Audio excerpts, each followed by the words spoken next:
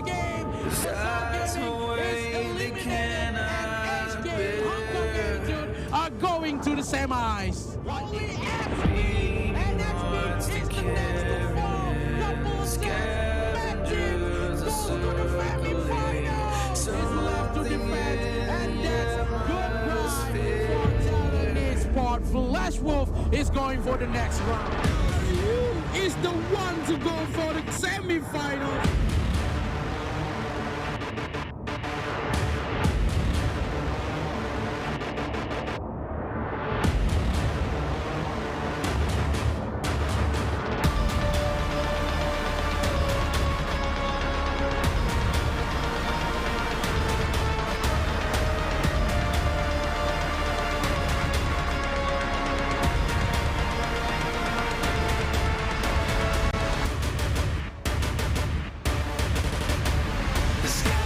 因为这次 APL 4强有3支是来自 GCS 的队伍，那我们当然是希望我们闪电狼可以进到冠亚赛。就当下很开心，因为之前输给他们，这一次终于复仇成功了。虽然赢了 Team Flash， 可是我们还是有很多小细节跟打防仗需要再更加强一点。对，因为不一样就是泰国第一，然后一直都稳居第一啊，所以就是他们打起来那个压力是真的是很大。那上一次你们把我们4比1，然后我觉得你们这一次不会那么顺利。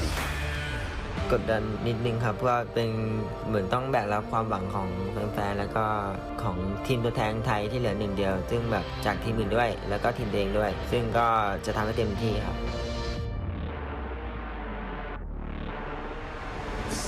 我就如果我们过不一样这一关，那我觉得后面那2个队伍就真的是自己小心一点，因为我们过的都是最可怕的那一关。แชมป์ก็น่าจะเป็นของทีมไทยครับน่าจะไม่ตกไปอยู่ของทีมจาก TJ แน่นอน我们闪电狼 AIC 那时候最高的成绩到8强止步，那现在我们已经突破自己的里程碑到了4强。我们已经打败去年的世界冠军了，这条路没有人挡得住我们的。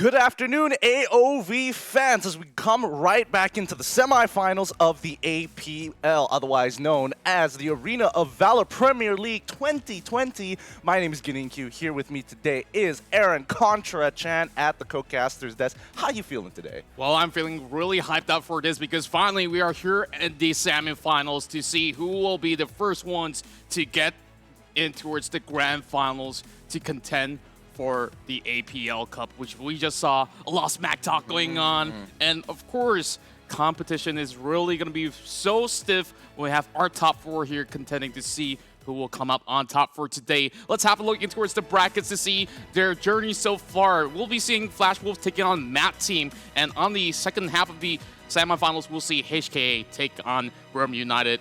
And of course, these are all these big matches that will come underway with the best of 7s for each match. Yeah, so far it's been looking really, really good for all the teams who have joined so far, especially for Mad Team, knocking out some of the favorites in the groups itself. Team Flash, looking to be the winners of the APL, already being knocked out in the quarterfinals, has really shaken up the entirety of the bracket itself. Remember, there's no losers bracket. It's one time, one best of 7, only one team can make it out. That's right, and now starting off with the first matchup, it's going to be Flash Wolves taking on Mad Team, where Mad Team came up pretty much on form as they take down the previous champions themselves. Team Flash crashed out for 42 record, and now we're going to be heading in towards this match that we once covered early on. And boy, oh boy, I really can't decide. which one is the better GCS team here to make it to the finals. This is going to be a tough one here as we look into both lineups. We're not entirely sure which they're bringing to the table, but you know these boys, if you've been watching the group stages in its entirety, they are some of the best in their own roles for the side of Flash Wolves. And against their team, against their previous matchup in the quarterfinals, Talon Esports, they were able to kind of outgrind them, outplay them with their aggression to kind of allow them to create that space that they were looking for. But with Mad Team here, they had to deal with a more formidable opponent. Team Flash trying to look on form. However, they really played the drafts well, really exhausted their hero pool as they started winning the draft from game 4, 5, 6 onwards. That's right, and when we're going in towards a best of 7, it's completely a different case as we saw back in the group stages. It doesn't even matter if you are coming from the same region, because this is where they really got to pull all their ideas into its all these actions that they will be getting into, because 7 potential matches, it could have gone 4-3 by the end of it all. But of course, we're hoping to see some great stuff coming in from either ways. But Matt Team, wow. The shocker of the week was Matt Team really taking out Team Flash right there when they really came up with some impressive drafting in towards the later phases, and man, they really were all too solid. But over the Flash Wolves, you got to keep an eye on Kato, because he really does setups all too well. Yeah, he really controls the pace of the game really well and plays at a higher tempo with the rest of his team, and that's kind of like their biggest strength and also their biggest weakness, because when Kato is behind and forced to play a more defensive playstyle, the rest of the Flash Wolves have to follow suit. He really sets the pace for the game, and that's something that Mad Team might be able to take advantage of here, because, you know, when it comes to the junglers between both Mad Team as well as the Flash Wolves, it really comes to, he's going to be playing a scaling hero. He's going to have to take his time. He has to play off of lane priority, and that's where Mad Team really excel at. Their individual laners are really powerful. Yuzon, oh my god, he got really punished in the previous bouts just because of the draft. And now if they can unlock him here onto the Darkslayer lane, I think he can really start pushing his lead into the others. Yeah, yes indeed. And we did see quite some clean games, even from the group stages and towards the playoff rounds itself. They have shown their strength all across, and I think that they definitely know their opposing side all too well. This is definitely a couple of times that we see them go head-to-head, even back into towards the GCS sides. But, you know, Flash Wolves, yeah, they do have some records on themselves, but they're not afraid. Let's just say it, Yuzon is looking to really take that Darkslayer lane head-on, alongside with some really great plays coming in from Thana. I think he's also one mid laner to watch out in the entirety of the tournament. Yeah, I think Mad Team has some of the best laners here in the league itself. They're really, really powerful. They really hold their own. And this is the matchup that we're talking about, Kato versus Neil. And we don't know where Neil is going to put his priority, because we know Yuzon is such a damage sponge. He can really suck up the pressure up in the Darkslayer lane. But the moment Neil unlocks him, it took one gank into the top lane to unlock Yuzon. Hopefully that's going to come into play, because the Flash Wolves need to somehow either break Yuzon through the draft or in the game itself, or they need to start looking to start shutting down the junglers, because we know mid and bottom are very, very consistent with the help of their support.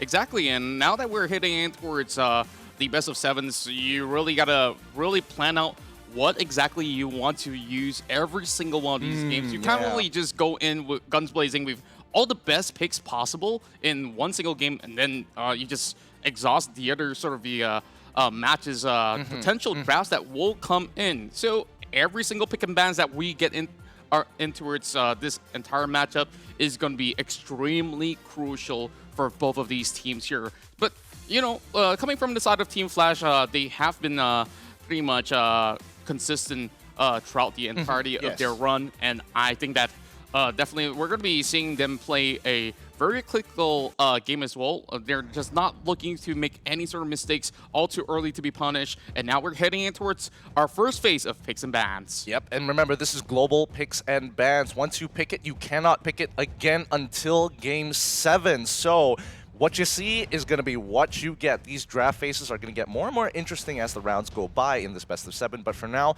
this is only the beginning. You got to get rid of the big guns. Starting off with Mad Team, Florentino going to be the first ban, followed by Flash Wolves with Zip. Well, we've been seeing pretty much a consistent sort of bans over on the Zip. Time and time again, the floor table comes right in. And I do think that, you know, picks like Lane could be something that can really cause some disruption. So we're not going to be seeing some of all these sort of picks coming true for match 1. But Zeno, sometimes you could just still let it loose. But, you know, how annoying that Angelic Splendor is when you're going to be committing to those solo lane team fights. And now Yuzon does have the priority right here. What should he go for? Well, I mean, they can go with many different openings. The question is, how much is Mad going to invest in this particular game? As you were talking about, the hero pool, especially in global pickman rules, now become a resource. If they use it here, they won't be able to use it later on. So they have to think about synergies, wombo combos that actually go well in certain compositions, like Crixie Krizix, which is going to be the most common one, or just Crixie combinations with anybody, usually with a Malok. Sometimes even if they're lucky, they can even get something like a Lumber to really make something work. But they're going to start off with Cuckoo here with the support pick on that Krizix. Yeah, I really like the initial startup for the side of Mad Team, as this does not really tell all too much out of it. Yeah. So on the opposing side of Flash Wolves, you do have a Laville as well as Yipnif to come along the way. A very strong potential team fight for the side of Flash Wolves in the beginning of their sort of draft. So as we go down the route, we might even see things like Richter or so being brought into play. So now it's going to be Neil and Fanta to make use of this opportunity, what they can actually draft out, because there's so much plethora of picks that they can go for. Maybe if they want to secure a mid laner here, it's not too bad as well. Yeah, but so far they're not working off of a lot of information for the side of Mad Team. All they know is that their bot lane is secure with the Laville and Yipnif. The question is, how much are they going to dedicate resources to this particular composition? Because now you're bringing out the S-tier picks like Kriknak already to try and deal with the Laville down on bot side. So we know Mad Team kind of wants to play around the bot side for now until we see Yuzon's matchup.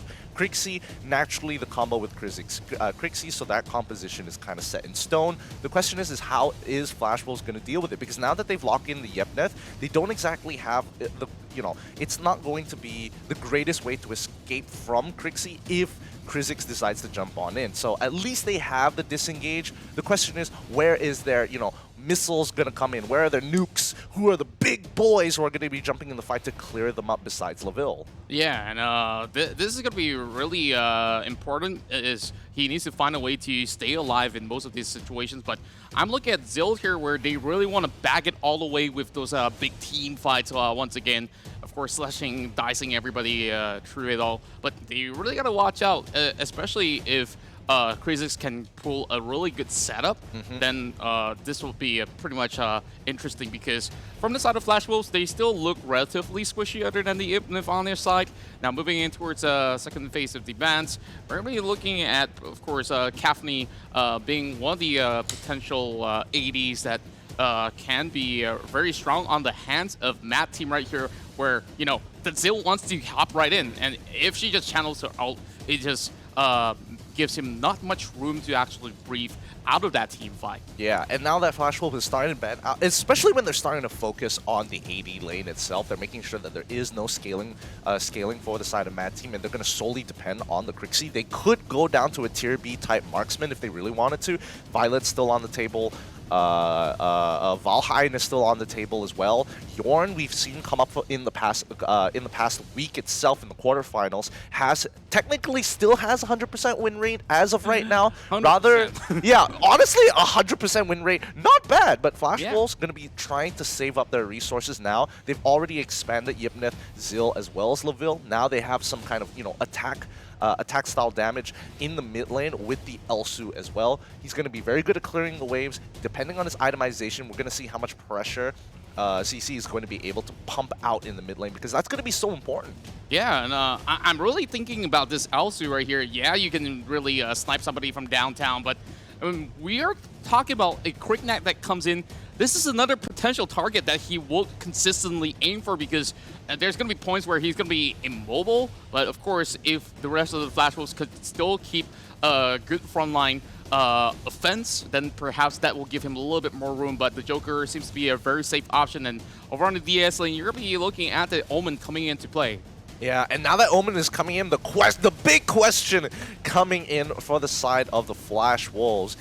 Are they going to play Roxy this time? I mean, they don't have their top laner, they don't have their, Darkslayer laner. It makes sense to actually go for the Roxy against this particular composition to look for those picks. But right now, Mad Team have expanded quite a number of resources here. They really want to win this game, want to dictate the pace of the game. And it looks like Flash Wolves, they don't want to play boring old Roxy. Somebody's going to have to break. It's either Yuzon or Heroes who will have to eventually compromise to play the Roxy into the Omen matchup. So far, Flash Wolves don't want to deal with that. Yeah, and I'm looking at perhaps a little bit more of that superior drafting coming from the side of Mad Team in terms of like lane priorities in that sort of sense, where I think it's a very safe way to go. The DS lane, of course, very much secured with that Omen pick up there. So for the side of Flash Wolves, if they can actually find a way, get themselves pretty much in towards the mid game well enough, then only they get a couple of items to really commit to those big team fights that they've been looking for. But, they still have to deal with the Quick Knack as well as the Quick C. And the Joker is going to be pretty much a pain to deal with as well. This is going to be pretty much a bloodbath. I'm looking at both drafts having pros and cons to it in a sort of sense. But who are you favoring inside of Game 1? Well, I can't disagree with you that both sides really are looking to have a bit of a bloodbath here. Mad Team, pros for their side, a much more aggressive composition. If they wanted to dive, they can absolutely do it. They have a lot of enablers for Crixie. The Omen can get a pick, the Joker can get a pick, with the Death's Embrace coming from Omen, and as well as the Laughing Canned Laughter. Canned laughter. I was like, canned gas laughter. I was like, no, that's not right. Well, here we go. 闪电狼加油！闪电狼加油！闪电狼加油 ！GCS 加油！Mad Team 加油 ！GCS 加油 ！Mad Team 加油 ！GCS 加油！迈向 APL 冠军之路 ，Mad Team， 我等你们生一波 ！GCS 加油 ！Mad Team 加油 ！Mad Team 同意。 Oh boy, it's good to hear the GCS give their cheers for their favorite teams. Yeah, if you don't have a cap in one of your cameras, you're not winning in life. I tell you that. So, you failed. Well, I do still see a lot of high spirit coming from the Mad Team supporters as well. So here comes that first snipe coming in from the side of the Joker, not really hitting into anyone at all. Kukudo gets knocked up in the air, and he's pretty much in the red now. Yep. Being forced to back away. This is not a good sign for Kuku. Yep, he's going to be delayed in levels here, but he's the support, so it's not as impactful for him to get his level 4. I mean, yes, he is the Kha'Zix, but it's not something that Mad Team can't just wait for. And I think Flash Wolves did a really good job trying to punish Kuku for walking up a little too far. They need to get this aggression early on, make sure that they can slow them down in any way possible, especially with the Elsu, because now he can start really harassing the bottom side of this map. Kriknak, he started on blue, he didn't decide to go on red, so his pathing is going to be bot side oriented. Yeah, and we're looking at a big yoink of the camps as well, trying to actually delay some resources coming from the side of Nile, but Nile's going to be unfazed at all, as he'll be able to actually get himself that might buff. Spots out Gua from the other corner, and this is going to be a pretty good catch if they can actually advance for it, but not really a good thing to hit over to Gua's side, but Kuku has played Kha'Zix the most in APL, 19 times in total.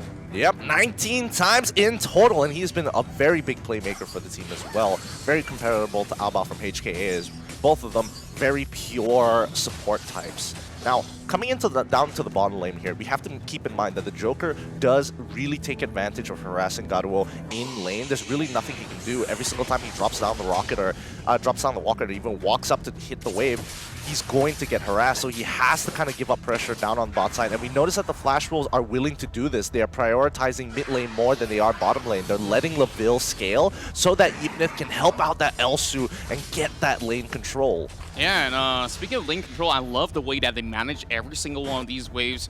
Both of these sides are not looking to confront anytime, any scene, but for the Abyssal Dragon, it's already being started by the side of Flash Wolves as they're looking to secure this really quickly.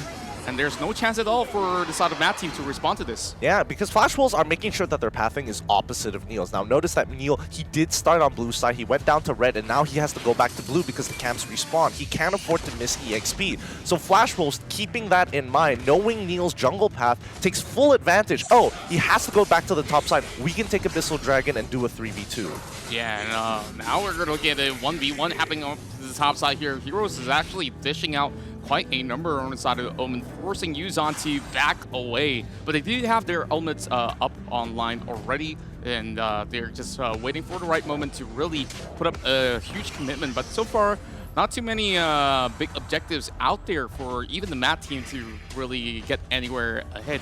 As it stands now, of course, with Abyssal Dragon giving a little bit more extra go towards the side of Flash Wolves, it's not all too significant, but here comes the flag coming in, and oh boy, Kuku's getting caught up. Yep, Double Trouble already landing onto him. He's slowly going to rotate backwards. So notice that Vanta, he is ready to go in here. Like, he really wants to be part of this fight, and unfortunately, they don't find the catch. They are forced to retreat back into the mid lane as the wave is beginning to crash, and they need to get that EXP. They can't afford to lose that. Yeah, it seems like some of these resources has been expended, as there seems to be a couple of flickers being popped out right there, and as we are waiting for a little bit more of that sort of opportunity, there's only a couple of seconds for the next objective right down in the lower side of the river as well. Sentinel's going to be up online in a real quick time, but Kuku's in the danger spot right now. Yeah, it's not looking good. Double Trouble coming through. It doesn't hit onto Yuzan as he gets hit by the Tornado from Kato as they go in for a full engagement. Yep, that drops his ultimate. Yuzan quickly popping his Mark of Frost to buy himself some time. He makes it out. Kuku tries to push the rest out. CC and Gua. Unfortunately, they don't have enough damage to secure that fight. They don't exactly have the wombo combos that we were talking about, but it will take some time for them to scale up. Laville now going to be able to claim bottom tower if Gua doesn't get out of there just in time. He doesn't have his ultimate as well, so no regeneration. However, he has the base armor to kind of just face tank the rest of Mad Team. Yeah, I love the aggression coming in from the side of Flash Wolves. This is still considered quite a win as they managed to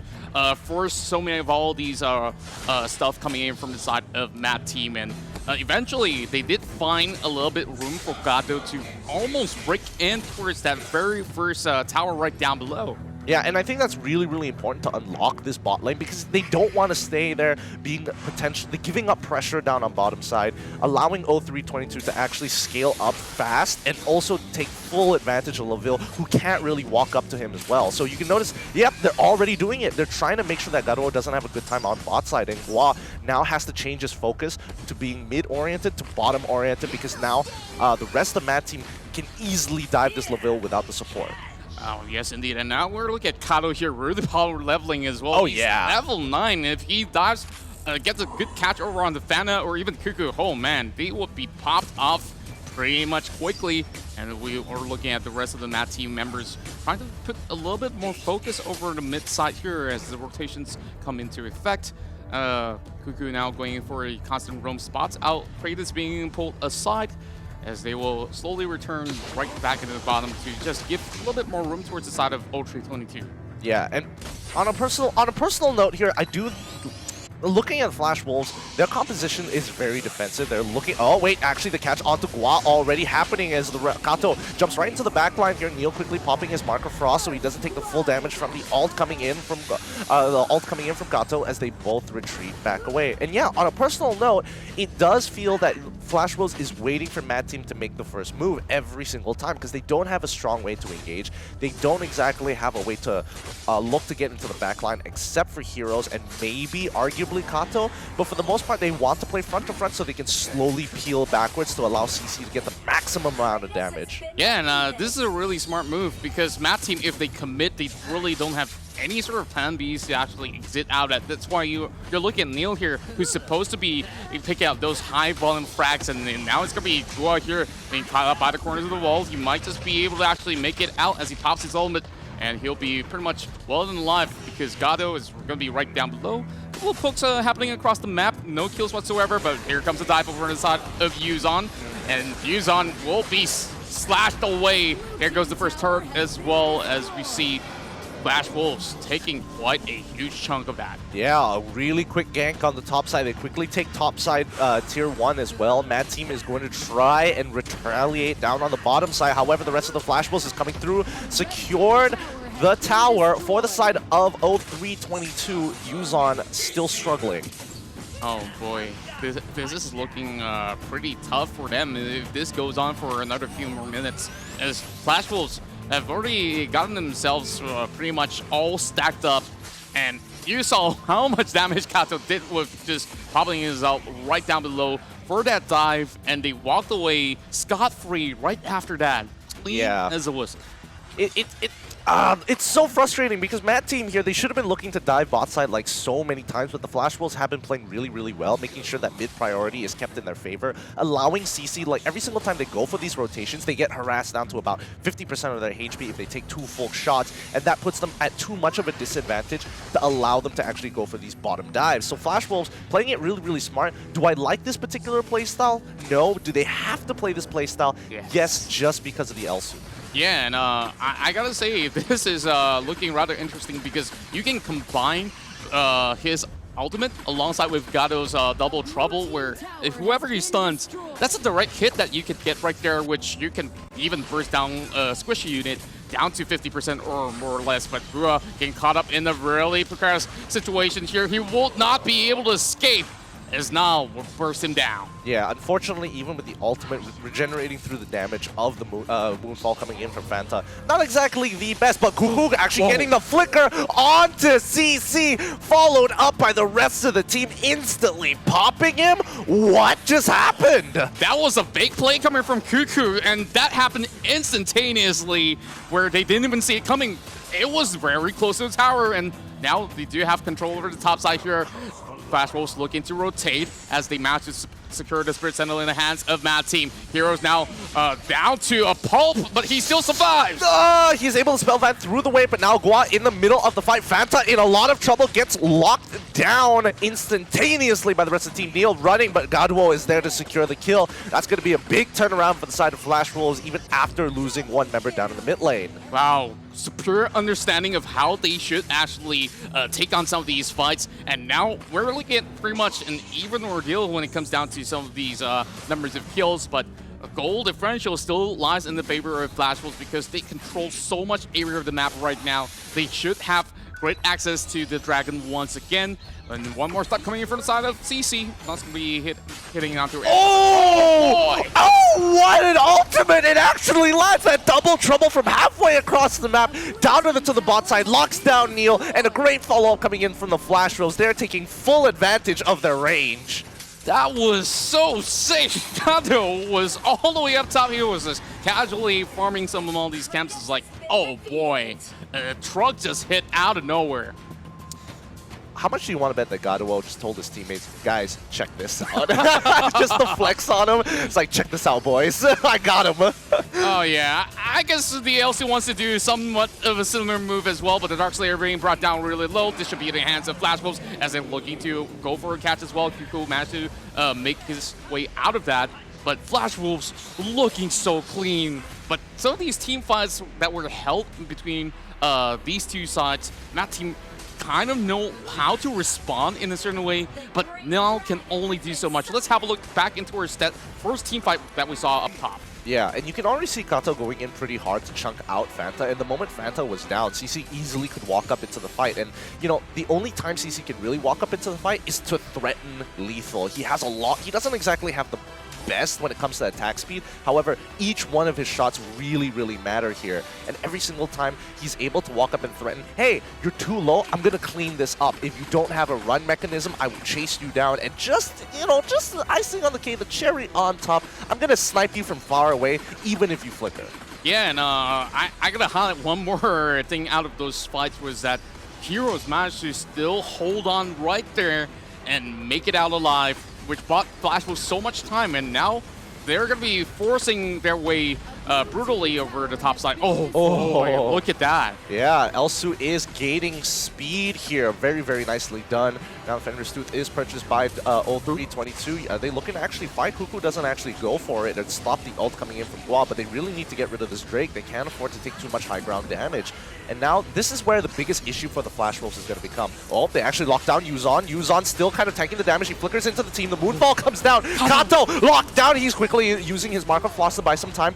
the ultimate coming in from Omen locked it down for a lot longer than I would have thought. But the secured kill coming in from 03, 22 flickering forward. Ken Laughter following up with the killing joke as well. Really nicely done coming in from 0322. Yeah, and he definitely got just in range for that as well. And that was a great pickoff because now they can regain a little bit of momentum. Oh, Heroes will be caught out by himself. There's no way that he's going to be making it out. And one more kill goes to 0322. Yeah, and now it's becoming very evident that the Flash Wolves, without their engage, it's so difficult for them to counter-engage, to actually re-engage into a fight. They actually kind of have to go chasing for Mad Team to a certain extent because they don't exactly have the greatest way to engage. Gua can only do so much to kind of hold his own. Yuzon wants to kind of split push by himself to, when Heroes is down, and every single time that happens, it kind of breaks up the team.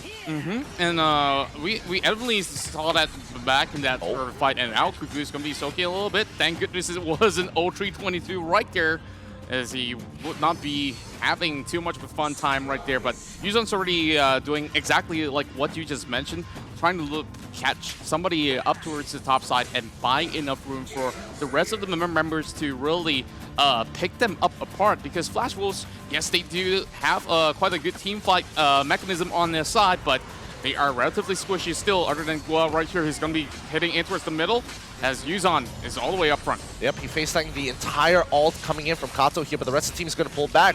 Cuckoo, he's in a lot of trouble. He has the flicker to actually get out, but he doesn't know that he has enough to make it out. But the rest of the team is going through. Gua going in head first. CC having Overwatch in the backside, making sure that Yuzon can actually go through. Gua, 1 HP. He manages to survive as Garubo is on the run. They can't stop Yuzon. Unfortunately, no Death's Embrace to secure these kills. 0322 doing a phenomenal job keeping back the Flash Wolves front line from getting too much. Wow, absolute perfect control coming in from the side of Mad Team, where you saw how they really pulled it all the way back.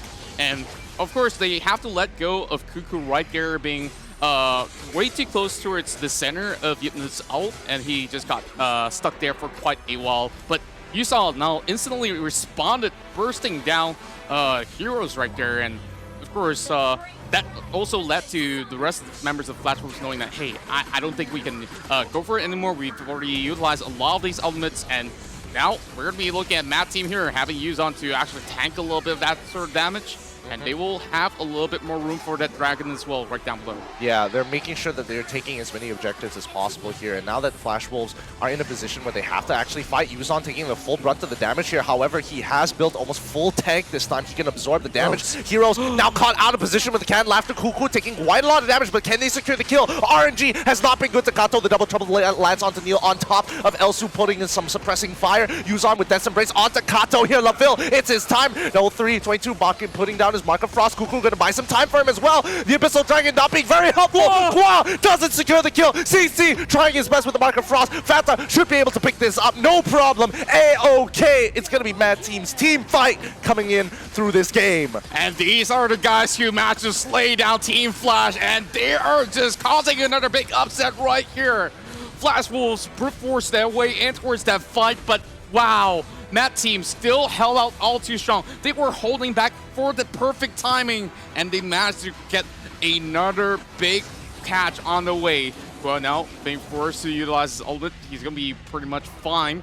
Well, they don't really have all too much of resources after that sort of fight, and they will still try to actually challenge the Abyssal Dragon right here as it's already in rage. Yep, it's looking pretty good for the side of Mad Teams, making a strong comeback after a really tough mid-game. As Flash Wolves, now that the item power spike has kind of dwindled off, Mad Team are really starting to scale into this game. 0322, his auto attacks, his consistent auto attacks is really making a difference in this game, because Garo, he can't walk up, he can't really walk up because he's completely outranged. 03 can get his damage in without putting himself at risk, and even if Heroes tries to go for a back flank, the 0322, he's got the options and the tool and the damage to take him out by himself. And I'm looking at CC right here. He's doing decently for now, but you know, when some of these team fights break trigger, Mad Team would still try to go out for blood and look for him as soon as he can. Let's have a look towards that replay there. Of course, Yuzon first pops in Figure, and they immediately look for Heroes, as they do have a little bit of an advantage with that brush right in between. And Gato, of course, went in chasing for Fana, and even so, you saw Fana was in that perfect position to re-engage, and they hit on each one of these corners to really go in for the retake and eventually find CC for the killing blow. Yep, a really good clutch play coming in for 0322 with his help of his support. I think that shield at the very end was very, very important to actually keeping him alive here. But the rest of the Mad team, they've got to win way more fights than that if they want to have a chance to actually win this game, this round here. Flash Wolves now trying to contest the Dark Slayer as they go in pretty hard. Gua popping his ultimate as well. The Moonfall from Fanta trying to try and zone them out. Kato is able to secure an initial kill onto Keneal. They have to slowly move backwards. Fanta popping his marker flash, but Cuckoo bringing them all in. Oh, 322 now unstoppable in the back line. They can't really do too much. Heroes trying to make the best out of the situation, looking for any kind of retribution kills. He doesn't notice Fanta, who has been holding his own in the back line. CC now putting some damage into the front line as well. Yuzon quickly walks out. Luckily, he does have that Blade of Eternity just in case he goes down. Oh my goodness me. That was a really challenging attempt on towards the Dark Slayer, but Flash Wolves understood that they cannot afford to lose it, where you saw Kato really dive all the way in, and you saw that fat amount of shields still did not bring him enough luck to survive out of it all. And this might just be the last push that Mad Team needs to secure this win, because the death timer's up, and oh my goodness me, Hero will get chunked out, leaving only CC behind. And the first game here might just be in the hands of Mad Team. Mad Team coming back from a really tough game against Flash Wolves. Congratulations, that's only going to be the first game of this best of 7. They've got 3 more to go. Oh boy, what a way to start this best of 7 series right here. And I gotta say, the early game didn't look all too well for the members of Mad Team initially, where some of all these sort of pickoffs and movements got them caught up in a really dangerous situation, but they held up strong. They had a really good mid-game where they responded well to every single aggression that Flash Wolves have put them through. Flash Wolves got so many of all these sort of towers, but at the end of the day, it was that second Dark Slayer fight that really costed them all too much. Yeah, I think the most important thing to keep in mind here is win conditions. What are the win conditions from both of these teams? And for Mad Team, because they don't have that raw engage to kind of zone out their opponents, they can really pressure an opponent and really play that, you know, war of attrition, trading life totals, play that poking style of gameplay. But at the end of the day, you need that kind of strong pushing force, to get those high ground towers. And they really needed the Dark Slayer. They got the first one, they couldn't get the first or second one, which really slowed down their plan. And I think they really should have taken advantage of their mid game to take care of Dark Slayer and look to push very hard, especially breaking into the high ground turrets. Yep, and our MVP will have to be 0322 because he did not drop the entirety of the game. And you saw that play back into the mid side where he really just flickered right in, and of course land the perfect canned laughter as well as killing joke to just finish off what he needed, and that bought them enough time to actually get a little bit more of that push going on towards the bottom side as well as the mid, and eventually get nearer towards their objectives. But what I really want to commend them for the effort is that every single one of these fights, they position themselves all too well inside of all these corners, and they re-engage when they have to.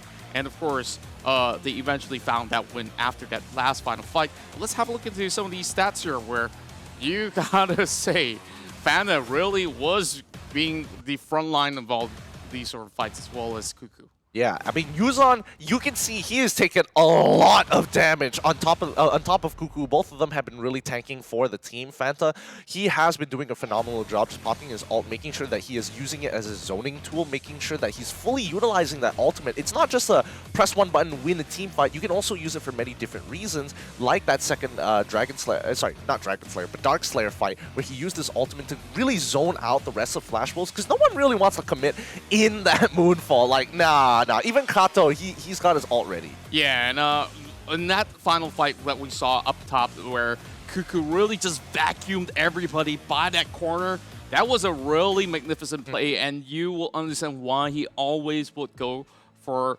such a pick. And of course, Krizix so far being his staple. Now he won't be able to have any of that access at all for the next sort of game. How would this really impact these sort of roles here for the sort of map team as well as Flash Wolves? That's actually a really good question, because in these upcoming games, they're going to be losing those resources. They can't actually use those heroes again. So note that some of these top tier picks coming in from Mad Team won't be going over to games 2 from here on out. But in the meantime, if you guys just joined in, figuring out what the APL is, don't worry, we got some highlights of this previous game.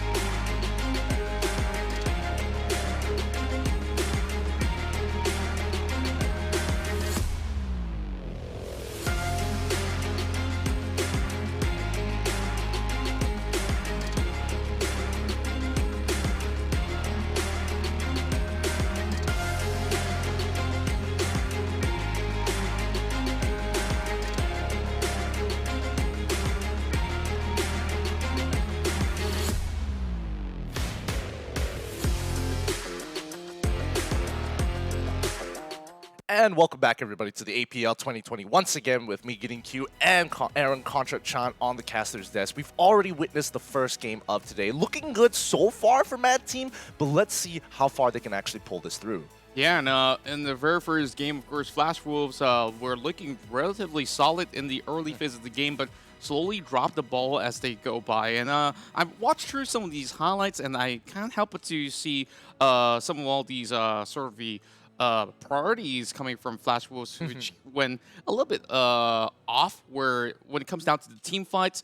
I felt that Guo definitely has a big role to play alongside with Heroes, but Heroes were either heading into its team fight relatively late or being the first line of defense, which shouldn't be the case, because if he's going to be doing that, then who else is going to be protecting the carries at the back? And I think that's going to be a very important point here, because in Game 1 itself, they are playing a poking composition where they're not really looking to engage into the fight. They want to create a situation where they have a life lead against their opponents, allowing Elsu to get as many shots off before they really commit fully to a fight, or at the very least, start chunking them down when Mad Team actually looks for that hard engage. And I think, especially with Heroes, his role is kind of difficult, because not only does he want to re-engage into fights, but he also has the frontline tank to buy that time just so that Elsu can really get the gears going. Yeah, I would definitely agree with that, but I was just looking at a couple of times with him really face-checking at certain points where he cannot afford to do exactly the same thing coming in towards this second match. As we can see, the coach has already prepared the whole long list of heroes that he wants to go through before heading into its game 2. Yeah, and I'm not entirely sure what Mad Team wants to do for their side, like which side they're actually going to be choosing. I'm assuming they're still going to be on red side, just to on blue side, just to kind of punish Flash Wolves, because now that they have that initial win, they get to choose which side they're going to be in the following round.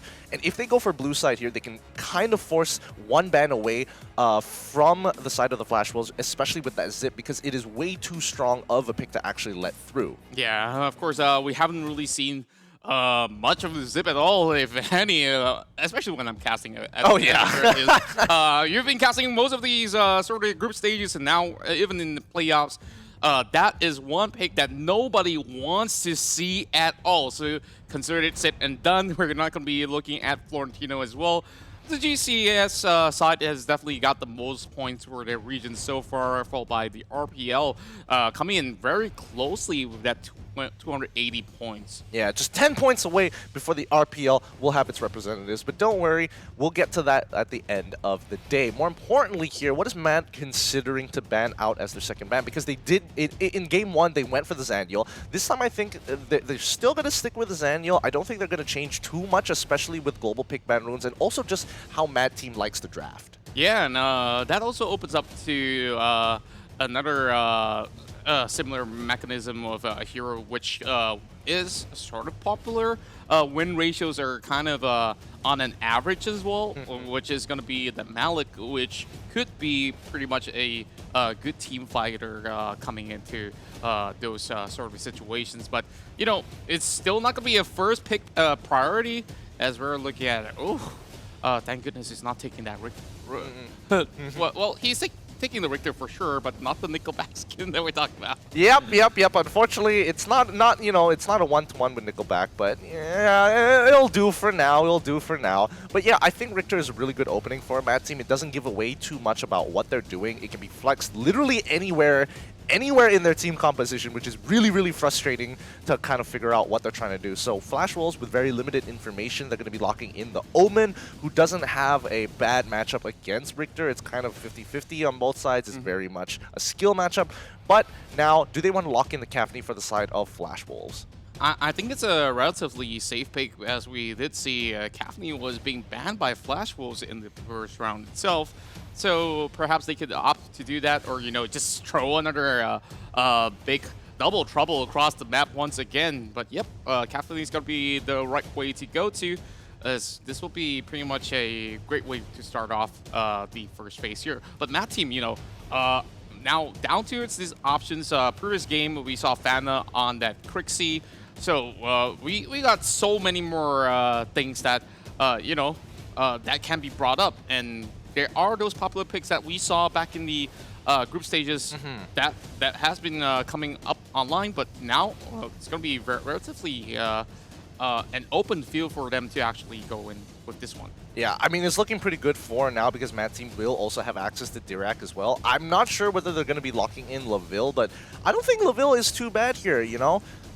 Yeah, I think Laville definitely will be one of the better sort of pickup. But of course, if we're going with this, they really got to make good use of the whole composition that they really have to draft, because, you know, we're not so sure how many games will they be getting till the very end, which eventually you have to prepare for 4 potential sort of picks where now that you're using the D-Rack, of course, I actually expected them to actually come up with something that's pretty much similar back in Game 1. But yeah, it still worked in favor inside of Mad Team. And now that they do have a mage that's going to be so tanky to deal with alongside with Richter, Flash Wolves really got to find a way to burst these guys down. Yeah, it's going to be really, really difficult with so far with what we're seeing from Mad Team. And still, Richter is being flexed, and it's very frustrating because he can be flexed in both the jungle support and Dark Slayer role. So we're just going to have to wait and see. Oh, but the lock-in coming in from the Flash, CC's Flash. It's been a long time since we've seen it.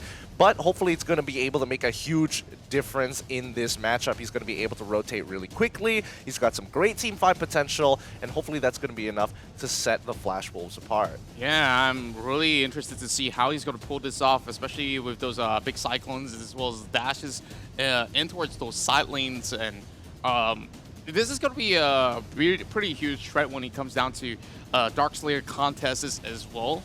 So CC really have to pick those golden moments to really hit in for those sort of commitments. But heading in towards the phase 2 bans here. What do you think about all these sort of the ban sets coming in?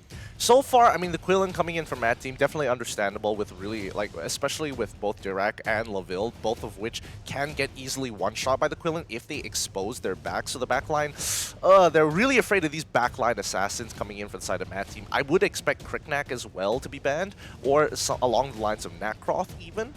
For the side of Flash Wolves, they're going to be getting rid of the Ata, get rid of their strong CC support, as well as the Yena. I do really like the Yena ban for the side of Flash Wolves. That silence is really powerful, especially when you have Flash on your team. And not to mention that I'm guessing that they're looking to play a very spell-based jungler or even a support. Yeah, I would definitely say so as well. You know, Flash Wolves actually have access to the Krizzix this time around.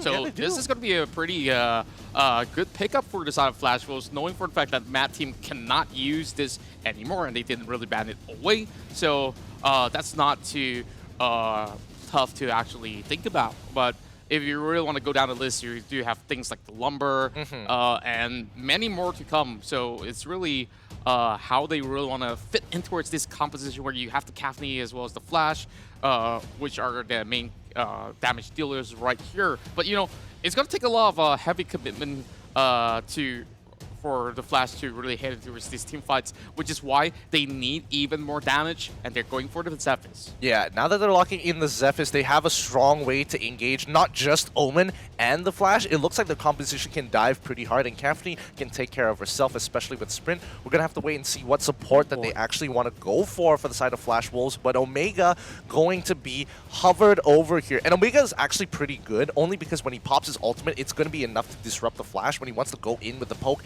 Flash is really annoying. He goes into the middle of a fight for half a second, gets off his Mach 5 punch, and then after that zips right back to his original position. So at least with Omega, there is some form of counterplay to that, because you can disrupt him midway, and yes, you can put him just enough damage if you can follow up with some chain CC, maybe with Laville or even the Richter with a single knock-up here. It could make a significant difference. But Mad Team looking to lock in the Omega as well as the Rook, just to be able to run down their opponents. My, this is a really beefy composition that Mad Team is going with, and yeah, they are using the best defense as an offense for now. Now, it's definitely a tough nut to crack. Now, they're going to be bringing in the Ana to complete the entirety of the Flash Wolves side. So, what does Ana bring to the table here that Flash Wolves really needed? Space for Caphne. Because Caphne, yes, she can kind of protect herself for the most part. However, when Rook is chasing her down, when Richter is chasing her down, she needs that just a little bit of space that Annette can give her with her ultimate as well, just to kind of buy time for the rest of the team to clean up shop. And, you know, Omen, his job is to kind of lock down the most important targets. If he finds a catch onto Dirac, if he finds a catch onto Laville, he's going to go for it. But more importantly, he needs to keep Rook off of Caphne's butt here, while Zephys looking to be the hard engager. And I'm having this sort of feeling where Flash Wolves is really saving the best for the rest of the rounds, because these sort of picks that we're looking at, of course, I wouldn't really say that most of these picks are like S-tier picks. Of course, you got the Omen, you got the Caphne, and the rest is like, you know, A, B, somewhere along the lines. And I still think that it's still something that's really solid. But from the side of Mad Team, you know they're pulling everything they can. Yes, they can. So let's hear those cheers.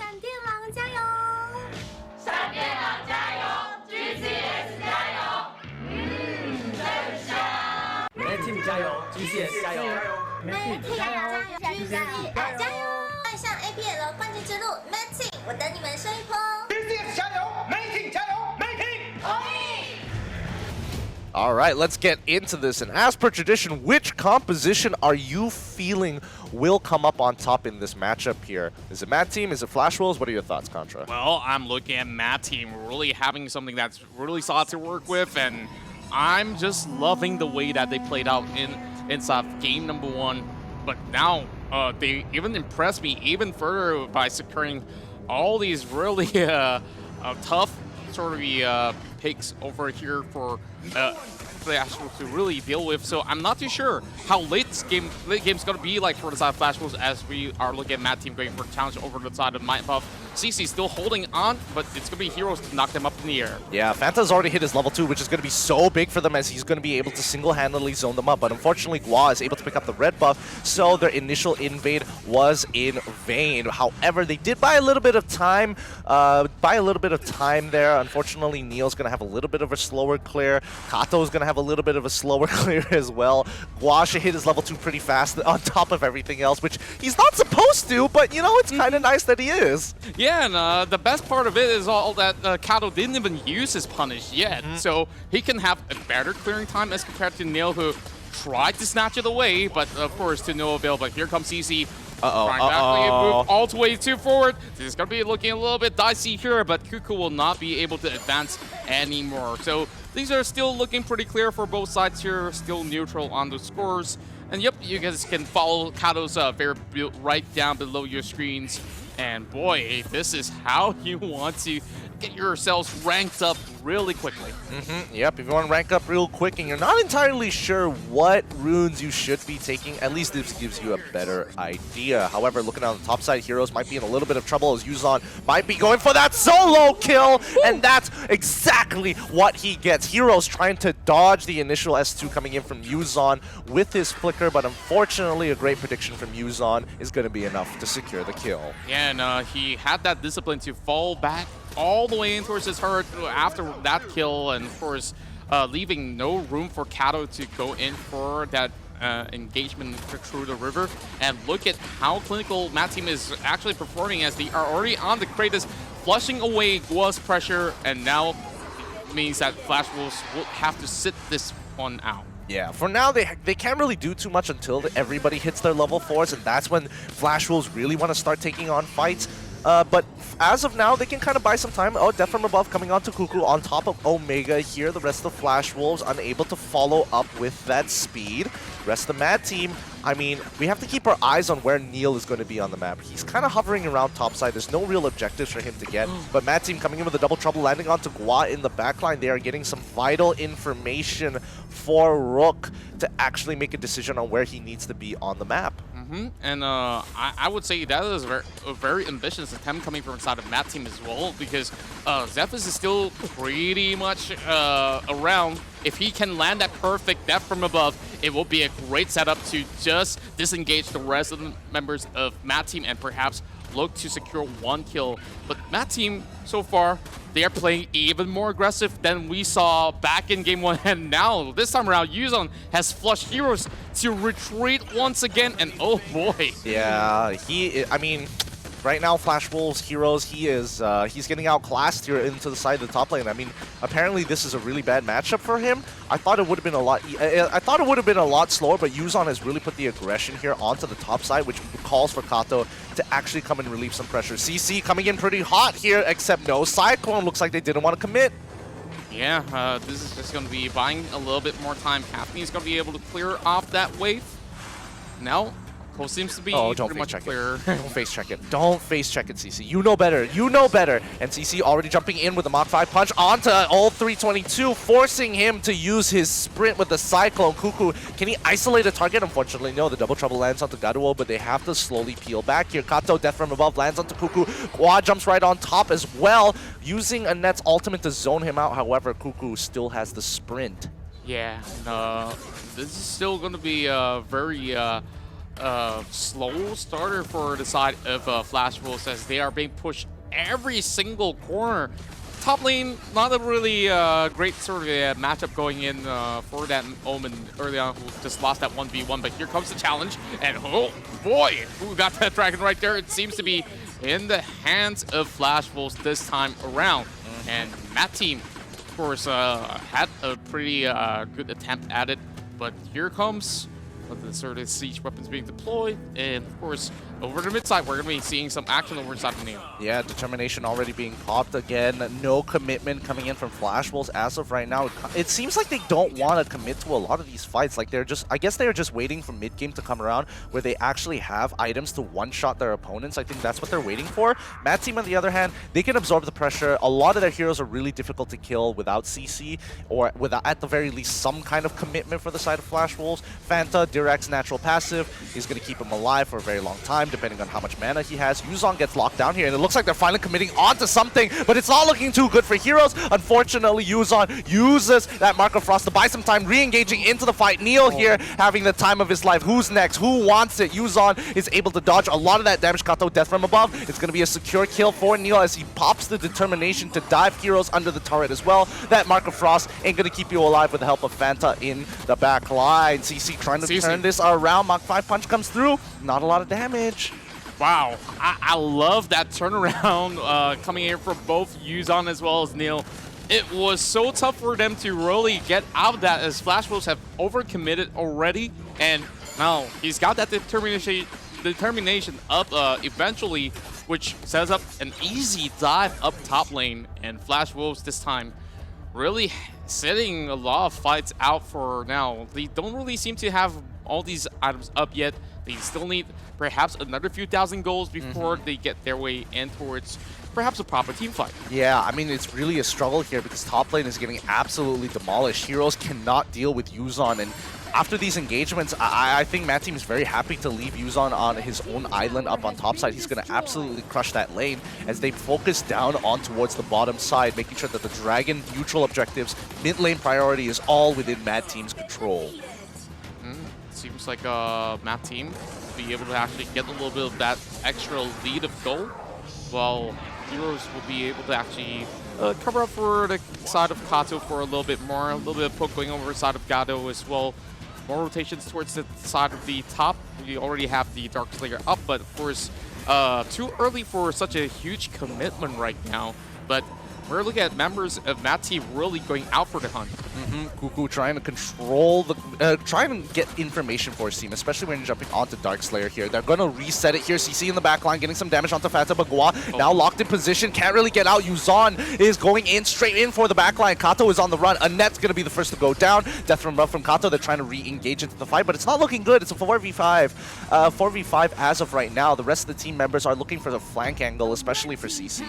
And after having Wood dropped out right there, they know that Flash Wolves will be forced to back away. They secure the top side and now looking for that Dark Slayer. Oh, CC is coming in for the flank as well. He did use his ultimate right there. Kato trying to actually make an escape, and there's no way that CC could even give him a little bit of help, but he did put a little bit of distraction right there as Kato makes it out pretty much alive. And that's going to be going on a reset. Well, Dark Slayer is still pretty much alive, but Cuckoo! Yep, locked in by the Death's Embrace. This is going to be an easy pickup for the side of Flash Wolves as they slowly move up to control that river line. Oh boy. A lot of back and forth going on in this mid-game onwards performance span of 7 minutes, while Cuckoo will be looking to actually defend that tower up towards the top. It's going to take a while before we see Gado really reaching his full potential. I think it's good. I think it's good that Flash Wolves are slowly climbing back into this game. They're looking for the fights. They're looking for the picks with Heroes, because Heroes, he's been struggling in lane all day long. I mean, he is literally 1.3k behind in comparison to Yuzon, but with the help of his team, as long as he's getting these pickoffs in the team fight itself, I think that already is going to be compensation enough as the team fight actually starts breaking out. Cuckoo, oh no, that ultimate is going to completely zone out Kato from his escape path. Really nice play coming in from Cuckoo here. Yeah, that was a perfect position. Oh, look at the blast hitting there as he's just warning them not to get anywhere close to this Dark Slayer. Not that they do have a chance though. Just look at their position. They're all over the place. What they're hoping to secure is perhaps the bottom side, but the Richter is already making a move, and Yuzon's going to be putting some pain for Heroes if he does not back off all too soon, but he should have enough time, and it seems like Yuzon will give way to what he needs. Yeah, and as of right now, I mean, Yuzon, he knows that he can't exactly contest Heroes now. He's starting to scale off. His items are going more tanky for now. He does notice that, you know, Flash Wolves Heroes, he is building a little bit of damage into his build on top of starting to build his tank items. It's not a pure tank for sure, but in a 1v1, that's going to matter a lot.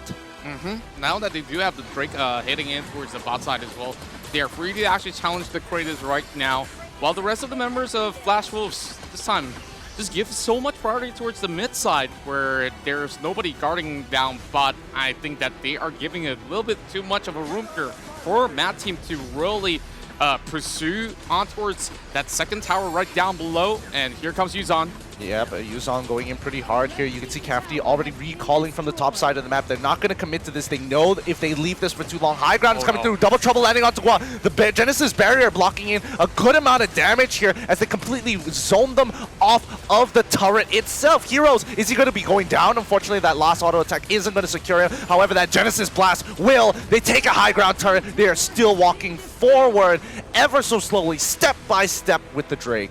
Yeah, and they don't even need Rook to be in the picture as well. They've already got every sector cleared up. And boy, they are just breaking into this high ground as well as this tower in the mid side that will just be crumbled up. But Kato's off the position. No.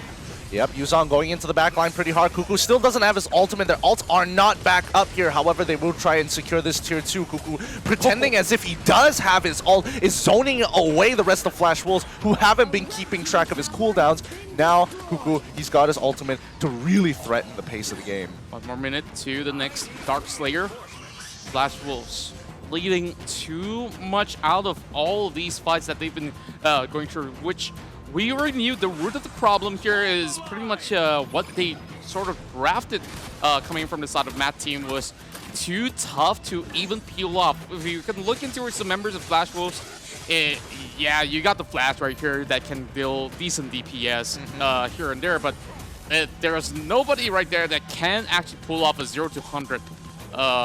I mean, 100 to 0, the other way around. Yeah. I totally get what you mean here, and especially for Mad Team itself, they really needed that lane lead to make the difference. And Flash Wolves, unfortunately, all their failed attempts are really starting to stack the odds against them. Mad Team now with a 7K goal lead here, sorry, 6K goal lead here, looking pretty good in terms of a winning position against Team Flash, especially 13 to 14 minutes of the game. They can already threaten to end it. Yeah, and Flash Wolves opting out on this Dark Slayer. They know that this is way too much for them to even get right in. All you need is that Omega to just stand in the way, and he could just hold so much for the side of Mad Team. And we're not even talking about this double trouble that possibly would actually land, but of course was just going to be cutting across the map, not hitting anyone on the side of Flash Wolves. And even if it does, not that they could dive all too way forward and towards the high ground side. And now Yuzan looking to catch anybody extending coming from the side of Flash Wolves as they are looking to actually commit to this. They do have the Drake here pushing over to the top side, and Kato is waiting for the rifle. Oh, there we go, that from above, but it will not be much at all. They will be opening up one more tower right onto the top side with leaves. Only one more standing up to the mid lane, but Gua's dropping really low, and he's going to be a big catch coming from CC. He's going to be backing away. Kato going for another re-engagement. Kuga's going to be able to actually shove them all the way back as well. Oh, big blast! Heading all the way in towards the base to get that kill. It's looking so good for the side of Mad Team. What a great Genesis blast to actually pick up the kills of the Edla, and the cycle is going to be popping through. It's going to be important. However, the Drake is hitting the end. Gaduo, can you clutch this on? Wow, he forces that mark off Frost. CC is trying his best to clear the waves. However, the rest of Mad Team looking to secure game 2 with no issues whatsoever. They can't do anything. However, Gaduo is able to clear it out the back line. Kato, last to survive for the side of Flash Wolves. It's looking really good, but unfortunately, they don't have enough damage. Gaduo, he's just cutting backwards. Yuzan jumps right on top of him. He doesn't absolutely care. CC now tanking the Drake, and this is going to be game 2 secured by the side of Mad Team. Mad Team with a convincing win. It just outdrafted, outgunned, and outlasted the rest of the members of Flash Wolves in this second game of the series. Whew. Looking all too clean right there. First, the Cafney bought a little bit more time, and it looked as if they could defend for a while longer, but they took too much of a blow from the get-go all the way to the very end.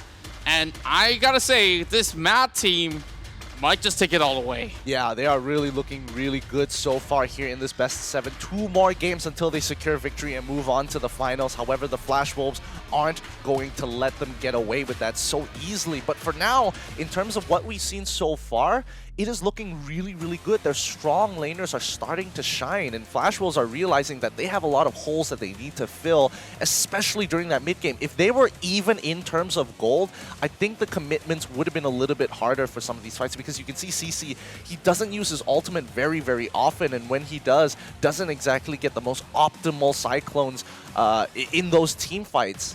Yeah, and I won't really blame CC for that, because like even if he really hot commits in towards some of all these sort of positions, it's going to be really tough for him to get out. But we got to look and keep our eyes over on MVP, and it's none other than Yuzon there with a 4-0-11 KDA, and boy, he just racked up all these cash up in his bag. Yeah, I mean, wow. Richter into the Omen matchup. It's supposed to be, you know, Richter favor in the early game. In the later stages of the game, you know, heroes on that Omen should have been able to hold himself strong, but the damage had been done already. Yuzon has already made so much of an impact in these fights. And we did see in the later stages where he just looked to hunt out for blood.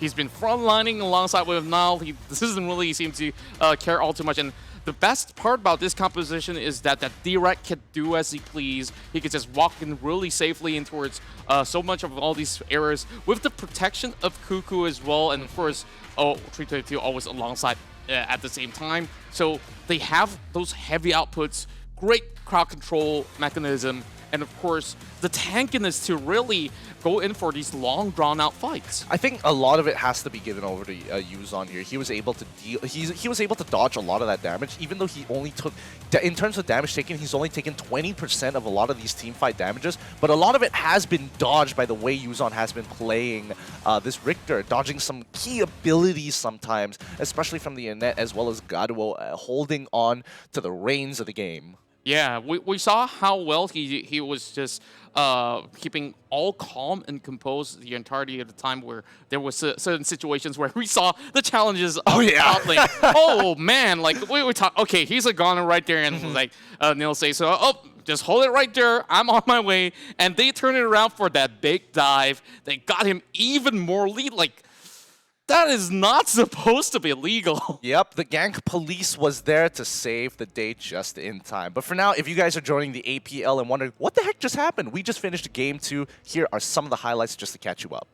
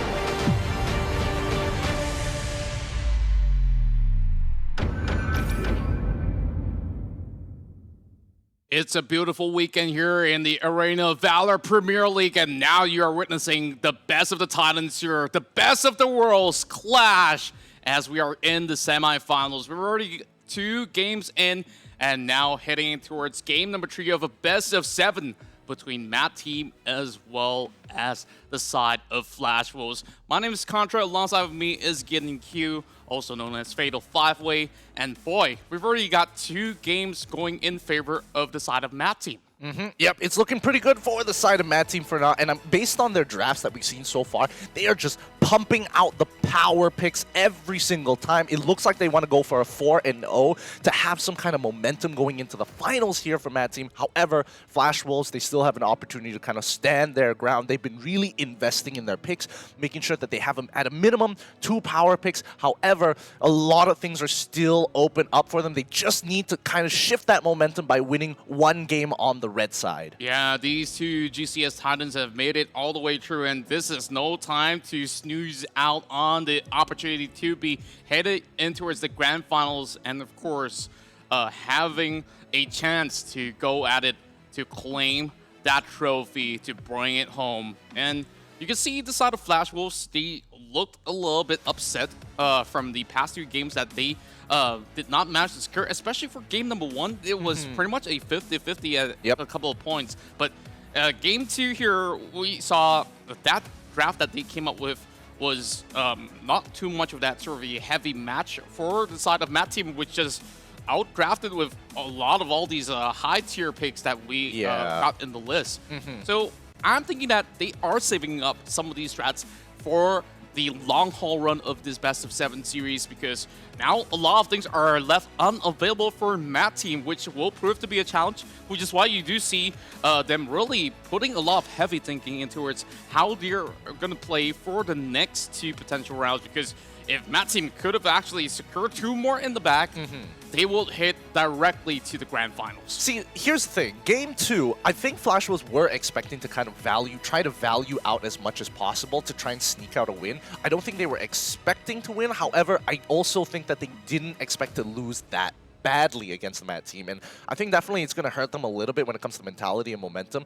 Hopefully they find their ground in Game 3 itself. I do expect them to still be on the red side. Matt Team's still going to punish them until about Game 4, which is when they might switch over to red side, and if they lose Game 4, they're definitely going to be on red side. Yeah, things are not looking all too pretty right now, but we do see very constant bans coming across the table. No Florentino, and of course, Kathleen has not really been picked up by Matt Team so far, as they're going to be moving that off of that bucket list, which means that Matt Team will have to ban out that Zip, because Flash Wolves will be targeting other things like, later on, maybe even Phase 2, if they want to ban out that Direct, and if they don't pick up that mid laner first, then Matt Team won't be... Oh, wait. Hold on for a second. Matt Team actually don't have any more access to that, because they picked that right in the first game. Exactly. So I think Matt Team could have targeted Flash Wolves instead. Yeah, personally, I think Matt Team, they shouldn't have banned out the Florentino. They should have looked to get something else and then hold up to see whether they needed to ban the Zip or not, because regardless, they would have either gotten Florentino or Zip for this particular matchup here. The moment Kathleen is going to be the ban and they ban out Elendor, that's when you know it's like, all right, you're not going to be banning out the Zip. Matt Team could potentially, get the Zip for themselves and then look to put Florentino into a bad matchup later on. I think that's something they should have taken into consideration here, but now the big supports are coming out with Alice being hovered over for Cuckoo. This was the initial question that I asked in the previous matches, where what should Cuckoo be playing now that he lost his signature Krizzix pick? And yeah, Alice is a little bit of that sort of the safe range mage support that you could actually utilize, and still cause a lot of the disturbance with the Hissifits that can go in towards those big team fights. And now heroes as well as Kato are going to be taking a little bit more time to see what should fit in towards Game 3 right here, because they need to pull the points from this point onwards, or else if you hit in towards game number 4 and you're still not getting much of that sort of advantage, then Matt Team might just eventually put them out of that sort of competition. Yeah, and looking at what Flash Wolves have kind of pulled out here, they decided to go for a blind pick Raz, which is not too bad considering that Dirac Dirac as well as Crixie are off the table for Mad Team, which kind of just leaves Ignis. Who else? Vera as well. Sometimes we do see her pop up once in a while. There's one more hero that's eluding my mind. I'll come back to it eventually. But so far, Raz being blind pick here, totally fine. I would have preferred to see the Malok instead, but I think Mad Team, if they pick Malok for themselves, it's not going to look too bad if they have both Ignis and Malok. Yeah, I think it's not too bad. And I do want to see some Darcy somewhere in between them, but of course it kind of fell out of favor in many of these matchups. It's really dependent on what they are planning up ahead, because Darcy, of course, as much as you do have those portals to be opened up and to get yourselves in and out of those team fights, it's still something that needs a lot of high-level execution to really pull off against another high-caliber team such as Flash Wolves. Yeah. So Ignis is definitely safer, especially when you do have that Alice where both of them can cause this big layer of peel before Flash Wolves can actually go in for those big dives and full engages right there. Yeah, and now that Ignis has been locked in for Mad Team, it's very unlikely for the side of Flash Wolves to actually be locking in the Malok this time round. They're going to be starting off the second ban phase with a quick Yena pick-off here.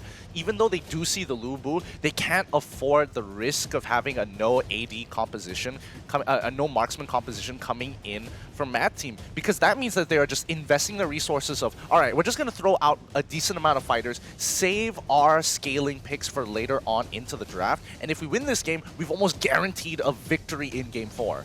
And I love the way that Mad Team actually thinks when he comes in with this sort of drafts, where they're really target banning on that support pickup right there, where you don't really have Teamy, and of course you got possibly, you know, sometimes you see Xeno flex as well, but I'm assuming that the Richter would still head in towards the DS lane in a sort of sense, or even the jungle. Either one is still pretty much okay. Yeah.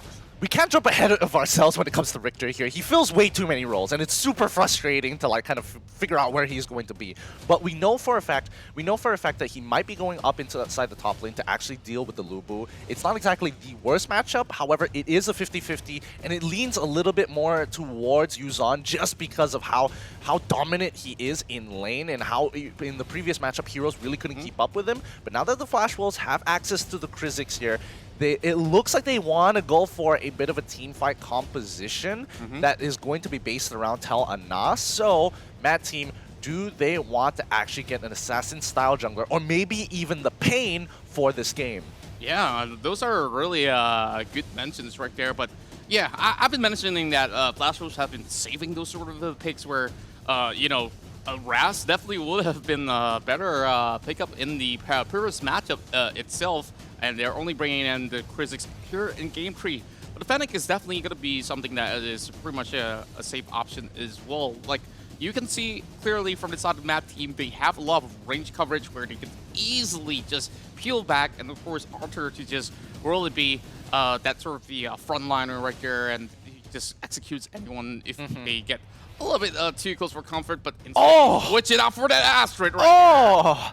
I was not ready for that. I was not ready for Astrid to come out. Most of the time, it was going to be something else like the Amelie, the Yena and Volcath have already been banned out. I thought maybe even Pain, arguably, but then Fennec got locked in. Wow, what a turn of events coming in for this draft. Whew, this is going to be extremely interesting to watch on how Mad Team's going to be able to execute this. But one thing that I do notice coming from the side of Flash Wolves, well, what they could actually look for right here, once all those spells are down, members from the side of Mad Team seems to be a little bit tough to catch, but if they do use it for any offenses, they could look to just pop them up pretty much well.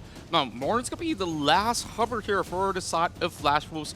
I'm not too sure what you think about this coming in, but hey, last minute swap over. It's going to be the quick neck here, which actually fits perfectly. Like, I talk about bursting in before they could actually do all too much. yep, this is the way to go. And Flash Wolves this time, they want to pull out those punches. Yeah, they want to pull out those punches really, really hard here, especially coming in for the side of Flash Wolves. It looks like they have a composition that allows them to be a little bit more aggressive at level 4, but even pre-level 4, it's like their laning doesn't seem too bad. However, Mad Team can take full advantage. Their level 1s are absolutely insane. Sunshine from Alice, the constant fireballs from Ignis, who can hit level 2 really quickly off the mid wave. Fennec, his natural passive, Lubu as well. Astrid may not necessarily have the best level 1, however, the rest of the team is looking so strong to go for this invade. Yeah, I'm expecting a lot of flashy plays coming from the side of Flash Wolves as well. And I'm thinking that Gua will want to actually go in for those big catches so that he can work alongside with that quick knack to just delete people off of this matchup. So now in the GCS studio, we're really seeing some cheers, and let's hear it from both sides.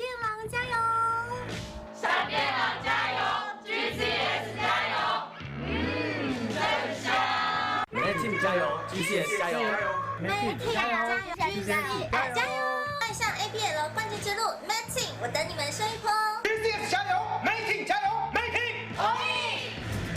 All right, it's time, and as per tradition, in AOV drafting, we need to know who has the better odds in this game. Is it Mad Team or is it Flash Wolves? Place your bets. But Aaron, what are your thoughts? Oh boy, you always got to put me on the hot seat, time and time again. You gotta be fast. You gotta be quick on the ball. I'm saying Flash Wolves here because they desperately need some wins on their side, and what better time but now, because you can see Kato's already locked in that signature quick knack as well. He plays really well on that. Gua's got pretty much a good pick on that support, so they can actually work hand in hand very well to secure some really big pickoffs here. Same goes to CC.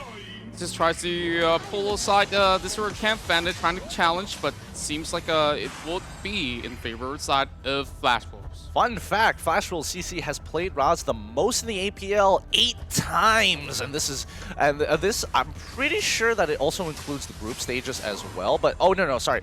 It could just be limited to the quarterfinals, because I'm pretty sure he's played this more times inclusive of the group stages, so it's pretty insane how often he gets his hands on this Raz. But for now, Mad Team can play a much slower game here, allowing Flash Wolves to be aggressive. They take away one camp, which is not really going to slow down Neil whatsoever. He has Cuckoo sitting right next to him, allowing him to get his jungle camps pretty healthily along his first wave clear. Yeah, you can see he's playing so aggressively on his Raz. So you can tell all these comfort picks will definitely give them a little bit more confidence heading in towards this matchup right here. Now, you see Cuckoo just going on that Overwatch, and it's going to be Gua to actually cast him off. You know, as much as he actually flickers away, he will just make it out alive just with a sliver of health.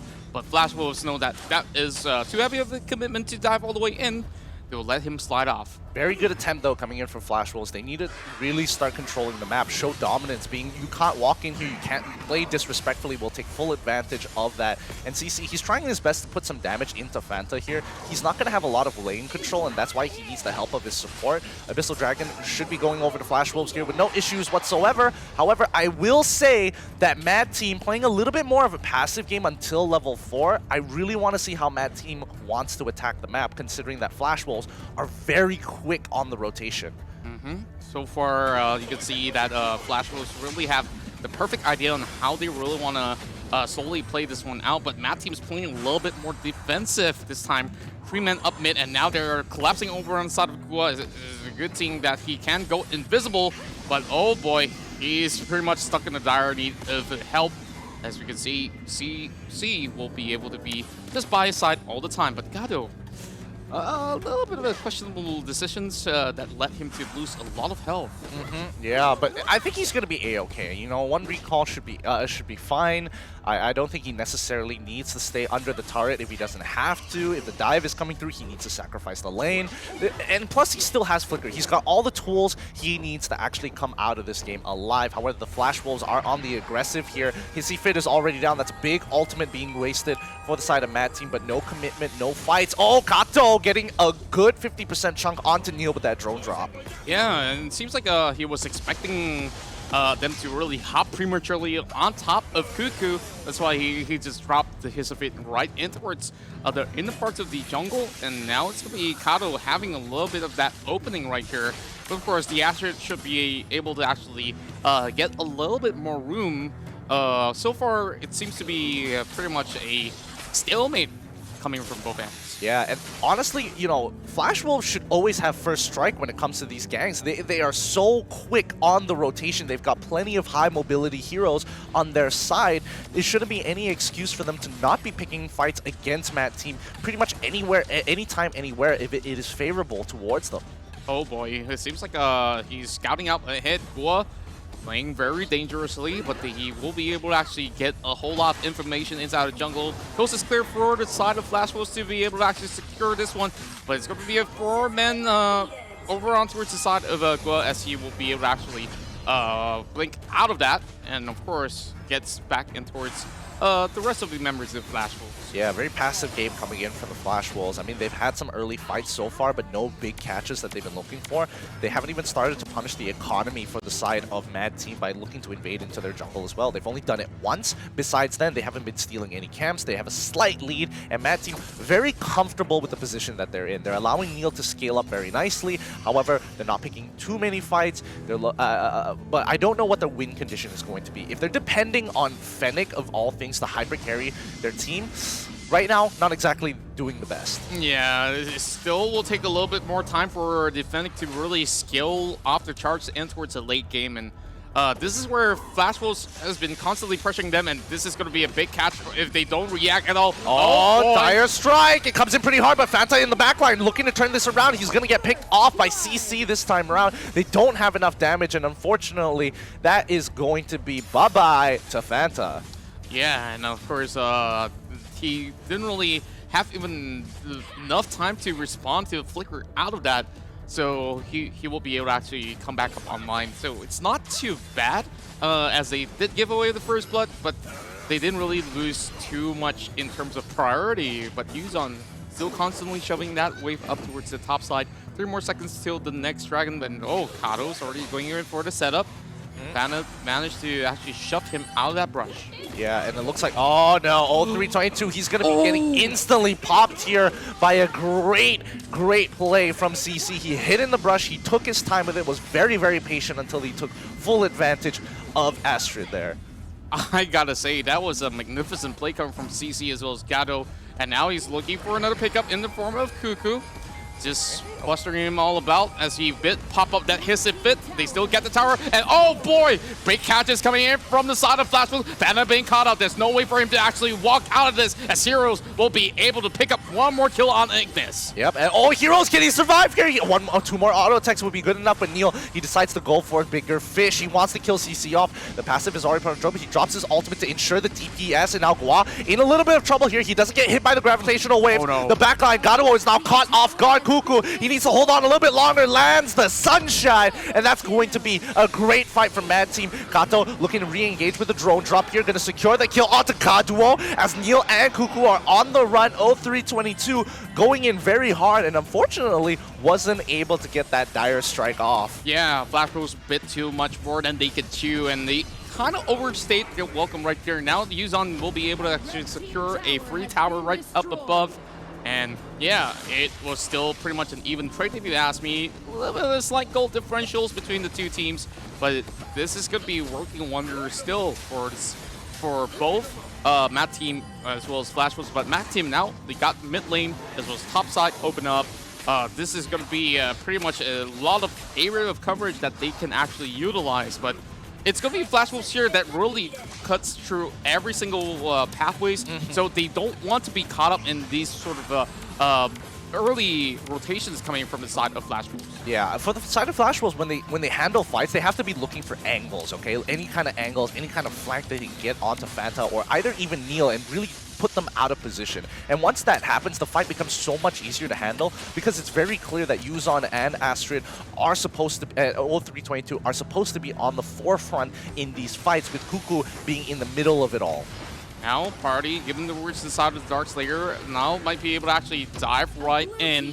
But this is going to be pretty much dicey here. Kukuso gained to 50%. Dark Slayer now down to 16k as they slowly regenerate and resets. Heroes, though, out of position. This is going to be 1 kill for now. And now, big knockup over the side of Gua as well. Might just be a second pickup right there as he will be able to actually flicker in time. And that's only 1 kill in the back for the side of Mad Team, and now Dark Slayer's there today. Yeah, it may be 1 kill for Mad Team, but they got a really good trade here with Heroes against Fanta. The only problem is that Heroes doesn't have that endless cycle, so Mad Team still maintain pressure. Hopefully, that's not going to make too much of a difference. Down bot side, we can see that Kato is actually getting that split push on. He understands that his composition is more mobile, so he can get to the lanes faster and start affecting and manipulating those waves. Yeah, they need to hard commit on that objective right there. I felt they could have actually landed for the kill. Yuzan, though. He's in trouble. He's going to get pulled in, and that's going to be a perfect catch coming in for the side of Flash Wolves, but they don't secure the kill and allow Yuzan to walk away scot-free. My goodness, he is well and alive, and I don't expect that at all. And this man right here, he didn't even pop that flicker. He says, oh, this is no big deal. I can walk out of this one scot-free. But I felt Flash Wolves should have taken something back, and now they're giving 1 tower away.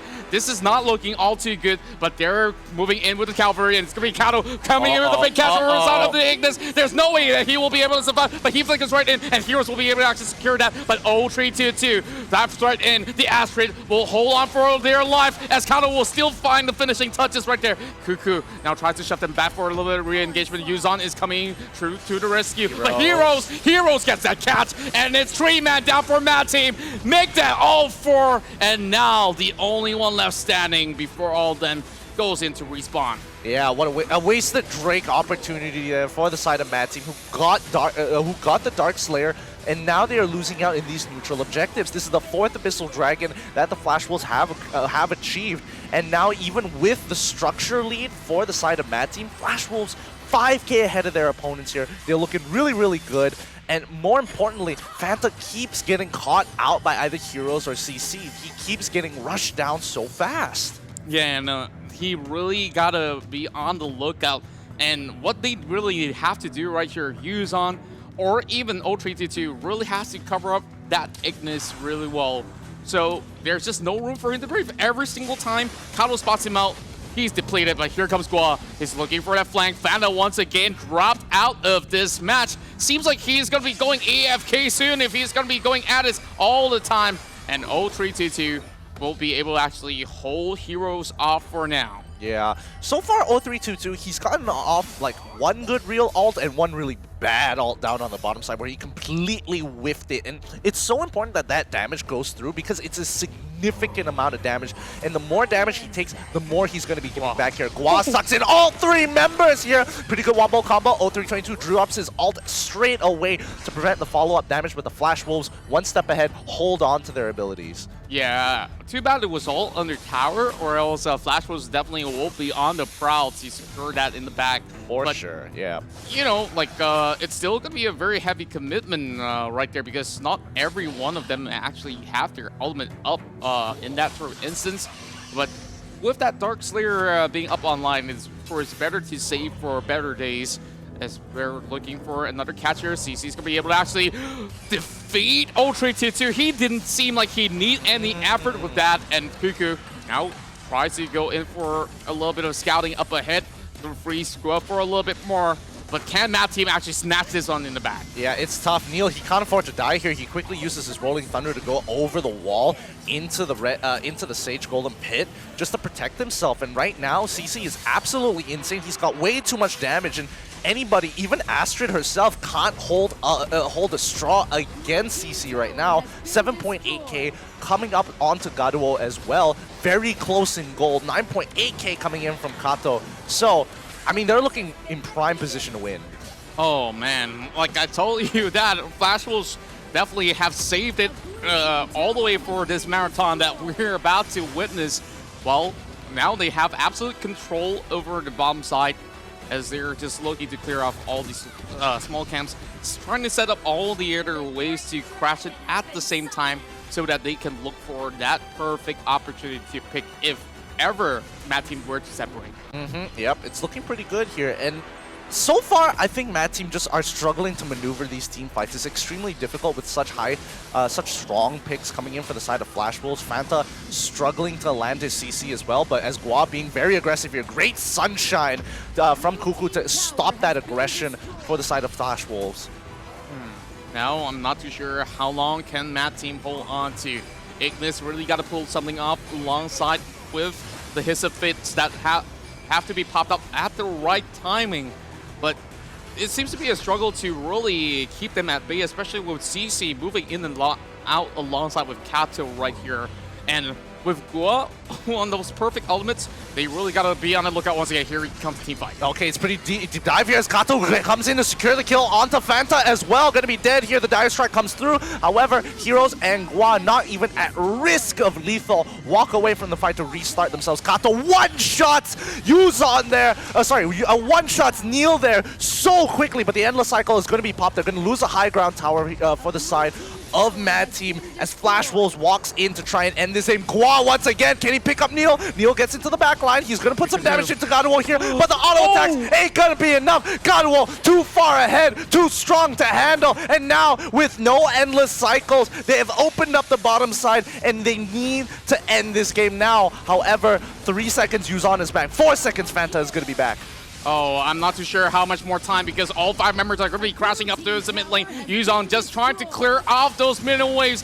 Here comes Mad Team on their dire attempt, but it will not be enough here. As you can see, Gado trying to actually clear them off. Kuka's going to be able to actually freeze them for a little bit, but it's too little too late. Flash Wolves get their first point in this third game of this best of 7. A good win coming in for Flash Wolves, and a very much needed win because they were starting to use their resources from the hero pool and from the draft itself. Like you mentioned, they got a slight lead, they had faster rotations, they got good pickoffs, the neutral objectives put them ahead, and that really set in stone. And not to mention, CC just hard carrying. Yeah, CC so far just really showing why he's one of the best Raz out there in the planet, arguably. Yeah. So far, you saw during that sort of fight which was about to erupt in towards that Darkslayer pit, my goodness, he just deleted one of those guys out there with like a single touch. He didn't really have to commit all his spells just to do that. So yeah, you could just tell how confident he was to actually pick up this win. Yeah, and it was just some really smart plays coming in for the side of Flash Wolves. Mad Team here playing a much more passive game despite having a double warrior composition going into the Darkslayer and ADL lanes respectively. Maybe that wasn't exactly the best choice, but Gaduo here playing a strong game on this Tel Anas. Every single time they try to go for the backline, drop the ultimate that's able to stop them for even 1 second, which is good enough to burst somebody down. Yeah, and I gotta say, this is one of these ADLs that they can consider from the side of Mad Team much later on as well, because that Astrid pick there honestly wasn't all too effective, where we saw her having a really tough time to really secure lane priority in that sense. I think 0322 did a good job playing the lane. However, when it came to these bigger team fights, it really was hard for him to make an impact. And Yuzon as well, like he was really struggling because he was getting absolutely destroyed by CC's damage, and Fanta really not having the greatest of games this time round. However, we'll give him the benefit of the doubt this time as we move on to Game 4. Oh, wow. And slowly, we're about to see some sort of cheese compositions to come in as well. And of course, there's still a lot of key picks that we have not seen go through so far. I'm expecting eventually Florentino will be left out from those picks and bans. Yeah, for sure. Especially for both Heroes and Yuzon. Very strong fighters for their roles. They like to be aggressive. They like to be in your face. Heroes is a little bit more compromising, but Yuzon absolutely refuses to play terrible matchups or boring matchups. Yeah, and so far it has been relatively explosive for each one of all these lanes. But, you know, from the side of the GCS, they usually want to make sure, okay, I get my levels in, and after that, we will start to look in for those certain picks. But even so, they've been hitting level 5, and so then only they start to really pop things up. But this time around, it seems like they want to change the tempo, and Flash Wolves really bring in the pain. And of course, with that, they take in this win. And we do have the highlights for this matchup. If you guys miss any of that action, it'll be right on your screens right now, and we'll be back for the next game.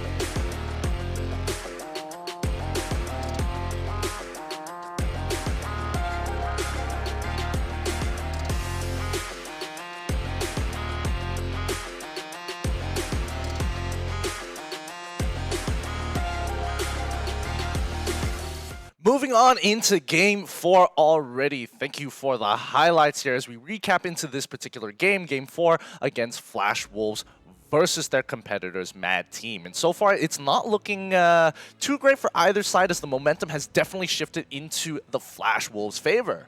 Yeah, and we can slowly tell that they are starting to pull off more tricks up their sleeves because they have played conservatively back in the first 2 games, and we can see the style of play has amped up in towards a very different tempo, and Flash Wolves finally secured their first pointer of the day. So we're going to be seeing at the very least 6 games and all these sort of challenge. Who knows whether or not will we go in towards Game 7. But of course, for those of you guys back at home watching, I want you guys to pop in your comments to share your thoughts on who's going to be able to take it in towards the grand finals. Later on, we'll still have another 2 teams to play it out, where I do believe we have HK as well as Buriram United. And that's going to be another matchup to keep your eyes out for. But for now, we need to conclude this best of 7 between Mad Team and Team Flash.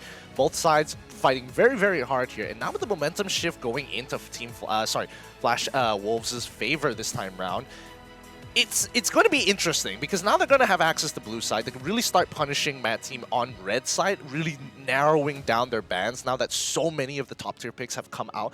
A good amount of the top tier picks have come out for the side of Mad. Can they take full advantage of the draft? Yeah, I do think that they're still quite decent pickups that we haven't saw, like even the support section or even the tanks. Yes. We gotta say, like, we saw so many lumbers in the group stages and sometimes even in the playoffs, which is something that they can consider. And we don't really have to go down to pick up an elf and like Choknar somewhere in between the lines. But hey, it's not too bad of a pick as well. I want to see a little bit more creativity coming across those tables.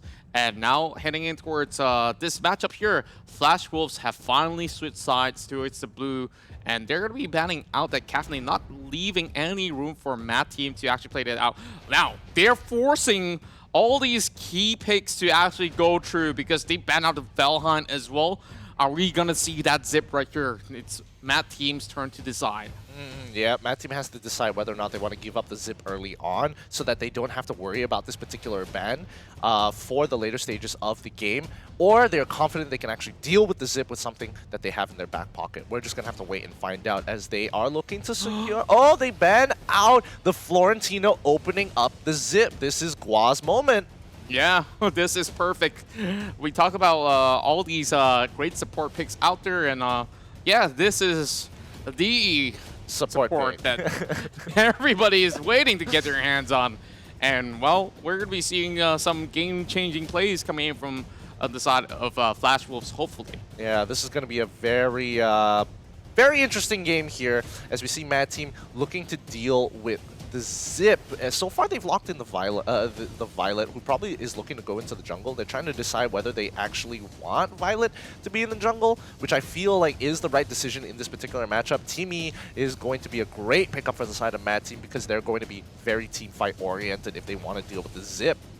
Oh my, I mean, with all these sort of picks that they're going with, I'm not too sure how this one's going to go with these sort of picks, because zip, yeah, you know it's going to be useful in most of these situations, but what will be the best pairing coming in for the side of Flash Wolves? There we go, finally a Dirac. Yeah, they finally have Dirac here, who's going to be essentially unkillable with the help of Zip being by his side, and not to mention that they still have plenty of options when it comes down to the mage section for the side of Flash Wolves here. They've already they've lost the Wrath. They've lost the Raz. Flash as well as Elsu, not exactly top priority picks to have. However, it was an investment for later on to start whipping out these much heavier guns. Yeah, and I'm liking how they're actually going with this sort of draft where, you know, it's already so hard to actually finish off a kill graph, so they really gotta find a way to cut his lifesteal. Same goes to Dirac here, which is gonna take quite a while to actually burst out. So having the Violet is not gonna be enough. So Matt Team's really gotta see how they can actually find a way to actually take both these really heavy duty out of the side of Flash Wolves. Yep. It's looking pretty tough so far, but it looks like Mad Team's going to be locking in the Malok here. We don't know... We know that Malok could be going either to the Dark Slayer lane or to the mid lane, most likely the mid lane here, and that's going to give enough information to Flash Wolves to really start designing their comp around it, because, oh, sure, you have an option like Malok. We may not have Choknar to actually deal with it, or the Ignis this time round, but it doesn't mean that they can't play around Malok's ultimate. And I do think that at the very least they can actually reposition, hop over the back line, and start to look for those sort of picks, especially hunting out for Gado, but we don't really know what exactly is he gonna go for. A lot of all these AD has already been eliminated across those pools, so they're gonna be targeting things like Fennec and even more to come. I'm not too sure what exactly Matt Team wants to eventually achieve out of this, because I'm not too sure if Fennec will be that best ban in this phase itself. I think they don't mind, especially for the side of Flash Wolves, because like even if they do have a marksman type ranged scaling jungler for the side of Team Flash, it's actually more beneficial for them to have targets that want to be aggressive and can go out of position just so Zip can save them in the later stages of the game. Because as long as they have access to something like the Bow of Slaughter, it becomes a really, really powerful tool to take advantage of. Mad Team now going to go with the Ata here. The CC is going to be so important, and especially that wall to stop Zip from actually escaping, because that's an immovable object. You're going to have to flicker over it or use some kind of a dash ability to get over that wall. Yeah, especially when they come in with that zip roll as well, where, you know, you can't really target him all too well, so you just gotta find a way, okay, roll over the other side, my friend.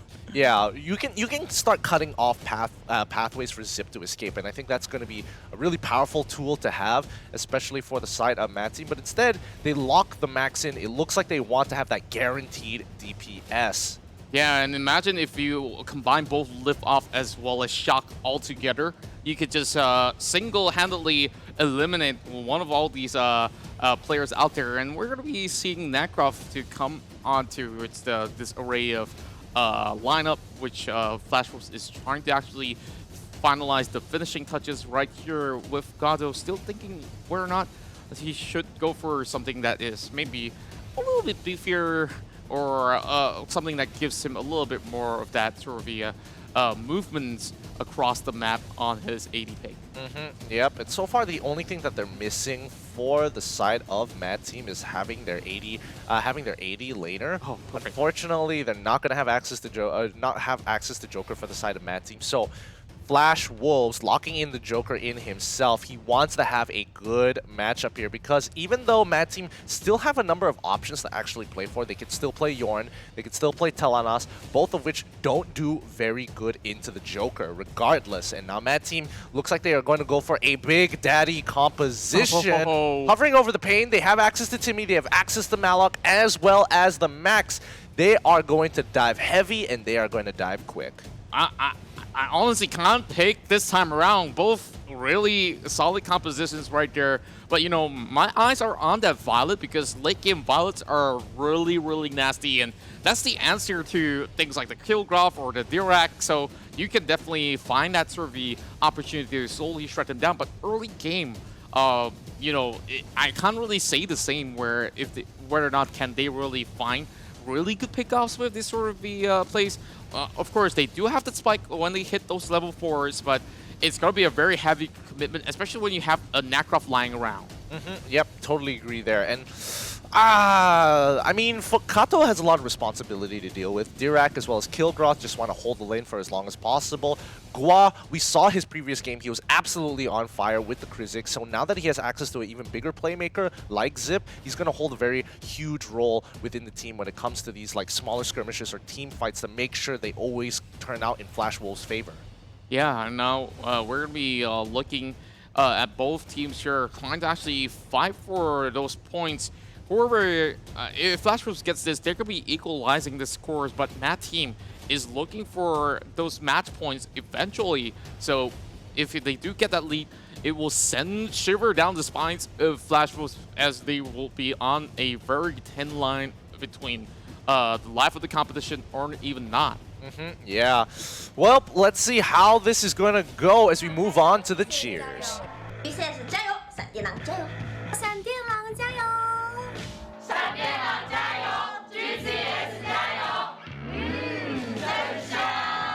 Team 加油 ，GCS 加油 ，Mad Team 加油 ，GCS 加油！迈向 APL 冠军之路 ，Mad Team， 我等你们升一波。GCS 加油 ，Mad Team 加油 ，Mad Team 同意。So let's get this ball rolling here. Which composition are you leaning more towards? I really can't pick. This is way too hard for me. This is going to be looking relatively solid for Flash Wolves, not going to lie, because they finally bring in Zip this time around with a real genius idea of just putting, hey, why don't I put that Valheim on that ban list? And okay, job's done. We've managed to get some of all these superiority picks into his support role, but hey, Cuckoo on Teamy is going to be really great as well. He, of course, can just put up, be a bro if there's going to be any danger looking up or hit, or, you know, come in, get some putsy puts on, and get the stuns off, and just walk away. I would have totally agreed with totally agreed if you said that Mad Team was looking like the better composition, but the biggest game factor here is going to be Gua on that Zip. He can really start affecting the game in so many different ways, manipulating the waves, saving teammates, looking for those big plays with that Zip roll to get those hard engagements onto Mad Team, and I think that's one of the bigger factors that's making me lean towards Flash Wolves, because if not, I would have hands down given it over to Mad Team. Now, of course, it really boils down to the execution as well on these early games, because Mad Team will actually expect a lot of all these sort of pressure eventually coming from the side of Gua. And not only that, Kato, as he slowly scales, he's going to be able to actually dish out quite a number of bursts. But Fana, he should be able to actually sustain all by himself. And if anything goes really bad, he can always use the shock to actually hit into his battles or even move out of it. Yeah, and so far we can already see that Gua is affecting the lane, making he's manipulating to always give priority over to the side of the Flash Wolves because he sucks up the wave, he delays it so that the enemy's wave will crash into the turret first, allowing them to clear it with the safety of their turret while maintaining their wave to be quite healthy. Mad Team now looking to get onto the Abyssal Dragon here. Flash Wolves getting zoned out by Fanta by himself. He sees what's going on here, goes over with the Soul Steed. He's trying to slow down this assault, but they just completely ignore him as they walk away. Oh, really close call right there, but well, pain being pain, he's just going to be zooming past some of all these camps as he will be able to actually make it out pretty instantaneously as we see more members inside of Flash Wolves are looking to actually invade some of all these areas over the top side of the river. Yeah, they are just taking their time here. Heroes, he's suspecting a gank coming in from Neil, and yep, Neil does show up onto the top side of this map here. So far, it's been a pretty passive game from both sides. Mad Team with a very slight lead against the Flash Wolves. It could change at any point of time now that everybody has hit that level 4, but there's nothing to really contest on the map. No invades are being made, no neutral objectives to be obtained. Everything is just kind of slow paced from here on out. Just waiting to scale. I love that skin, fluttering like a little chicken. As we are looking for some bigger fishes to fry, as currently nothing much has been happening for the past minute. Both sides really know that they don't really have any sort of the advantages at all. Like, what you're gonna expect, Yuzon go toe-to-toe with heroes until they fall out. There's no items yet for this kill graph, and of course he's looking to actually stack things up, but Kato though just tries to scare off Fanda for a little bit. So far, things are looking relatively good, and here comes the rest of the members of Mad Team looking for a catch. Yeah, it doesn't look like they wanted to pincer them there, even though it was looking pretty good. Gaduo doing a good job keeping that wave. However, topside Yuzon in a lot of trouble. It's going to be first blood going over to Team Flash here. Great gank coming in from Kato with a great bait from Heroes. Absolutely clean, and now it's going to be looking for that buff before Flash Wolves go in for that invasion. So, of course, a little bit of respect of territories being given over from the side of Flash Wolves. As it stands right now, just a little bit of a goal difference. A couple of hundreds going on, not too hard to actually catch up with a good team fight. Well, the Zip's going to be dashing right through the river, spots out Malik, no point for contest. Sentinels going over on the side of Kato. Yeah, a very slow-paced game here. Both sides don't really want to make mistakes. Fanta, he's going to absorb that damage with that Soul Steal. Right now, Gua not exactly being the most proactive on the map. They are waiting for Mad Team to actually make those mistakes and take full advantage of them, which I do think is a little bit unfortunate for the side of Mad Team, who should be the aggressors, especially with an early game composition like they've shown. Yeah, I definitely agree with that because right now, they're not really showing the strength of what they could actually put out in some of all these fights or even engages, but they might actually prove us wrong right here as Kuku goes in to catch over the side of Gato. He's being caught up in between. Look at the burst over on their side, and it seems to be that every single one of these members will be saved there by Gua. Yep, just some zip things, by the way. Just some zip things. Genesis Blast comes out to stop the recall initially, but now Abyssal Dragon is back up and Mad Team will have some priority. Dirac and Zip should be able to hold down the fort as they've noticed that two of their members on the top side of the map are trying to get some priority to rotate down towards the mid-side. Kilgroth holding his ground for a little too long. Yeah, and I'm starting to feel a little bit uncomfortable for him as well because he's really taking his chances a little bit too far off.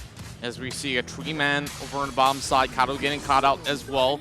Heroes trying to actually back him up. Kuku extends a little bit more, but it did not result to anything at all. Yeah, just the wave clear coming in from Flash Wolves is so much better in comparison to Mad Team. They really are struggling to get the first rotation off and really maintaining priority over the mid lane as well as the top lane and the bottom lane for that matter as well, because Gaduo clears waves way faster than 0322 for the time being. Oh, here comes a little bit of blast coming in from the side of 0322. Fanda getting a little bit heaps of damage on his side. Kato doing the same towards Cuckoo. A little bit of back and forth and tickles, but here comes Cuckoo going in for that heavy commitment there. A couple more touches there, and oh boy, here comes Beer Pro. He will be safe. And man, this is going to last a long time before we see some big fights. Yeah, both sides don't really want to commit to anything as of right now. Mad Team, they are, again, Zip is just really good. Oh, Neil, actually, this might be it. He might be looking to go onto the fight. He doesn't have his, he does have his ultimate to kind of bail out. The Genesis Blast going to cut right through him. Fanta going to help secure the kill onto Gua here with the shock as well as the cleave, but Yuzong completely trapped into place. He can't do anything after the liftoff. Even with the execute, they got the right targets. However, the rest of the team, the follow-up was just so weak. Yeah, and that was a really good Genesis Blast as well from quite a distance to secure the kill. And it resulted to another 2 pointers over the side of Flash Wolves in terms of kills. 1 tower in the back as well, alongside with the Dragon. So it's definitely a very big deal for the side of Flash Wolves. Now, they can look to punish members of Mad Team even further. Let's have a look at this once again. Yeah, so once again, as the fight was going on, it was looking pretty good, and then Gua decides, you know what, I'm just gonna knock my way out of here. After he gets picked off, here's the biggest mistake. Yuzong goes in way too hard, completely forgetting about Kato here, and once he gets that initial knock-up, free secured kill. Yeah, they don't have much resources left to even recommit in towards that position, though he was like, oh yeah, I'm ready to really put in some numbers, but yeah, I think he just expected a little bit too much. So slowly advantages are given towards the side of Flash Wolves for now.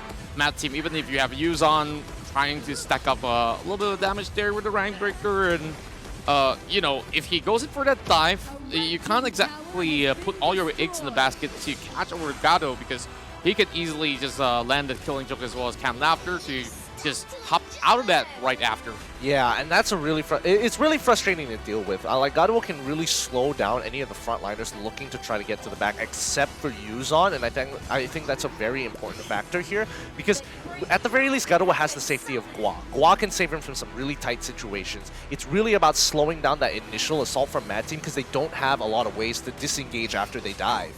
Yeah, and this is the issue that they will have to face even in the late game itself. Yeah, that's true.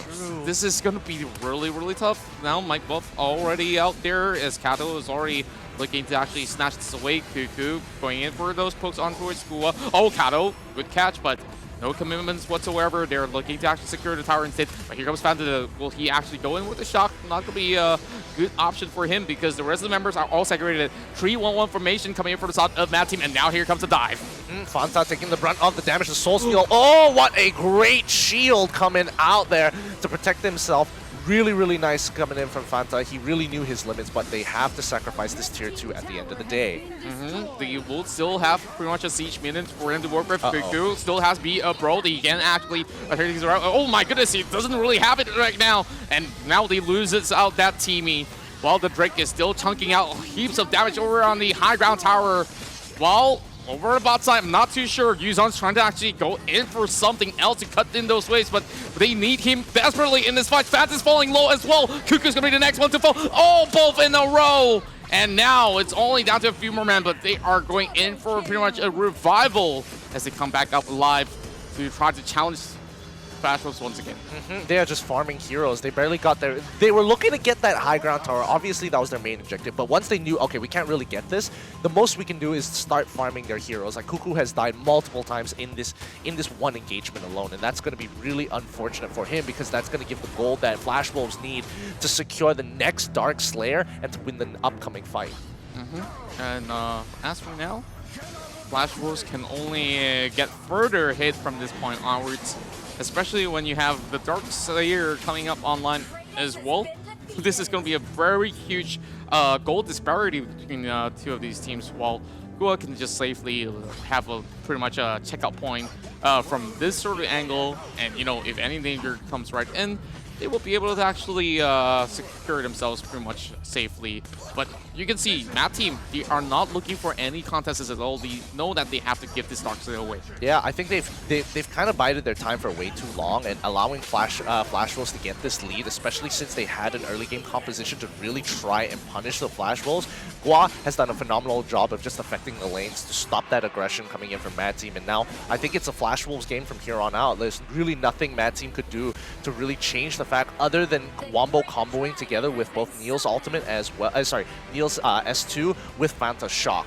Yeah, and this sort of the composition that Flash Wolves is bringing out is akin to what we saw early on, what Mad Team tried to pull off as well, where they have such tanky units, and oh boy, here comes two-man battle against Null, as he will eventually give in the way of Flash Wolves. And really nice play coming here from Flash Wolves. Kato just holding up his abilities, knowing when he needs that knockup to occur. But with the Dark Slayer buff, it's just going to add even more salt to this wound as they slowly push up with the Drake into the high ground turret here. Top side, still, the wave is crashing in there. Somebody needs to take care of it eventually. Mid's getting shoved in, and bottom side, once again, heavily pressured. Fanta taking so much damage. Perfect timing coming in from every direction. As you can see, the Killgraph managed to actually break in towards the top side to get those super minions come right in. Same goes to the bottom as we have that Drake already coming across. Now Heroes going to buy some time as they try to actually look for that big shock in the mid lane. Yep, the shock comes through already. They're trying to turn this around. Cuckoo in the middle of the fight, using Bia Bro so early on to try and buy some Fanta some time. However, the backline is dead. Neil is gone. Fanta trying his very best to disengage. However, Yuzon unable to secure the right targets this time around, especially with the help of Gua. They were looking to end this game, but with no minions, it's becoming difficult. Oh, wait, no! They actually brought a minion on top of all the heroes, and that is why Zip is just way too good. And this was way too much to handle as Mad Team loses in their own. Flash Wolves 2 in a row, and it's all thanks to how they just planned out the draft. Draft wins games for sure. Yeah, they really set in stone what they wanted to do in this game, and if they had access to Zip, it just gets even better as Flash Wolves tie it up 2-2 against Mad Team. What a shift in momentum for the side of these Flash Wolves. Saving it for the best indeed, and we saw that real huge Genesis Blast to actually back this one in as well. They were all chunked out low after having all these members just committing, which you saw the shock was pretty much an alright idea, but not when the rest of the members were not ready to take that fight. So he went in prematurely, and of course, that gives away a very big room for Mad Team in that sort of a big priority. So Flash Wolves say, okay, this is the green light. We're gonna be taking it because we've already secured all these super minions from the other lanes anyways. So might as well take this one in the back. Yep, and the MVP of this game has to go over to CC in the mid lane with a score of 3-0 and 4, 8.5k worth of gold and 10.7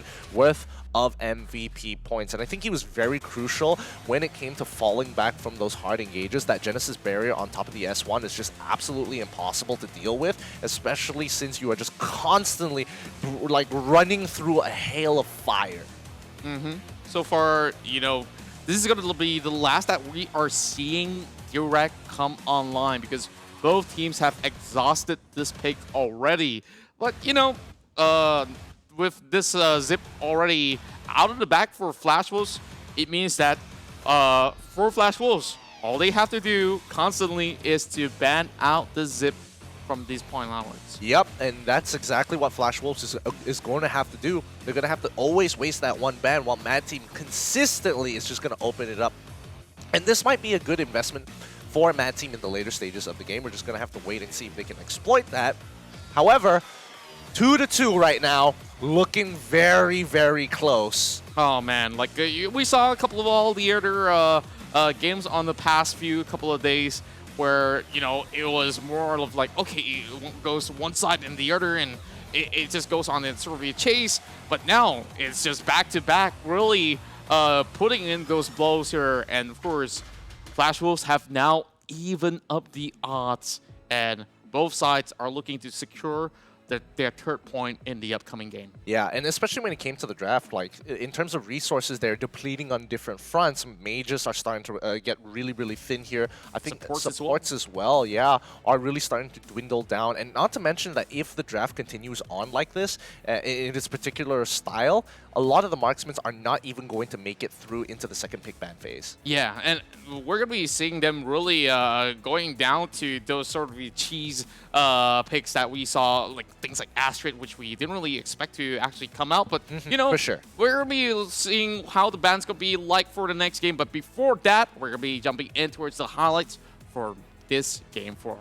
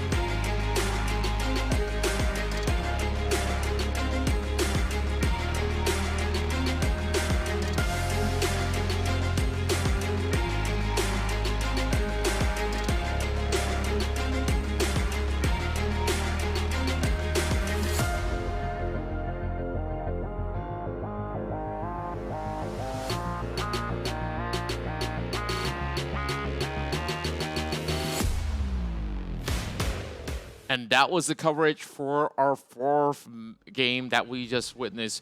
Of course, with Flash Wolves taking yet another win, which ties the odds to 2-all. So this next match here, this is going to be very, very interesting as we slowly see what could they possibly pull off of the back. So for my prediction for this match, both sides will be contesting for that Florentino because we didn't really see all too much of it due to those bans. That is true. Florentino is up on the table here. However, Mad Team still has access to Kilgroth.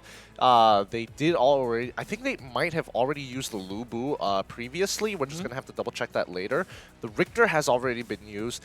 Florentino, I guess he might be contested for. However, they're going to need Zaniel as well to really set in stone what kind of a composition they're making. Because Florentino by himself, yes, it is an alternate win condition. However, we need to take into consideration the rest of the roles. Yeah, I would certainly agree. It really boils down to how they can work together as a unit. It doesn't really matter if, okay, you get one S tier pick. Yeah, that's fine. Well, unless if it's a zip, of course. Well, of course, that game kind of made it really tough for the side of Mad Team. As it currently stands, you can see 2 matches initially went over the side of Mad Team, while the other 2 is in the back for Flash Wolves. Yeah, and so far, I mean, it's looking good for the Flash Wolves. They had a very convincing Game 4. They didn't really, I mean, Mad Team didn't really put up much of a fight, especially with the Zip hard countering their entire composition. It's really difficult to burst. They didn't play the early game as well as they would have liked to. So now Mad Team, a little bit on the back foot here when it comes to momentum. However, it is still tied up 2-2.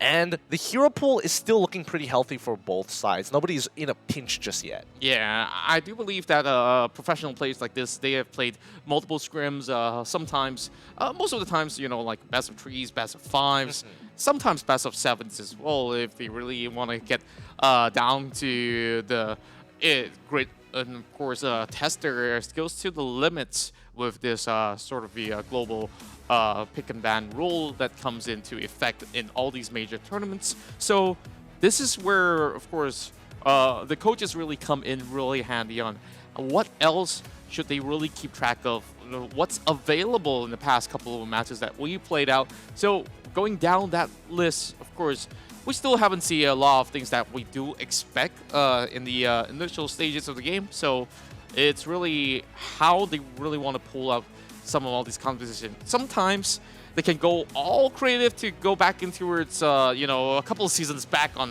what works in those early releases of those heroes. Yeah, and I think that it's really important, especially for global pick ban rules, to like really make sure that you not only know the newer heroes, but the older heroes as well, because it's important to have a wide pool to really take advantage, because like things like Fennec, sure, yeah, he works out well, but there's also Slims. Before Fennec was even released, Slims was going to be the general jungle that you would fall back to, and even Violet as well. You need to have, you know, a strong foundation before going into the global pick ban rules. Exactly, and I gotta say, Slim's one of my pocket picks as well, where I just love to actually land those long-range spears and, of course, pop in that frenzy and just shred people down. The early game pressure is pretty insane when it comes down to that, but you know, sometimes it gets a little bit difficult, especially when you just use your bunny hop and you don't really have anything else. You're all too squishy unless, you know, you've stacked yourself with all these high damage items, then that's a different case. Yeah, that's a completely different case. But so far, it's just been a lot of fun.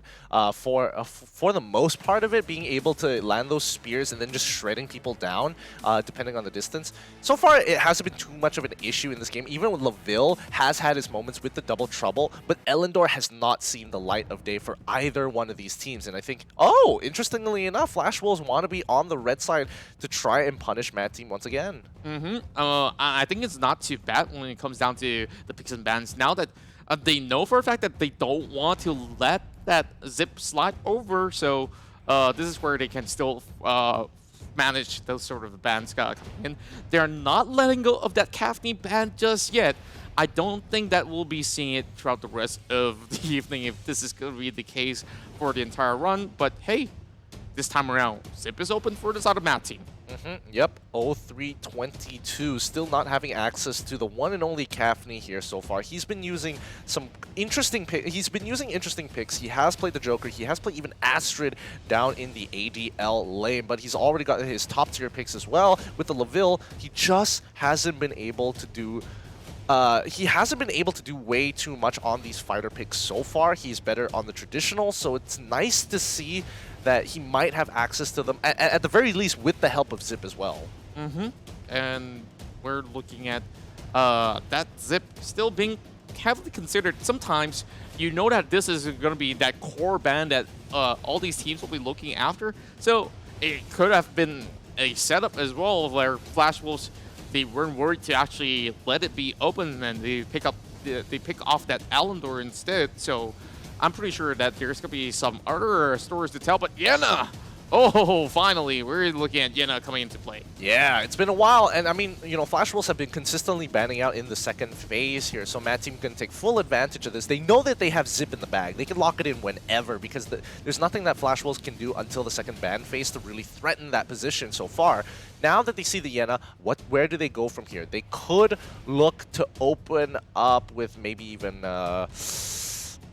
not exactly too many options here when it comes to the Darkslayer lane here. Yeah, they got to take their time. They got more than 20 seconds here. So, yeah, just slowly consider maybe the support or, yeah, you know, Malik is still that neutral choice, which you could still rely heavily on. But, hey, Atta is going to be brought out by Flash Wolves this time around. Yeah, it's going to be Atta as well as the Malok. I think Malok is a really solid pick. Atta is kind of a read, is going to be kind of a read for the side of Flash Wolves, for the side against Mad Team here, assuming that they would play something that requires them to have some kind of strong CC, a strong CC support like Atta.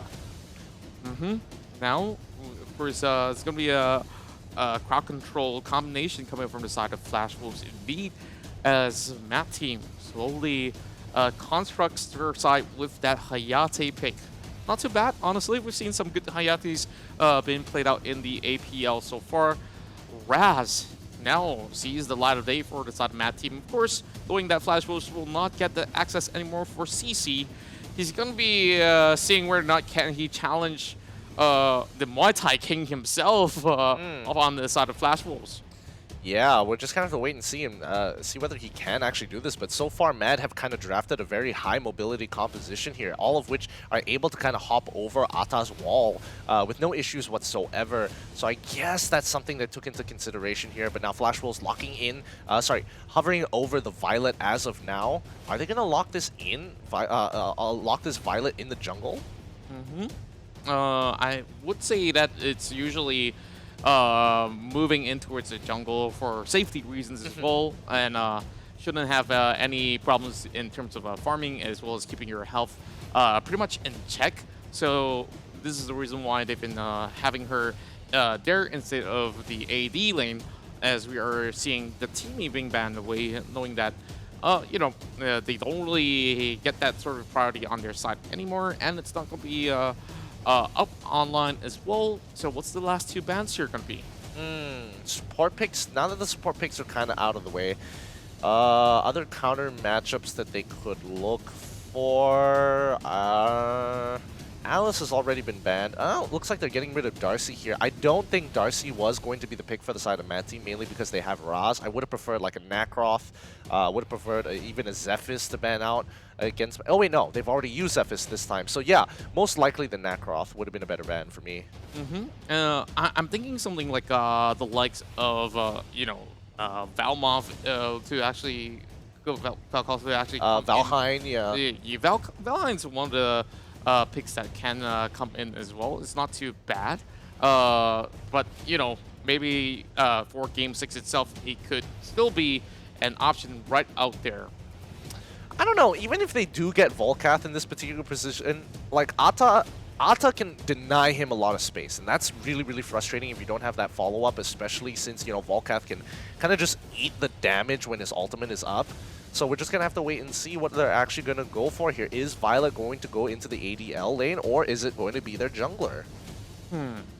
Tough decisions so far coming in from the side of both Flash Wolves as well as Mad Team. Slowly taking the pick. You can see they are slowly getting very exhausted out of all these sort of matches that they have been playing. If this was a best of 5, they would have been scratching their heads because this would be the decider, but oh boy, we're seeing Marja coming in this time around, which is pretty great. She can just single out somebody in some of all these fights, especially on that Hayate that I'm looking at, or if Raz pops out all the skills, yep, pick him off right here. Exactly, and I think Marja, even though Raz wants to harass, Marja is just going to be able to sustain the lane really, really well here. That would mean that Malok is probably going to go into the Darkslayer lane itself, and Ata going to be helping out the Violet, which is going to be interesting. But that just means that Mad Team actually have a very clear idea of what the Flash Wolves want to have. Now they have to lock in their jungler, and Flash Wolves will get the counterpick for the jungler just to kind of determine the best place for Violet. Yipneth looking really, really good. The shot comes in. Yipneth drops his ultimate. It slows them down. It doesn't allow them to progress further. Nacroth going to be the pickup for the side of Mad Team. Well, I'm not too sure how this is going to be going all too well. And even if they actually do send, Violet down below, it wouldn't be all too harsh. But, you can actually swap up the ADs for some fighters from time to time. So it's not too bad of a deal. But when it comes down to team fights, I'm looking at the side of Mad Team here, really having some significant advantages because of that Yipneth, but really positioning is key once again. What do you think about that Enzo to come in at the last pick? I don't think Enzo is actually that bad. I think he's got some really great tools to actually engage into the fight to allow the rest of the team to kind of take their time and move up. Oh, wait a minute. Ata is actually going to go into the Darkslayer lane with Malok as the support. So this is going to mean that Violet's going to have a great length of wave clear as they rotate towards the mid side to help Marja out. And that's where Enzo is most likely going to be playing towards the bottom side of this map. Great last-minute swap-ins coming in from both the jungle as well as the AD side, and well, we're going to be looking at some pretty interesting sort of battles that come in towards each lane itself. I'm looking at Yuzon versus Heroes once again. Yenna, of course, can actually hold her ground really well. Yeah, in terms of holding that ground, I'm looking at both compositions. I guess it's pretty even as of now. Let's give it some time to think about it to really see which team that we like a little bit more as we go into the cheers.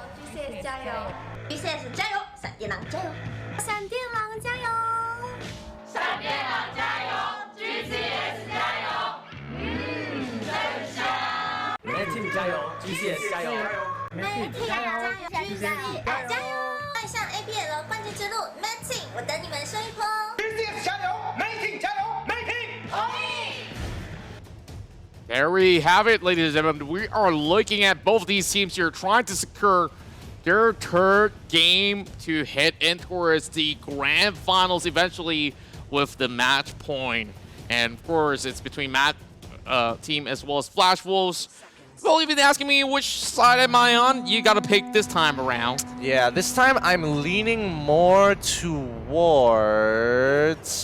I'm leaning a little more towards Matt Team this time around, mainly because they've got a really great disengaged support, and more importantly, they have a silence with the power with the strength and power of Yuzon. If he gets onto the right targets, he can cause some significant damage with the side of Flash Wolf. So it's going to be important for heroes to always match that aggression.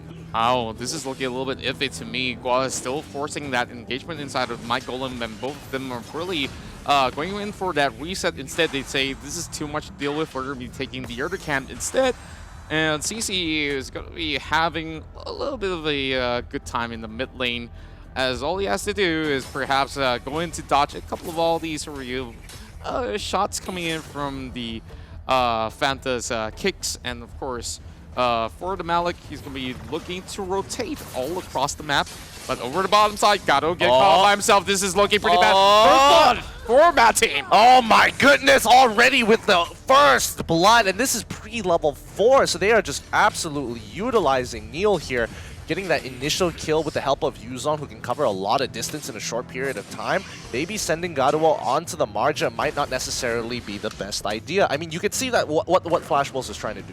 They switch up the lanes, making sure that CC is in the mid lane, trying to get as much farm as possible. They have Ata to initially try and block the amount of damage that's going through. However, the lane swap for the side of Mad Team has really put the hurt into Ata, because heroes can't really walk up to 0322, who's able to kind of just stay out of range constantly and just dance around him. And now with those sort of early engages, we're going to be looking for more. Matt Team looking to punish CC for overextending. Now crashes over the side of Gua. Gua can hold his own. So that's going to be the Sentinel being secured right there. But, you know, not too big of a deal right now. Matt Team just have a little bit of a slight goal on their back. But FW, they are marching forward, and it's really the greatest sure that they can take in their hands. Yep, Abyssal Dragon is going to go over to the side of Flash Wolves. This is a high priority objective for the Flash Wolves themselves. They've got a really decent composition so far, and especially with the Malok really, hunkering down and stopping Mad Team from getting too aggressive. Oh, Heroes, he's in trouble. He takes quite a bit of damage from Yena here. However, Fantas isn't able to follow up. The ult comes down to zone him up, but Yuzon is able to hop away from it with a flicker. So far, less than 3 minutes of play, we are seeing a high tempo coming in from both Matt Team as well as Flash Wolves. They understood that they want to get a little bit of those early engages onto seek advantages and, of course, put people like Neil or even Yuzon behind. But here comes a little bit of the crash of the shock, but it's not going to be any good. And he has to flicker away because Cuckoo has already channeled out his nature, and this is going to be a little bit more of that overcommitment coming in from Matt as well. But Neil is also rotating into this, so now it's a 3v3, and you can see the back rotation coming in from Matt. They're going to slowly collapse onto all 3 members. Kato, can he save this situation? It's not looking too good. Gua going to cleave through all 4 members of Mad Team, turning this around, and they secure 1 more. It's going to be 2-0. Can they secure Cuckoo here? And yes, they do. It's going to be 4-0 in favor of the Flash Wolves. This is why you don't mess with Malok. Wow, what a big clean finish coming in. We gotta see that one again. You can see that Matt Team, they came in from both corners, and Kato just watched him dive right in towards the back alongside with CC as he managed to remove Raz, and all of them fell so quickly. The health bars just got chunked out. Yeah, and not necessarily they were all looking for the same target. They were just getting that extra splash damage coming across from across the board. The Violet, the Enzo, even Ata was having the time of his life. Marja was able to get quite a few hits in, and Gua especially maximizing that cleave on all 4 members. Wow, really swift on their pursuit as we see Flash Wolves really seek even more of these sort of big sort of dives, and that counter itself, magnificent. I want to see more of that coming in from the side of Flash Wolves. Now, this is going to be denting some of all that pressure coming from the side of Mad Team for now. More members of the side of Matt are slowly moving from top to mid. Yep, and they are being very cautious of which brushes to face check here. With the help of Fanta, they should be A-OK for now. However, so far these fights haven't been looking too good. Yeah, and Gua using this very supportive Malik here has been getting some really good sort of dives. And Fanta now needs to actually make sure that he keeps his distance away from Kato, and they have to give down the tower over the bot lane. Yeah, Flash Wolves just absolutely crushing it right now, zoning out the entirety of Mad Team. They don't really want to take this fight, even though they're only 1k behind. It's really, really difficult to get into the composition of Team Flash as of yet, until they have some form of items. And you know, that's what they're hoping that 0322 is able to do, especially with that true damage. Gua as well as CC rotating inwards. He does have the smite to take it away. Neil is going to have the Sage Golem buff. However, Kuku and Fanta now in trouble here. The explosive KO coming out from Fanta itself, being used onto Fanta as he is continuing to push on 4. Yes, he gets it onto Gua. However, the tower just decided to not put the aggro onto him. Oh man, that was a little bit too close right there for Fanta. As this time around, they will lose a lot of that sort of topside pressure after that battle that they just suffered over the mid side. Kato trying to actually hold a little bit of the distance right there, as Yuzon alongside with Kuku should be able to actually clear off the wave. Now heading in towards the lower side of the river, we see some action. Yep. Gato already popping his Marcus Frost, allowing the rest of his team to rotate from the mid lane to save him. This is going to call Mad Team to back away. Kuku drops his ultimate, but nobody really wants to get into this fight. The 1v1 between Gato and Yuzon still goes on, and Yuzon is fighting an absolute losing battle here because it doesn't matter. The shot comes out of Gua. CC unable to follow up to get on top of Yuzon here. They should be able to help make this work. No wave, no tower. Seems like pretty much a truce coming in from both ends, as we are seeing Kato just dealing with a 1v3, while there's going to be a little bit of an outlook post being set up from the Malik, as he's just flexing it out and says, you can't do any damage to me. Like, is there a point? But over on towards the mid lane here. Fanta almost gets that catch over the side of Heroes. He does have that big chunk of shield. Now they're going for that big fight, even if in the middle of it all. And now here comes that sort of disperse of damage, of course, put out. But Flash Wolves do not want to pursue any longer. Great pickup for the side of Mad Team here. That's going to be another point for them. It's 2-4 in terms of kill score. Heroes, the one to fall, but Mad Team still on the back foot. They can't contest these neutral objectives. They haven't been able to initiate bigger fights, and they haven't been able to win these bigger team fights as well. Times are tough for the side of members of Mad Team, but at least they managed to hold on to that previous sort of engagement. Gato's going to be coming right in. Flash Wolves might be able to actually do something right here. Kato's joining in alongside as well. 3 versus 2, and Kuku gets stuck in between. He's going to be able to actually channel his element. Now there's going to be a re-engagement coming from Fanta as well. He's waiting for the right moment here. A little bit too late, but he might just be able to do something right here with Nell joining in the fray as well. Oh, they knock Gua up, but this will be Kato in the red, but they will be able to actually go out of that battle just in time. Yep, and they bail backwards. And unfortunately, somebody had to go down there. It was looking like a pretty good fight for Mad Team to actually re-engage after the initial fail. However, Flash Wolves played that really, really well. Kato especially, he was just making sure he was keeping the most amount of distance between him and this new intruder, Fanta, coming in through the river. So far, this is going to be a big setup coming from the side of Flash Wolves, where Panda tries to actually spot them out inside the brush, while Gua always being the front line of defense that has been giving them a little bit of that solid edge to actually secure a little bit of that map control area. Now they're looking to crash top side. This shouldn't be an issue at all for the side of Flash Wolves to take another tower. Yep, they are controlling the situation very, very well here. But Flash Wolves looking to actually go for this engage. They find Kuku, they flick him over, and now Neil trying to bail out of the situation. The shock as well as the wall coming out from Ata is looking pretty good. But Fanta, even with an explosive KO, isn't going to find any sanctuary in this fight. Once again, Kato making the plays. Oh my goodness, he just flipped him over, and of course he delivered the pain as well. Gua and the rest of Flash Wolves will be able to take down the mid lane. Now, it's only going to be leaving the tier 2s behind, while Flash Wolves ready to actually take another shot here with Mad Team.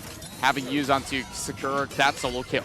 Yep, they managed to get the kill onto CC there. Really, really nicely done. However, can he make it out? Yes, he does. It looks pretty good. The rest of Team Flash aren't going to bite on this bait.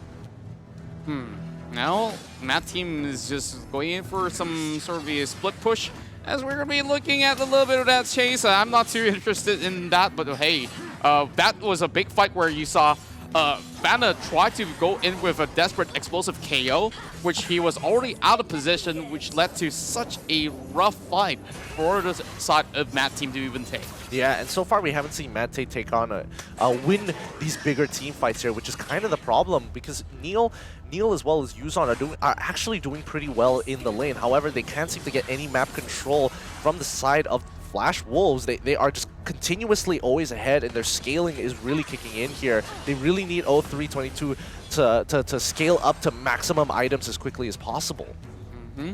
Now, heading in towards the late game is going to be even more crucial for Matt Team to really look for those big picks, and I'm not too sure how are they supposed to even find CC to be available right here. This is going to be a challenge over the Dark Slayer so far. And Fana trying to get into position. They did get one kick over the side of CC. Oh, the shot comes in! It's looking pretty good here. Cuckoo now in trouble. Marja already popped the ultimate to get into the back line of 0322 and Yuzan. They can't do much as they pull on backwards. A great disengage for the side of Mad Teams, losing no casualties and allowing Neil to actually get the split push down and the tier 2. Wow, at least they get something out of that. Really safe plays coming in from Mad Team at the very least. That's the best part about having an Ibnif when you do have Malik on the opposing side, and they have saved this pick all the way in towards this 5th game itself to finally bring it out. And I think Cuckoo so far playing a phenomenal job at the support role, but Gua's looking even better on that Malik. Yeah, he is looking really, really good here. Gua has been finding some great shocks coming into this. Oh, no, Gaduo might be in a little bit of trouble here. Neil has the damage, however, he isn't able to one-shot Gaduo this time. Wow, and by the way, it's Marja, so I don't know what he was hoping for. Well, this is a problem where Matt Team really faces that layers of chains of things that can go wrong, especially when Ata brings up that indestructible wall in between those fights. So you really gotta commit to that fight, or you know, it's either you find Kato or CC to pick up first, and then you deal with the rest of the much tankier units. It's still gonna be taking a lot of time to actually fend off against. But you know, so far scores gonna be 8-3 in terms of kills. Later on, the number of gold might not matter anymore in another 7 minutes or so. Yeah, the gold probably won't matter in the 7 minutes or so, but right now we're just looking at the current state of 0322 when it comes to items. It's not looking too great. Oh, Neil gets absolutely destroyed by Kato here. There really is no competition whatsoever. He is quite significantly behind in gold, and especially since Kato has been able to not only pick up the kills, but also be a great engager for the team, it becomes that much more difficult to actually win those 1v1s. So far, with all these 1v1 battles are not favoring the side of Matt Team for sure, because they're kind of out-farmed for their current moment. As we are slowly looking at Flash Wolves are just stacking up every single thing that they have to hit themselves in towards level 15. But oh, Cuckoo getting caught up. Not looking good. Yep, Cuckoo is going to drop the ultimate to buy a little bit more time for the team to actually come in. The shield is actually going to power him through. Cuckoo, can he survive? No, he does not. Oh, 322, he's now in trouble. He already popped his, unfortunately unable to pop his ultimate now with no way to actually get his damage in. Flash Wolves take full control over this top side, but you can already see Neil trying to make an effort, trying to get this mid-tier 2 to keep his team in the game, despite the fact that he can't contest the Dark Slayer. Yeah, this is looking bad. The flanks are coming in from different directions. Shot does miss as we are looking at Flash Wolves slowly retreating, giving a little bit of that sort of area of coverage for the side of Matt Team to really respond towards this Dark Slayer. But it will go on a reset, and there will be a split push coming in from the bottom side as we are looking at the Nacroft really wanting to actually go into the push. And there goes the steal comes in from Matt Team. Oh, that is such a feels bad. After all that work, after all the leads, they just needed their win condition. Once they had Drake, they could look to push into the high ground turret, but unfortunately, they couldn't even secure that. Matt Team have just bought themselves all the time that they need to scale into this game. This is huge news for the Sun Matt team. This is the only thing they needed to really neutralize a little bit of that bleeding that they had early on, and now that they did stop the pain, there's going to be the Enraged Abyssal Dragon for them to still contest, which is why every single one of these guys want to party, even before they're channeling his element. Over in the back, it's going to be Ultra 2 facing off against Heroes, but he still has that chunk of HP to work with, and the shield's going to be able to actually pop off. And oh my goodness me, this is not going to be looking all too good because the top side of the shove will come in from the side of Matt team. Neil can still hold on for now, and we're going to be looking at another push going into all different sides of the lane. Nil goes down. The Drake's going to be brought out as well, but it does not matter. Look at the mid as well as the bottom because there's a lot more problems for Flash Wolves. Yeah, they are pressuring the high ground turrets, and Yuzon able to secure one. What a great play coming in from team here. Absolutely insane. These guys are absolute mad lads as Neil able to buy so much time into the top lane, forcing out some of the biggest abilities, and then this steal happens, and it all turns around, so much so for Mad Team. Oh, look at them go. 0.1 seconds. Oh, that's so lucky. He just landed at the perfect timing. Every single one of them say 1, 2, 3, put all of your skill shots where the Dark Slayer is at, and they've managed to put more than 2K out there just to take that one in the back. Yeah, that was a fair play, and now Mad Team have kind of recovered from the damage that Flash Wolves had put into them. Now taking 7 turrets to Flash Wolves' measly 4, when it used to be the complete other way around, where it was 4 to basically 1 at that point in time. Yeah, and of course with those super mutants marching right in, they're going to be so occupied on defending right now over the bot side, and eventually they got to respond to the next Dark Slayer coming up pretty much online real soon. As we head in towards the 17th minute, that's where Flash Wolves need to decide how are they supposed to juggle with all of that. And you gotta give kudos to Neil once again because he was pulling the right moves, and they had so much trust in each other, where every single one of these waves were well managed with that steal out on top. It just gives so much for Mad Team to really come back up here. Yeah, I mean, it was one back call from the side of Flash Wolves that allowed Mad Team to actually come back after snowballing a really peculiar situation with the Dark Slayer here. But Mad Team, the journey isn't over just yet. Yes, they do have an advantage that bot side is completely exposed, but I think that the exact same thing is going to happen again. They're going to get a good split push down on bot side and force the Flash Wolves to actually back off and then take the Dark Slayer for themselves. You can see members of the Flash Wolves really taking this one diligently. Don't really want to get anywhere too close, but Cuckoo wants to say, hey, we might actually get our hands dirty down on the Dark Slayer pit if you don't come over right now. And yep, they're sending 2 members right down below, and it's going to be starting off with Heroes to really go in for the push. Yep. Heroes gonna be able to get a little. Oh my! Wow! Guar really overstated himself here. 0322 has finally scaled up well into this game, but now Heroes gonna get absolutely demolished here by both Neil as well as Fanta, and there's no means of escape. Even with the Blade of Eternity, he is going to get killed twice. I think that he didn't really expect 2 members to be there instead, where he was thinking, oh, well, it's going to be a 1v1 anyways. They might just be guarding on towards the Dark Slayer pit because nobody is there to actually receive all the info of what's exactly going on. And now with Heroes down and out, this is the best time possible for Mad Team to take a very clean Dark Slayer take. Yeah, things have definitely changed up. Flash Wolves in control for the most part of the game, and now Mad Team really striking back. Their scaling is looking really, really good. And CC, on the other hand, oh, he needs one good team fight. He's been on max items. He's just got his max items at this point of time. He's already got the Muramasa. He's got the Cleaver Sanctity, as well as the Omni Arms with the Rank Breaker. Oh, it's looking so good for them. However, they just can't seem to close out this game against Mad Team. And of course, they're bagging it on this Enraged Abyssal Dragon, but they still have that push going on the side. But you see Yuzon's getting a little bit occupied over on towards the mid lane here. Well, there's still 46k to go before we see Abyssal Dragon sitting out of this. All Sage Golem being attended by Kato. This is going to be pretty much a neutralized situation. While Atta as well as CC is already moving upward, so that's going to be a wasted break for sure, but Enraged Abyssal Dragon still in the back for Mad Team. Yep, Mad Team now having some killing power on top of everything else. I don't know if they're actually going to look to, you know, force a fight now that everybody has pretty much hit full build at this point in time. But we're just going to have to wait and see because they look to play this split push game. Neil doesn't want to engage onto heroes knowing that Kato is relatively nearby. He's going to wait out for the wave, look to take control of it. While top side is already pushed in, now they rotate towards mid side, take control of top jungle, and look to break a high ground turret. You can take it really slowly, and now heroes get caught up. This is going to be bad because Cuckoo's on the way as well. He does not want to channel his ultimate all too soon. Gato as well as Kato slowly gets themselves halfway through the checkpoint of the jungle, and now they will disturb us once again. Seems like the Darkslayer itself is not going to be enough, and we're going to be looking at an overextension of the match as we're hitting the 20-minute mark. Yeah, this is going to be a pretty long game here because both teams, again, they are dependent on their scaling, but they're also dependent on the way they play the team fights out, especially for Team Flash because they can't afford to let CC die here.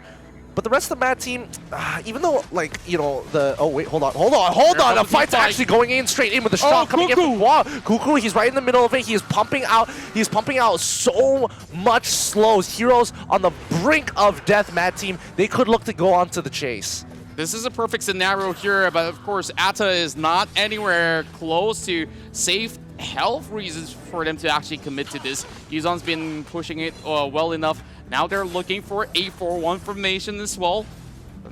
A little bit of a reset button being pushed from the side of Flash Wolves, but boy, that was a great Nature's Path coming out from the side of the Yipnif right there, as he managed to catch most of these members with slow and eventually, of course, stun up a couple few, but it's too hard for them to really go in to commit to that fight without having anything on the line. But now that the Darkslayer is up, this is going to be a little bit more tempting for Flash Wolves. Yeah, and especially for Mad Team here, I think they're at a slight disadvantage because Flash Wolves need to make the first move here. Heroes, he's taking way too much damage, and now the weak links start to show. Atta, not exactly the best scaling hero in the game. He may be played as their Darkslayer later. However, even at full items, in comparison to Yuzon and Sienna, it is still a very, very tough bout. Yep, everyone's already at level 15, so... Oh, what? Oh, we just missed out on a solo kill. I mean, it was a trade of kills. Both Neil and Kato are down there. Going to be no junglers here. They are going to flip a coin to actually get to secure this Darkslayer, but they want to force a move out of Gua. Gua now down, doesn't have the shock, and now they are on the run. 0322 out of position here. Drops down with the Kunai Blaze, or Marja going to secure the kill with no problems whatsoever. Cuckoo in the backline trying to make something out. 0322 coming back with the endless, not with the endless cycle, but with the Bow of Eternity as they continue, the Blade of Eternity as they continue to fight onto the backline. Cuckoo still holding on strong, but they've lost so many of their members. Fanta is dead. Neil is still waiting to come back to life. Cuckoo is going to get locked down. 0322 at such a small sliver of health can't afford to get back into this fight. This is a big loss right here for Mad Team, and the cooldowns are really high on those death timers. Now this is the perfect opportunity for Flash Wolves to finally regain their momentum, though they still have the goal lead. Gold does not even matter anymore. They can start selling their boots for all they care. But oh my goodness, that fight, so much of the extension coming out, and with these two members, they will be able to take this one in the bag. And this is looking a little too hard to close. They need to have both the Dragon buff alongside with it.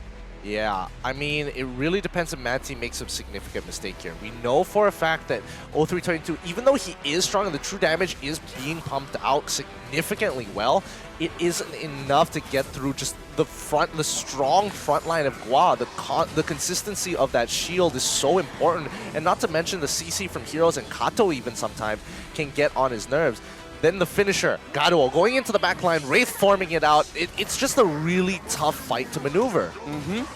And we are seeing a little bit of a sneaky attempt coming from Neil once again, with that Drake already being popped up right down below. This is going to be Flash Wolves taking that Dragon, but Mad Team really wants to play it very safely. There's going to be Atta here alongside with Kato. Well, not exactly Kato. It's going to be CC to slowly clear off that sort of wave. Now, I think we're going to be extending it all the way to 30 minutes if this goes on. Yep.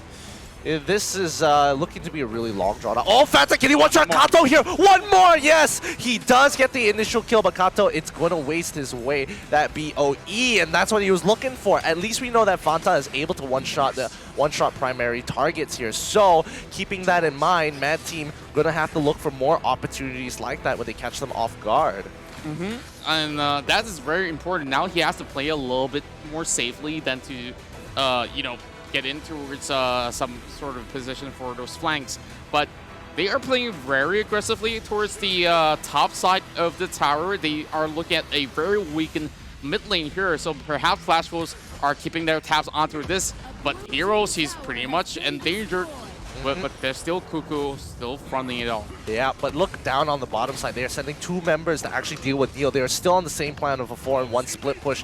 Neil is fast, however, once Kato catches up, it becomes a much more difficult battle as Neil can't seem to kill Gaduo here. He is just able to spell vamp throughout all the damage. So Neil taking full advantage of the jungle as well, going to effect as the rest of Mad Team taking advantage of Gua out of position. They secure the initial kill, but the BOE is going to bring him back, and now it's going to be a 5v4 here. Neil in the back line. He doesn't want to actually go and secure the kill onto Gua. Oh boy, it's pretty much a lot of back and forth that result into it's absolutely nothing for now. No towers whatsoever, just heaps of all these unlimited minions just crashing waves after waves. They want to wait for that really huge mistake to be committed by either side, and that foul is going to be very much costly because we're fighting for that match point right there later on. Yep, Neil's gonna walk up and try and snag off Kato here. Unfortunately, Neil completely whiffs, including the ultimate as well. He's just gonna back away, rinse, repeat. He's on now trying to actually get himself in towards the Dark Slayer zone. A lot of all these area has been enclosed, and this is looking very close, but oh, Kato managed to still get it in the back. Yep, no steal coming in for the side of Mad Team as Flash will slowly retreat back into the jungle, steal away. Sorry, not even steal away, but take away as much as possible. Mad Team going to do the exact same thing. It's not like they even need the gold from this point forward, but if a fight needs to break out sooner rather than later. This has been going on for too long, and both sides are giving each other way too much respect. It seems to be a very long gridlock between the two of them, and the last kill between the two has been a couple of minutes from now.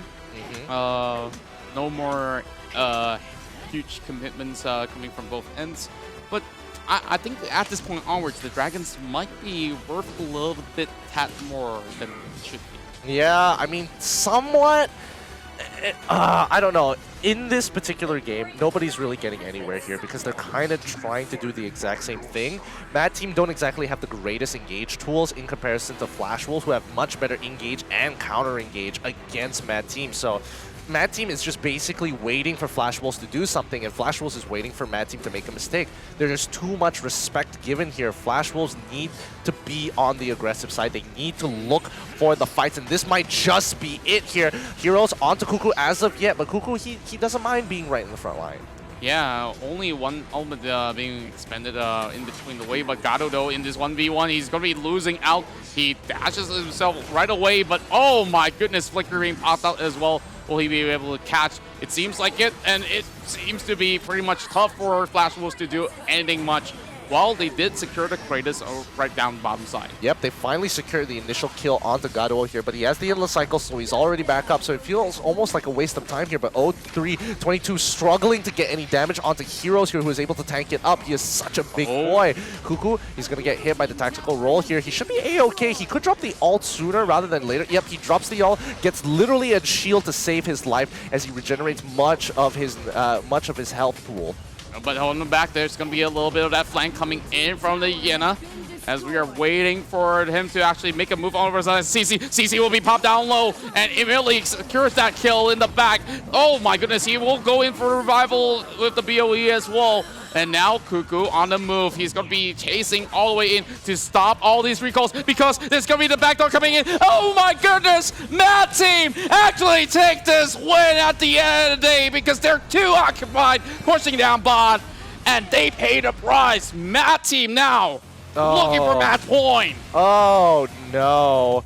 Oh boy, that's going to be a great victory for Mad Team as they were able to kind of hold it out and play the macro game a lot better in comparison to the Flash Wolves. However, the Flash Wolves didn't realize that they lost their Marja up on the top side, and unfortunately, she wasn't enough to stop the onslaught coming in from Neil the moment that that high ground Darkslayer Torrent went crumbling under his feet. Yeah, that was a great setup with the Yana coming in for the assassination that actually disrupted the tempo. They were so focused on towards chasing her down, and once they soon realized what's really going on in the top lane, it's too little too late for them to actually react at all. And you gotta say, Cuckoo actually came in time because he stopped the recalls as well to secure this big win.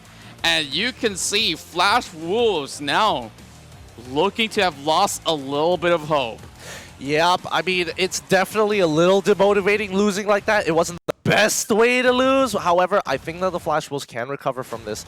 We're just going to have to wait and see. But Neil, definitely the MVP, able to kind of just clutch it towards the end, getting that great backdoor with the help of his team to stop those recalls, ending the score with 26k worth of gold and 7.7 MVP points. Neil, really the jungler to watch out for. Yeah, and he was the one in charge of breaking the silence as well. It went on a little bit too far extended towards the late game, and I felt like from the side of Flash Wolves, they kind of tunneled at one point, which they should have not making this sort of a mistake. But hey, this game, there's bound to be a winner as well as the one that takes the short end of the stick.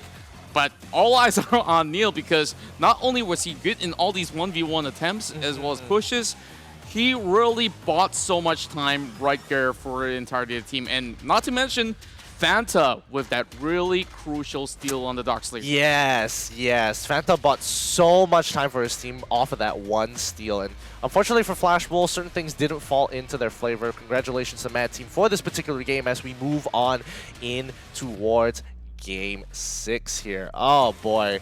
5 games in already, and it's just been absolutely hectic. Yeah, and it's been a lot of back and forth, and now Mad Team pulls one in the back after suffering 2 defeats. So if they do get one more point in the way, they will move in towards the grand finals of the Arena of Valor Premier League championship. Yeah, I mean, so far, I mean, it's been looking really, really good. The playoffs have been looking absolutely great, especially into this bracket. There is no losers bracket, so it's only one best of 7 to determine who makes it into the next round. Mad Team on match point. Kind of scary here for the Flash Wolves. Yeah, and they really went all out on this one. You could see the draft that they pulled up was pretty much fantastic, especially those early games were great. So it's time for us to check out the highlights before we bring you that match point coming in for Mad Team.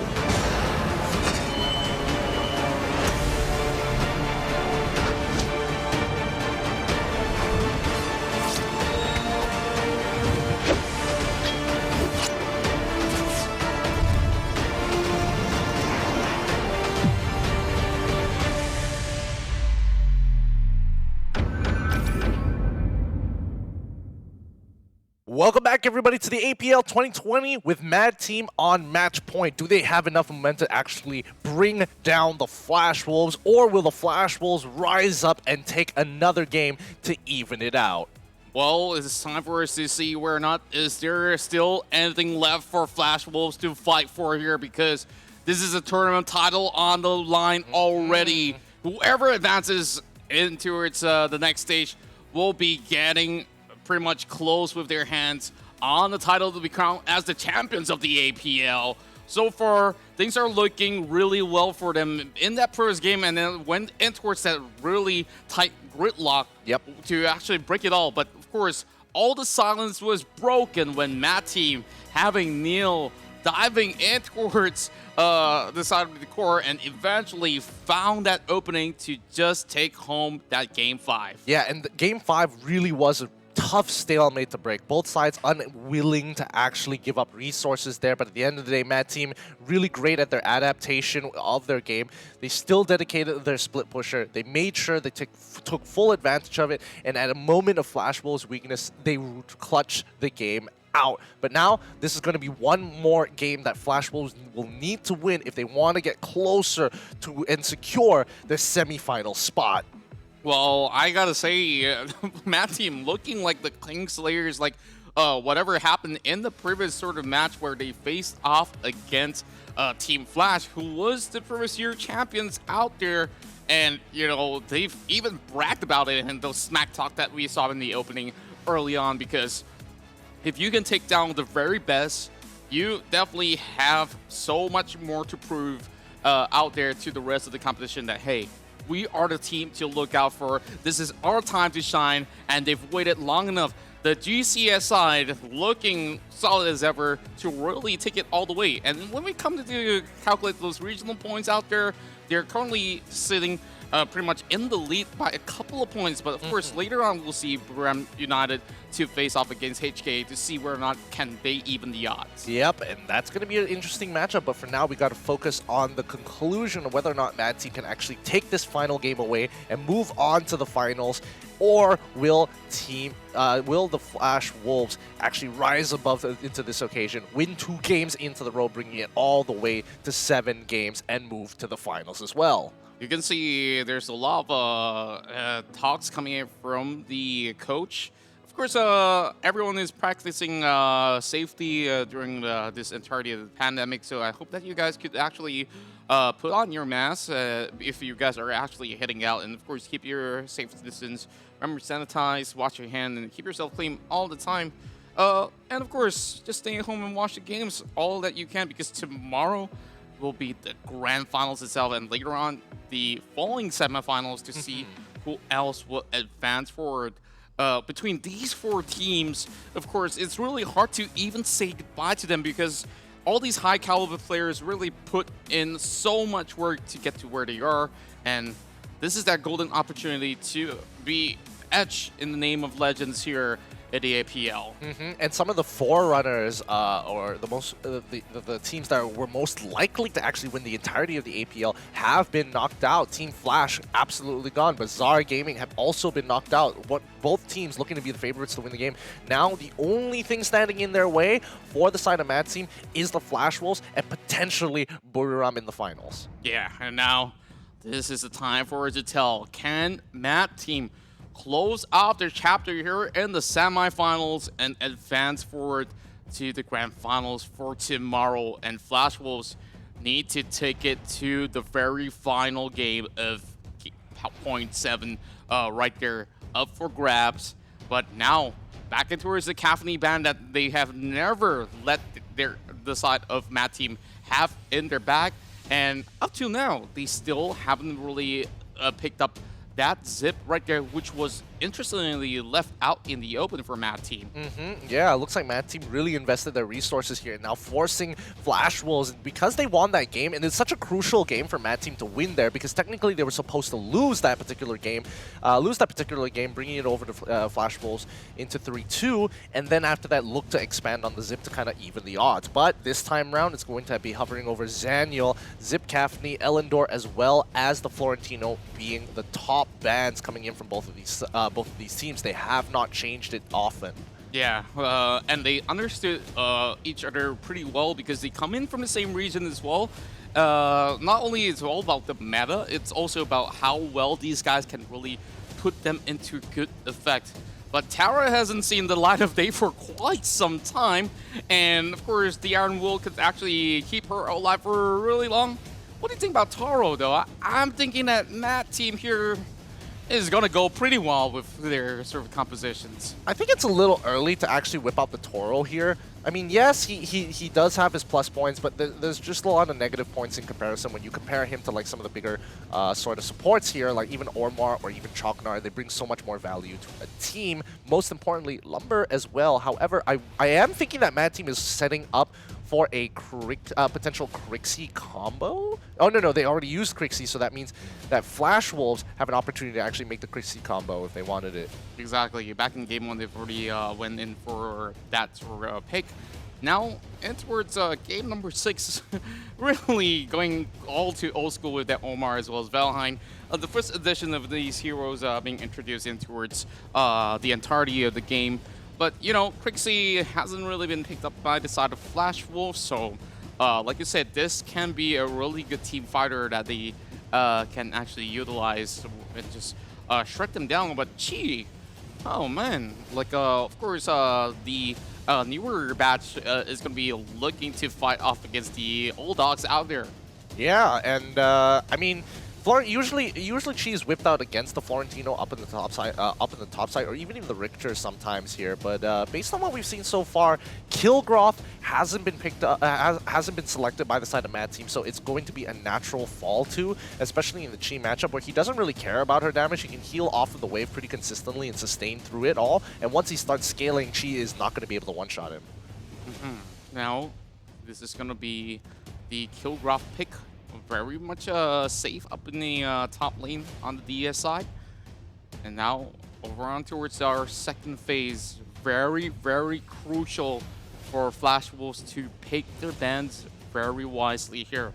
And they have to go back in towards the drawing board to see what else is there that members of Mad Team could possibly pull out. They're still not allowing Fennec to go through in the hands of Flash Wolves.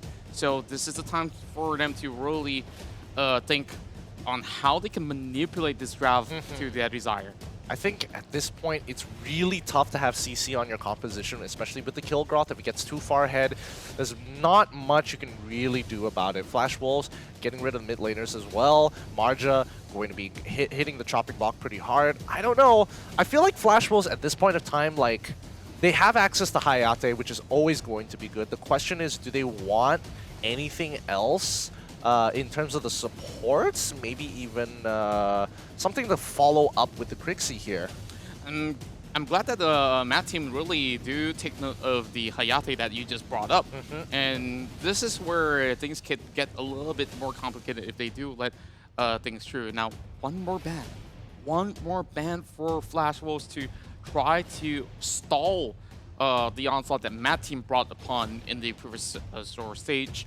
And, you know, perhaps this is going to be more heavily focused on towards a support pick or so. And it's going to be the Lindis instead. Yeah, Lindis jungle also going to be taken out. Scaling junglers are off the table for both teams. And, I mean, Flash Wolves have access to Rook. I don't think Rook would be too bad against the composition against Mad Team, especially since he can kite out Kilgroth a little bit better. And if he gets right in front of Valheim, and gets enough auto attacks off, he should have no issues there. The only problem is that there's quite a lot of disruption. I mean, the Ormar is annoying. Valheim with the mini stuns as well can be a little bit of a pain to deal with. Mad Team could go for their mid laner, but they don't have a lot of options left. Decisions. I mean, they could whip out the Zata if they wanted to. Zata's not too bad, honestly. But, you know, it's really going to be interesting when you really combine all of these stuff all together. Yep. Seems like they're going to be heading in for that Zata pick. Good call. Yeah, looks. But the thing is, they've really expanded their mid hero pool here, and I don't know if Flash Wolves win this game. Game 6 is going to be really, really tough here, and if the Mad Team don't Oh wait, no. Actually, it doesn't matter. If Flash Wolves win here, it's going to go into Game 7, and then after that, the reset will happen, and that's going to be a very interesting game. But as of now, not a lot of things to whip out for both teams. Flash Wolves now need to consider, okay, we've got a mid laner, we've got a top laner. Zaniel is most likely going into support. We need a jungler. They could go for the Slims if they wanted to. Have they used Violet? Yes, they've already used Violet. Kafni's off the table.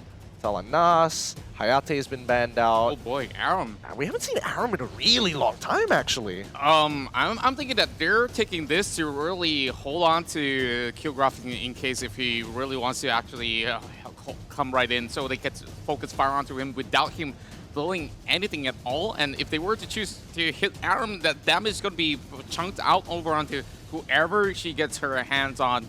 And Slims, of course, this is really high risk, high reward pick as well, because now that we're looking at things, Flash Wolves really don't have that much tankiness on their side. Yeah, I mean, they don't have a lot of tankiness, but you know, Zaniel's Angelic Splendor is going to be a very big part of it. Arum is extremely tanky towards the later stages of the game, but like early on, yes, she has a bit of that a bit of that damage because her level 1's pretty strong. But then after that, she's going to get like harassed for the most part of the game if she gets ganked, and that's going to be tough. But Mad Team finally whipping out the Zephyrs. They've got a really strong dive composition with the Ormar, with the Valheim, with the Killgraph. Plenty of things to go past to lock their enemies down, and you know, the finisher who doesn't really care about your CC. Yeah, I'm looking at Mad Team right here. They do have a lot of mobility that I really do like, and this is going to give them a little bit of trouble right there for Flash Wolves to deal with. Like, their issue in the previous game was that sort of split push. Hey, you can do exactly the same thing, having that Killgraph on your side, as well as the Zephyrs, which works essentially about the same as a Nacroft.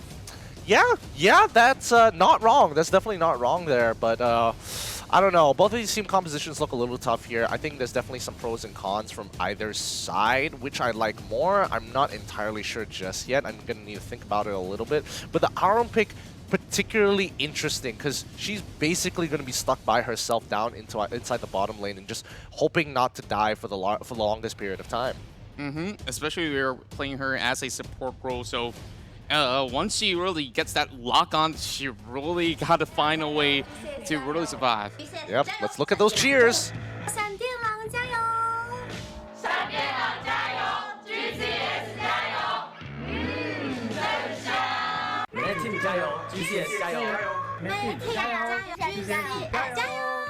APL 冠军之路 ，Matching， 我等你们说一波。GCS 加油 ，Matching 加油 ，Matching 同意。 There we go. This might just be the potential last match for Flash Wolves. They did not take the win against Mad Team right here on Mad Point. Both GCS Titans collide, and we're gonna see who will be the one that will represent their respective region and the grand finals itself. Let's hear it out for both teams as we are seeing both sides really having a little segregation here as we are seeing Mad Team separating themselves into towards two parts here. They are trying to defend that by buff, and here comes Invasion. Yep, and they're trying to abuse the fact that Arum is very good at level 1. However, they kind of sniffed it out for the side of Mad Team, so great defense is going to push them back into their own jungle here, and that's going to slow them down a little bit because now Fanta can actually look to harass both Kato and Gua at the same time. Now Garuo is going to have to protect down bot side, and she is going to be on the top side, so expanding Gua into this help the jungler clear the lanes as quickly as possible is going to be very, very useful. Almost actually taking a lot of that sort of the position where we see that contest for that camp. It result to all too much, as Flash Wolves, of course, do get a little bit more upper hand in terms of a goal on their side, as we can see members just staking like glue as they are trying to power level this out of Kato. Yep, I mean, you know, Kato doesn't necessarily need the help. However, just speeding him up, allowing him to hit level 4 straight away is going to help. Ooh, are there going to be any spears that actually take the Spirit Guide? Nope, unfortunately no. However, they will get the vision that they require onto this bottom side of the map as they continue to start pressuring bottom side. We need to keep our eyes on mid for the side of Mad Team because you can already see them. Both Zata and Zephyrs are ready to rotate down if they overextend. And this is going to be really scary if any of these members of Mad Team gets caught out. Hero's going to be keeping them all occupied. Yuzon putting a little bit more of that damage back towards heroes as we're looking at Cuckoo here.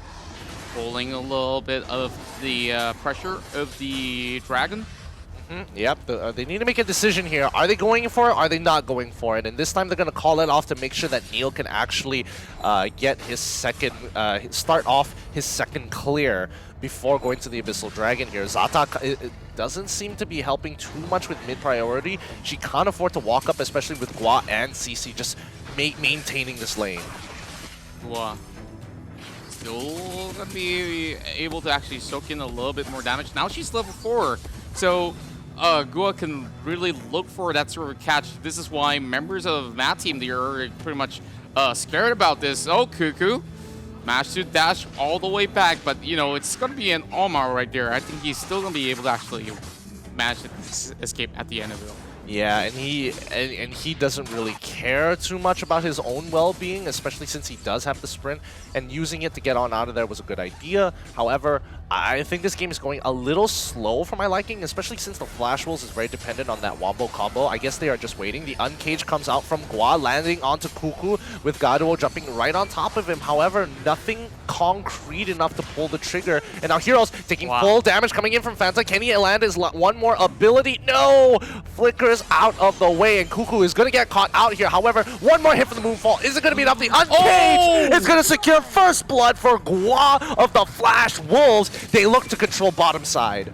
That was the very edge of this kill, as we saw the Aram really send out all these lines to take a big chunk of that health. And boy, oh boy, that's going to be a big scare over on Sound of Now. Very bold of Mad Team to actually try to do this one more time. 0322 in the back line, making sure that Gua is having a very bad time. Neil with death from above as well. Yuzon, oh, they are pulling backwards. It's nothing much, but can she make the difference here? Yuzon, he's trying to zone them out as much as they can. Heroes, he gets a clip but knocks him right over the wall. Moonfall comes down. Cuckoo trying to slow them down as much as can, allowing the rest of the team to pull backwards. 0322 is here to support him just in case with the stun. He uses his ultimate, gets the movement speed, and now he clears the wave, and that fight is over. Yeah, Mad Team Master still snuck it all the way to the back to secure that Dragon. FW is the team with the most first bloods after the quarterfinals. 22 first blood. That is very impressive. That's 22 games that we're talking about here. Yep, 22 games in total. Like, wow. That's a lot of games. That's a lot of games being able to secure first blood every single time, and Flash Wolves have consistently been able to do so here. Proving themselves as one of the most aggressive teams in the early phases of the game, for sure. And at the very least, Flash Wolves, they have been actually playing very consistently in the sort of way where, you know, they have a very, very strong mid-game presence all the way through, no matter if you lose. Oh no. Oh no, what a pick-off here. Kato lands the Javelin, and then everything comes crashing down onto Cuckoo. No means of survival. This is something that sometimes it's so hard to really dodge out some of the Javelin tosses coming in from the Slims. Oh my, Neil's going to be able to actually look for Gua. Everybody wants a piece of cake for that support. Hero's going to have to flickering it off as we see Yuzon really trying to put in some damages. But Lil won't be able to actually get himself all the way towards the back as they will fall back and retreat.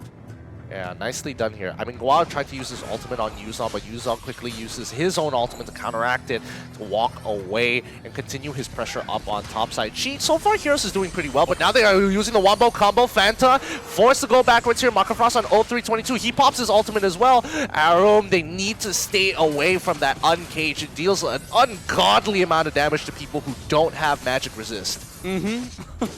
Oh man, like I gotta say, those sort of catches time and time again, Mad Team cannot fall prey to it so often. Like it's gonna be denting them that sort of chance to really secure this game in the back, because they are so close to really take it off. So far, all 2 deaths are coming in from Cuckoo himself, so he thinks that, oh, I'm tanky enough, I could just do whatever I want. And yeah, mind you, he doesn't really have Flicker with him, so it's really about having the enemies expending all these sort of crowd control before he can make a move. And that's always the ideal situation, you know, allowing your opponents to use as many of their spells and whiffing however many that they possibly could. But noticing on the top side, the matchup between Chi as well as that Kilgoth is not looking too good for Heroes this time round, only because that Yuzon just scales way harder into scales much harder into the lane matchup. And now Neil coming in pretty hard with the death from above. Gua turning it around. He still has his ultimate, drops the Uncage straight away. Yuzon is going to back away into his own lane. Very smart moves coming in from the side of Matt team. They do expect the Javelin to actually fly right in. So they reset. Talk about landing those Javelins. Mark of Frost from Neil is going to protect it here, but Gua going to lock him in place. Kuku trying to create some space here, but Fanta with the death from above goes in pretty hard. Fanta's ult does come through, but Gua is able to survive the entire ordeal, turning it around, and the Javelin nearly hitting the back line as well. Just wow. A couple of millimeters away from hitting that last Javelin. It could have been a kill right there as well. And the perfect Angelic Splendor coming from Gado to really save the day. What a finisher coming from the side of Flash Wolves. They knew that they need this point so desperately, and they are playing like the champions that they are. Yeah, they're doing a phenomenal job so far. Both sides unable to break the other, with only Flash Wolves with a very slight lead ahead of Mad Team. But even Mad Team, they are winning in terms of the structure game. Now, in terms of structure, well, it's just one tower anyways. Like, nothing too much that the Zeno shouldn't be able to actually deal with. Javelin does not hit, but here comes pressures coming over the side of Mad. Yeah, rotations coming into the top side. Heroes looking to pick off 0322 very hard, but the rest of his team is there to back him up. I mean, with the team fight composition that Mad Team has, it's really tough to get in and look for those engagements as long as CC does hold up his ultimate. Javelin coming through, and then Fanta trying to secure that kill onto Heroes here, but the Angelic Splendor is going to come down at the perfect time. Uncaged dropping down, trying to land onto Yuzon here, but nobody dedicated to actually starting off this fight. Gua riding pretty hard down the lane, looking for a catch. Neil, he gets locked down instantaneously. Don't auto-attack him there, Kato, as the rest of the team will secure that initial kill, as Flash Wolves are chasing down both Yuzon and Kuku. This is looking really tough for Mad Team. Losing too much of that early game pressure all across, and every single contest that they go for, they kind of actually given away a couple of leads that they could have actually utilized pretty much well enough. But I gotta say, the combo coming in from Kato was a little bit too tough for them to predict when exactly is the Javelin going to come in. Yep. Well, at this point in time, it's tough to say who's currently winning very hard here. Mainly because like both sides haven't reached that critical point yet. It's only 27k to 27k. They haven't really dedicated too many resources in taking the fight. Mad Team have slightly caught up. Oh, Neil death from above trying to land onto CC here, but Fanta going to be the target of choice. Gua sacrificing a lot of his life to try to make that work. Neil is going to be the next to fall. That's going to be 2 kills in favor of Flash Wolves. Kuku turning it around with his ultimate, but Yuzon needs to secure Kato here. Can he do it? The shield, the uncaged. Yuzon gets 1, and they walk away after taking 3 casualties from their side. I just love what Gua did right there. He just opened it up, and that solo kill up top side. The Valheim could not outlast that situation, but back in towards the mid lane fight. Gua flickers in, uses the snare, locks him in with the damage coming in from the tower itself, ensuring that the death was imminent. Let's see it right again. Yeah, he locks down Fanta so well, especially since Gua was going in pretty hard, and with the rest of the team just completely out-damaging him, and not to mention that Arum has an absurdly large amount of health. It was just impossible to deal with it, but coming back into the fight, they've already secured a kill onto Neil really nicely, as they have Darkslayer, and they also have the Drake onto that top side, so expect a very aggressive push coming in from the Flash Wolves.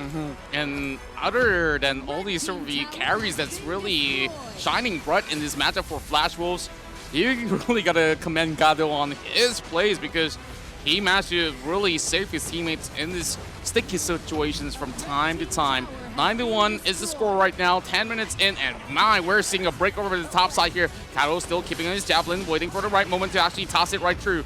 This could be the Drake here to actually take out that high ground tower eventually. as Nell could not help Oh, but watch no. it fall. Nell will go down as well. Neil walked up way too close for comfort, and now 0-3-22, he needs to make the best out of the situation. Cuckoo comes in with the ultimate as well. He pops it really quick, but the Uncage will secure the kill onto their AD carry, as well as Cuckoo, who's going to come back up with the Endless Cycle. However, it's not looking too good as Flash Wolves looking to take this game all the way to 7. Yuzon turning into the back line. Mad Team not having a lot of resources to work here. The splash damage is enough. He picks up one. The Uncage. Is it going to be one more? The ultimate coming in from CC is going to be enough to hold his ground. Cuckoo, the last one standing. Neil coming back in 2 more seconds. I don't know here. It's not looking too great for Mad Team. There's still a little bit of hope left because Flash Wolves have already backed away. They just want to sweep every single thing off of this map. This is the most convincing win that we are looking that Flash Wolves could possibly achieve by the end of it all. Look at the goal difference. They managed to just suddenly pop it right back, and now they have about more than 4,000 in total in their hand. Yeah, and that's going to be so important here because now they've basically taken off all the resources away from Mad Team. They can really start to cripple their economy. They can't have access to their jungle because they don't have any tier 1s or tier 2s to actually protect them. High ground on top side also gone, so it's going to be a constant worry for them. This My Golem should not go over to Mad Team. Yeah, this is a little bit of risk. Oh my goodness me. It went over to Gua instead, and yep, the bleeding has not stopped since then. Yep, Gua has done a phenomenal job. 2, 0, and 10 assists. This man is making it work. And Kato has already reached level 15 for quite some time now. The rest of the members of Mad Team are only looking to catch up. With such level disparities, they could not even pick up good fights for themselves, so they have to actually forsake what's being spawned over on the Dark Slayer pit. Oh, now that the Spirit Sentinel going over to the Flash Wolves here, what can Mad Team really do to come back into this game? Because it feels like they have the right tools, but they can't seem to take them out. Oh, Gado, he can't afford to die here. He cannot. They really need that Angelic Splendor. However, the split push coming in from Chi as well as the back flank coming in from Kato. They flicker forward. CC has a great ultimate. Neil first to go down, but Yuzon in the back line is trying to isolate Kato from himself. The splash damage and unable to get that lifesteal. It's going to secure that kill. Heroes as well. He's going to be flickering forward, and they want to get secure one more. Heroes, he's going to be going over. No, the aggro changed quickly, and Neil, he sees Heroes, but he can't really do anything about it. They go back in, and that's going to be a full team wipe in favor of the Flash Wolves. GG, well played as we bring it over to Game 7. What a beautiful game coming in from Flash Wolves, as we are looking at them securing this point to go into Game 7. Now both on the line to see who will come on top to be the victors of the GCSI in the grand finals. Oh, so far, I mean, the games haven't been as long as the Talent Esports games last week. However, these games are way faster, way more intense, plenty of action. All it takes is one bad fight, a slight advantage, and somebody is going to snowball out of control.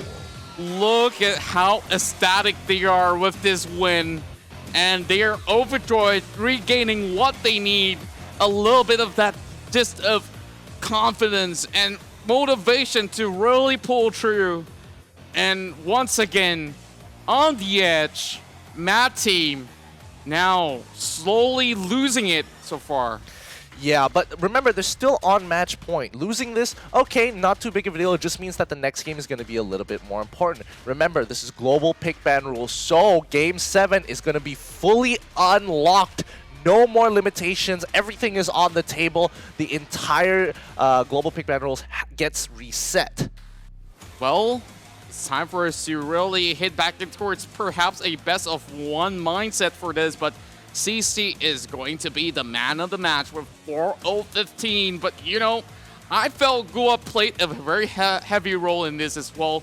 It's a great team effort, but of course, CC does shine with quite a staggering amount of course, damage being put out in those team fights, so you still have to give it to him. Yep, absolutely. And he's going to be absolutely happy with that. That's a good matchup for this round as we move on to Game 7 here. This is going to be the first Game 7 that we are actually making it all the way through. And now that the pick bans have kind of reset, this is going to allow Team Flash to actually decide, sorry, not Team Flash, Flash Wolves to actually decide on which side they want to be. And blue side, might be looking a little bit better here. Yeah, so far, there's a high win ratio on the blue side. We do notice whether it's for Matt Team or even Flash Wolf so far.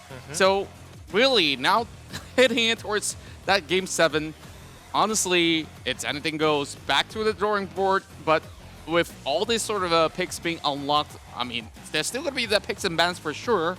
So it's really about that mental reset, who's more prepared to actually take this final game, because all the other past games, really, they have to put that all in the past. Yeah. And now going towards this last game here to tell who will be the one facing off against perhaps HKA or even Buriram United. I mean, they really have to reset their mentality for this upcoming Game 7. They can't, you know, take into consideration what happened in Game 6. They just got to fix up their mistakes and start looking to get a good draft here. Because so far, I don't think it's the players making too many mistakes. I do think it's like really the draft that has really been setting the pace of the games. But so far, in case you missed out Game 6, here are the highlights before we go into the final game of this matchup.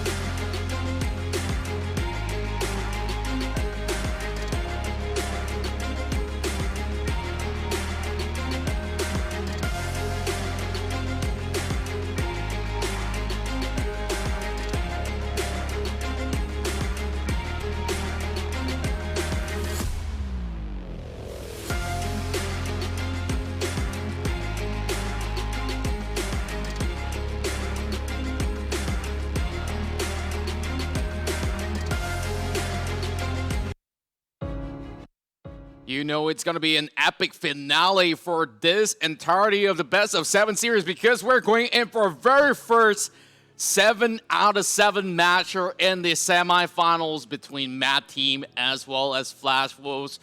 Seems like it is really hard to really tell who should be the one deserving to be in the grand finals instead, but only one will make it out, unfortunately.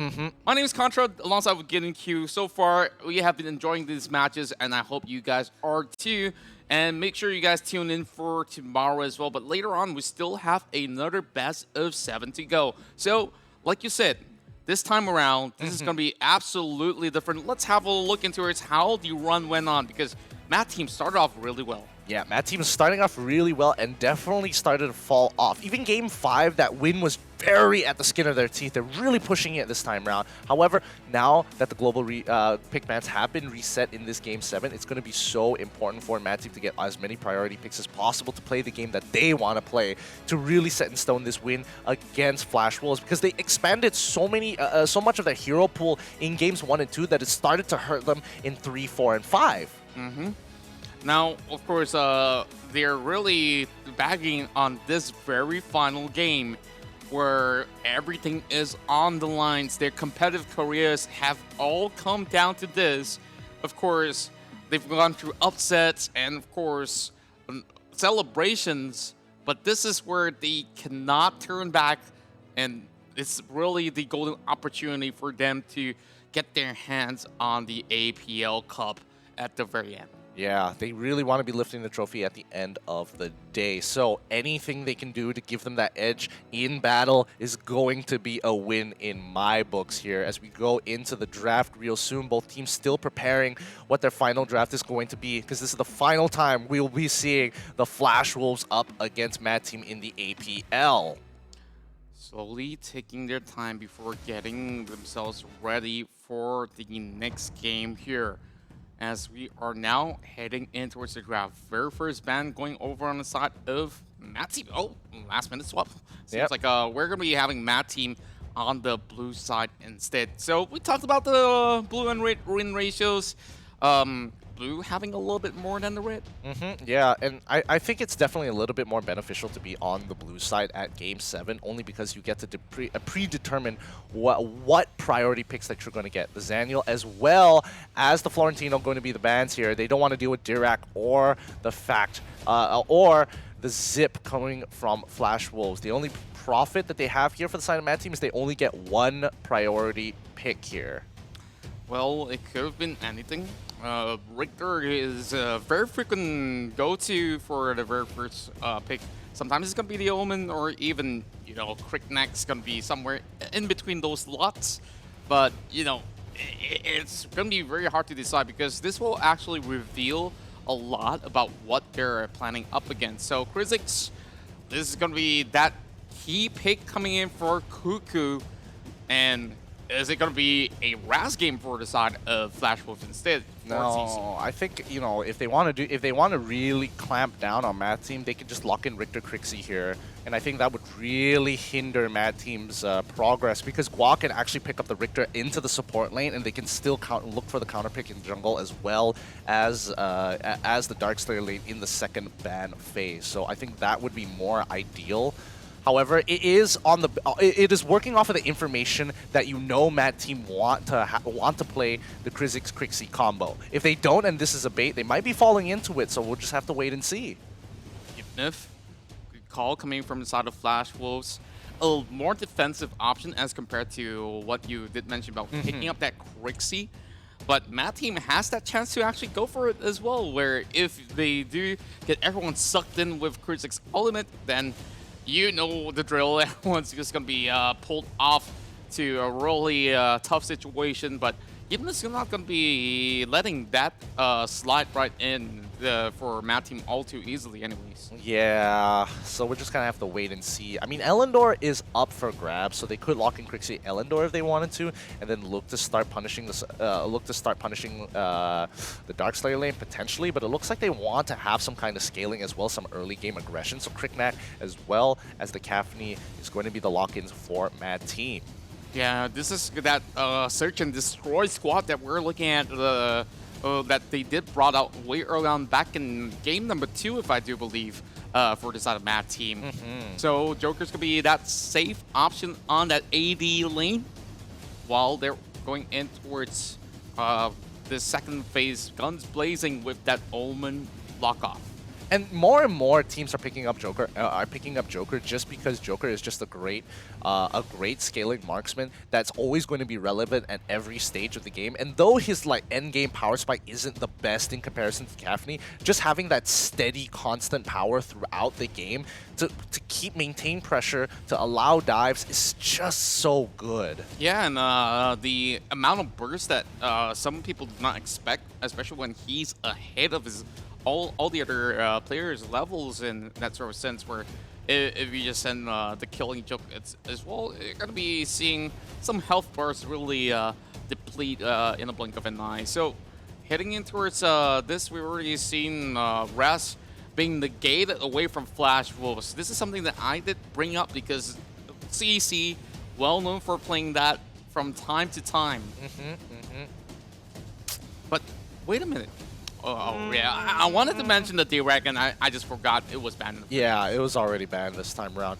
Blind picking Raz here, okay, alright. It looks like both Ignis and Raz are gone for the side of Mad Team. So what other options do they have when it comes to the mid laners? They could go for the Marja here, but their composition looks like it wants to be a little bit more aggressive with the Krizzix and the Kriknak, unless they want to, you know, instead of playing the level 3s, the level 2, the level 3s, they could push it up a little bit later into the level 4s to make things happen across the map. But Yipneth, still a very big problem. You did mention early on that Crixie is not too bad, honestly, but it's a really 100% full commitment to those sort of team fights. If we're really talking about that, Malik is going to be that sort of a key pickoff sort of way to get their hands in towards the range of Joker. So they're going to be exchanging things. Yena, last minute switch off, and Diao Chan.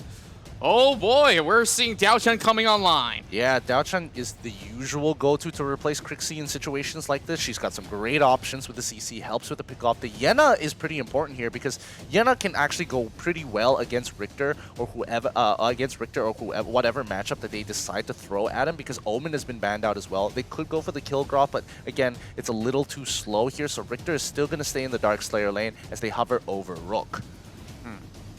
Well, I gotta say, the side of Flash Wolves will be quite hard to actually peel off in terms of their health bars, where Ibnif could easily regen it.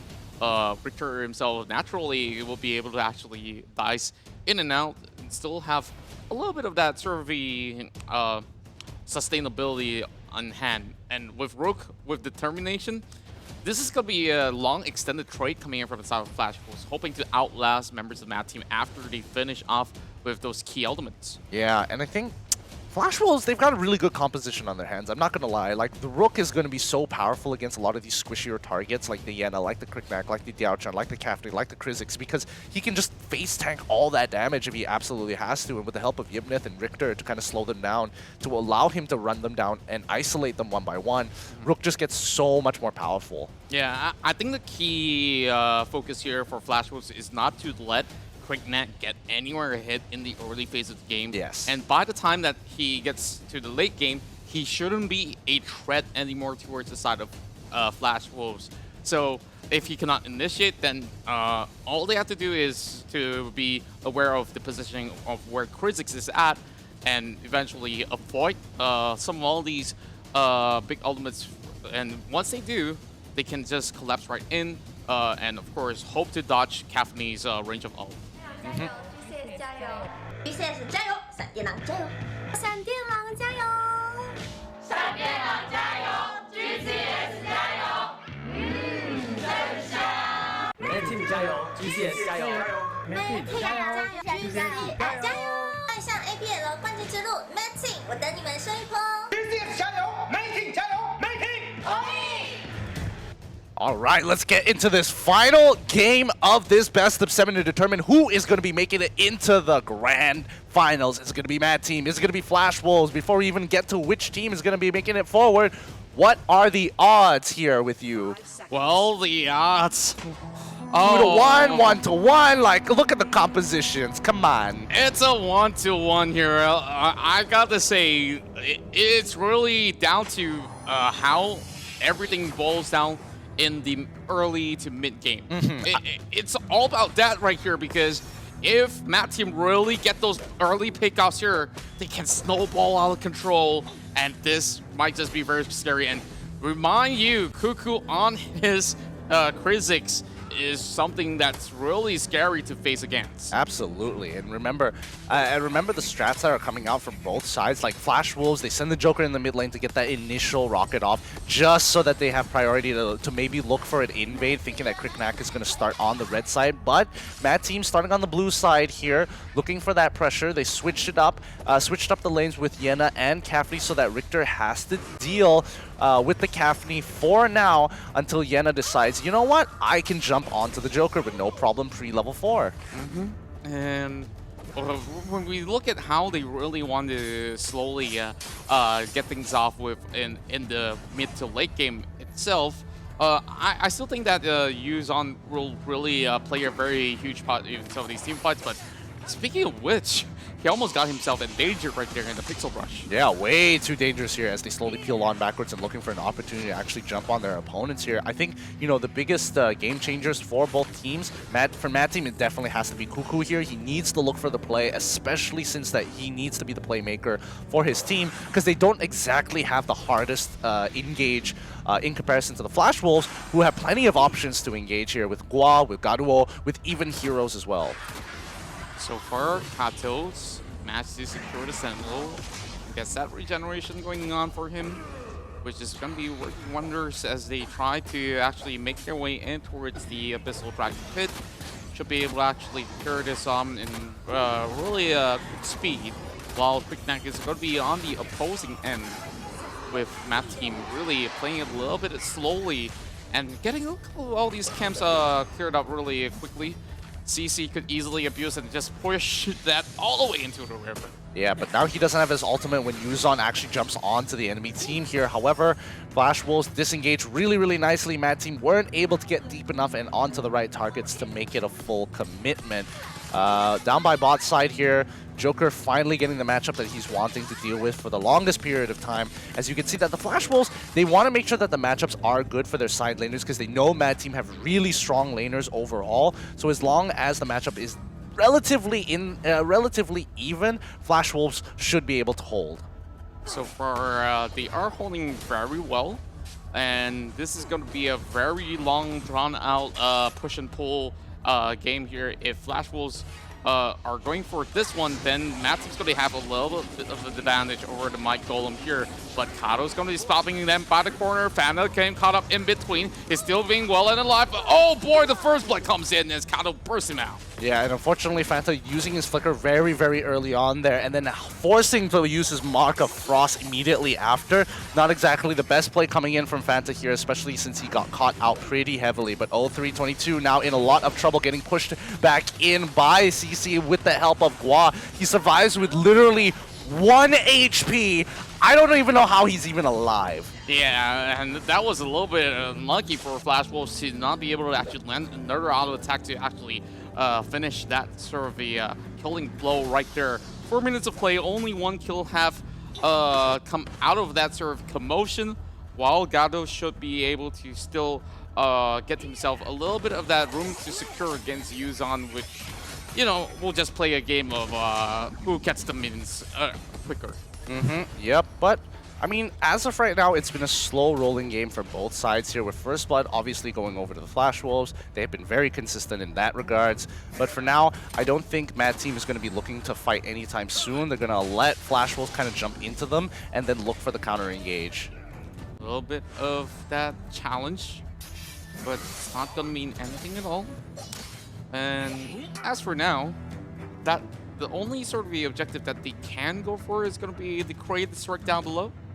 Yeah, and now that the Kratos is actually going to be open up, it's actually not that great for the side of Mad Team, because they are struggling to win these larger team fights, and if they can't isolate, or if they can't even get a split push going to get some kind of side objective while they are doing this, it feels like it's a little bit of a waste of time, because, you know, they can't necessarily win the team fight as of right now. Yeah, the longer they drag, the more Flash Wolves will grow even tankier. Like you can already see, yep, a couple of damage items as well as defenses have already been set up.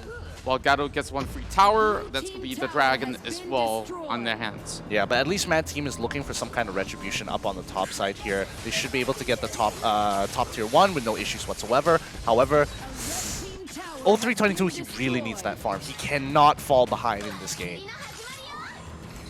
Now, 5 minutes of play, keeping in his taps on that Sage Golem. I'm not sure this is going to be a wise idea for Gua to actually make any sort of attempt, but Fanta, he might just get caught up if he oversteps his stay. But all they want to do is just clear off this wave and look to actually secure that Darkslayer river right here, as we already see Yuzon already making his mark, and the Ibnif somewhere in between to make sure that Mad Team does not trespass. Yeah, they can't afford Mad Team to get past their front lines here. And especially if they get to the back line, especially if they take out Gaduo or even Kato, that's already going to put a big target on the rest of the members' heads here, because they really need Gua to keep them at bay, not get into the middle of the fight. Because Fanta can do some serious damage if he's able to get like a two-man freeze or even a three-man freeze. Oh, Cuckoo going in for a setup. He might be able to actually pull Kato all the way back, but he will be able to actually escape. But this is going to be a waste ultimate coming from Kafni as well. There's going to be a push all the way down below. So far, Richter just doing heavy lifting right down below. Yeah, and unfortunately, Neil wasn't able to secure the kill onto Heroes, and that's going to be a big win for Heroes here, as now as he will get stronger, and at least he has limit tested against Neil, so therefore he has a good idea of how much damage he can actually take in a fight. Now, I think that he couldn't really put that on the litmus test all the time. That's true, but at least now he knows. Heroes is just like, yeah, I can beat Neil in a 1v1. Yeah, like, oh yeah, you could just flex it out for a little bit longer, but yeah, you just wait for another few levels and those items really come online and it's like, oh, did I just lost a couple of muscles in between? Yeah, it looks like it's going to end up with something like that. It looks like Neil coming in with a drone drop pretty hard. They don't know that CC is actually hiding in the brush here.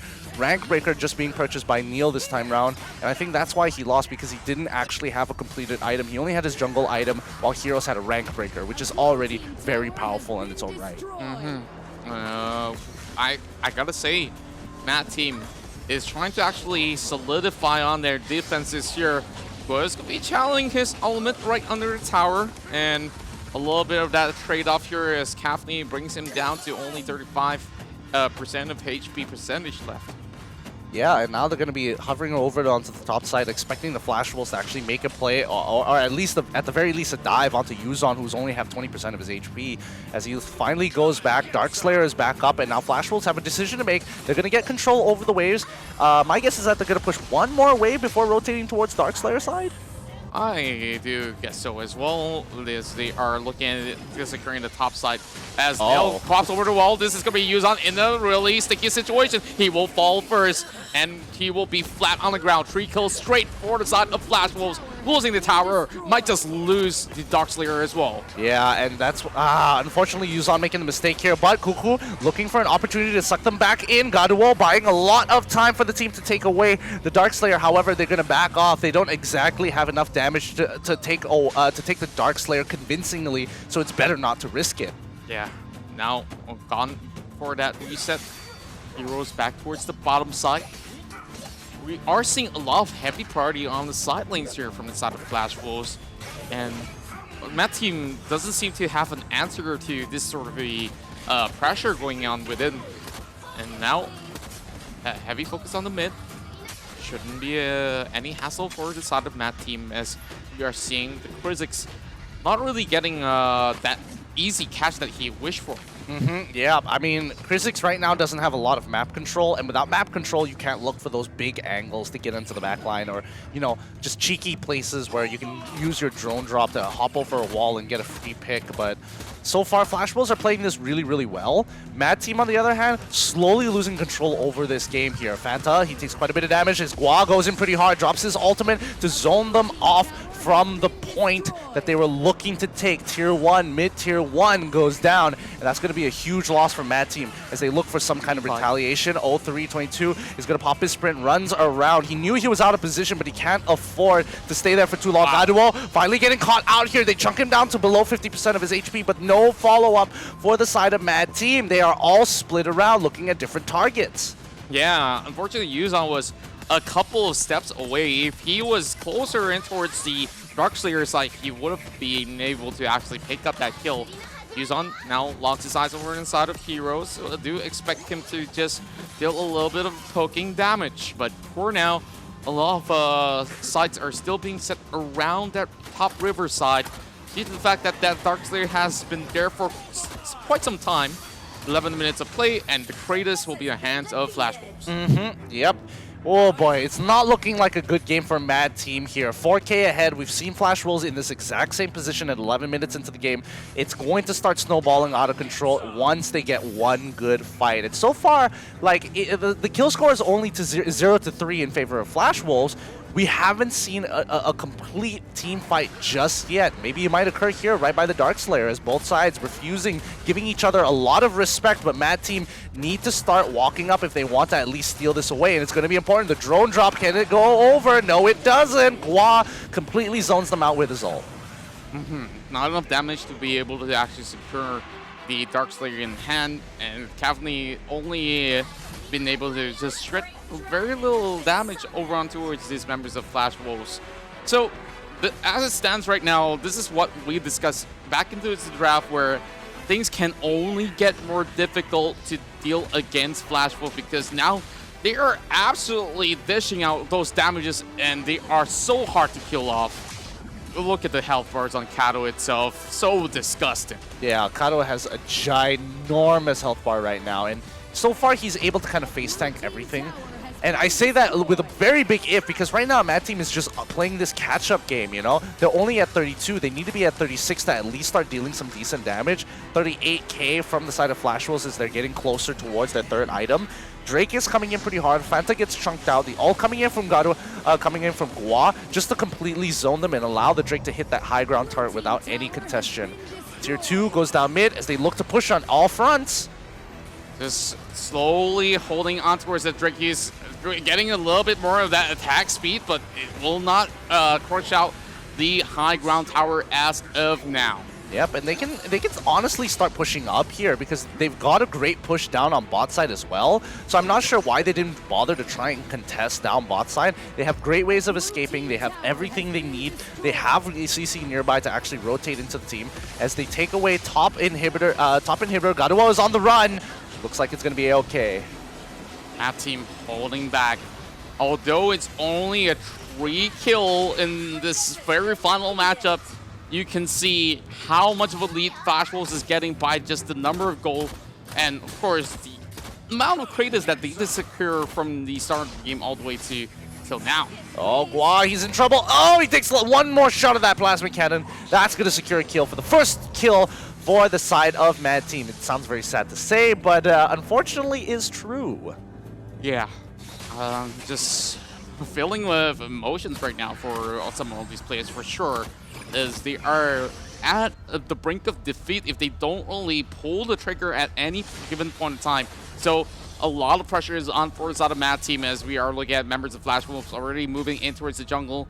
Let's spot them out for a little bit as we are seeing all members are slowly dispersing from mid to bottom.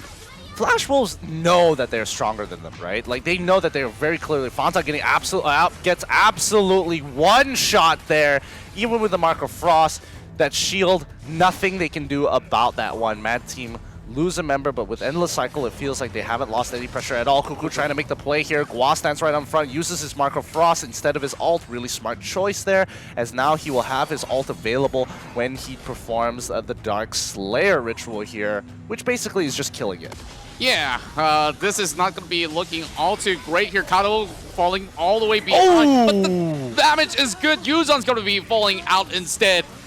Now they lose one more, and the Darkslayer open up for the taking for Flash Wolves. This might just be the game-winning Darkslayer that they need. Oh, this is the first time we're actually seeing Yuzon not performing too well, especially against the opposing laner. I mean, Heroes is doing an absolutely great job participating in these kills, helping to get these knockouts, but he's also very significantly ahead in comparison to Yuzon, because the plays that he was part of didn't exactly work out in his favor. Now, this is going to be the challenge that Gua needs to actually find over the side of Mad Team. A little bit too far for them to actually do much. They did get the Dark Blessing buff in hand. Now, this is going to be a lot of all these sort of members from the side of Mad Team here to look for that opportunity. You can see the Quicknet really going for that split push early on. That sets that Richter up on the top side. And now this might just be that 5v4 situation that they can go for. Yeah, this is what they've been waiting for. They need Richter to actually clear up either mid or top side. Top is going to be naturally pushing, so mid is going to be the natural choice. They're not going to touch the bottom wave just to allow them to crash at the same time. Now they got a strong mid wave while Drake is hitting the high ground turret here. The all coming in from Gua. Caffrey is going to pop her ult as well, but Neil is on the run. Kato has brought Neil down to his knees as Cuckoo is going to suck them in. However, it's still the trade. Heroes is the first to go down. And this is where Flash Wolves lose a little bit of that sort of advantageous push that they could have actually secured. They focus too much on towards diving instead of taking the structure instead. And they have to just pay with the life of Heroes right there. So far, there's going to be less than a minute for the Dark Slayer. And once they do, they can't easily set up for the Abyssal Dragon with that sort of gap in between. Yeah, and right now you can see how underpowered, Mad Team is. Both Cuckoo, Fanta, and even Yuzon all within, the 8 to 7K mark, while the rest of the team of Flash Wolves are in a very healthy state. And as the fight continues on, Gua pops his ultimate. They lose their tier 1, which is absolutely fine. The Flash Wolves don't really care if Mad Team try to catch up in that gold, because it's not really going to matter from here on out. Yeah, solely the goal is only to perhaps pop the very final item up in the back, and everyone's just going to be on that gridlock once again. But at the very least, Mad Team is slowly finding back a couple of all these sort of picks that can halt the side of Flash Wolves. But how long can they hold on for? Because even the high ground towers are at half health already. Yeah, it's not a position that you want to be in for sure. If you are, in the shoes of Mad Team, you definitely want to be in Flash Wolves' position because they have so much more control over the game, more map control as well. No towers to fall back to safety to. Mad Team really on their last life here. Yeah, everyone's just spinning around in their tower, just waiting to play turret defense. Yep. And this is where Gua has to actually make a stand right here. Gato trying to actually pick off Cuckoo. He just jukes it off. Oh, close. Close effort. They don't secure the kill, but they will secure the Dark Slayer here. This has been a very slow-moving game for the most part of it. Both sides really aren't... They're giving each other a lot of respect, They aren't trying to be disrespectful, disrespecting the spacing, forcing fights, baiting out fights. Both sides just sticking to a very standard line of play. Team just hoping to just find that game-winning pickoff there. But remember this, they could still go into revive themselves after losing out on that. So this is going to be a little bit tough, even if they were to actually drop out. Yep, and the question is whether those endless cycles, those 5 endless cycles, are going to be enough for Mad Team to hold on against the Flash Wolves. I can't remember who still has their endless cycles up and available. Fanta, even though he's invisible, does see what's going on here. Oh, 3, you gotta be careful. Nearly getting absolutely demolished by Garuo. Is that damage coming from Gato itself? Yeah. Oh, man, that is insane. They gotta be so careful because CC also has a lot of damage, but he doesn't have as much range as Garuo. They gotta be so careful as they're getting poked out here. Soloing the Abyssal Dragon. Kato have no issues from that point, knowing that every single one of these members of Mad Team is just waiting to hold on towards his tower here. That Drake is actually hurting them so much that they have to retreat. They might have to give this one away, Nal as well as Cuckoo. Now needs to play their part. They need to find a way to stall, and this ult coming from Caffney is not going to do anything but, of course, avoid the inevitable here. Now, here comes the maintenance in, and this is going to be the big eruption of the fight. Kato in a lot of trouble here. However, he is still restraining himself. He's able to just power through that damage with the lifesteal. Now, Cuckoo trying to turn it around. Fanta with 1 HP, not looking too good. CC in trouble. Double Marker Frost is going to be enough. However, Neil is going to get him with that drone drop, and they disengage. They didn't want to commit to that fight for the side of Flash Wolves. Oh, very, very unfortunate. They did lose one, though, and this is where they call in for that reset and retreat, where they could just get a couple more buffs before handling a potential final push to get their lead into the grand final. Yeah, and unlike last week, Mad Team won't have access to Zip. So they can't just win the game out of nowhere. They can't just, suck it away, bring it all, roll all the way down to through the mid lane and drop them in front of the turret and then look to push from there. Wait, hold on. It looks like a fight is actually breaking out down into the bottom side here. Fanta already dropping his ultimate as quickly as possible to take away, to clear this wave as quickly.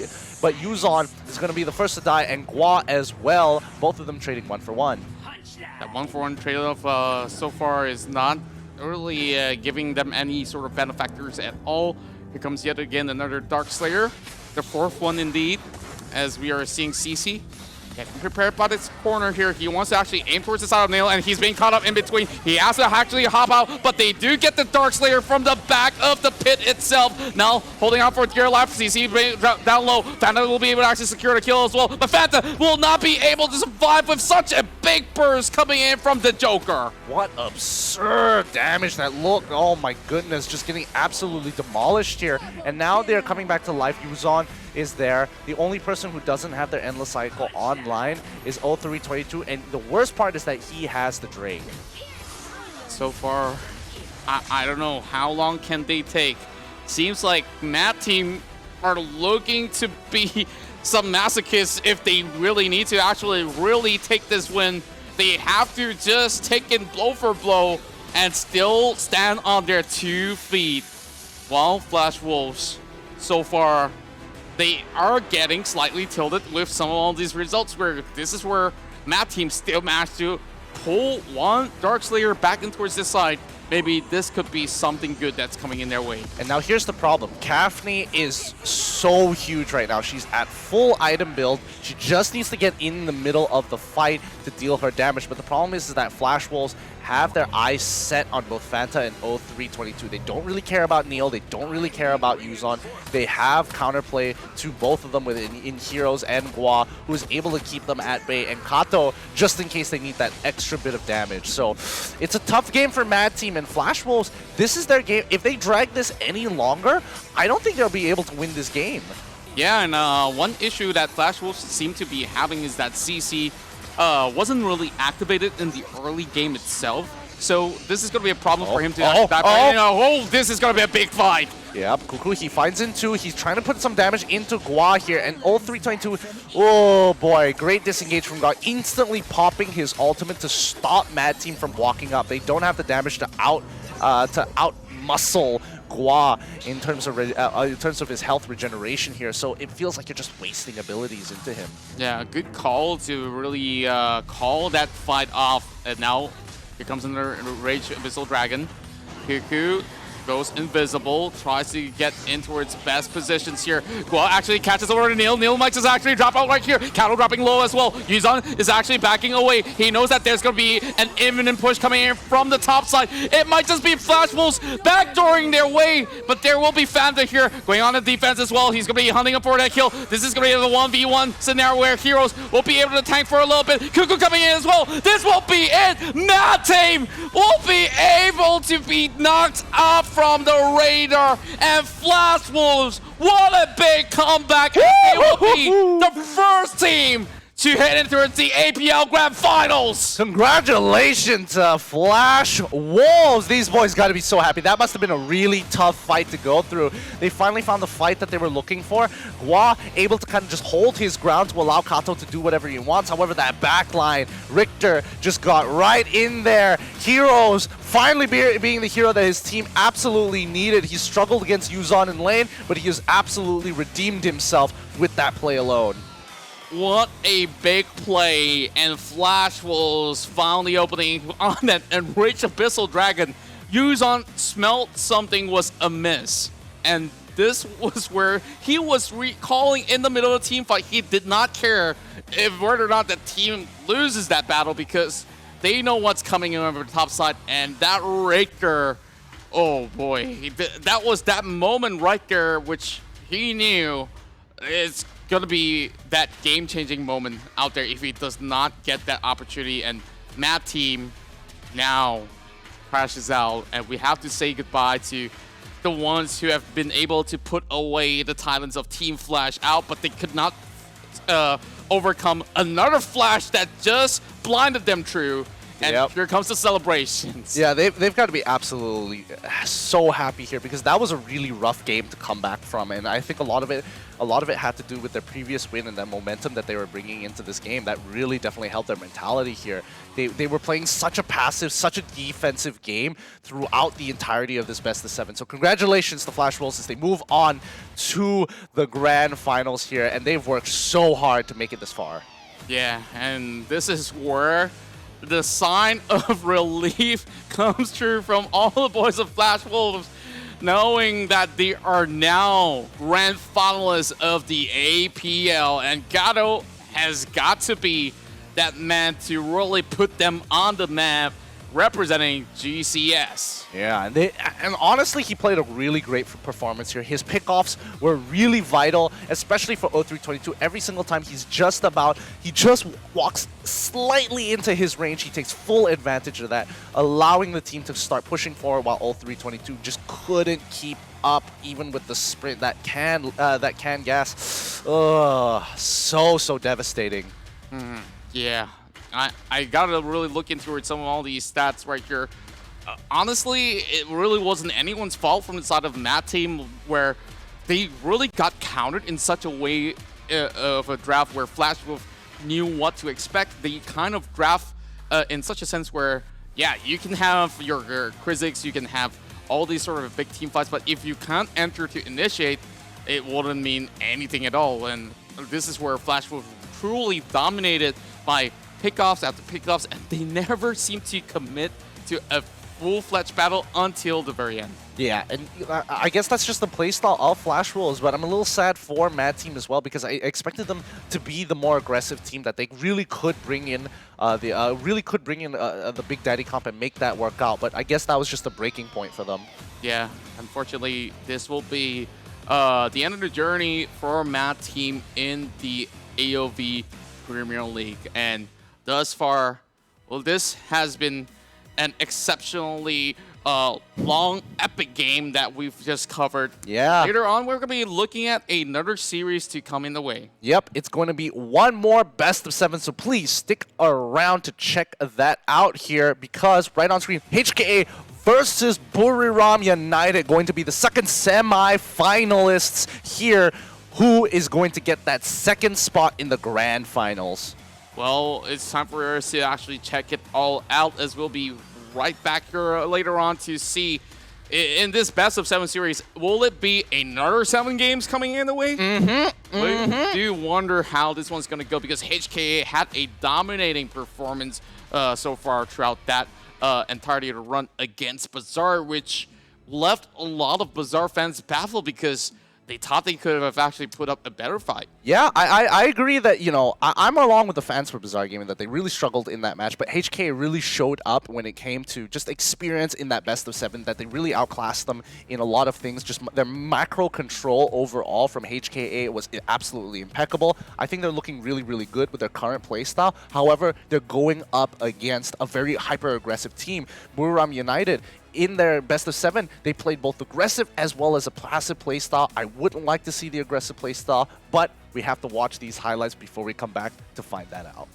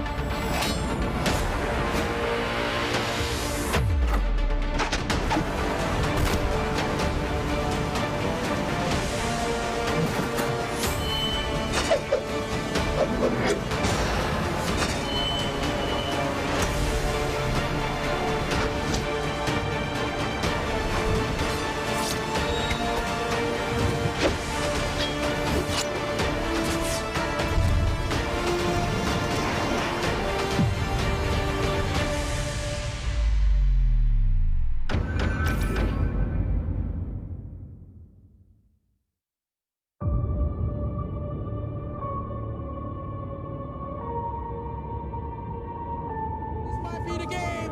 That's away they cannot HK, Hong Kong Attitude are going to the semis. Only FC and that's is the next to fall. Couple scavengers goes to the semi-final.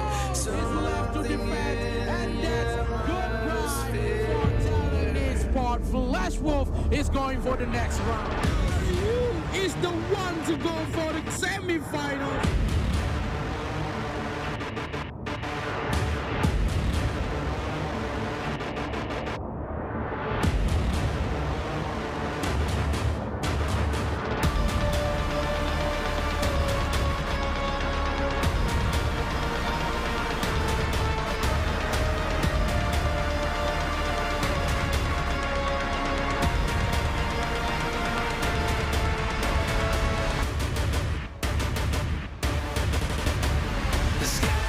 因为这次 APL 4强有3支是来自 GCS 的队伍，那我们当然是希望我们闪电狼可以进到冠亚赛。就当下很开心，因为之前输给他们，这一次终于复仇成功了。虽然赢了 Team Flash，可是我们还是有很多小细节跟打榜仗需要再更加强一点。对，因为不让就是泰国第一，然后一直都稳居第一啊，所以就是跟他们打起来那个压力是真的是很大。那上一次你们把我们4比1，然后我觉得你们这一次不会那么顺利。กดดันนิดนึงครับเพราะว่าเป็นเหมือนต้องแบกรับความหวังของแฟนๆแล้วก็ของทีมตัวแทนไทยที่เหลือ1 เดียวซึ่งแบบจากทีมอื่นด้วยแล้วก็ทีมตัวเองด้วยซึ่งก็จะทำให้เต็มที่ครับ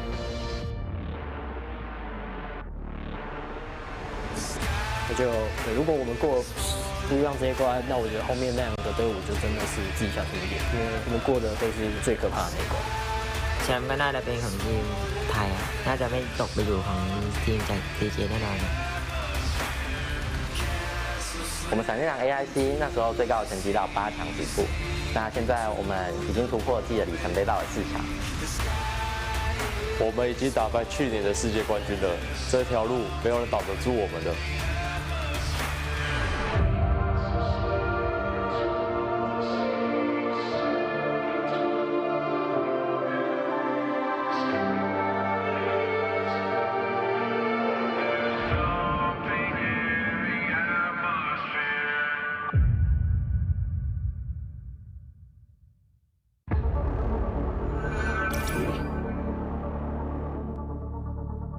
We're at our halfway checkpoint for today, and this is going to be the second part of the semifinals here between Buriram United as well as Hong Kong Attitude. So this is going to be another match which every one of the fans from Thailand will be witnessing because it's the very last hope for the RPL side, and yet another GCS team looking to dominate and make it in all GCS finals. My name is Contra, alongside with Gideon Q, also known as Fatal 5-Way. You can drop us a like on our Facebook if you guys can actually search it up real quick. But of course, enough of self-promotions. We're going to be looking into the bracket so far. Their journey has been rough for many of these teams. And of course, Buriram United managed to squeeze their way against Saigon Phantom to make it their way in towards this semifinals. While, of course, HK put on an upset. They've managed to actually take down one RPL team.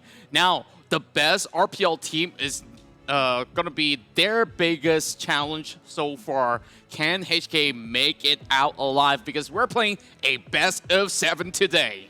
And Buriram, known to be one of the most aggressive teams in the league itself. HKA have a very steep hill to climb. They had to deal with some aggression on the other side from Bazaar Gaming. However, Bazaar wasn't able to deal with the clean, controlled game style of the GCS. And HKA being the forefront of this defensive strategy, I'm not entirely sure whether Buriram can break them, but I know that HKA will not play a very aggressive game unless they decide, you know what, we're gonna have to sacrifice the game plan. We're gonna have to be the aggressors, which I'm expecting to happen around games 3, maybe even game 4.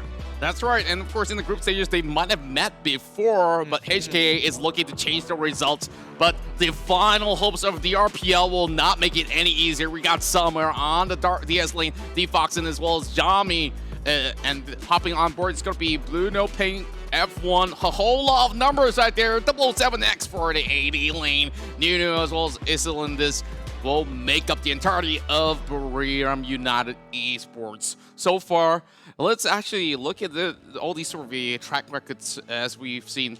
Buriram on the previous quarterfinals was a 4-2. It was a 4-2 matchup indeed that match to see them eventually clinch up the entirety of the game. But HK attitude here really had so much on their side that really went on so far. And of course, we're going to be looking towards the lineup for Hong Kong Attitude. This is going to be their starting roster for the entirety of the best of 7. Yep, it's going to be Outcast, Xiaolin, Easy, The Man, and Bao. Their main roster this time round to be bringing the best of the best up against Buriram here, who I'm excited to see which one of their 8-man roster are going to be the main 5 to change up this best of 7. And, you know, knowing Buriram being a very aggressive style of play and very adaptive as well on the fly, that's really what gives them their edge every single time you're competing against them, because they don't necessarily follow a single game plan. They are very adapted to the situation.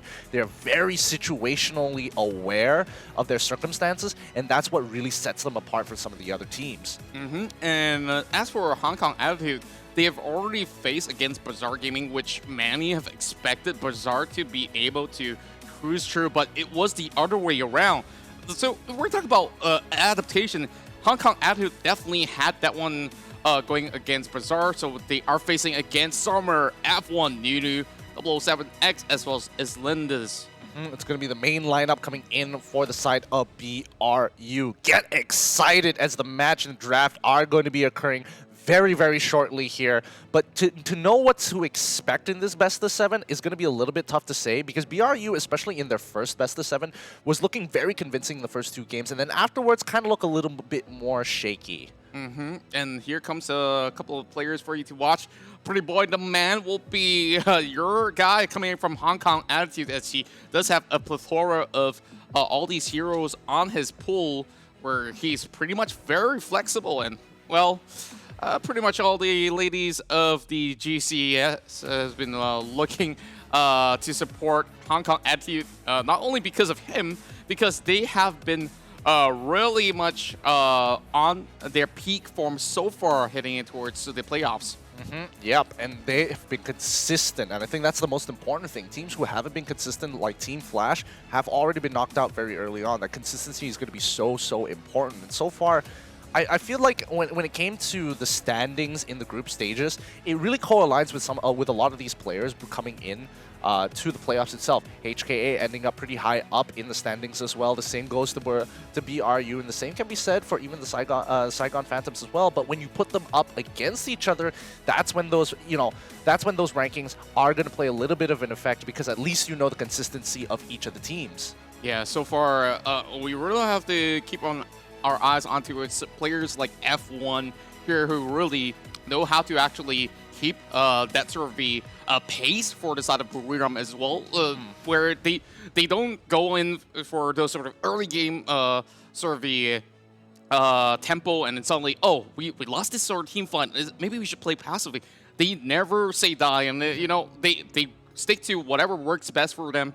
And in terms of positioning, you really gotta see how they really rotate, because this is why this team has been so dominant back in the RPL. Yeah, they have been continuously taking those fights. If they're willing to trade, all right, let's do this trade, making sure that, you know, the most priority targets are taken out first and giving the kills over to their carries. And I think that's a really important thing coming out from the RPL, is their willingness to actually take these one-for-one trades and not be like, oh, I'm not afraid of this 50-50. I don't care if it's a 50-50, because another 50-50 will occur, and eventually somebody's going to get put behind. So at the end of the day, I do think Buriram United have a little bit of an edge over HKA, but if HKA can get their natural game plan of stalling out the early game, play towards the mid game, get at least the 1K goal lead, they can really solidify their position within the APL. Now that we look into its this sort of a best of 7 format, which both teams are facing off against, so it's all about those sort of pre-planning stages that they have come along for the past couple of days, heading in towards the semifinals to really see how could they really plot out, because the couple of all these sort of the other stuff coming in from the group stages was a lot more different. Even the best of threes won't be able to compare to this, because by the time you hit Game 4, sometimes you meet that brick wall that you just have to climb over as well, where, you know, when it comes down to the draft, like, you gotta try to navigate what works best when all the best picks are already being taken out or even banned away. Yep, and once they are, you're going to be forced to play out of your comfort zone, and I think that's the most important thing. Once you're starting to really dwindle on those options, Game 5 and 6 can be very brutal for certain teams. Other teams would prefer to win the first initial within the first 5 games, ideally, because 6 and 7 can be extremely difficult to come back from, especially after such a momentum swing like we saw previously, literally almost just now in the previous best of 7 bout. Yeah, the best of 7 bout really drained out a lot of energy coming in from that team, where you saw they were riding on a high note in the early phases, but it seems to be that Flash Wolves came very much well prepared on how they slowly adapted in towards game 3 onwards, and they finally found a couple of all these sort of cracks in the sort of drafts that Mad Team kind of brought over, and they managed to find that very last game that really worked all too well. And wow, that very final battle in that enriched Abyssal Dragon Pit really was very costly for the side of Mad Team, and that itself brought Flash Wolves into the grand finals. Yeah, and that's going to be something to remember hereby as we go into this next best of 7. It's taking a little bit of time to actually go into the draft, so I'm assuming that, you know, there were some technical issues with the phone, so hopefully it's not going to stop them from actually playing out this game, and we don't go into a break and go straight into the games, as both of these teams are very eager to make things happen. And of course, with that being said, we're going to be hopping in towards our very first matchup here real soon. Once we got that on the clear, so the very first picks and bans, we do expect very much a meta stuff to actually come out about. Well, we are going to be looking in towards the sort of the core heroes to be taken off early. Of course, we do expect the Zip, sometimes even the Florentino in the previous match, but, you know, I'm pretty sure there's going to be a little bit of a curveball being thrown in by Buriram United, because from the RPL region, they're very, very flexible. Extremely flexible, and it's difficult to actually come up with those predictions in terms of what they're actually going to be going for, because they can be like unnecessarily aggressive, even though their composition doesn't look like it's supposed to be designed that way. So if we're talking about willingness to fight, you have to give it to the RPL. They are very willing to take 50-50s, even though it might even skew to like a 60-40 sometimes. They make the best of the situation. Exactly, and this is the beauty that, to actually witness coming from those ROV Pro League teams that have been playing throughout the entirety of the APL. Every different region have a different ideology on how they want to play the game optimally. And from the GCS, of course, for both Mad Team as well as Flash Wolves, they have met numerous times back in their own respective league, which is why they understood, okay, which one to ban away. We know CC is really good on that Raz, so we gotta negate him or try to work around these sort of things. But now, when we put them on the line here on this best of 7, you really don't know what else is in the back, because all these studies throughout all the other best of 1s, best of 3s may not even matter in this sort of format. Yeah, and that's what makes it like...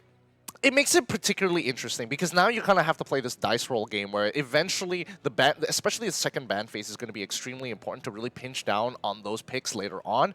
Games 3 and 4 are going to be a good breaking point, because usually once you get the ball rolling in game 1, if you don't invest too many resources, it doesn't matter if you're on red side, it's actually not too bad. If you are blue side, you want to keep on winning until about game 3 and then hopefully close it out on game 4. If you can't, game 5 seems a little more likely. Yeah, I think like if you can really get that big lead early on, it really is so advantageous, because to come back from such a deficit is not impossible, but it has been very, very hard for most of these teams to really have that perfect plan to really find their way through, because essentially it becomes a best of 1 for the side that's on the losing end. Yeah, so again, it really depends on how many heroes they're going to be dedicating to those games and whether or not they're going to be able to expand those resources effectively, because we saw even in previous games where it's like, oh, you could see that Mad Team was investing a lot into Game 1s and Game 2. They win both of those games. Game 3, it looks pretty good, their draft is pretty okay, and then they lose that game. Oh no, every resource that they've dedicated into Game 3 has been wasted,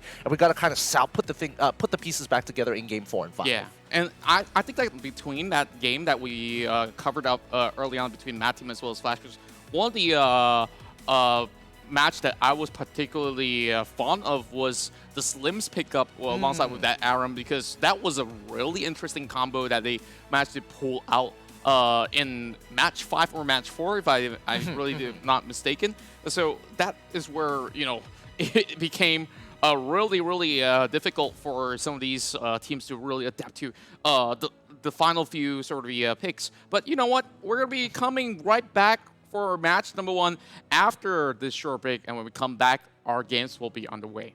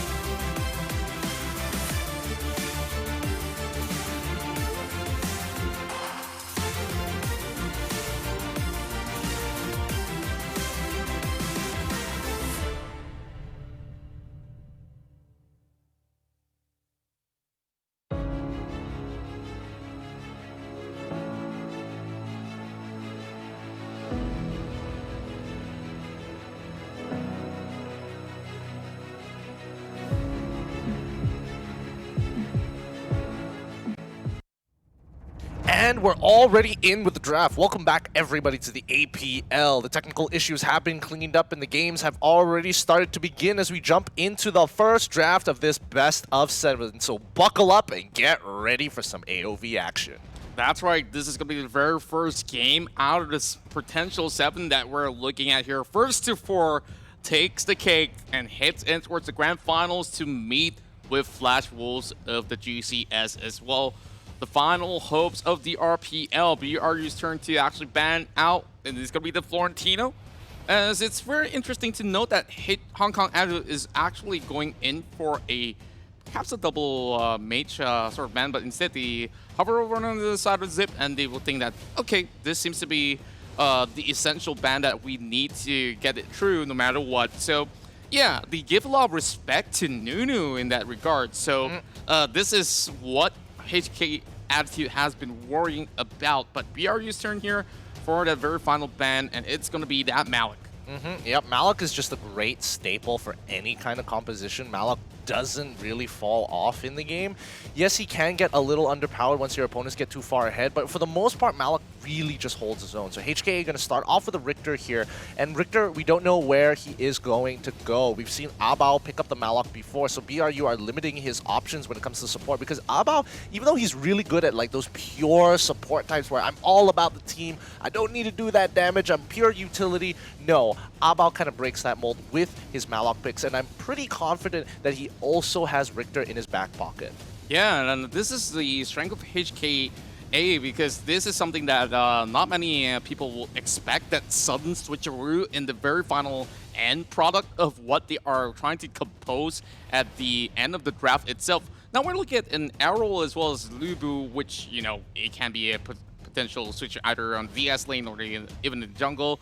But Lumber's going to be a very good pick on the support role. They don't want to exhaust the early Krizzix so early in towards game number 1. So this is a very safe way to go about for this match. So Zenka, once again, will be the initial hover-up. I don't think that they're going to be locking that in so soon. Now we can check out some of these win rates right down on your screens.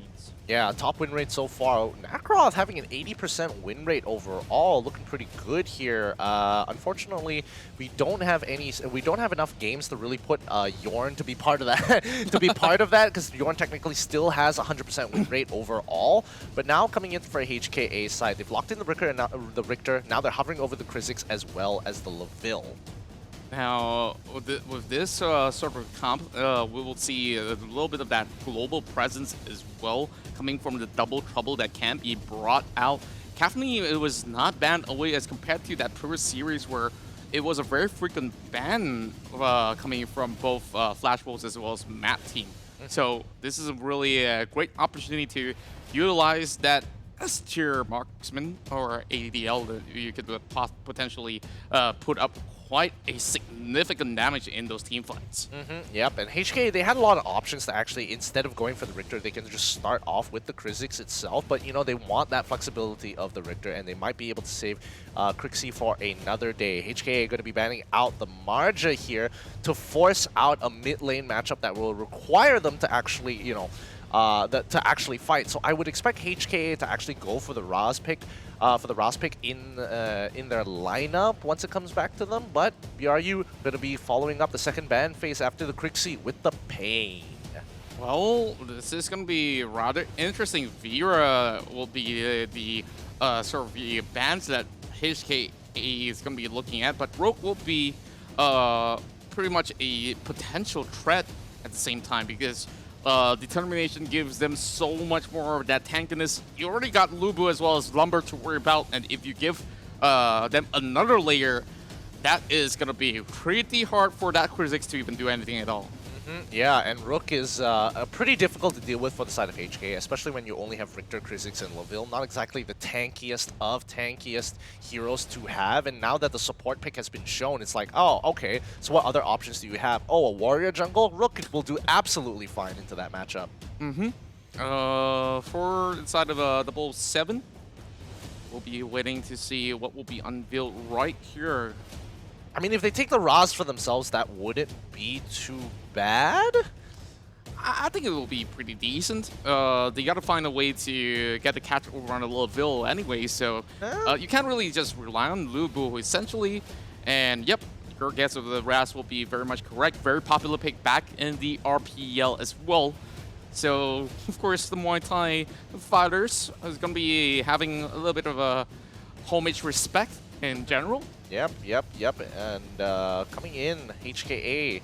I think this is what they wanted to prevent. They wanted to prevent, Raz being taken over by the side of BR. But since they did, all right, that's no big deal. It's nothing that they can't handle here. Now that they were bringing in the Kriknak as well, they've got plenty of squishy targets to actually take out. Kafni is looking like a prize meal for Kriknak. Raz is looking like a prize meal for Kriknak as well. And whatever is going to be their last pick, their jungle pick, it might be the Elendor, but I don't know if they want to expand it. They're already using Raz, Kafni, as well as Lumber. 3 very good priority picks for the side of BRU, so it's a little risky investing any other good heroes. Interesting iteration of how they really want to start off game 1 with the Liliana itself. Should have enough mobility to escape out of all these situations with those stashes in hand. And of course, when you are facing against high mobility threats coming in from Raz, they don't really have to worry too much. So the Liliana will have to take good care of herself. Same goes to Laville, especially when you have Kriknak as well as Krizix to always be up in the front line, always hunting down somebody else. So this is going to be the very first Volcaf that we'll be seeing if they're going to be locking it up. And yep, the Cylindils will be able to actually secure that. So what are your thoughts coming in towards both sides? I really like both compositions so far. However, I do think there is quite a significant edge for BRU's side, because again, they are playing to their strengths. They want to fight, they will get a fight. HKA on the other side, I do expect them to play more of a more passive game in the earlier stages, especially pre-4. So expect them not to do too much. Honestly, not to do too much in general for the first 2 minutes of the game, for the first 3 minutes of the game before level 4 starts hitting. And once Abao can unlock himself to level 4, then we should be expecting more frequent fights. That's right, and that will also be followed up with Kriknak trying to actually hunt out on those squishy targets that we did mention earlier on. So with this being said, they've already got everything on the line here, lining up pretty well, which, there's still a lot of S tier picks to be headed in towards the other matches to come. So this is going to be the dessert, and of course, all the support coming from GCS as well as RPL. 各位選手亦都 GCS 都可以加油。APL fighting! APL fighting!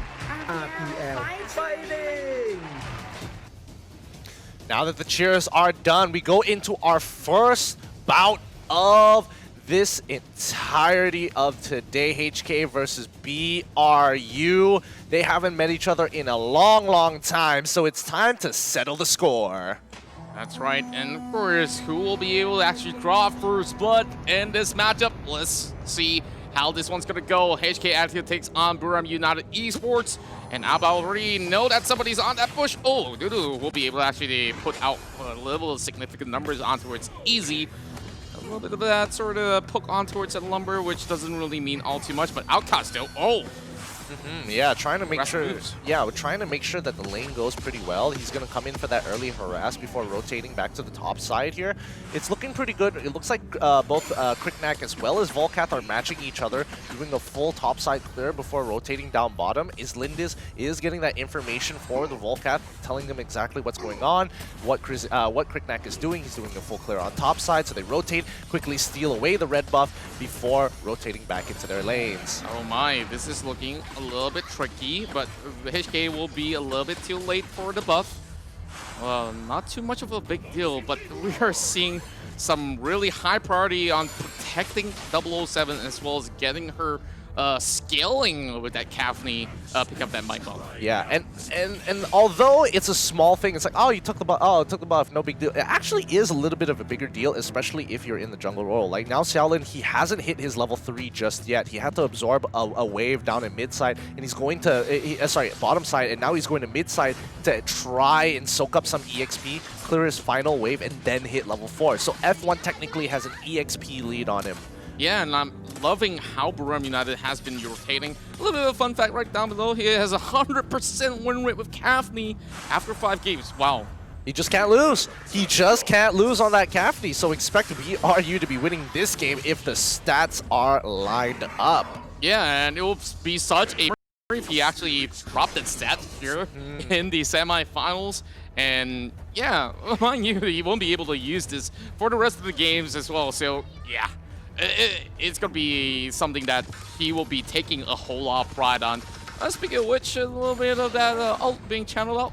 Nunu setting up from the back. Yeah, Nunu is just making sure that they don't get dived down on the bottom side here. BRU are just leaving the Summer to his own little island up on the top side of the map, while BRU continue to control bottom side, making sure that, you know, they are punishing that red buff because they know exactly when it's going to come up. That's going to be a little bit of manpower manning on towards the Might Golem. Not going to be stolen twice this time around. Xiaolin hopes to actually go in for a little bit of that counter engagement if they ever choose to dive. Well, this is going to be a little bit of a heavy commitment from both ends, but here comes a little bit of wraparound coming from the side of Easy. Spots out Islin Dills. Yep, and they're trying to control this bottom side. However, if they are going to control bottom side, and if they are not going to commit to a fight, they should let Summer just continue to push up on top side. He had a really good push initially. They saw what was happening. They decided not to call it. Double trouble coming out actually from HKA. Are they looking to dive? It looks like they are. And Volcath here going to be absorbing as much damage as possible. Abao the next to fall as they instantly pop the man not shortly before that. Wow. So clean. I gotta say, Hong Kong Attitude didn't seem like they were ready. Like, there was 3 members right there, and it seems like they were trying to think whether or not should they stay and defend, which I felt it wasn't really the best case scenario anyways, because the tower itself was pretty much low in health. But hey, 2 kills now on the side of Buram. They're really bagging a lot of gold out of this one. Yeah, they really are. And that's going to be an important step for them because now they can be a little bit more aggressive. They've already taken down bottom side, which means that their bot jungle is absolutely compromised. If they can get mid-tier 1, that would be a huge swing into BRU's favor. As for now, HKA, they are trying to actually match that same sort of tempo. I'm not too sure whether or not is it going to be any good for them, because this was sort of a replay that we're looking at. We saw such a great position where Nunu, as long as they were cutting from the back and they just shoved them all the way in, and here comes the 95. Yep, and Outcast able to actually survive the entirety of the fight. Summer is the first to go down, but he's going to Outcast quickly going to be traded Easy. The next to hit the chopping block with that Mark of Frost is going to be enough. Backline Quick Knight has been taken out, and finally he goes down. They're trading 1 for 1 every single time. 007 makes it out and preserves his KDA. Not too bad coming in from the side of the HKA, pulling that trigger on the right moment. But of course, Outcast counted his numbers right there, where he just overextended. He had to go for that 1 for 1 at the very least. And Buram United still pretty much set for even more as they slowly move towards the top side. And seems like Hong Kong Attitude need to respond as well.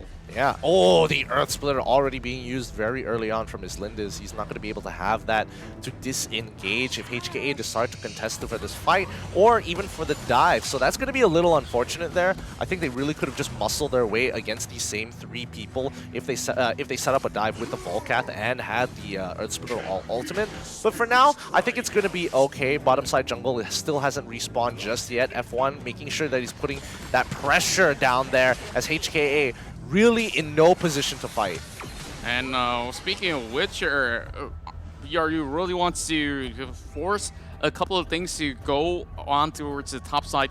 The same constant pressure that they did over in the bottom lane is now being replicated. Oh, Earth Split already being used. Not that they could actually follow up, but it seems like Lindils doesn't really care. Like every time it goes off cooldown, okay, it's time to shatter the ground. Yep. Every single time, and so far it has been working out for him. He has been able to make some significant plays, but we also have to keep in mind that Hong Kong Attitude, they've waited well past their level 9 here. They're level 9s, and you can tell that Xiaolin, he's just so significantly behind in comparison to F1 right now. He's literally 2 levels down, and in terms of gold, he's literally like 900 gold behind him as well. 1,000 gold, in a matter of fact, so it's not looking too good for Xiaolin. Yeah, F1 really is the man that they really have to look out for, because this guy is already hitting level 11. Well, APL can't even get anywhere close to that bulk cap for sure, as we are seeing perhaps a good setup here. Oh my goodness me! Yep, F1 is still in the middle of things. Is Lindis, unfortunately, he's going to be going down there so low. Can they secure this? 007 is running into the backline, already picking up 2 for himself. Easy is going to secure the kill onto F1, but the backline here, Summer going for a hard dive onto Xiaolin. And now, finally, 007 unable to catch Easy there. Nice play coming in from both sides. Wow, I just love that sort of aggressive plays coming from HKA as well. At least it sort of evens out the trait a little bit, but it is relatively messy. But Buriram United is still pretty much 2k up above. Let's check this out again. Look at the setup coming from APL. Yeah, I mean, APL gets a really good gravitational pull into all 3 sides. The backline gets destroyed, but notice that the man is able to buy so much time. Summer forcing to use his flicker aggressively to pick up that kill. So they've actually wasted quite a number of resources for the side of BRU. They're not going to be able to make a play like that again. APL going to get hit up by the Earth Splitter, but unfortunately no follow-up for the rest of BRU. Yeah, he just managed to go invisible for the right moment as well. And the best part was 007 was literally walking through that mid lane to actually hunt out for those final touches in that previous team fight. And here comes 007 in danger as I speak of his name, the man, the myth, the legend. Gets one in the back. Yep, but Summer, is he going to get a solo kill onto Xiaolin? This is huge as Summer is getting very, very far ahead. F1 going up against Outcast. He hasn't broken his ultimate, but once again getting another pickoff here.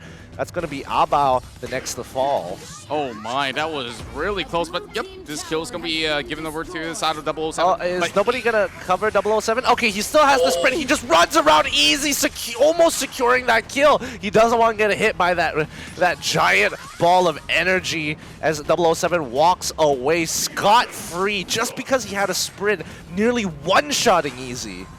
Wow. I thought he would not make it out because the Quicknet was so ready to take him on. Yeah. Wow. He just showed who's boss right there. He really did. He really, really did. And HK definitely have to respect the spaces, but that's how Buriram likes to get their leads. They like to pressure their opponents until they start cracking under it. And now with a 3k gold lead, hopefully that's going to be enough to really set them ahead and close out this game fast. It seems like HK is slowly adapting towards this sort of tempo.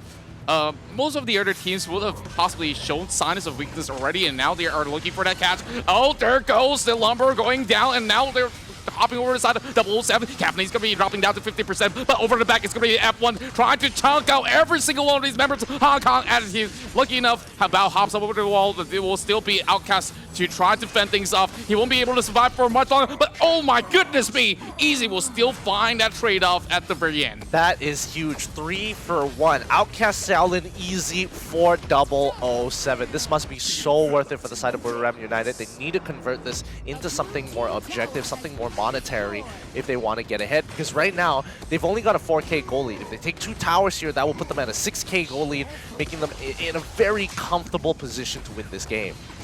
Slow and steady. Well, I can't really say slow because this game, yeah, it's pretty fast. Back and forth, and within this 10 minutes, we're already seeing more than 20 overkills. Well, make that 23 to be exact. Well, the rest of the games is like, oh yeah, maybe 3 aside. 4 kills, yeah. This is absolute fiesta going on. Buriram really wants to shatter Hong Kong Attitude apart.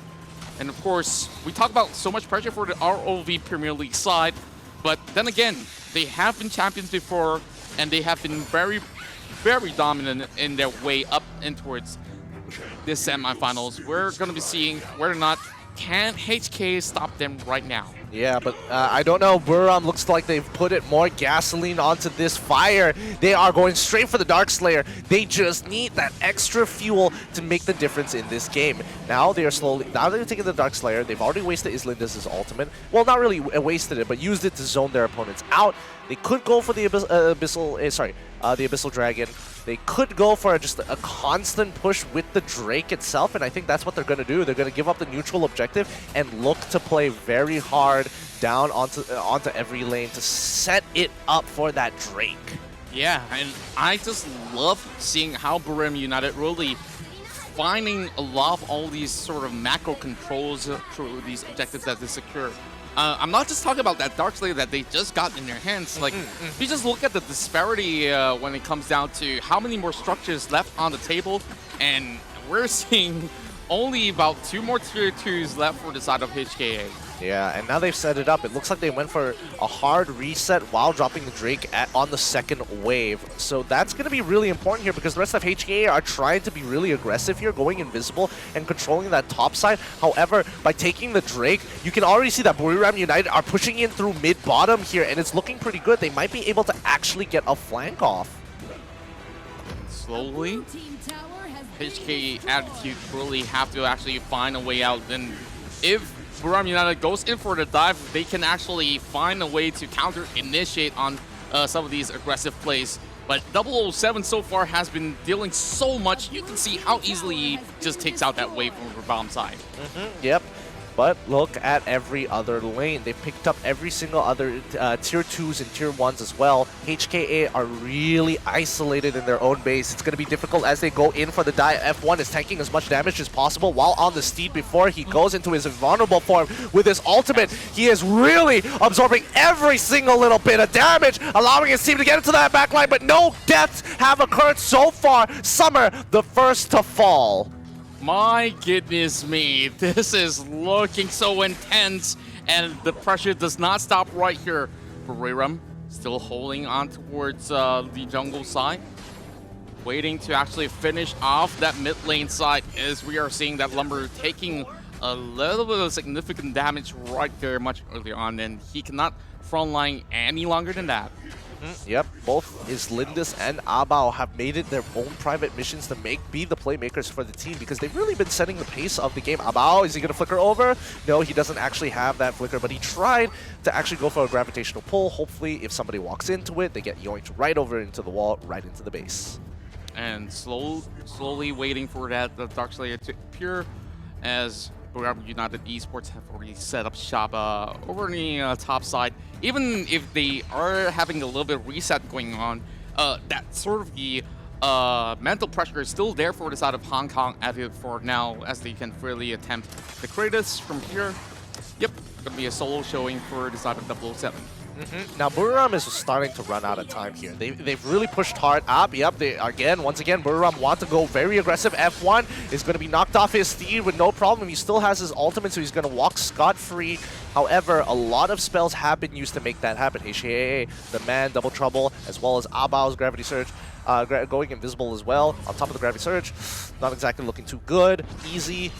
Oh boy, he can use his ultimate whenever he wants to. But Buriram, as of right now, trying to expand resources. Earth Spirit comes down. Outcast is going in a little too deep here, and he goes down. He's first to fall. Summer is still pushing on for it, able to muscle through all of Richter's damage. Nunu gonna go into that Mark of Frost. Oh, wow. F1 as well as Nunu gonna be going over. The man is going pretty hard, but Summer is gonna be able to pick off that kill in the back line. Oh, wow. This fight has turned it completely on top of their heads. A triple kill coming up for 007. I didn't think he would actually make it out of that one. Yeah, and it was starting to look a little bit dicey, but it almost was an entire ace of a team wipe right there. And Buriram United says, we don't even need to actually get that Darkslayer. We can just dive right in. Now looking for the man. He's trying to actually jerk it out. And that's too much damage for them to take. Not enough minutes still for them to actually finish things off, as they're still going to be Abao right in between. And they will just let the frog jump away. Yep, just going invisible at the right time. Can't seem to target him at that point. So Buriram, noticing that the rest of the cooldown timers are coming back up, they pull back away. But these fights have been very consistent, but HKA, the man, he is getting particularly strong here. Every trade, they just get stronger and stronger. And now they're going to be trading neutral objective, Enraged Abyssal Dragon buff, going over to the side of Buriram, while Hong Kong Attitude have the pushing power with the Dark Slayer. Perfect timing as well. They do have the Dark Blessing on the side of Buriram United, and it really fits towards that playstyle because they want to actually go in for those sort of the heavy engagements that we saw. And one of the key highlights of the previous fight was because of Outcast looking for that pickoff, but that Earth Splitter really shattered them apart where, yeah, yes, there was a gap, maybe they could dash over, but it was so hard for them to catch up. And one by one, they just fall like dominoes. Yep, and that's why Islindis is, you know, highly known to be the lumber player, the person you look to. Double Trouble coming through, landing onto Islindis here. However, he's really, really tanky, and I don't think that any of that damage is really chipping him out too much. He can regenerate it with no issues whatsoever. But now that the Drake has come down, it's not like BRU really cares about where the Drake is going to go. They're already shattered with this. They're going to be letting this one go, and HKA only has one more tower to keep. Oh man, I'm just looking at how is it possible for them to hold on for perhaps another 5 minutes right here and eventually hope to turn things around. I mean, I don't know how likely it is for them to turn it around, but HK have really started to scale into the game. They've hit the 55k mark here, and that's already pretty good because that means the man is at full build. The only problem is that he gets completely outranged by 007 and as well as the burst that comes out from 007. That's a major problem that they have to figure out a way to deal with, because so far, if 007 doesn't die, the rest of the team won't be able to work. Abao trying to make a play onto Islindis here, but F1 getting right into the backline. It's looking too good to be true. Both Summer and F1 has successfully gone for that back dive. Even that BOEs aren't enough as BRU take out HKA in one team fight in convincing fashion, not even losing a single member. What a game. Insane performance coming in from Buriram United. As you can see, every single one of these members have put out significant damages all across. Who do you really want to focus here? Just 007? Nah, man, the Volcap was just way too strong right in there, and well, the man could only slowly fall apart, and there was no answer to that. Buriram United so far, although all these sort of fights were looking a lot of back and forth trades coming in towards the mid game, but they managed to secure great macro plays across the map and eventually close out this game. Yeah, and unfortunately, it's a little frustrating for HKA. However, it was game one, and it was a good game as well. Both sides played really, really well. However, the coordination and execution in team fights when it comes to the side of Buriram United was a little better here in game one. They know exactly what they have to work on for game two.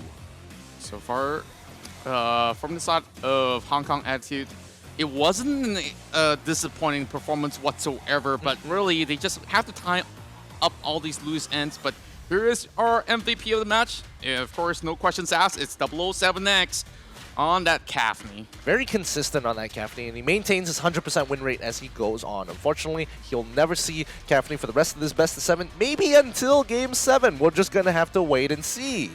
Yeah, and I can understand how he really achieved such scores, because usually some certain Gaffney players, they will want to maintain that sort of distance in between, but sometimes he doesn't mind going down and dirty on close range combats as well, as he managed to still juke it all around. Like that fight with Krignac, man, any sort of public player would have lost out to a Krignac.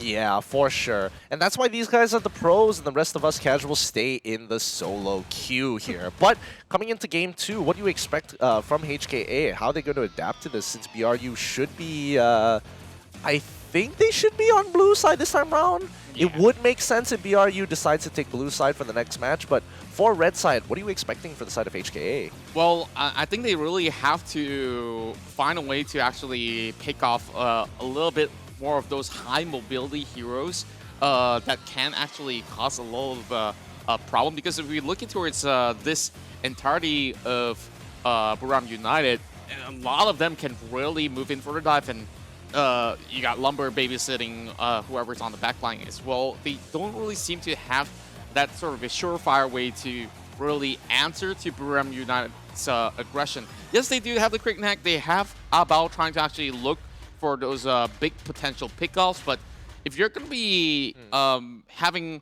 2 steps behind of Buram, it's not exactly the most ideal sort of a way to actually go against them. Yeah, I would agree. Yeah, I would definitely agree here. And I think this game was really dictated by like 2 players from both sides, Outcast, APL, followed by Summer, and as well as Islindis. Both of them are really, looking for the plays to happen, especially APL and Islindis, both trying to match each other's aggressions, both trying to always look for that play for their team. Unfortunately, a little bit more successful for the side of Islindis' side, especially with the help of Volcath. It looked pretty good. But don't worry, Game 2 is going to be coming up real shortly, right after these highlights.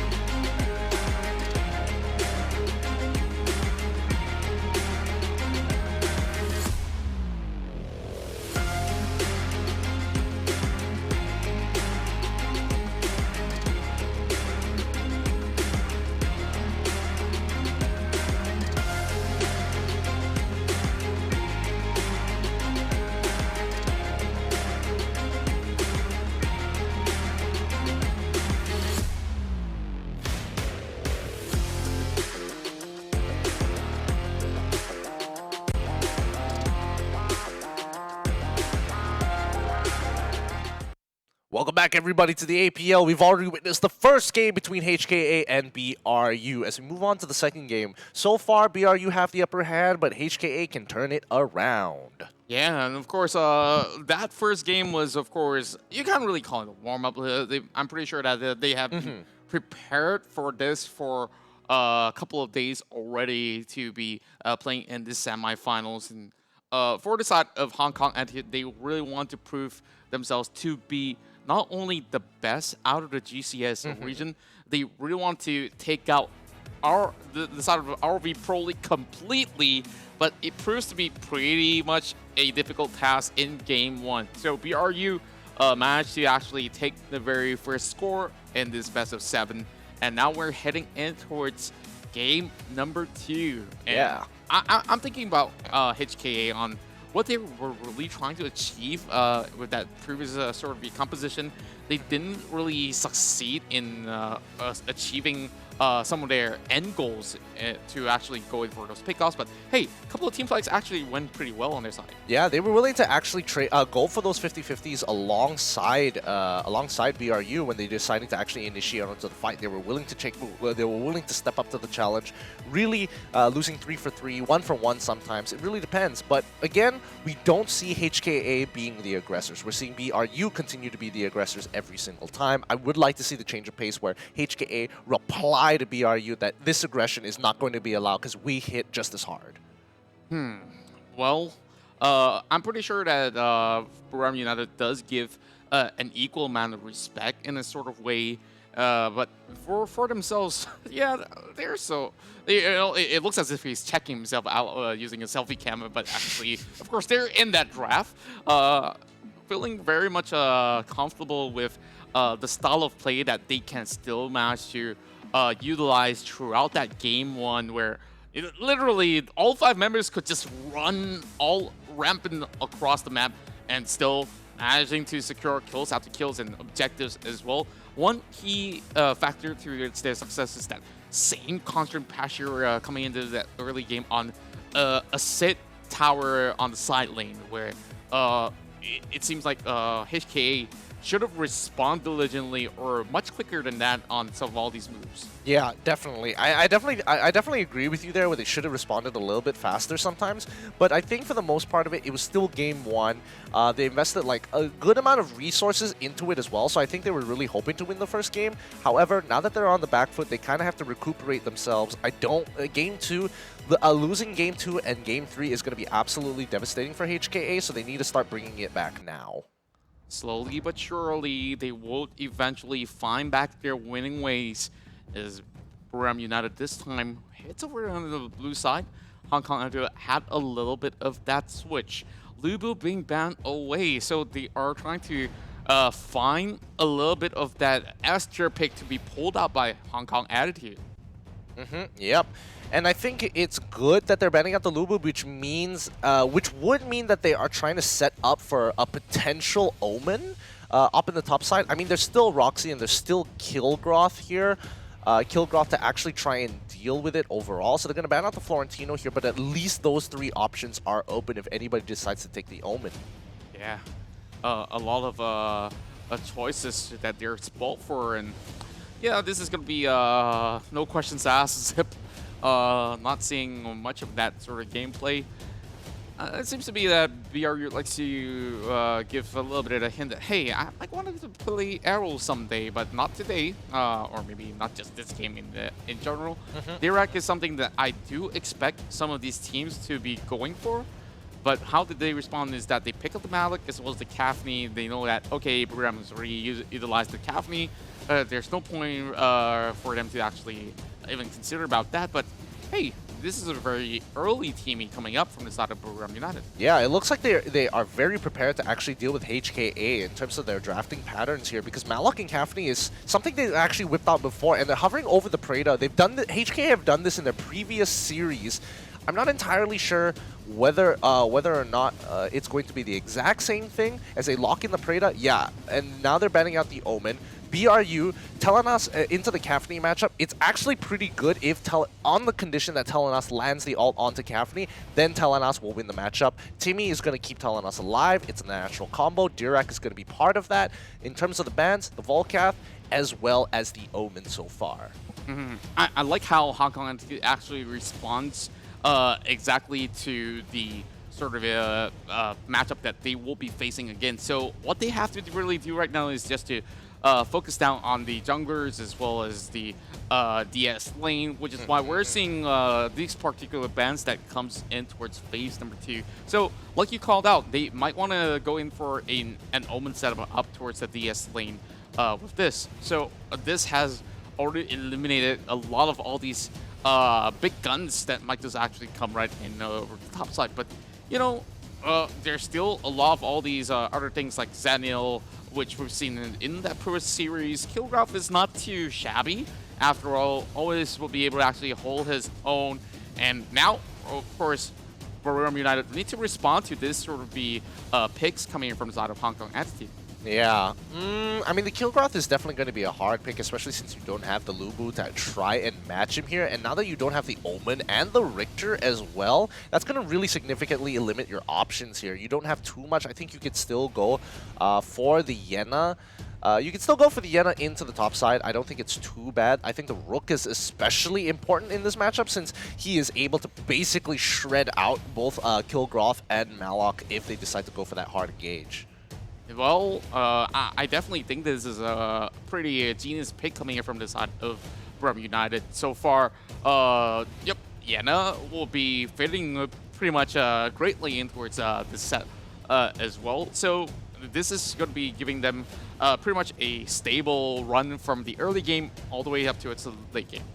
Yep, I think they've got a lot of scaling for the side of BRU, you know? They don't necessarily have that early game damage. However, I would expect them to play a little bit aggressive since they have access to Timmy and Telenas, which is a really dirty combo. You slow them just a little bit just to allow Timmy to follow up with the Puriputs as well as the hook, and then you're just getting free auto attacks from there on out. So it's not exactly too fun if you're isolated with the Telenas and Timmy, but we're just going to see how HKA will handle it as they hover over Kira as their last pick.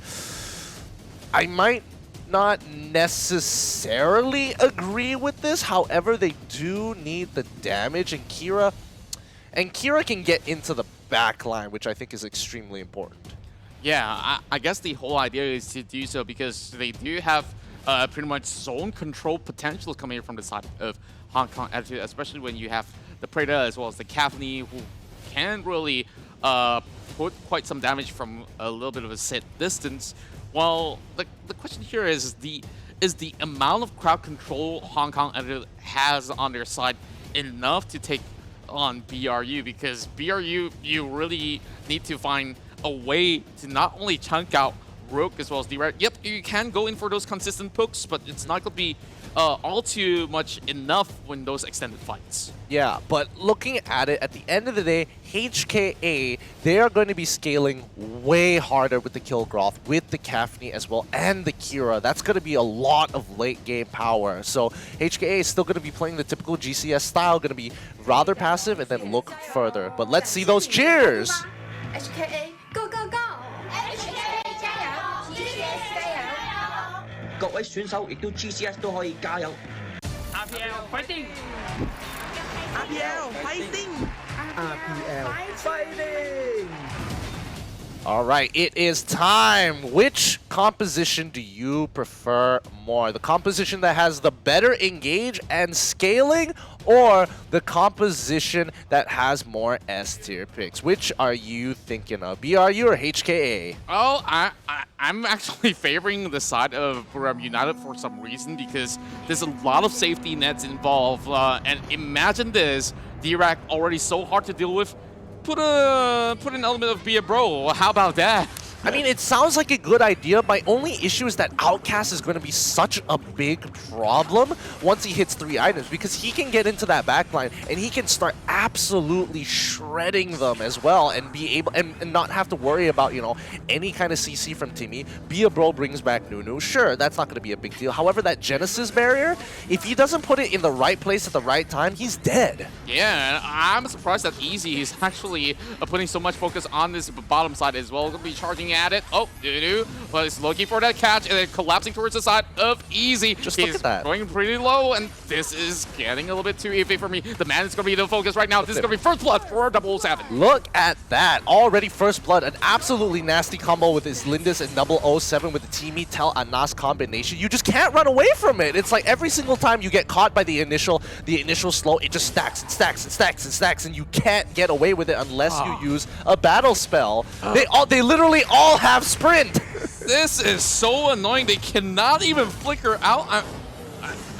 Did they not change their spells or something? No, I think sprint is actually really, really good. I just think that the man was a little overconfident there with his positioning, and unfortunately he got punished for it. Is Lindis once again, the Puriputs actually landing onto Abao there, but now they have to slowly peel backwards. So it's really just a poking game from both sides. Yeah, it feels like a 1-1-3 lane the whole entire game right now. Here comes a little bit of that movement here as they are going to be bringing that fight over on the mid side.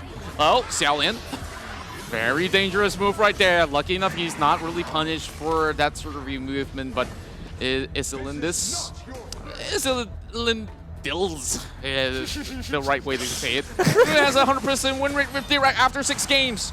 Yeah, big news out there. Yeah, big news. Plenty of people from the side of BRU have 100% win rates. Get used to it. They're a really good team. Well, true enough, if you've been winning all these games, then technically you do have those 100% win rates with you all the time. Oh boy, but yeah, mid lane here, it's not going to be any contestation. It's going to be like a 50-50 contestation here from Nunu as well as Easy. Easy doesn't have enough items to one-shot the wave. Oh no, Abao's in trouble. They're already level 4. There's no way he's making it out of this one. As he's trying to survive, yep, dropping that ult coming in from 007 just to make sure like you really cannot get out of this. They are just farming out of those kills out of Abao and the man right here. And what can Easy really do? Yeah, you're a Praetor. You can go in for the poke. You might just stop some of all these recalls. It doesn't even matter at all.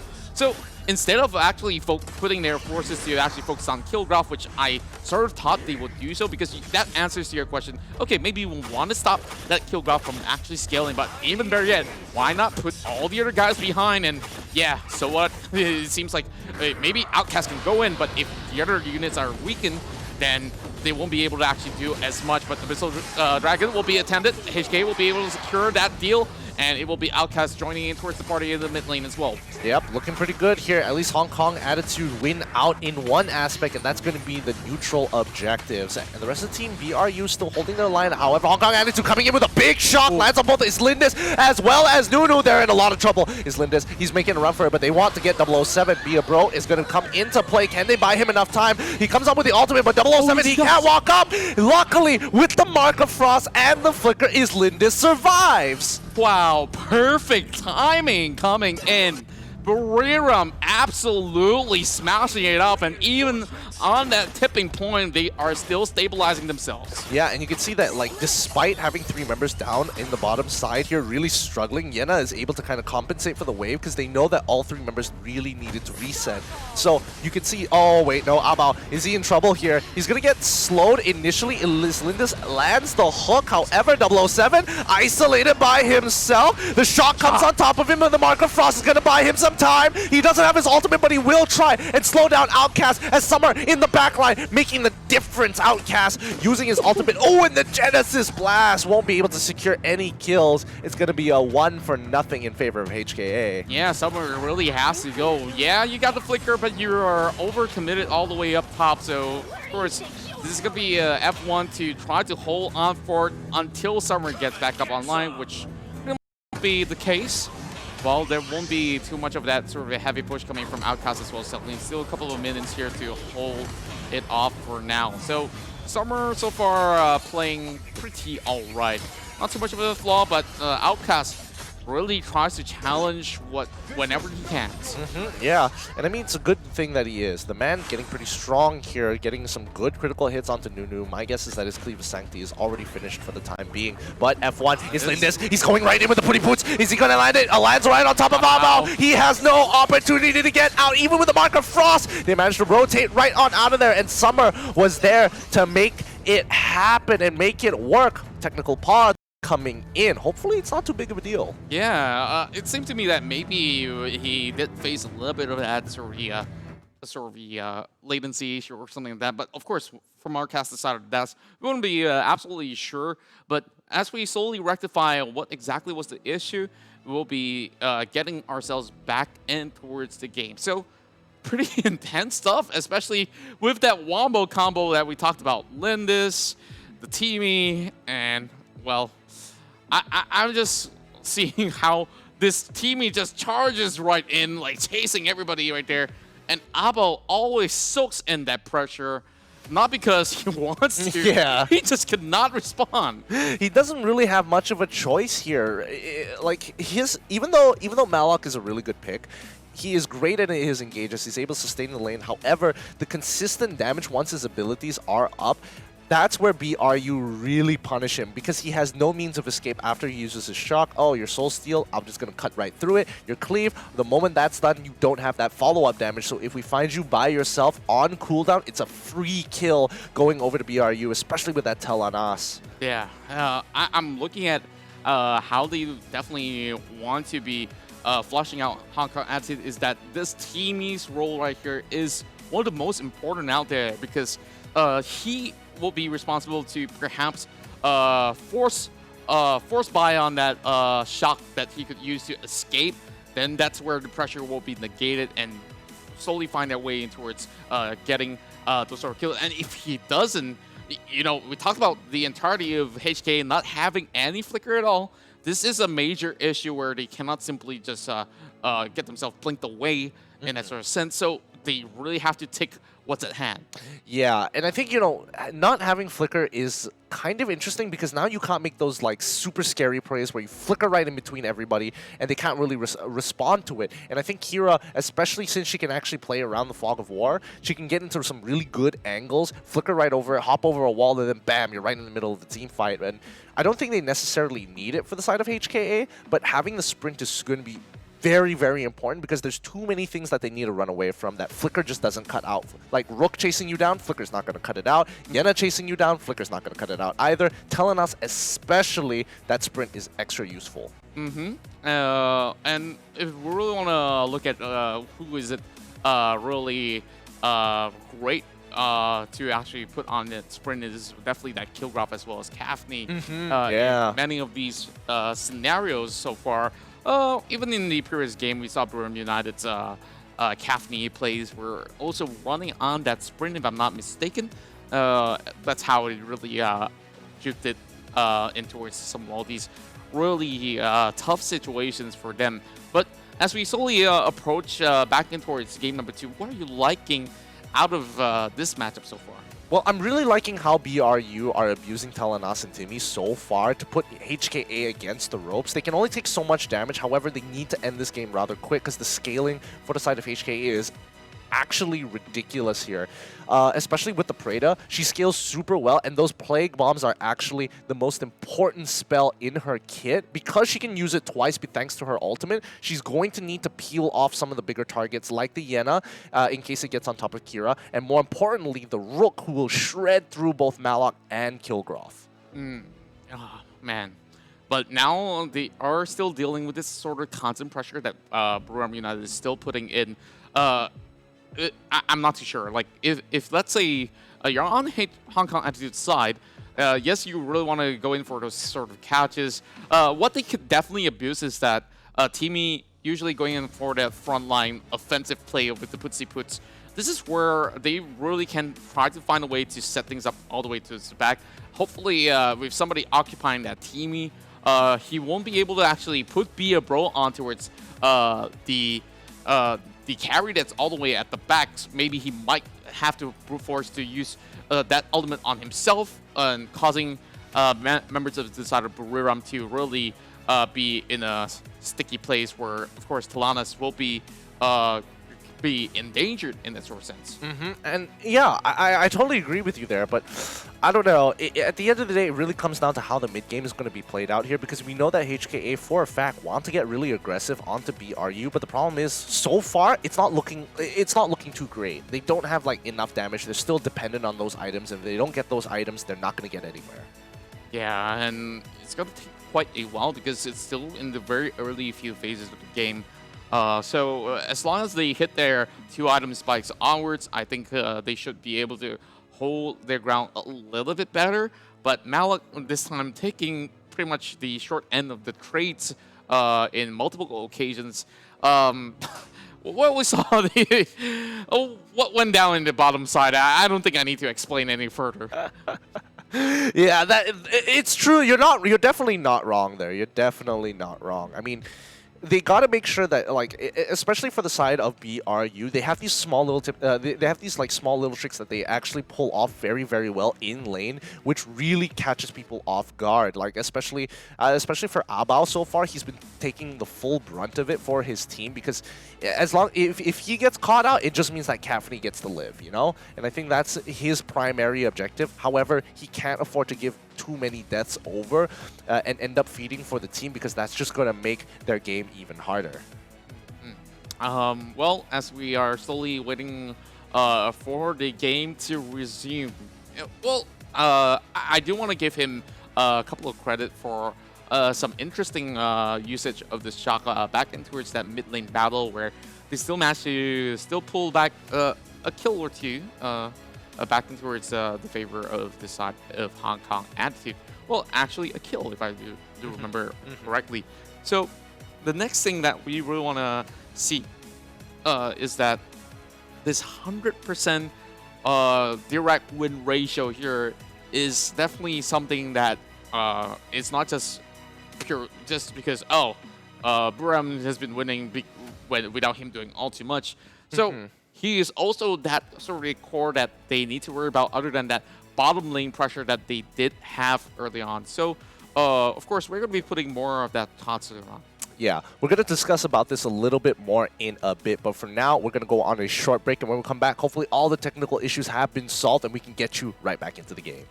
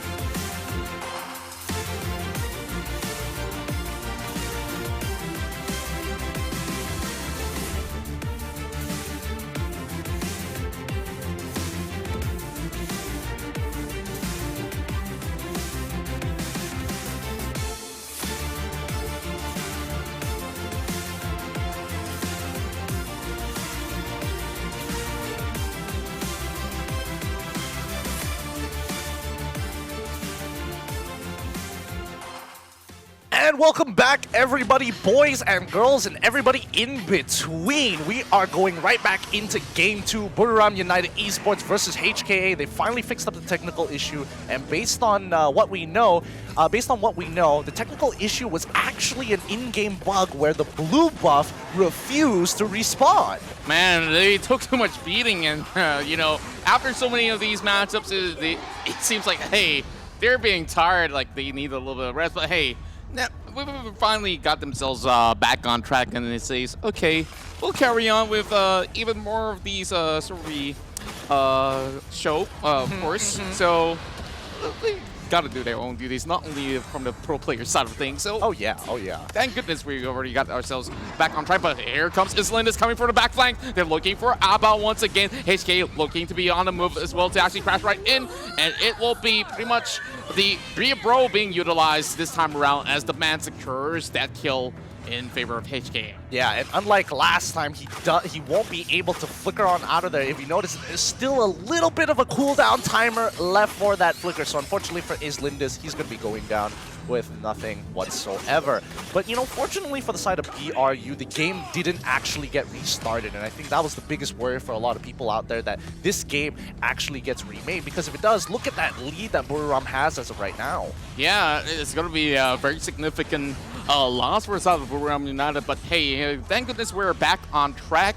Now that we're looking back in towards the action here, it's going to be HK, of course, getting a little bit better grip on towards how they've been rotating so far to respond to that sort of aggression that Buriram United has brought upon much early on. But here comes the element being channeled out from the Kafni. Yep. The shot will not hit anything at all, as we are looking at Easy also trying to set up shot from the corners as well, while Outcast by himself. Yep, good spacing coming in from 007. As they notice that there are 4 members down on the bottom side of the map, they quickly go and take the might buff away. BRU making sure they are utilizing their map presence to their advantage. Oh, Easy really out of position here, and Summer is there to really cut him off. The sprint has been popped, but Summer, he doesn't care about that. He will run you down. 007 wants to pick up that kill, but unfortunately, I think it's going to have to go over to Nunu this time. Oh, he's just buying a little time right here. Oh my goodness me. All these turret shots not going to be giving him any sort of the safety net.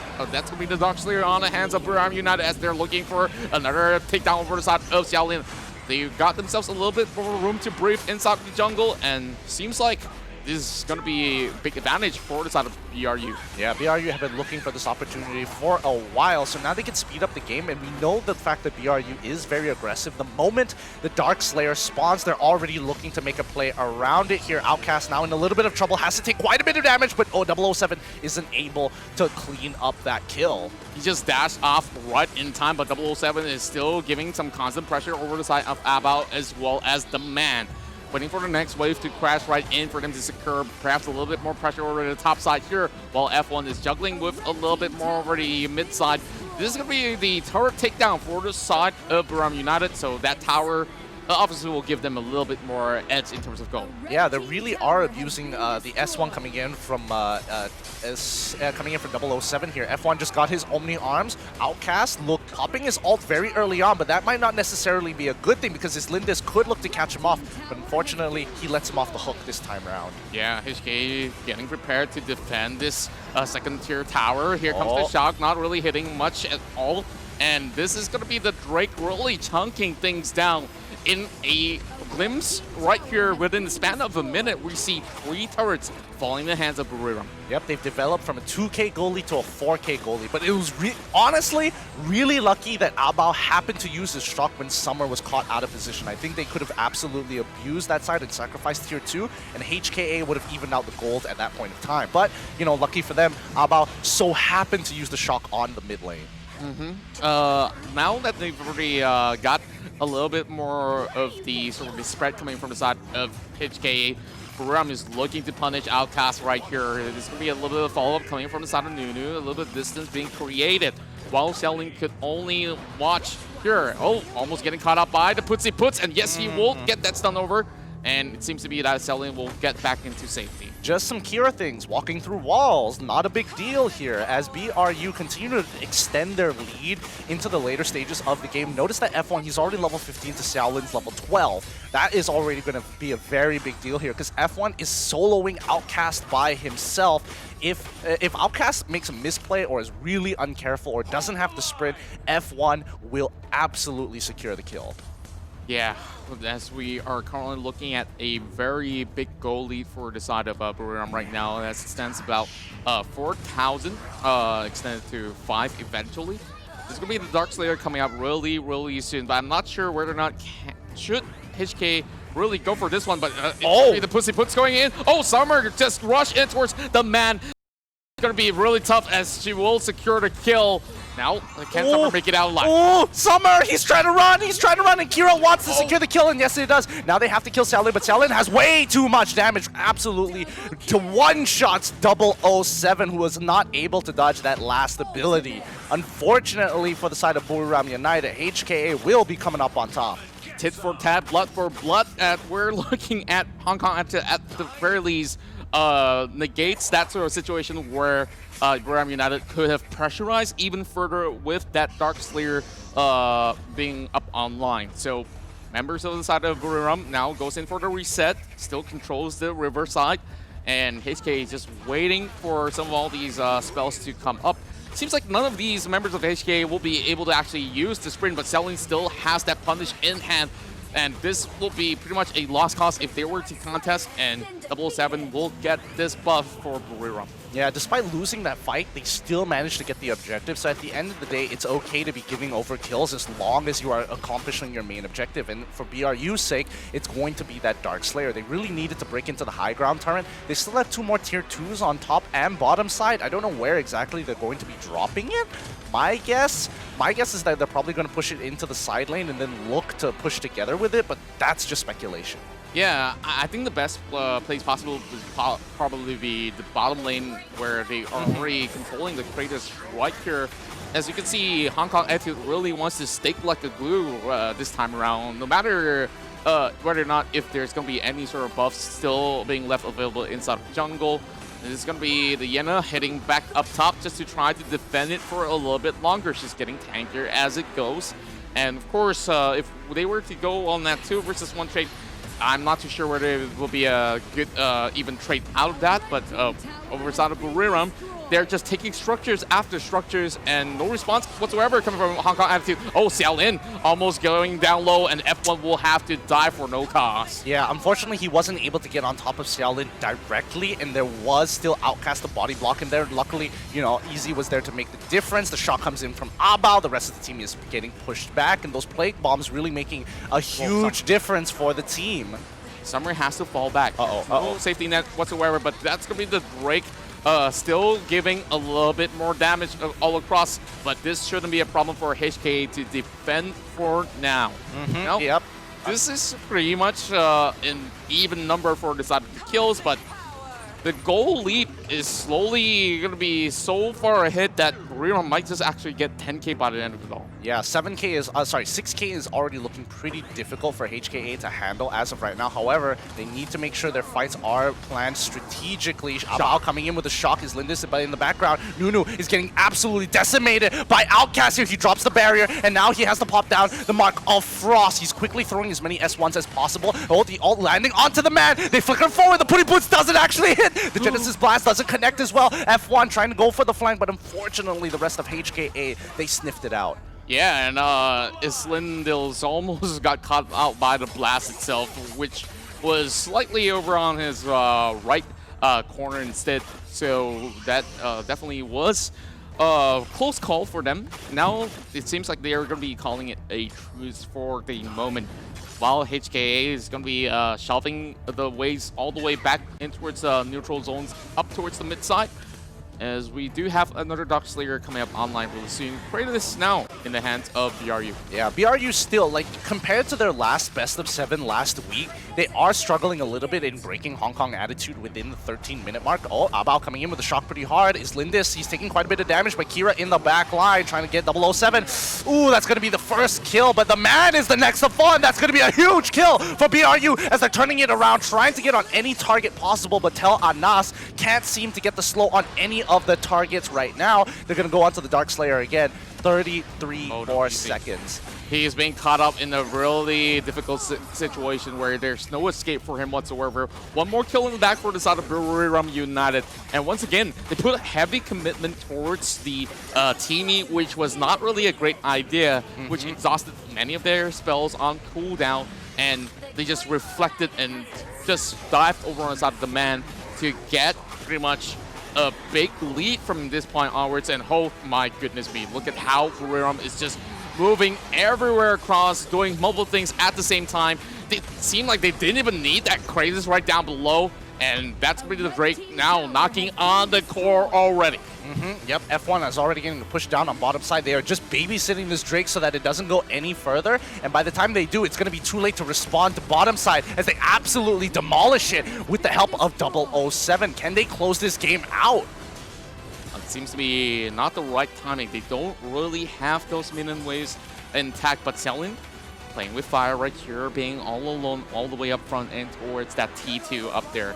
And slowly they will have to give this one out as well. They don't have priority when it comes down to the jungle traits, but the puts over the side of Xiaolin. Oh, lucky enough. Smashes in the escape. Yeah, unfortunately, Islindis wasn't able to get the putty boots off in time, so the follow-up was a little bit slow. However, Islindis this time, he's not going to miss. He jumps right in the middle of the fight. Bia Bro is going to be active. He's going to come back up to life, but Abao too deep into the fight. Can't secure the kill on Islindis as the rest of the team is going back. Xiaolin getting very deep into the fight. Can he secure the kill? Unfortunately, he doesn't. 007 is still alive, but the endless cycle has been expanded, and that is worth it for the side of BRU. At least Hong Kong had to manage to buy a little bit more time. They're going for the chase. Members of Buriram were so low, and here comes the shock. Nunu managed to actually strafe on towards his right side, and that will be pretty much a sweet flicker to get into safety. Yeah, he really did not need to be caught by that. If he did, I think it would have hurt Buriram's aggression here. Xiaolin still trying to be proactive across the map, clearing up the waves, but we've seen Buriram from this position. Is Lindis right in the middle of the fight. Nunu, unfortunately, gets caught off guard by Outcast. Nunu's still alive. He still has the mana to go. 007, he's still trying to make it work. There is no way he survives this. He is going to be going down, but F1 has been holding his ground really, really well. And 007, he doesn't mind, but someone needs to tank out Xiaolin, who's going to one-shot him in the back line, but his Wave of Eternity is going to bring him back to life. Really nice play coming in from BRU, expanding resources when necessary. Cleanest finish I've seen so far with that re-engagement coming back on tech, and Nunu was solo. It have debated the side of Abao to really hop right in, but he didn't really have enough damage to finish off what he needed. Oh! That blast will secure the victory, and Buriram 2-0. 2-0, looking very, very convincing here so far. HKA can't seem to deal with the aggression and the small synergies coming in from the RPL's representatives, BRU. It's looking pretty good. Yeah, and it seems like even though we had pretty much a long pause in between, it didn't really drop the tempo that they had much early on, and they are looking like an unstoppable force right here. I don't know about unstoppable force because I'm also I'm getting flashbacks of when BRU were up 3-0 against their previous matchup, the Saigon Phantoms, and Saigon Phantoms were turning it around pretty hard. I hope this isn't the same case with HKA, because HKA, once they've got momentum driving behind them, they become a completely new team. Yeah, and I do believe that there's still some fire inside of these HKA Dragons here who really have been putting up quite some really good traits in between some of all these skirmishes inside of the jungle. And, you know, we got to check out Nunu right here as he played a phenomenal work on that mid lane. Yep, I mean, he did a lot of work. He was able to survive through a lot of the aggression here, and not to mention, if it wasn't because of Nunu as well as the Genesis Blast, some of those cleanup kills wouldn't have helped. Some of those cleanup kills would have been missed. Yeah, like that final Genesis Blast went all the way to the base. Like, how could you even escape that in that moment where he was even trying to regen? Come on, give him the break right there. But let's check out some of these stats here in this game too. Yep, as you can see, Dirac 7-0 and 5 with a very healthy KDA, but with the help of 007, it really makes it so easy. The constant slowing effects to allow F1 as well as Lindis to get those easy catches. They don't have to be the ones engaging. They can do it from a good, safe distance. And as for the side of HKA, we really saw how Xiaolin was really trying to pull it all the way back. They finally got themselves in towards those level 15s where they felt a little bit more confident in towards going in for some of these certain challenges up towards the mid side, which some of them actually resulted pretty well. But at the very end, yeah, it was a lot for them to actually take in as Buriram United managed to turn things around in that team fight. Yeah, and they managed to do so exactly. And HKA, I'm not entirely sure how they're going to deal with Buriram coming into Game 3, but right now, Buriram, they've invested relatively well in these first 2 games. They don't have too many power picks. They have utilized the Telana, so they still have plenty of marksmen to go through before they get into a critical point. But Game 3 is going to be a huge breaking for HKA. If they lose Game 3, they're not going to have enough to bring it into Game 4. Yeah, perhaps so. But of course, we'll check it out whether or not can HKA keep up with that. But before that, let's check out some of all these highlights here in Game 3.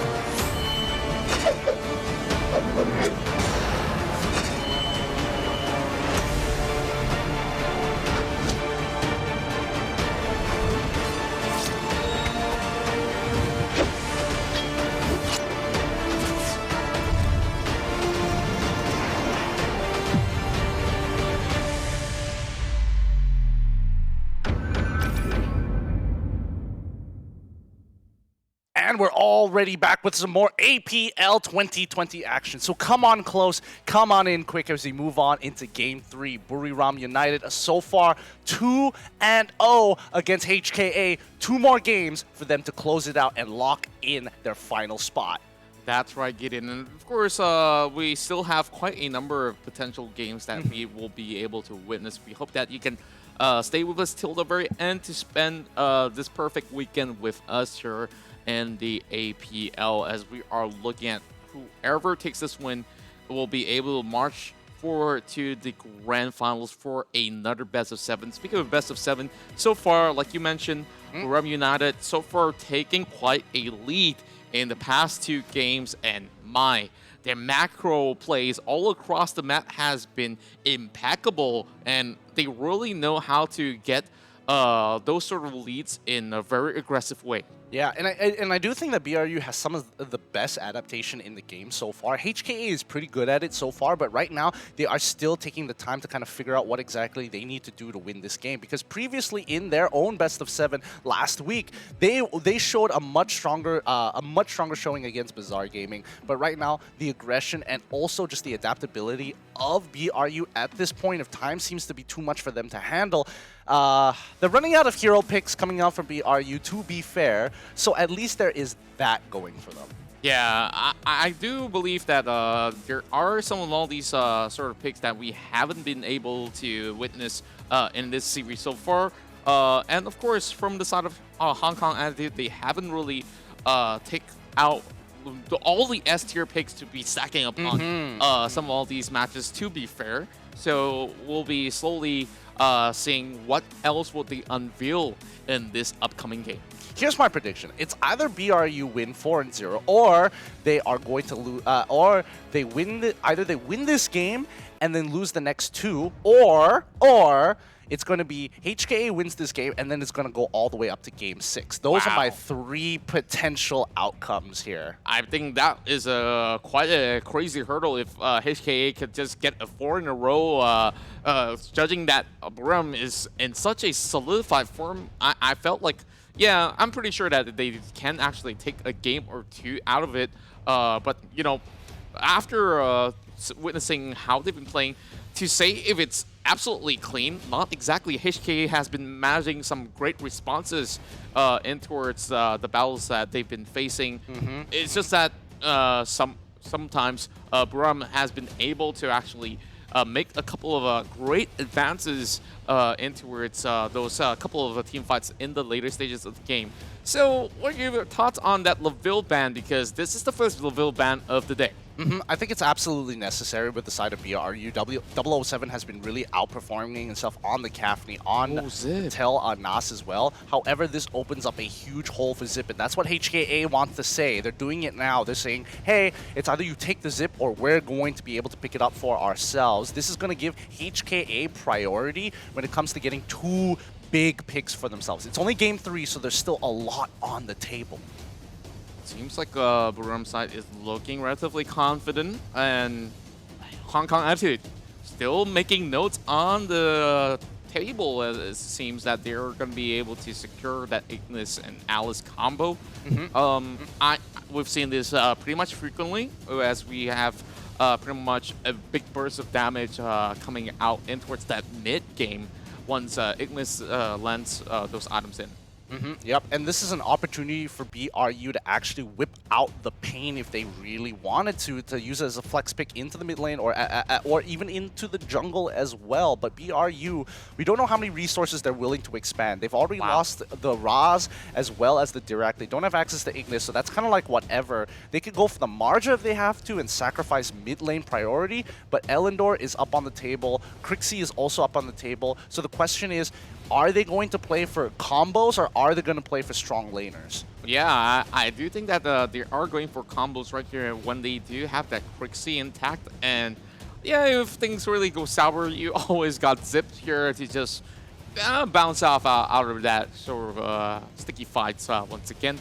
So there is pretty much a sort of worry for the side of Hong Kong as to how are they going to respond to that sort of a a push and pull coming in from the side of BRU. Yeah, I totally agree. I think HKA, the Elendor is going to be absolutely necessary. Xiaolin really needs to get something that he's comfortable on, and that's with the marksman junglers. That's where he really shines. So I think it's going to be Xiaolin's game this time around. Hopefully he's going to be able to make enough of an impact here. Zip is going to make it definitely a little bit harder. However, if Alice can get the hissy fit right on time to prevent Zip from saving those targets, you know, Xiaolin is going to have a much better way to clean things up for the side of BRU. Yeah, and this is where things are really gonna get pretty interesting from the DS lane as well, because they gotta plan ahead on how are they going to take on this Omen as well.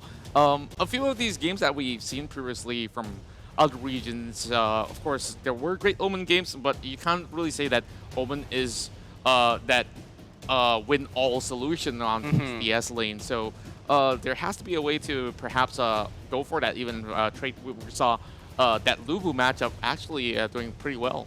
Yeah, and honestly, I think BRU did some really smart moves. They locked in the Omen. They know that Kilgroth is off the table for HKA, so they ban out Lubu as well as Roxy, two very strong heroes up against the Omen, able to brick wall him in the lane, not allowing him to get that split push going. However, HKA, we saw this in the first best of one of today. We've seen Max come out.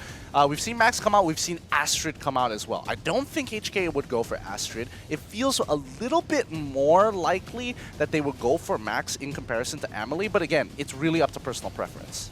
Yeah, and I do think that that will be pretty much favorable, but Amelie honestly could also fare pretty well indeed, as we are looking at the final two picks for the side of Buram United.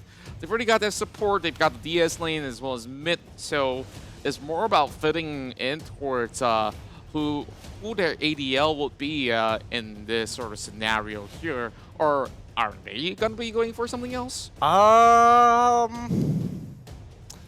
Looking at the composition as of right now, Elendor, Alice, Ignis. Unless they have another Spell Slinger, then I can't say that Pain might be the best option, because, like, obviously Pain is really good against mages because the silence is such a powerful tool. His high burst damage, high mobility, and very impactful in the earlier stages of the game might not necessarily be worth it, especially against an Elendor. You silence him, it's like, oh yeah, but if I don't, you know, get on top of him, I don't necessarily kill him. So Kriknak going to be the better option here. The Elsu, I'm kind of borderline on.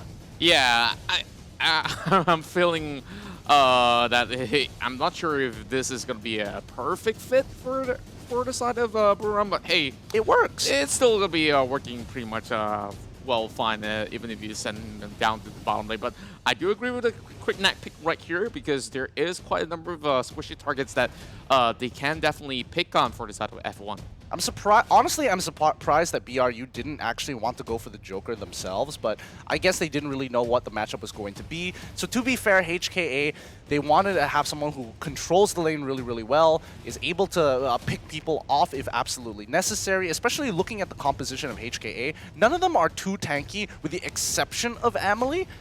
But even then, Elsu can melt down through the Elendor, through the Ignis, through the Joker, through the Alice, given a certain period of time, because he has the range and he's really good at burst damage. Yeah, and so far from the side of GCS, there has been a lot of impressive records on the Joker in terms of win ratios as well. But of course, it does vary from team to team how you really want to play from this. But there's a high amount of poke damage coming out from the side of Hong Kong Attitude that they could definitely use on their arsenal. Yeah, as get ready, we need those cheers right now. 展现你们的态度吧 ！HKA Go Go Go！HKA 加油 ！GCS 加油！各位選手亦都 GCS 都可以加油。APL fighting！ APL fighting！ APL fighting！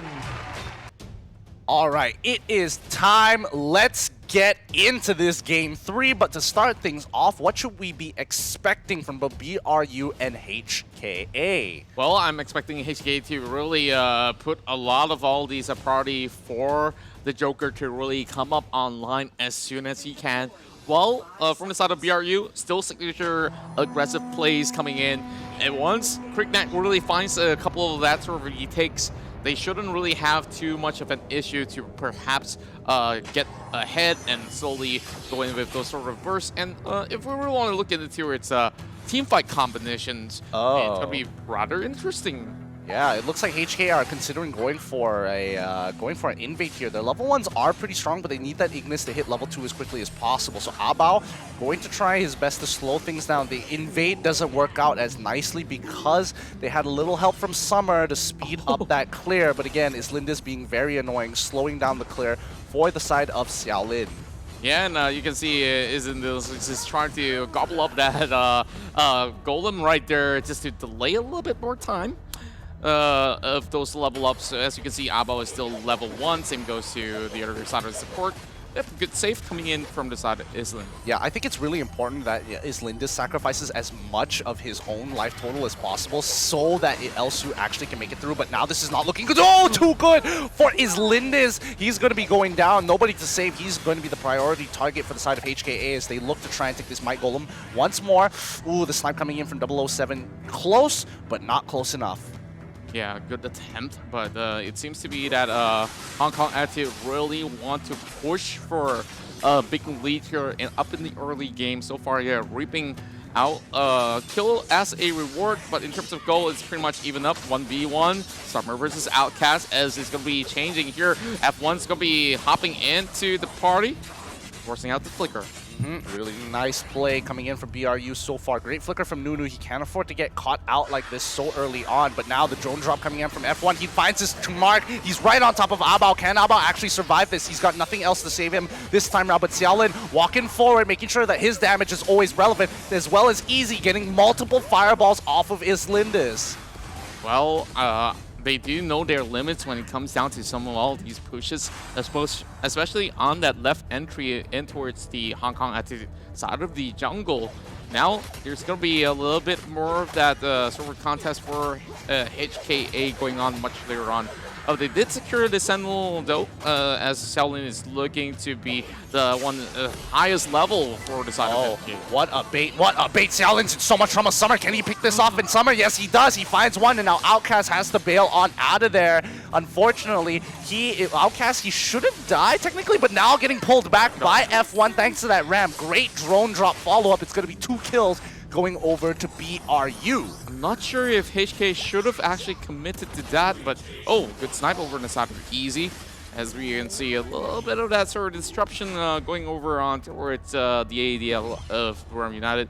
F1 is the first player to get 200 kills in the APL. Absurd amount of kills, in fact, if you really want to count. As a jungler, sometimes you do get some bad games, but for this guy, no such thing as a bad game. No such thing as a bad game. Only consistency comes from BRU so far. I mean, they did struggle a little bit against PSG, but that's mainly because of momentum more than anything else. But overall, BRU is an extremely consistent team. We've seen it in the group stages. We're seeing it now. And Snipe does not connect over on towards the man. We'll have to fall back for a little bit longer. Yeah. A little bit of damage being done, but oh, overextension coming from 007. He almost got punished right there. Yeah, he's really pushing his limits here. He's really depending on his Lindis to be at the right place at the right time. Had that burst come out a little bit sooner, I think they would have been able to pick up that kill onto 007, forcing out maybe a sprint from his Lindis, which would have been ideal. But let's see how far they're going to go with this lead now that they've broken bottom tier 1.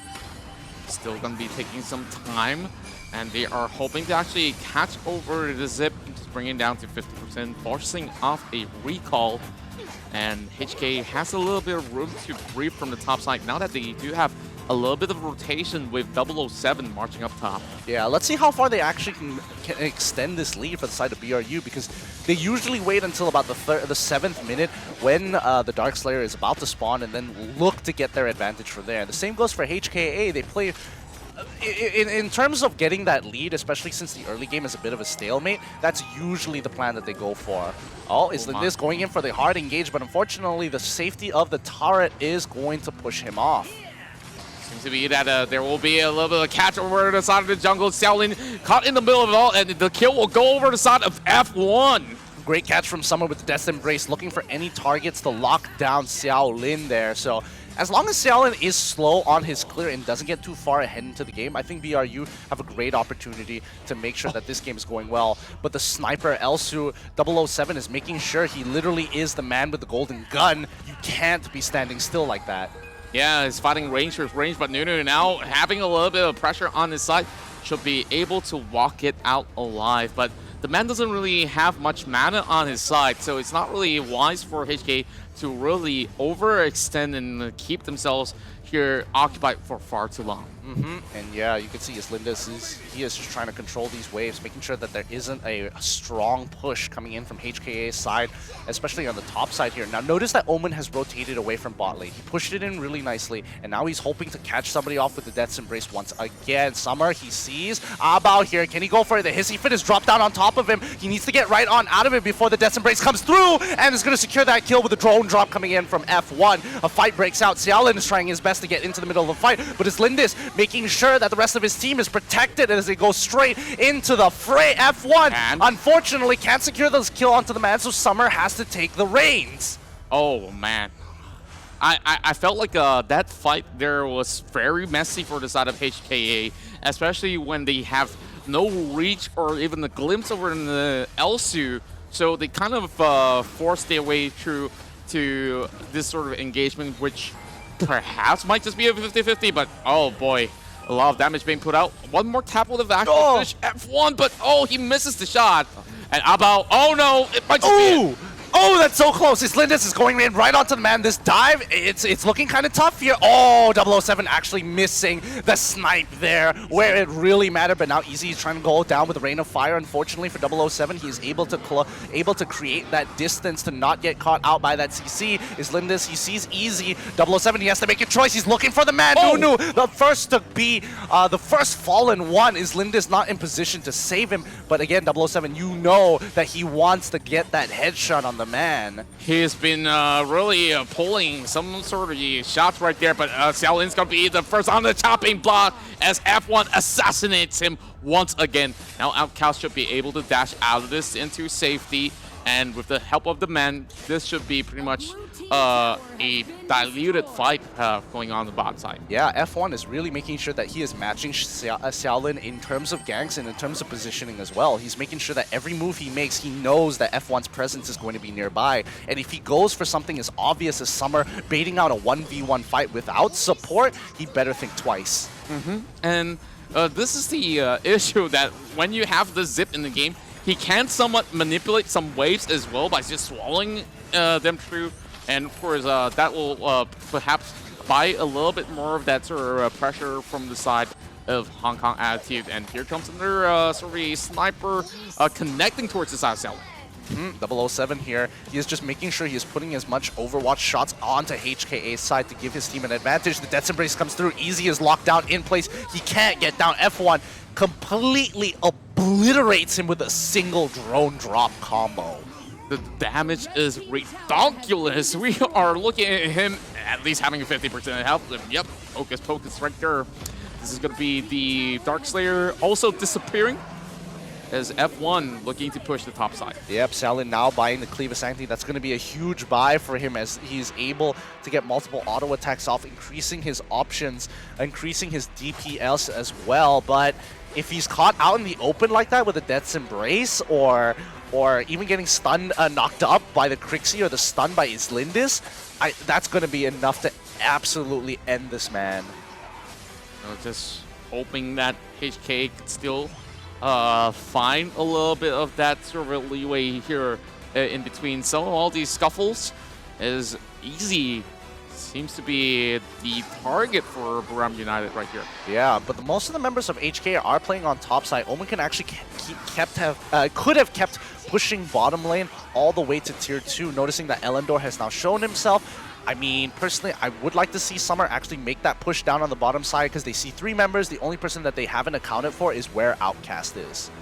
So far, Outcast has been trying to grind his way to the top, but yep, going sit all the way back and... Oh, it's so obnoxious, but now Easy in. Oh, it gets absolutely demolished by F1 here. With the single drone drop, he loses 80% of his HP. Lindis goes in with a hard engage with Omen by his side. The man in the back line trying his very best to kind of kill Summer, but Summer is too big for him to handle. A double kill coming in for F1. That's going to be 2 members going over to BRU. These guys are making it look too easy right here. Bariram just act like they are that claw vending machine that they are just picking kills after kills.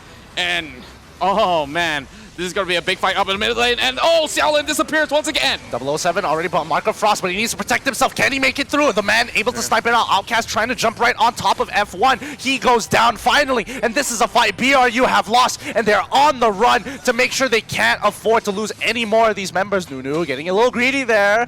Don't walk up any further, my friend. There's still the man right behind, and he will get caught out once more. How many kills does F1 need? He needs all of them. He needs every single one of them. 13 kills is going to be his KDA score. Oh boy. I'm speechless. Like, this is the best quick neck play that we've got so far from any of these matches of the APL. Yeah, 9 kills as well. Wow, contributing at least 70% of the kills to that kill score here, but now is Lindis in trouble. Oh, Zip! They've just lost their insurance policy after dropping the Drake on top side. They have to give this up. They don't have enough members. I mean, Elsu, he doesn't mind staying really far away and sniping them up, but they have to just give up this Drake, and that push was completely nullified off of that single pick on his Lindis. Well, one insurance policy does not really matter because they might get their second one coming up online right now.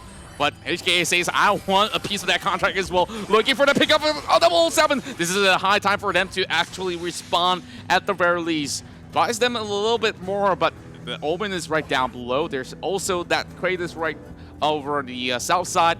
And Summer doesn't really care if there's going to be Outcast right there. Yeah, he does not care. He just wants to be able to get into these fights. The man putting the canned laughter onto F1 so far, he doesn't have enough damage to absolutely one-shot him, so he needs the rest of his team next to him with the follow-up damage. Is Lindis, don't get caught out here. It's not your time to go, as the rest of Buriram United need him to keep the primary targets like 007, like Nunu alive. Now the quick neck is still lurking around, maybe providing a little bit more safety net for Summer, as he will be able to pull this Abyssal Dragon into the hands of Buriram United. Yeah, right now F1 is absurdly strong. Like, he really should be looking for every fight that he has available, but the problem is that there is so much to worry about. There is the hissy fit coming in from Abao. There is the canned laughter and the killing joke coming in from the man. There's Easy with his form of CC. He has to come in at a time where he is dodging as many abilities as possible, as HKA look to show some dominance in the mid lane, but the man getting absolutely chunked out by 007. That's 2 shots straight towards the man, and this is going to be quite an opening if that quick neck's going to be getting a leap right there. But they lost party over the side of Dark Slayer, so this is going to be a 1 in the bag for the side of Buriram United. The second one indeed, so where is this one going to be popped out?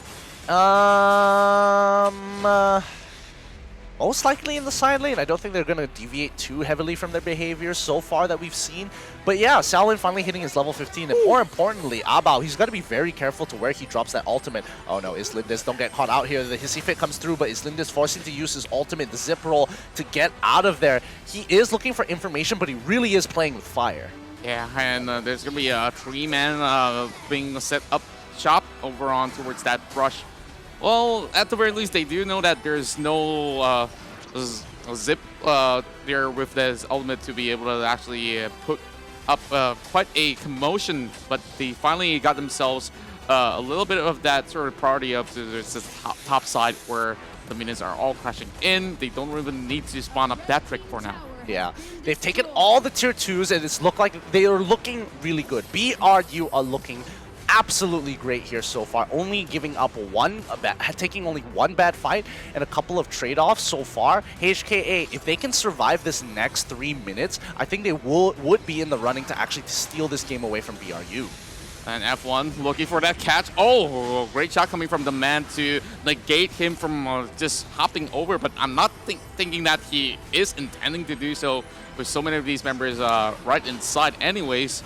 One more shot actually misses from the side of the Elsu, while Summer is going to be doing all the split push possible for the side of the top lane. Yeah, and with the help of Zip, you can actually control the Drake according to what you need it to be. If he doesn't need to push now, just gobble it up, join it up with the rest of the wave, do it again, rinse, repeat as many times as necessary. Yeah, and I gotta say that the timing is just great for the side of Buriram United. they just rotated all too perfectly to get everything in the back, not leaving much behind. 5K lead now in favor side of Buriram, and almost getting one more shot. Yep, almost connecting there. Islindis is going to be first. He gets hit with the canned laughter, and the hissy fit comes down immediately as they drop down, as they once again suck up the Drake, put it back down. They've been having this Drake for a very long period of time until HKA. They're either going to lose this war of attrition, or at the very least, they're going to force a fight in favor of BRU. The only job that Islandils will have is just to guard Drake for now, but this is going to be every single one of these members up towards the mid side, and HKA have Outcast out of position. The man's going to be falling all the way back as Nunu tries to actually pressurize them to secure this tower finally in the hands of Buriram. Yep, it really took a while. However, HKA, they've got some great wave clearing options here. Up on top side, are they going to be able to secure this? As the fight breaking out, it's not looking good. F1 is going to be the next to fall. Summer comes back to life, but then, once again, F1 is going to go down. Ignis getting a really good rain of fire there, getting multiple stuns on literally every primary target that he was looking for. And they have found that golden opportunity to finally stop the bleeding, but well, he still comes back up alive anyways, and of course with Nunu here pretty much all the way in the forefront, it's going to be a high time for F1 to still collide towards their corners right there, and Xiaolin still surviving out of it all. Big shutdown over on the side of the man, but they are fighting back. Outcasts will now call it a truce. I don't know. I think that was a little interesting coming in from F1. He got sucked up by Islindis, and Islindis decided to roll inwards towards the enemy. I don't know about that. At least communicate with F1 whether he has his abilities up to make something happen. Yeah, it's a 2 deaths in a row for F1 as well. And of course, we talk about the scaling that might just actually end up, and Outcast is a little bit too late to the party. And this is going to be a big catch. And, of course, the Drake in the favor of... Oh, wow! 007. He comes back from the Blade of Eternity. Outcast comes back with the Blade of Eternity, comes back and gets instantly popped the moment he gets back up. And now, once again, Xiaolin getting caught in his own jungle. This is looking really good for BRU. No endless cycles for Outcast and Xiaolin. They're going to have to wait the entirety of that 30 seconds and 40 seconds, respectively. Now HKA colliding in towards the jungle. This is going to be a choke point that they could definitely use. Zip line over on the other side, and it will be Nunu here to take on Easy, while the rest of the cavalry has just arrived, but Nunu gets popped up. Yep, Easy playing that especially well, using the stacks to gain that shield, and that shield is going to be important for him to kite, but he has no sprint this time, so he doesn't have his flicker this time, so he won't be able to do too much or get the play. Oh man. I gotta say, they really gotta be careful of their position as well. Of course, some of these traits are looking pretty alright, at the very least, that Hong Kong entity has been able to pull back some numbers, but it's not really translating to anything else than, you know, maybe some extra goal for them with those shutdowns. Yeah, and as of right now, Buriram United, HKA have survived the 3 minutes that I was talking about. Now, they have the items, they have the build to actually take a full fight against BRU. The question is, can they find the right targets at the right time? Because they want to get that onto F1. However, F1 doesn't necessarily need to go in first. Islindis 007, they're very happy to sit in the back, wait for something to happen, look to save their teammate or look to harass their teammate in 007's case. Yeah, and they've adapted to the pressure coming from the side of F1 now. It's going to be Hellcast here to be able to actually soak all the damage. The man's going to be able to be pop to less than half health right now, and Rage of the Soul Dragon in the hands of Buriram United. And as I was talking about that sort of the adaptation towards F1, all they have to do is to make sure that he does not get in towards those close quarter combat where he could just assassinate people through. So it really has to do with a lot of all these pokes to come up from the man as well as Easy. Yep, and it's important that they make sure that it's on the right targets, you know? The hissy fit comes down from Abao, trying to look for a catch onto Summer, but Summer, he suspects something, he sniffs it out, moves out of the way, while the rest of Buriram United look to control the mid lane. And this is where Buriram takes it down a notch. And, yep, keeping the waves all the way towards the back as we are looking at a zip roll to perhaps stack these waves. Isn't Zip fun? Isn't Zip just so much fun? Look at the excitement coming out of HKA. Yeah, it's fun, it's adorable, but extremely annoying to play against, for sure. So obnoxious, so absolutely obnoxious here. But let's see whether BRU can actually win this game. If HKA can steal this game away from BRU, that's going to be so big for them. Summer flickers forward, unfortunately gets hit instantaneously by Abao Sunshine. This is a very greedy Zip. He's been juggling this wave for an eternity right now. As we are looking at members of HK trying to actually shrep him up. Here comes the Zip roll. Is Lindis, he's so far back, but he has the extra movement speed and popped up. And he also popped the sprint as well to make sure he keeps that distance away from HKA. He knows his role and he can't afford to get caught. So far, things seems to be pretty much on a still situation, as they have already put on a reset. And here comes the Drake over on the top side. Slowly having the Zip to perhaps face check for a little bit, and here comes the crash. Yeah, I think they need to start turning a fight eventually. HK are using so many spells. Abao, his hissy fit, it doesn't take too long for it to come back up. Elsu really needs to start putting in the damage, and the rest of the team need to start committing as a team to these bigger fights. There's a lot of all these minions already stacking in towards the core side from the mid lane itself, but the Drake is definitely a big worrisome case for the members of Hong Kong Attitude. They really gotta make a stand real soon. Their health are slowly being chunked down here. The man has to pop out his canned laughter, and finally the Drake will not startle them anymore. I mean, they got really, really close there, but unfortunately, nothing much really comes out of this for the side of BRU. It's actually more beneficial for HKA the way that they're playing. They're just waiting for an opportunity to which they can really punish Buriram United here. I don't think BRU... Actually, maybe. BRU might try to go for a backdoor considering how late this game has gone. But we're going to have to wait and see. Yeah, and you can see that they are setting up shop on the way to this back. Not the right time to really pull the trigger for Summer, as there was a potential for him to really go into use the Death's Embrace to perhaps get a catch over on towards Xiaolin right there. Yep. And once again, is Lindis being a very naughty boy, making sure that he's continuously manipulating the waves and forcing Abao to use his ult. So he eventually getting slowed by it, not allowing to completely manipulate the wave, but at least alter it.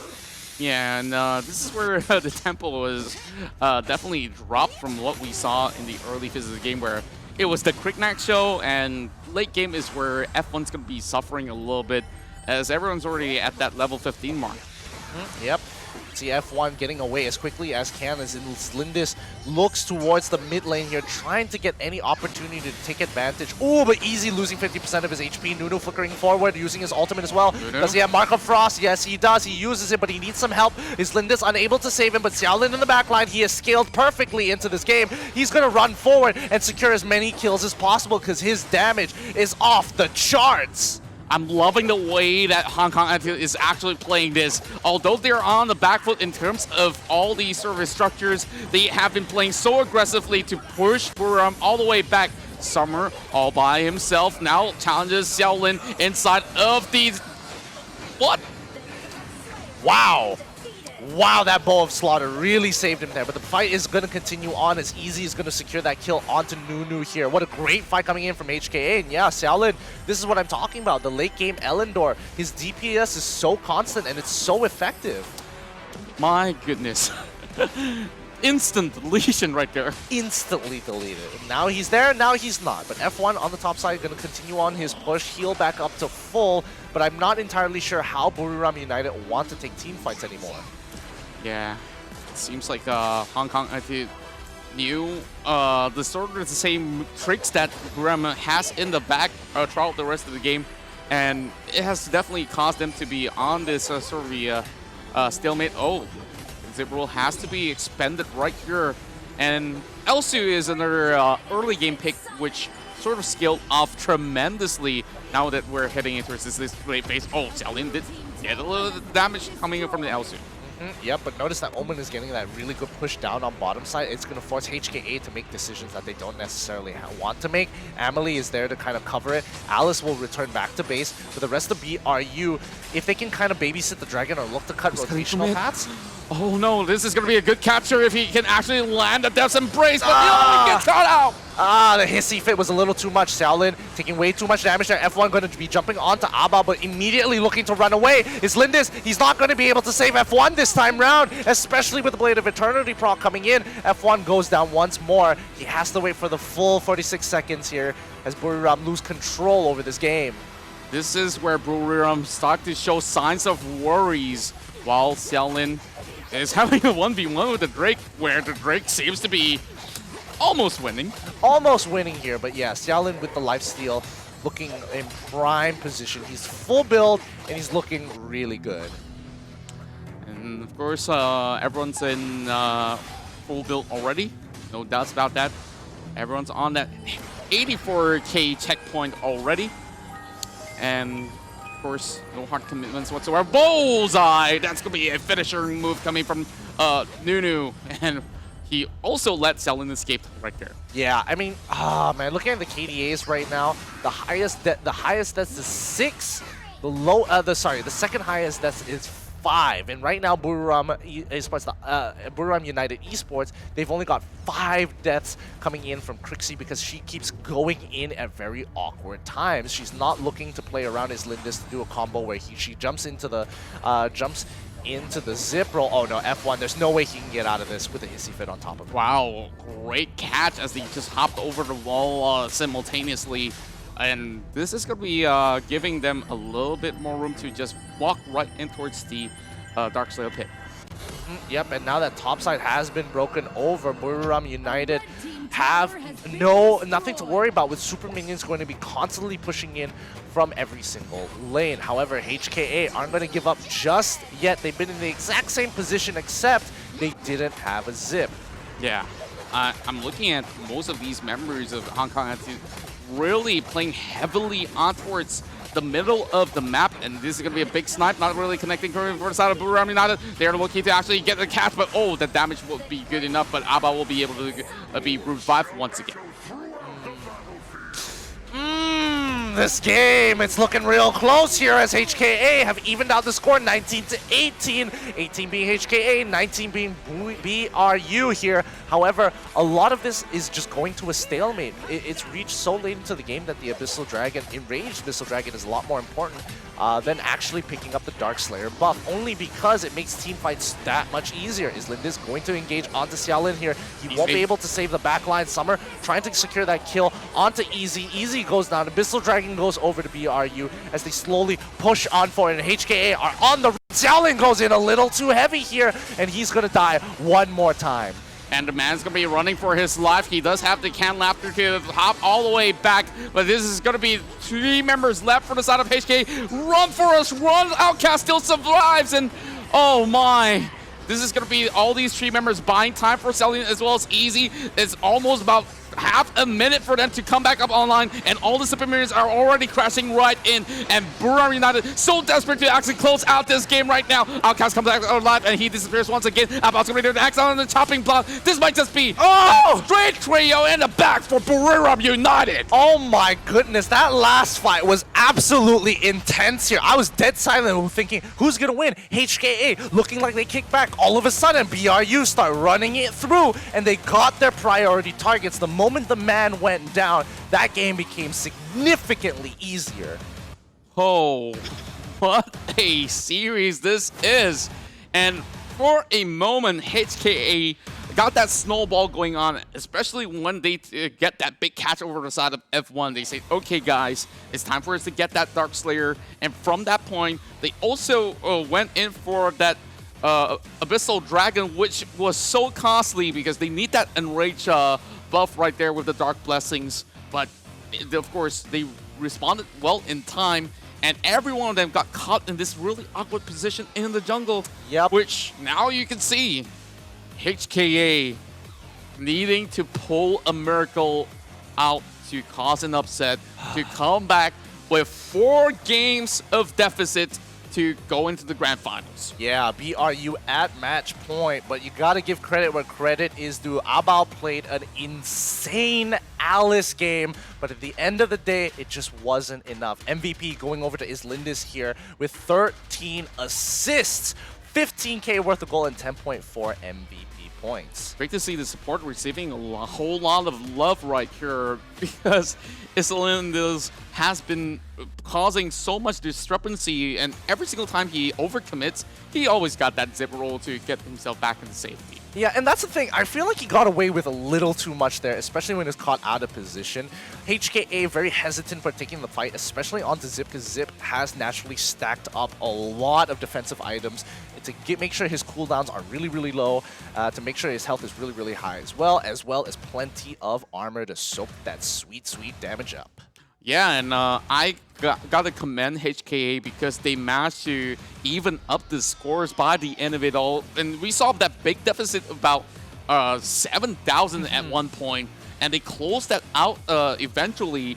It's just that the final few moments were extremely hectic, and the moment that they know that Buriram United does have a cap in terms of damage output, and all they have to do is really stop Nunu as well as F1, and they don't really have to worry too much about that LC because, you know, he only gets one shot every now and then, and they could just finish up the job and slowly catch him eventually. But still, that was a really exciting game to witness as we are looking at Buriram now on that match point. One more game away to meet Flash Wolves. It was a long game, but definitely it wasn't because BRU played bad. HKA were just really good on the defense, and Abao was a large part of it. Participation 88.9% of all fights Abao was a part of. So I don't know, because now that Abao's pool has really been limited up, the Zip has gone through the BRU side, which means BRU actually have to consistently start banning out the Zip just because Abao is really, really good at playing it overall. He is that standout player, but not to mention, that's going to be one ban that has to be burnt just for him. Yeah, but if you really do look in towards the amount of options that Nunu does have over on the mid lane, it can somewhat compensate in terms of Nate's utilities. So we're going to be looking at how the next game is going to go out. But before we move forward to that match point for Buriram, let's check out the highlights before we move in towards game number 4.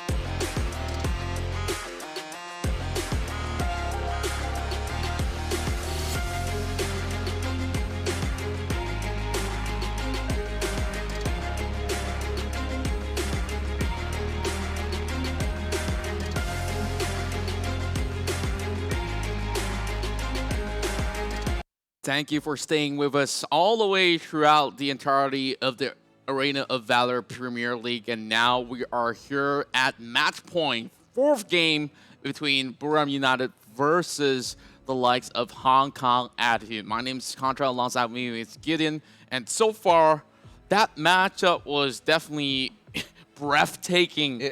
I mean, it was a great show of defense for HKA. I mean, they really weren't looking like they were going to win that game during like at least the 9th minute. It was looking pretty stale. 11th minute looking like BRU. 17th minute, HKA is already closing in the gap. Oh yeah, and now it seems like you can see the emblem of Buriram on all 3 past matches being all secured, and it's beast. Oh, he means this is when he's taking out that jacket right there. The jacket is off. Xiaolin has been unleashed.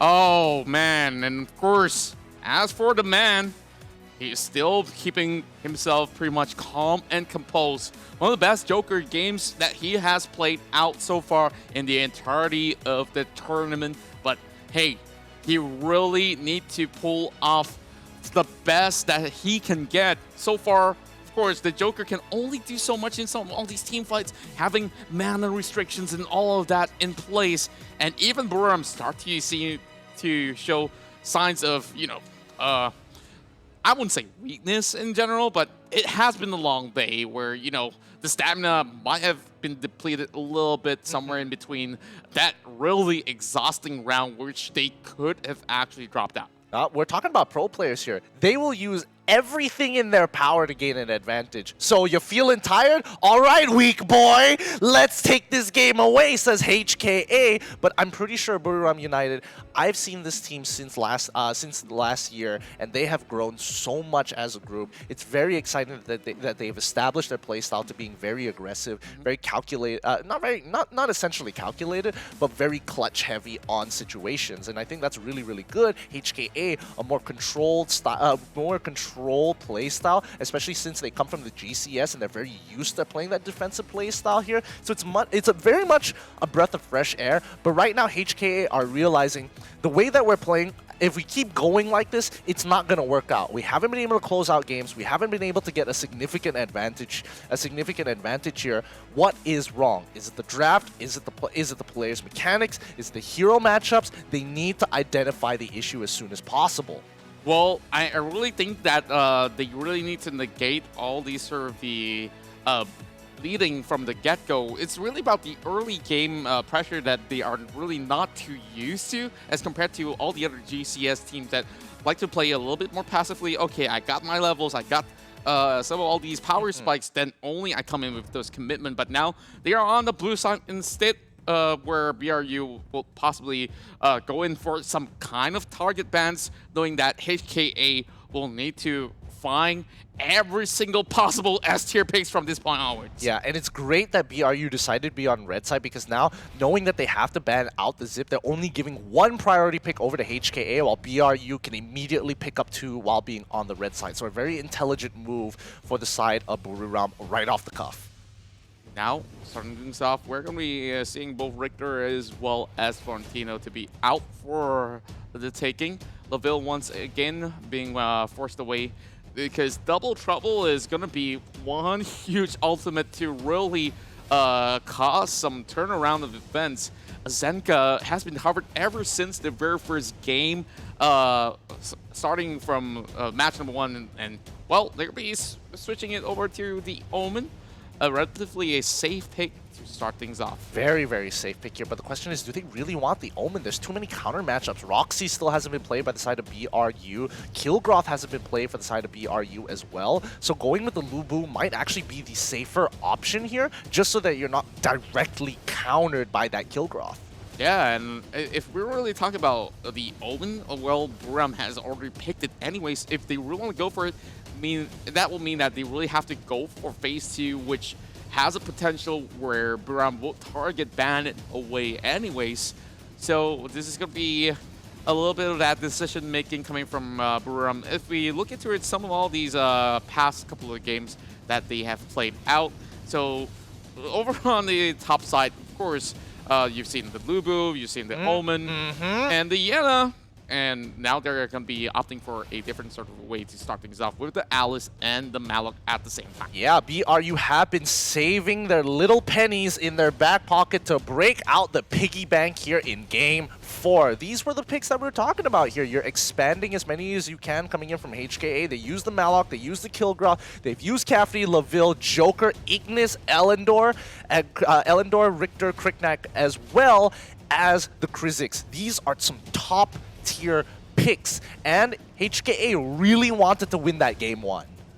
Well, and now they just really got to find a way to break the curse because they only got so little chances left if they don't get a win at all. Now they're going to be hovering over onto both Elsu as well as Raz.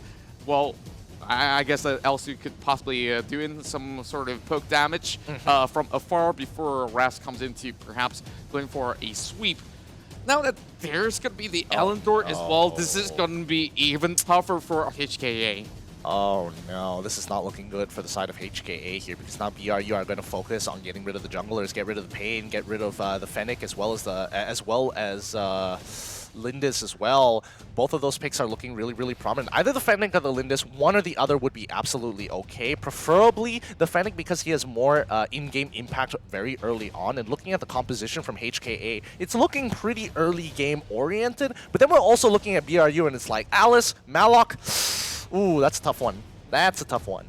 Yeah, a little bit of a zone control coming out from the side of BRU United. HK actually played a phenomenal Alice previous round where she was in charge of disrupting Omen every single time he wants to go in for the Death's Embrace. Yeah, that actually worked extremely well. So, of course, with that being said, even if they went in for the Omen early on, they should have expected this Alice, which is why they end up with Lugu. Yeah, and right now, as of right now, BRU can actually go for the Ignis here. It hasn't been banned out, and neither has it been picked by them early on into the series. I mean, even though Ignis can get harassed by Raz, I think it's more important to keep control over that mid lane, especially since you have an Elendor in the jungle, and you also kind of want Malok to help you rotate across the map with you. I'm really looking at how BRU has been really saving so many things on, and oh boy, they bring out the Superman. They have to bring out the Superman for the side of BRU, allowing Malok to get those catches so much easier with the shock. At least they have a secondary agenda when it comes to the engages. Personally, I would have liked to see BRU, if they really want to shut down HKA's plan, they take away the Hayate, and now HKA is almost left with nothing left with nothing when it comes to the marksmen. They have to play like something like Yorn, something that they really have to build their composition since the beginning of the draft itself. But unfortunately, they didn't decide. They want to keep to their own game plan. HKA hovering over Ormar as well as Rook. Well, I gotta say that this is a very beefy lineup coming from the side of Hong Kong, to say the very least. Especially when you add on top with that Omar. Instead, you know, Natcroft is going to be giving them a little bit more of that damage insurance department because, yeah, if you do have too much of all these tankiness, who's going to be the one shredding through these units anyways? Diao Chen being hovered by BRU United, and they want to make this work. So, talk us through, how can Diao Chen actually work alongside with whatever BRU United has here?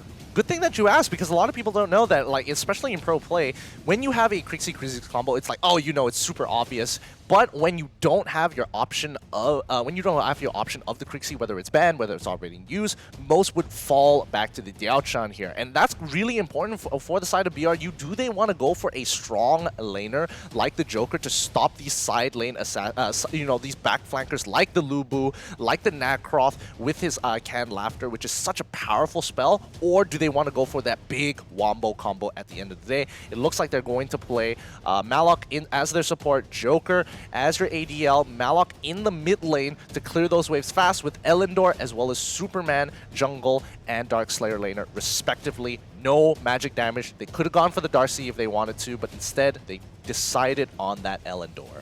All right, I believe it's about time that we witness Game 4 here, potentially with HKA trying all their best to pull things back, or can BRU United book their slots and towards the grand finals. I believe the ladies as well as the gentlemen will be ready for the final cheers perhaps for the side of BRM United, or, even more power for Hong Kong as it to come right in with their very first pointer in this best of 7. Don't forget, for everybody in between, we want to be all-inclusive here at the APL 2020, but this could be potentially the final match. I can't wait to see how this is going to end up. Let's hear those final cheers. GCS 加油！展现你们的态度吧 ！HKA Go Go Go！HKA 加油 ！GCS 加油！各位選手亦都 GCS 都可以加油。APL fighting！APL fighting！APL fighting！ All right, looks like it is time. BRU on match point here. HKA, this could be the biggest turnaround of the century if HKA can reverse sweep BRU, but every journey starts with a single step, and they need to win this game if they want to be on that path. HKA now, they're back against the wall, but they are trying to put the pedal to the metal as they are looking for that first flank. Oh, damage going through to both 007 as well as Summer.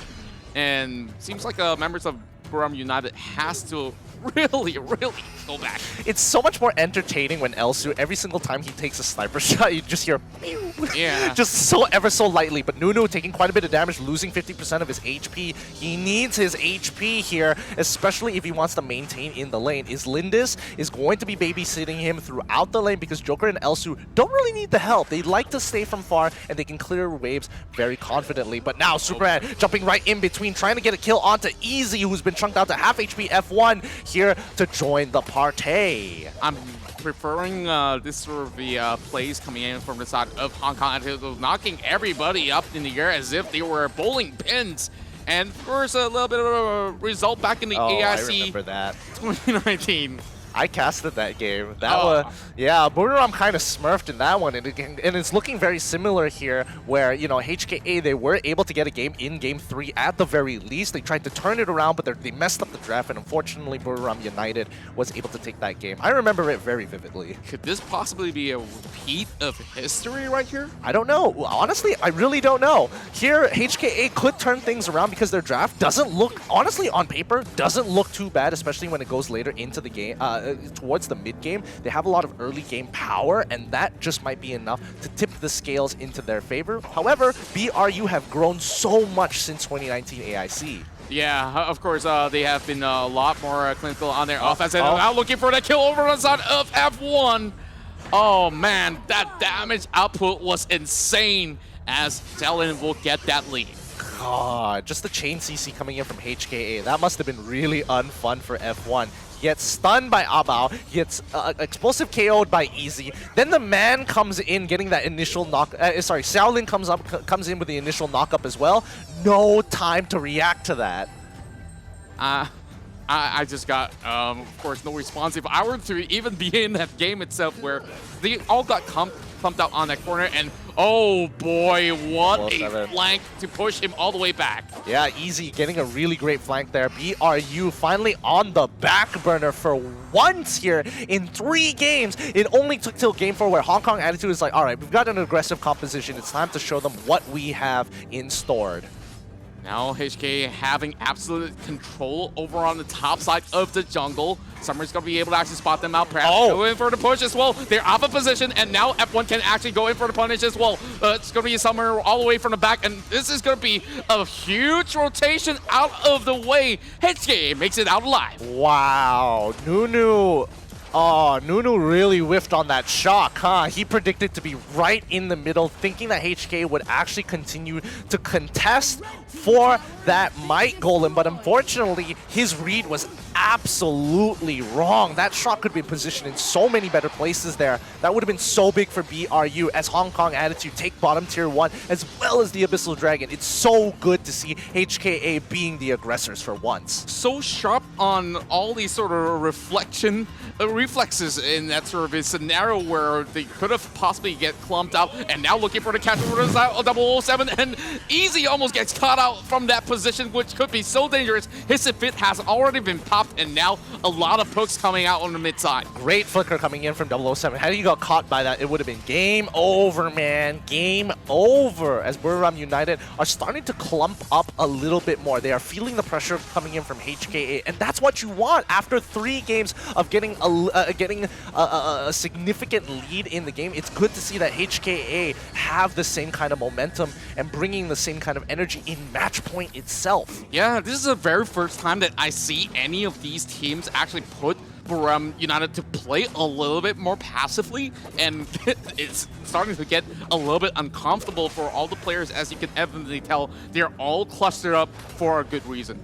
Yeah, and not to mention that HKA are bringing out some of the big guns here. A lot of priority picks as well. BRU looking to actually go for the catch here. Summer trying to get in with the Frostbreath, but however, 007 is going to be the main target here for the rest of BRU. Nunu looking for potential dive. Summer, yes, here comes the shock. They are looking for the backline, but Abao getting those mini stuns is going to be so important here. He can't afford to get sniped. Nunu got to be so careful. The man walking up to find some vision, find an angle to snipe him off guard.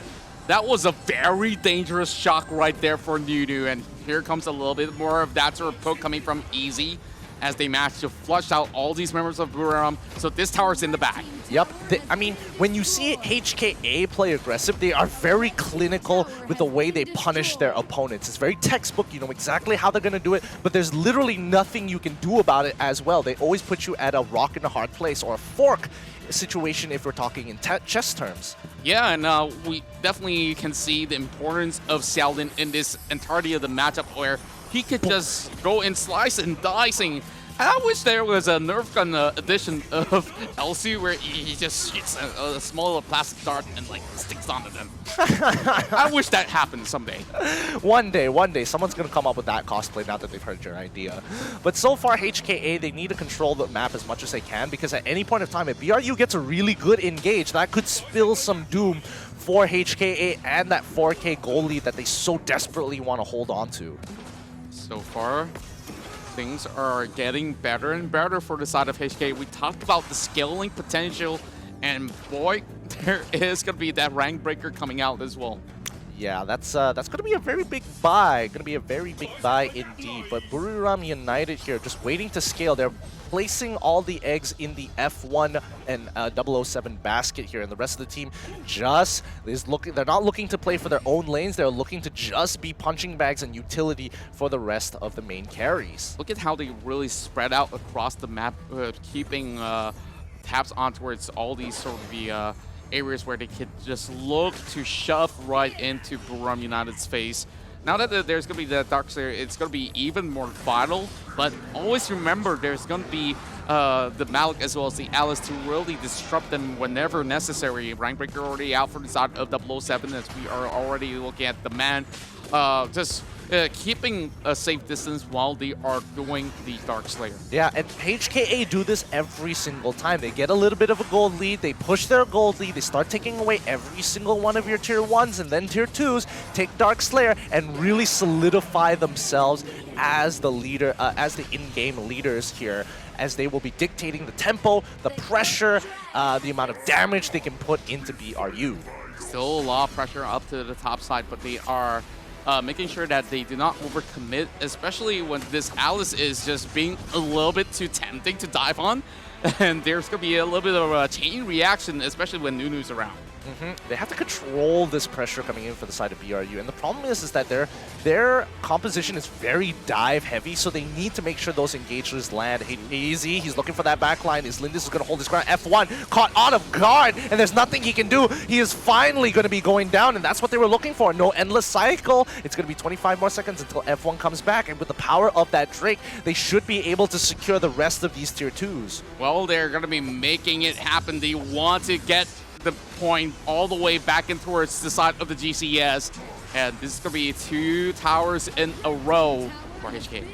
Yep, it's looking pretty good for HKA here. They just got to, you know, HKA, once they need to clutch it out, they'll make it happen. Nunu jumping in with a shock, big shot hitting onto man. Summer as well coming in, but he doesn't use his ultimate. He still has the opportunity to actually get a really good ult to push them back in to 007 as well as F1.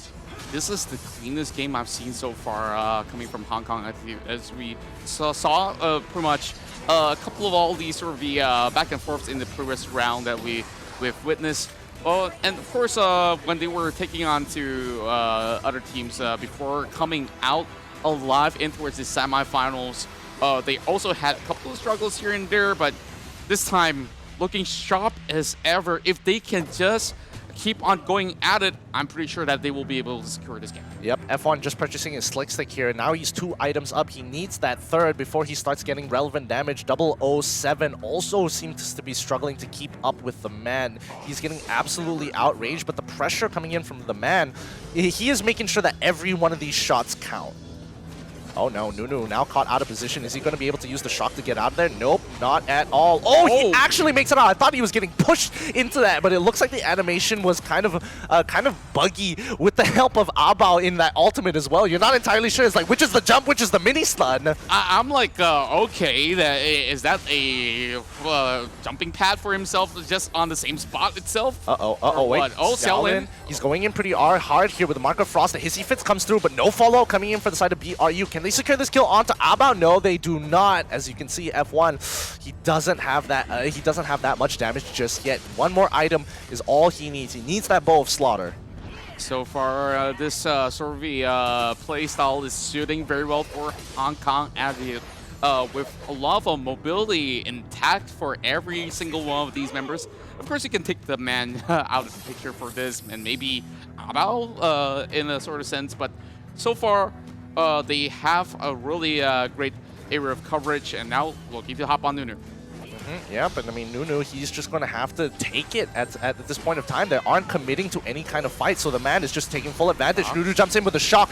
Superman coming in from the side. Flank, however, Xiaolin is cutting up the backline. 007 is already gone F1. He doesn't want to be part of this anymore. Get him out of there. He needs an adult as Nunu is also on the run. Xiaolin ain't going to let him go. The headshot coming in from the man doesn't land on anybody, but Easy quickly goes into the marker for us to dodge the damage from 007, who comes back with the Endless Cycle.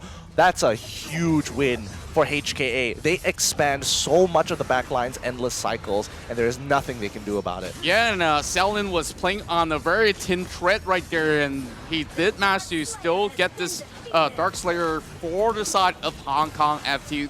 Now they can definitely work with yet another good push. So Burma United is going to be keeping their eyes really closely on this Abyssal Dragon. Yeah, oh my goodness. There's so much damage coming in from this Elsu already. Can BRU actually survive this onslaught at a 6k deficit? And no, it's going to be a 7k deficit right after this Abyssal Dragon here, because BRU at this point of time are falling so far behind. And immediately, they're not even going to wait for the wave to collapse at the same time. They just want that raw power right now as HKA look to break open the base for BRU. Summer Nunu coming in with a big shock to cleave as well, but is Lindis put down to 1 HP. Outcast, he's in a lot of trouble. The Mark of Frost is going to be put by the front line. Nunu, he's going to die right over to the Drake. The man unstopped, unscathed, uncovered here as he's going to break out of stealth and is cutting down the members of BRU. It's not over till it's really over for the side of Hong Kong Attitude. They want to push it all the way. And of course, this best of 7 has just gone all too interesting, because this is potentially going to be in favor of Hong Kong Attitude if they can secure this win without even a single kill going over the side of Buriram. Yeah, it's a huge statement and huge motivation for HKA. This is what they've been waiting for. They've sacrificed so much. F1 quickly dropping down into that Mark of Frost to protect himself from the rest of Xiaolin's damage. He cannot walk up like that anymore. The backline has to keep watch, but Nunu coming in with a shock. He knows that he's going to die, but he still manages to survive. Easy trying to pick up a kill onto the backline here, but there's going to be a huge shutdown from his Lindis, and now Outcast looking to end this game. Can they end it right here, right now? Lubu, no, he doesn't have enough damage, has to get on out of there. It's going to be another free kill, but F1 on the chase. They pick it up. Finally, 4 kills going over to Buriram United Esports. This is what they've been looking for. 4 important kills of the shutdown will give them a little bit of that goal going on in their favor, but Nunu is going to be caught on. Easy makes it out! He is out! No, Summer just saved his life. Summer just pushed him out of out of 007's range. That is so unfortunate for the side of Buriram United. They really needed that last kill onto the man of all people. Oh man. As you can see, they are trembling a little bit on knife's edge right there, especially when Outcast gave them a shock of their life going for that very, very ambitious backdoor, which you know what's going to happen when you don't have any minions, as well as 4 BRU members running right through. But he bought some time at the very least. Yeah, he did buy a little bit of time here, but look at this perfect recon coming out of those recon traps coming in from HKA's the man, making sure that every single move that BRU makes will be known as they take the Dark Slayer. Abao trying to slow them down. Nunu getting a catch out to 3. This is looking pretty good here as Summer coming in hot, trying to get into the back line, but the man still is able to power through that damage. Summer is the first to fall, and he pushed them way too far away from the team. 007 with the canned laughter trying to get onto Xiaolin here. He's got a huge shield. The cleave is going to come through. F1, this is his time. This is his time to turn this around. Nunu getting another cleave. That's huge. F1 trying with the butterfly death, but unfortunately easy with the explosive KO. Going to secure that lead, and Outcast getting a great back flank. Goodbye is Lindis. A clean ace coming in from HKA. They are getting themselves back online though. All 3 members are up from the side of Buriram, but can they actually defend this? They don't have much time left, and the minutes are crashing right in. HKA will make it their first point in this best of 7. And of course, now we're going in for Game 6. Now the real games begin here. HKA has suffered losses already, but it's their time to try and turn this around. Or will history repeat itself like AIC 2019? It ended 4-1 with Buriram being on top. So let's just keep our thoughts and prayers for HKA. Yeah. So far, this is an explosive game coming out of them. I'm not sure where they found this energy, and to correct myself, well, of course, this match concluded. Of course, we are just having a little bit of that lifeline coming in as we are moving in towards match number 5 instead. I kind of jumped the gun and said, like, oh, 6 games, because like, these guys look too good. They deserve 4 games coming in. Yeah, it looks like they've already won a couple of games, especially with that clean of a performance. They just surgically and tactically ripped apart BRU.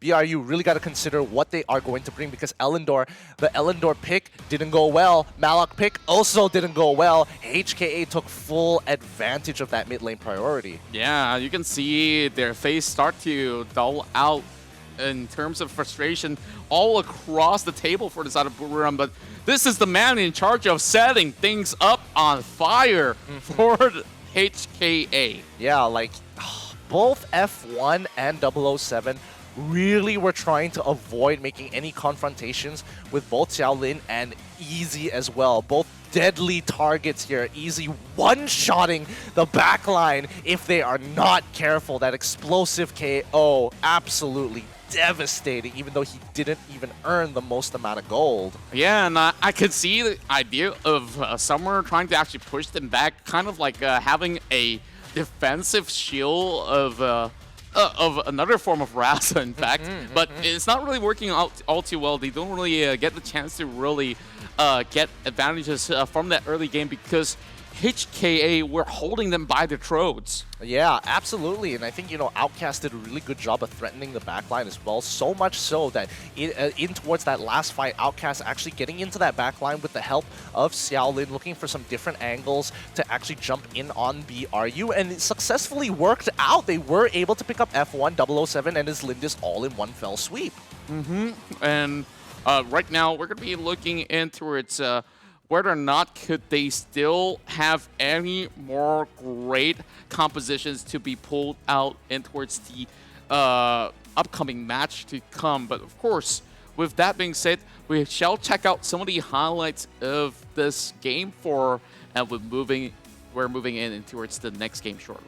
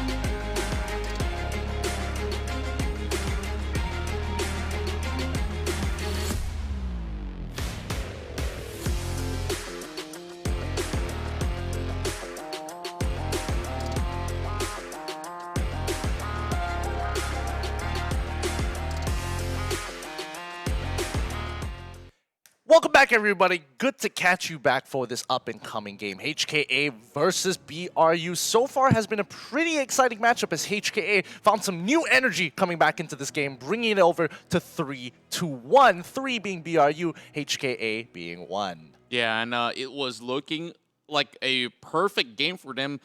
And they were going 8-0 at some point of time, and they broke out the entirety in towards the high ground until that desperate moment calls for desperate measures for the side of Buriram to try to fight back for a little bit longer. But the very final ace was too much to take for Buriram as they have to give this point over to the side of Hong Kong Attitude, which, of course, was well-deservedly earned in towards this game itself. Now that we're moving in towards game number 5, as I do believe, we are going to be seeing what sort of picks that will still be very much effective, because I'm liking this same, this very high tempo playstyle that's coming out outside of HK, which was extremely clean.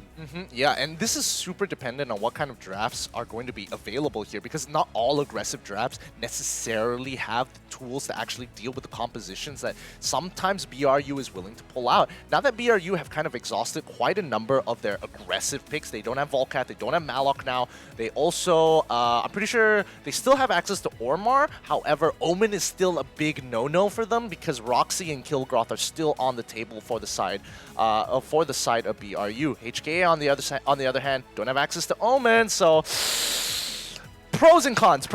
Yeah, of course, the skill is slowly tipping back towards the side of HK to try to even the score lines here, and they are fighting tooth and nail to make that game 7 possible. Let's have a look into how the results have been so far. If you guys have missed out, BRU 3 straight wins, and HK finally putting 1 point back in towards their pocket. 2 more games before we see a game 7, or could Buriram United really close out their chapter right here with their 4th point? It's still going to be match point for the RPL side, and they are keeping the hopes and dreams alive for the Thai fans. Absolutely here. Being the only representatives from the RPL is going to be a lot of pressure on their shoulders, and hopefully that's not going to be enough to break them here. Because remember, they still need to feel good about themselves at the end of the day. They want to be able to sleep peacefully, and the only way they're going to be doing that, knowing BRU, is winning this game. So much on the line to be the champions of the APL. You know, it's been a while since the AIC where they really had a collision course coming in between the two of them. A big rematch as well, and of course, Buriram United still remembers the score. They want to achieve that than to perhaps wrap up of what they have performed previously, and now how are they supposed to do that? Because, like you said, a lot of picks have been exhausted. Now they really have to think very hard. You can see that the coach is like giving all this instruction. Okay, this is good, that is good, and who knows whether if this will work out at the very end. Yeah, it's going to be really, really tough. Right now, Xiaolin, he's got like only a very limited amount of options when it comes to the picks and, sorry, not even the picks and bans, but even the draft for junglers here. Because usually you would want him to see something like a Fennec on the Lindis as well. I don't think it's actually going to be able to make it through the drafting phase if they want to stand a chance. If you know, Buriram want to stand a chance here. And what I've noticed in the previous game is how Buriram were banking so much on F1 and as well as 007. I don't think that's necessarily the best option for BRU, because they are a very skirmishy base, very skirmishy, very aggressive style of play. So as long as they fall into that archetype, I feel they really will succeed. Yeah, and in the past game, we can see a lot of priority has already fall off from the Darkslayer lane for the side of Buriram as well, where it wasn't it seemed to be working out when they were playing that Superman up top, where he was just being held back of that full potential, where he's better in those more aggressive playstyle of kind of fighters than the type that really has to be fully engaged in towards most of these team fights. And of course, they loses they lost out a lot of potential in terms of burst damage. Yeah, and that's a little unfortunate. However, this is a new game here as we move on to Game 5. BRU have an opportunity to kind of reinstate themselves in the draft. I don't know whether they're going to be on blue or red side this time around. It really depends on HKA and what they prefer. But if I was HKA, I would be thinking red side isn't that bad.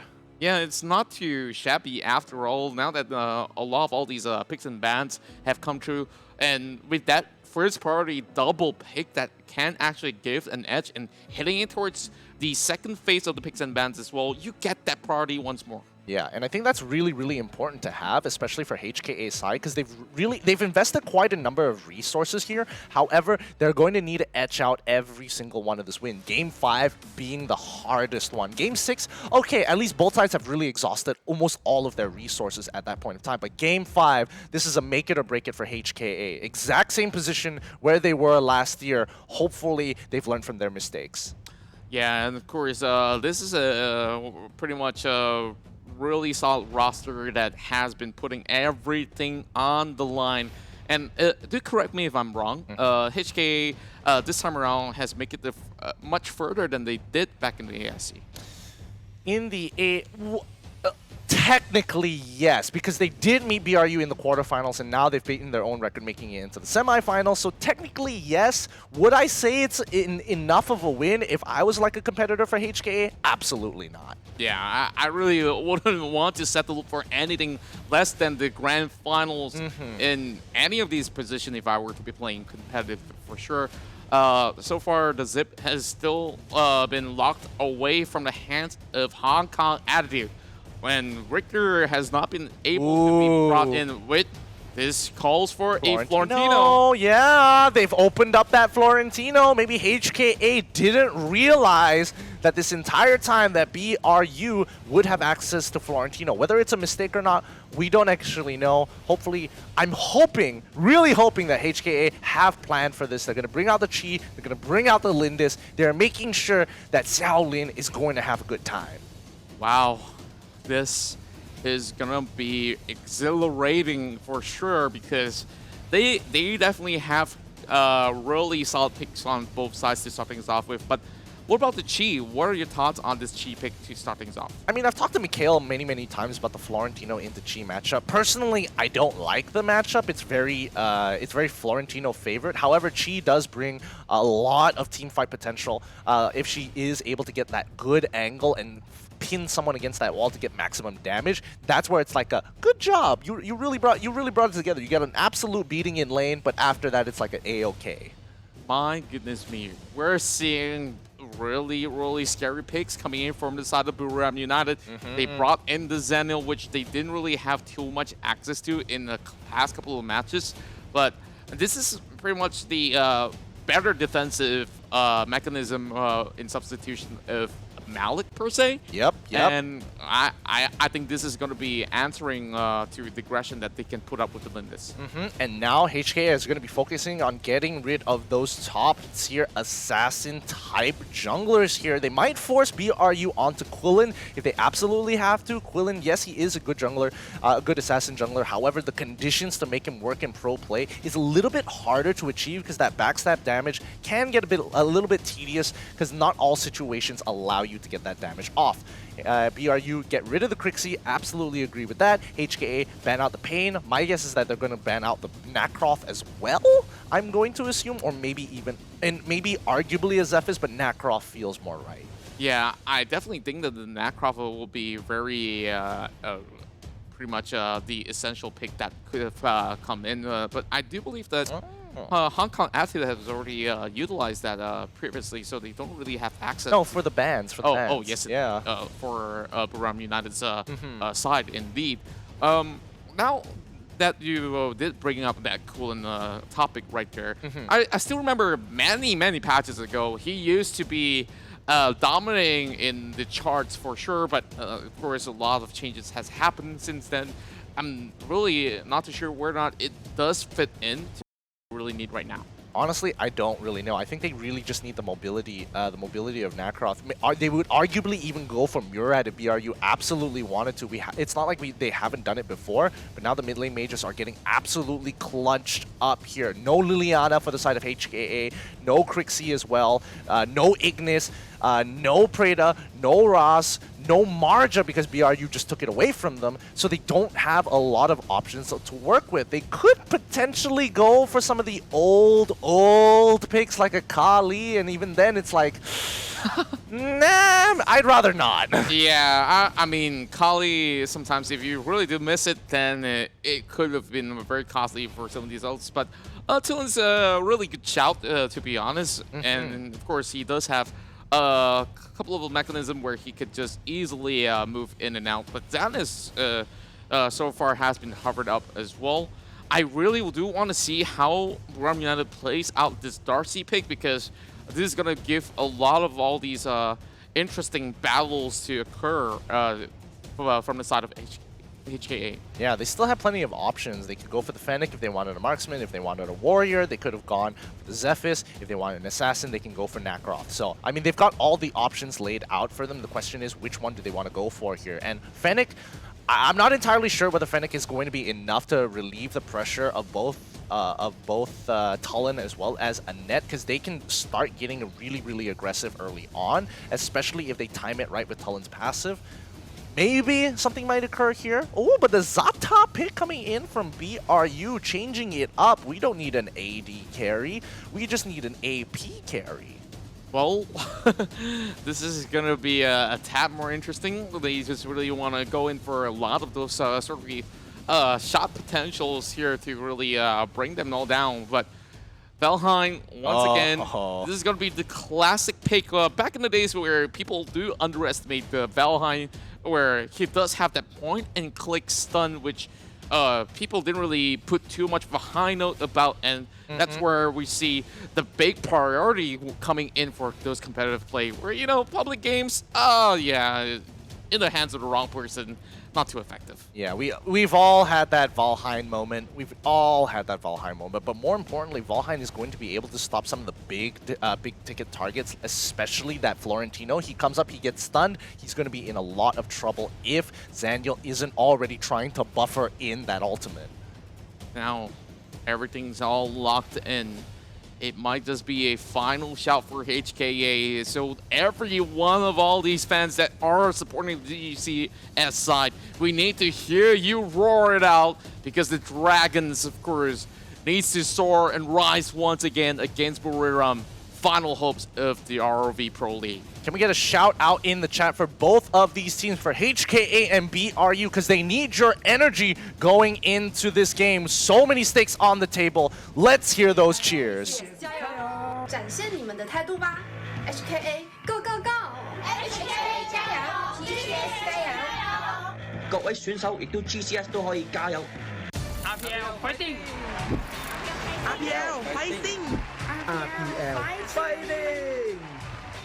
All right, it is time. It is time. Potentially the last match of the day with BRU on match point. HKA with a very convincing win previously. Can that momentum carry them through to finally reverse sweep the BRU Titans? What are you feeling, Aaron? What are you feeling about the compositions? Which are you liking more? I'm liking the aggressive styles that HK has been playing, and this is going to be enabling them to do a little bit of the same, but I'm kind of afraid that they are a little bit squishy, especially in the early stages of the game, which can be a little bit tough for them to maneuver about. As you can see, they're already losing a little bit of its trade-offs here at the get-go.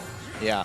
Off the get-go, these early treats aren't really going to matter, because they are going to be able to heal them very easily with the regenerate naturally, unless they are brought down to 50% of their health. Now that Nunu, yep, he's able to regenerate all the way pretty much to 75%, very healthy total. But HKA, they want to be aggressive. They want to be able to control these waves. They need to give they need to give information to the rest of this team. But Summer, you got to be real careful there. Yeah, it seems like he's been suffering a lot of hits right there, and I think Outcast has definitely taught a lot about this Chi pickup much early on, and this is what they really want. That early game sort of the focus on that solo lane all the way up top.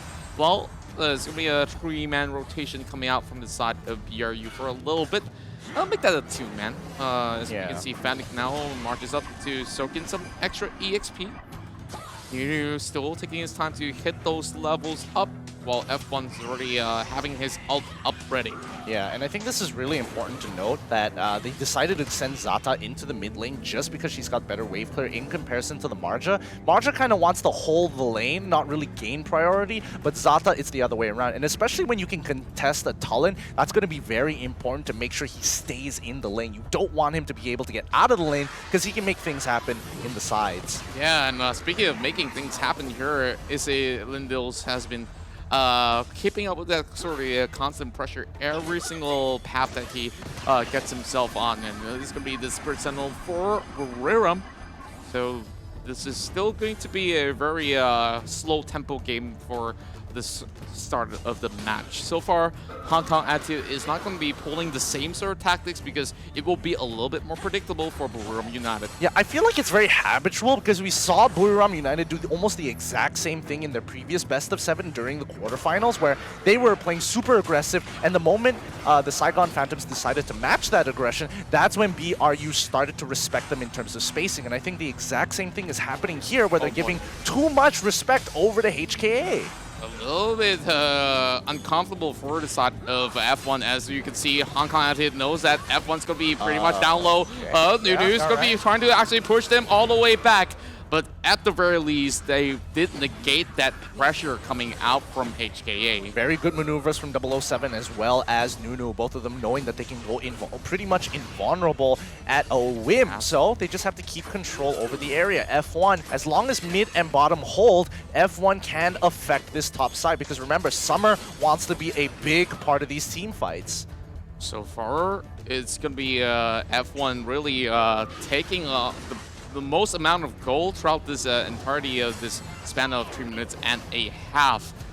So far, getting a little bit more of that focus on towards Kratos, while a little bit of a point guard coming in from Zenil as well. So this is going to be a big contest that should erupt right now. The man trying his best to get closer, but he will have to let go. Buriram secures this. Yep, very good pathing coming in from BRU, but the average of the 2 Darkslayer laners is 5.48 to 5.68. That is a very close number. Yeah, and this is where it's really drawing out the lines between these 2 giant teams that's hailing from different regions, where they are all exceptional players all across. Sometimes maybe you might not get as great of a KDA, maybe because you saw how Hong Kong Attitude did lose a couple of games, but hey, with those losses, there is still an average that of a standard that they've been upkeeping thus far. Yeah, and now that Xiaolin is on his regular scaling marksman type jungler, like, I feel like he's gonna pop off this game. Like, I don't know, but when I see Xiaolin playing something like a Fennec, like a Lindis, like an Elendor,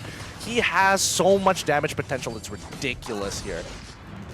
Waiting for a little bit of misstep coming out inside of Buriram, as Hong Kong Attitude is slowly trying to make their little moves. Taking the mic up first, as well as the Sage Golem. While F1 is keeping close taps on towards all these camps. Xiaolin trying to go for the catch, but he's all alone. A little bit of the danger here, but he's got easy to just follow suit. Outcast goes for the catch. Oh, Outcast coming in, but the Angelic Splendor is going to save his life. Outcast now in trouble as the rest of HKA is trying to take out Nunu. His Lindis turns around, trying to get the kill, but Nunu, he quickly uses that Marker Frost to buy some time onto Easy here. They can turn this around. However, Summer diving right under the time with the Gentleman's Duel. He's not taking as much damage as he should, but he got so close to taking out Abao. It's going to be a 1-0. BRU break first blood. Beautiful maneuver coming in from Summer, as we saw that dive went right in, especially when they have that river priority. And wow, I really got to see that once again if we could. And Hong Kong Attitude thought that, hey, this is going to be a really good battle. We commit to it. But luckily enough, they only dropped out one instead of more than that because APL was not in the clear. The man. Whoa. Let's calm down here. He got to be careful where he steps up. He can't afford to get knocked up by his Lindis. And even though he can kind of face tank the damage from Marja as of right now, soon it's going to start putting him in some precarious situations like getting dove, especially since Abyssal Dragon is up. He needs to be healthy. Yeah, and of course, got to check those testosterone levels, even though he has so much of that courage to just get a little bit more of that push right down below. So far, HKA is going to be sticking all together with this tree man, and they're going to be responding to this sort of push towards Tulan. Yeah, look, it looks like it's going to be a 2v3 here. It's not looking great. Is Lindis in trouble? The Marker Frost has been popped. Does he have enough to get on out of there? Unfortunately, he does not, as the rest of the team is going to get cut down. That's going to be 2 kills going over to HKA. Loving how easy just maneuvered all across and eventually got those backup just in time coming from HKA members. Outcast already got that rank back up, but here comes another eruption down below. Is Lindis just face tanking the damage coming in from man? He doesn't really care as long as the damage doesn't get to that backline. That's the most important. But now Summer coming in with the Angelic Splendor here with the Gentleman's Duel. He's taking so little damage, but Summer finally finds the kill with the help of F1 to secure the back one. Summer still alive with the Marker Frost. Can he get that last bit of damage in? Unfortunately, no, he can't. And now BRU are on the run. Such attempt coming in from the side of Buram United, who looks to be so lethal if they just messed it up right there. Of course, the casualty was only Summer, who was looking to just pick off the Tulan and the rest of them that were very close towards that tower. And of course, that Gentleman Duel was a little bit too courageous right there, but here comes that burst over the man. Oh, unfortunately, they can't get that last ability off. The man still kiting it out, and F1 is here to pick up the scraps. Welcome to my domain as they take out 007, but lose 2 in return. They could have actually secured this tower alongside with them. It's absolutely clear, and instead they are focusing on towards the greatest. As members of the side of Hong Kong Attitude, they are already marching in towards the Dark Slayer. I think with the help of that Siege Chart, it should break by itself here, but now Dark Slayer is going to be the big question for the team. Unfortunately, they weren't able to respond in time. However, they do have mid priority, so they are trying to put as much damage into that mid tier 1 as possible. F1 ready to use that Rolling Thunder to get over the wall to keep himself safe and sound. So far, APL would not be able to get a catch on towards the very slippery Florentino. Man, tries to poke it out, but you know, this is going to be a very tanky Zeno to really shred out for now. It doesn't really have all the big ticket items for the time being. While members of the side of Hong Kong Attitude, they're getting stalked over by Summer. This is a particularly interesting game because I feel like BRU is giving a lot of respect to HKA when they don't necessarily have to. Outcast, they knew where he was, and now the Gentleman's Duel has been popped. He wants to get that extra 80, but Summer, he can't commit to that dive because he knows the rest of HKA are coming in from the back line. They have to fight this one out. Okay, Angelic Splendor coming out really big. That's going to be huge for the side of Buram United. All the members get healed as they are looking to turn this around. Mike Golem being stolen away. They are on the run. All 5 members of BRU make the great escape while still bagging the man. Not really the best sort of fights that they should have taken because they already have Outcast going all the way back into the base. Oh, that is going to be a huge blow there. They managed to catch one in the form of 007. And this is going to be the mid lane focus that will come into effect as Hong Kong Attitude will be able to secure so much of all these objectives that they need to take, especially when the Drake hits in towards that T2.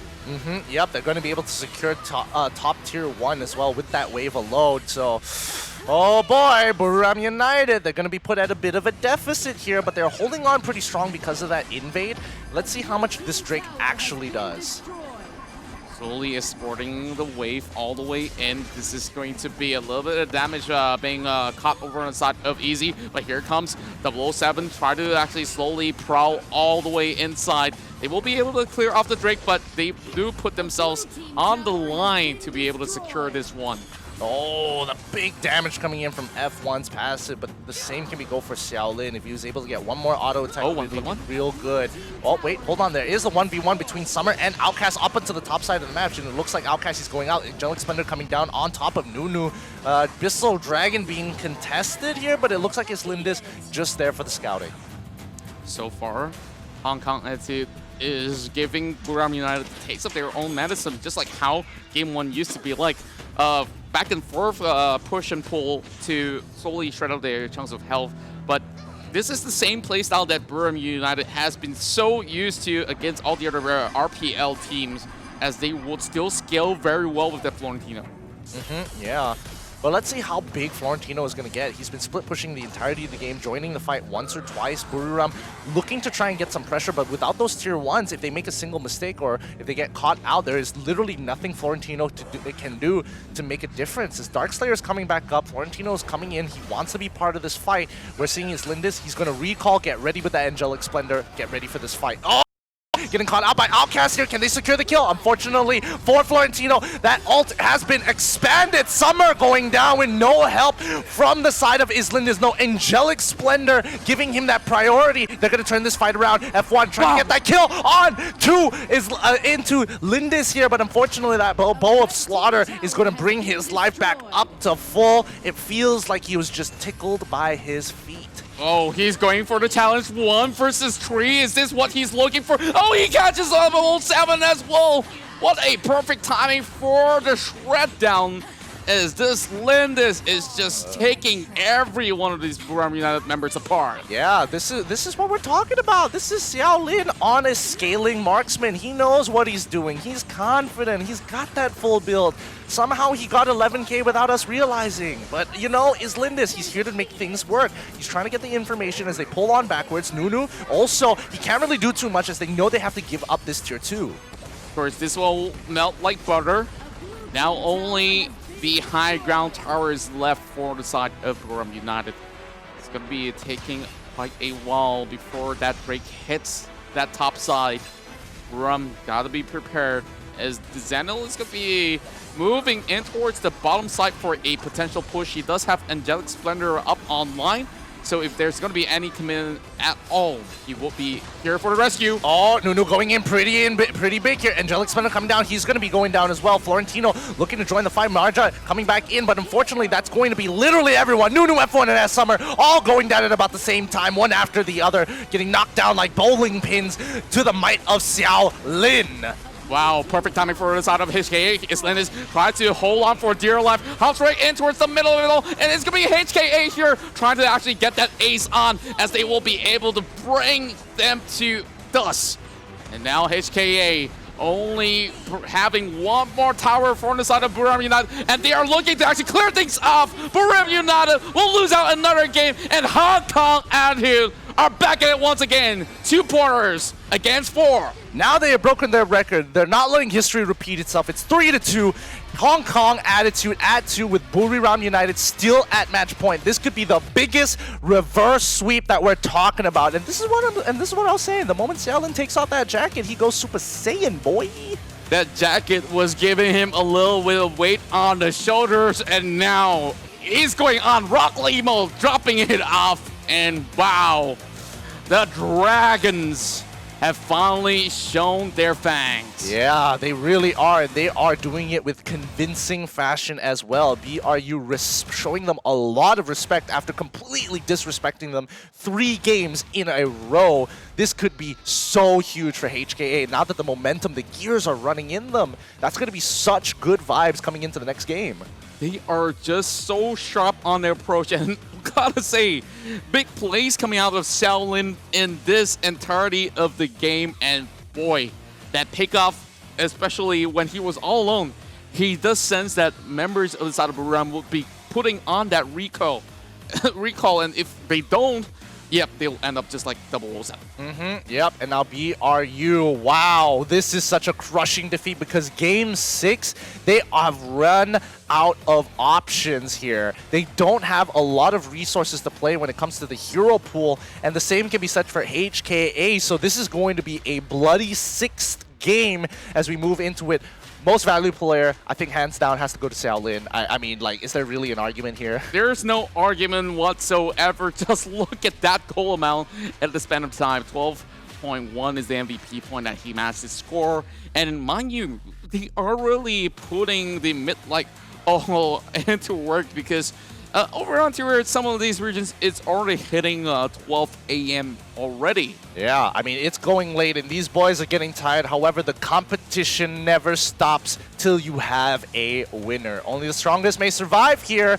HKA want to be those survivors. Wow, going on that back burner here, and they still managed to really put up all their energy into this point. And so far, Buram United, what exactly went wrong for them? Well, I think their draft was already somewhat dedicated towards just holding the lane and letting F1 do most of the work, as well as Summer. However, Summer wasn't getting as much pressure as he wanted to up into the top side. Like, F1 was trying to path towards the top side to affect that lane. It was becoming more and more difficult to do so because bottom lane was getting so shoved in so hard with the pressure coming in from Xiaolin, Easy, the man, Abao, just to make sure that combination of Summer, Florentino, as well as the Zaniel doesn't come online. So if you can't punish Summer, you punish his Lindis. Very fair point being taken right here, and you can see that 007 has the least amount of participation of all of these players on board, and I guess he should have actually went back to a traditional ADL in that sort of sense, which he is much more comfortable on. Yeah, definitely. I think 007 could have even gone for like a potential warrior if they wanted to go into the side lane just to kind of have a Big Daddy composition going around with some scaling with the help of their jungler Fennec. But I don't know, that might just be personal preference or how BRU wanted to draft this time around. I think their draft wasn't especially bad. I think HKA just did a much better job attacking that bottom side. Agreed, and they have executed it all too well, especially with Easy just holding on towards some of these lanes all by himself, not really dropping out, was already key to buy enough time for the rest of HKA to react. Now, we've already have so many of these matches here already heading in towards our 6-1. I'm pretty sure you're stoked about this because I'm real stoked. The hype train is real, ladies and gentlemen, as we will come back with another game here to see whether or not can HK really shine out of this sort of a big comeback that they were put upon. It's a huge responsibility, honestly is. But let's see whether or not they're able to clutch it out at the end of the day. So you guys make sure you are sticking around for Game 6. This has to be one of the most exciting series so far because we haven't been able to see a series that goes all the way to 7 games. It's got to be. Tomorrow itself, we do have the grand finals. And of course, we've been eagerly waiting to see who will be the victors of this matchup. So when we come back, we'll bring you the upcoming game. And here comes some of the highlights that will be on the way. But of course, we're going to be talking a little bit more on how HKA, near towards the brink of defeat, suddenly comes in with this form which is unmatched by any of the other teams that we've seen for today. Well, it's called motivational, or some people might call it clutching in some of the most dire of situations. We'll talk about it more right after these highlights.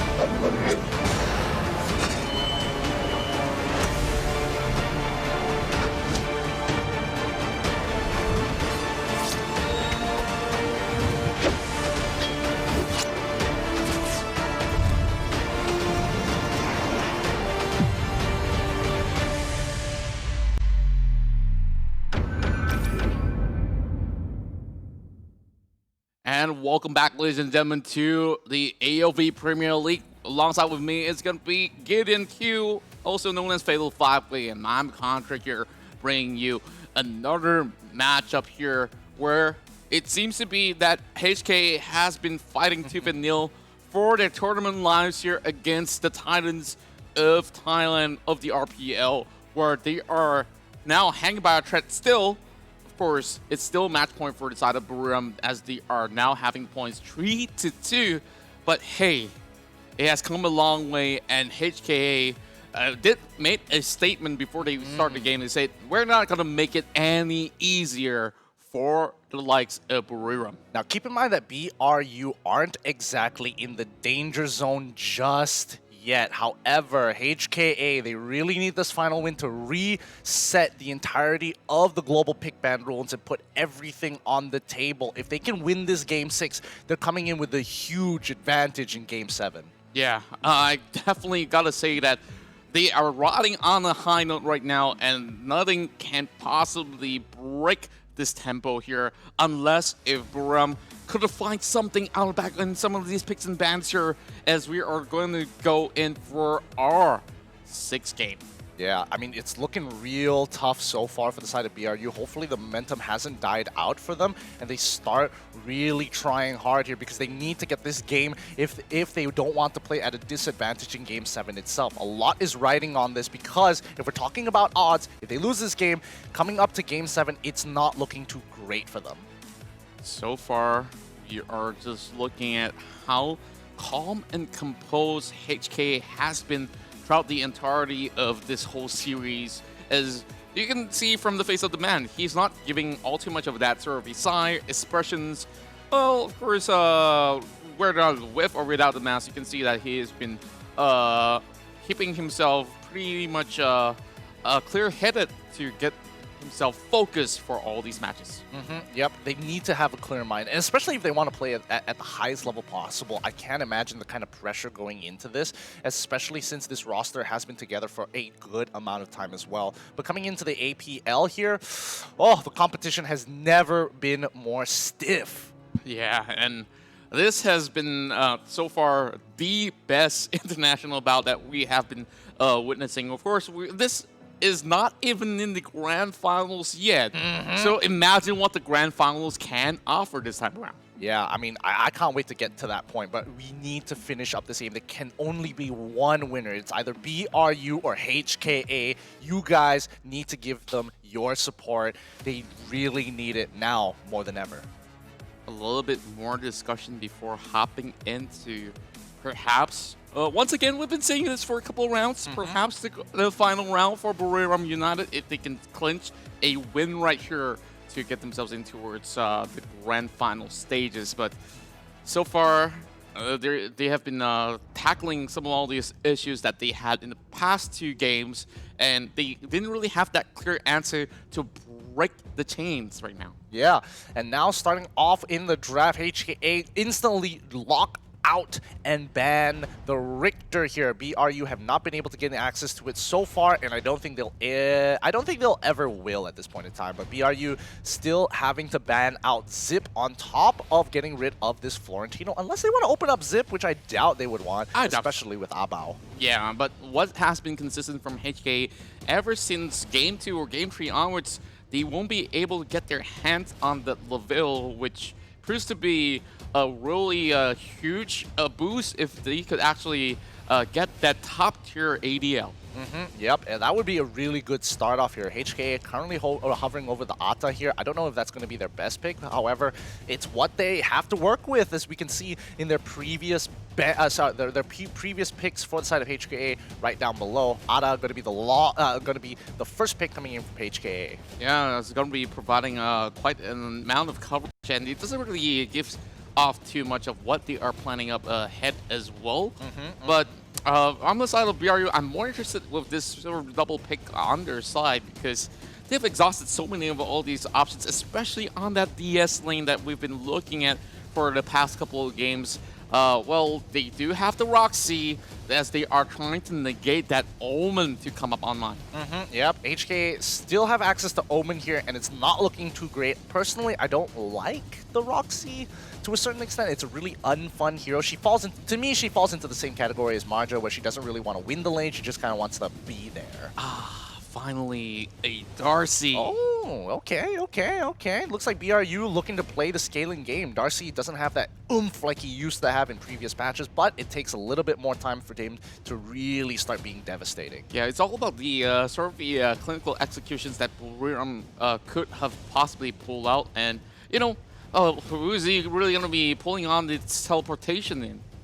Yep, and he's gonna be really. It's really important to like make sure that when you teleport into something, it's somewhere you need to be and something that you can get that auto attack off to ensure that that teleport is gonna go through. So it's gonna be extremely important for BRU to make sure that they are utilizing Darcy to his fullest. HKA looks like they are gonna have access to Crixie finally after 5 games.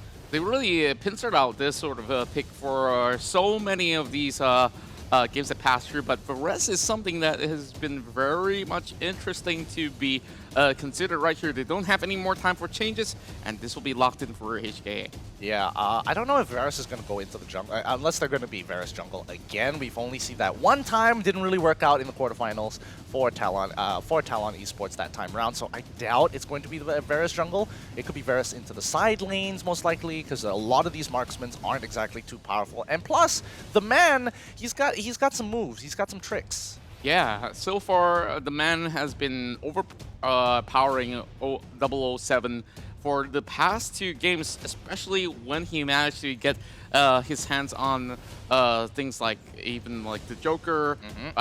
So far for 007, he's been using something that has been off the comfort zone for himself. But hey, Violet is definitely one thing that they can still fall back to, especially in the late game. Yeah, and that's going to be super important because now Violet can go either into the jungle or into the ADL lane if she wants to. So it really is quite a flexible pick. As we move into the second ban phase, I'm expecting BRU to really start getting rid of the big ticket junglers, get rid of the Volcath. Do they need to get rid of anything else besides that? I can't remember, but HKA going to reply with a Killgraph. I'm not too sure about this Killgraph right there because, you know, yeah, they might want to flex that Roxy to some other lanes, but usually it would still be over in the DDS lane where she can actually use good effects as well, because she really needs those big ticket items to really come into the match, to really come into corners to protect the rest of the members of Buriram. Now, over on the other corner here, one more ban each for Buriram and HK. Oh, looks like BRU is gonna get rid of Yorn this time around. I was thinking whether or not they want to steal, they wanted to ban out the Omen straight up, because I mean, if HKA is going to ban out Killgraw, then even if you have an Omen, especially with the side lanes, you can kind of switch the lanes so you don't get that Roxy matchup and you get the Killgraw matchup, which isn't as boring or as painful to a certain extent. Yeah. I would certainly think that, yeah, you definitely don't want that stalemate matchup all the way on the solo lanes, especially. So nothing much is going to be resulting out of that unless those ganks come true. But it's great that Hong Kong had spotted out that Kha'Zix is still on the charts out there.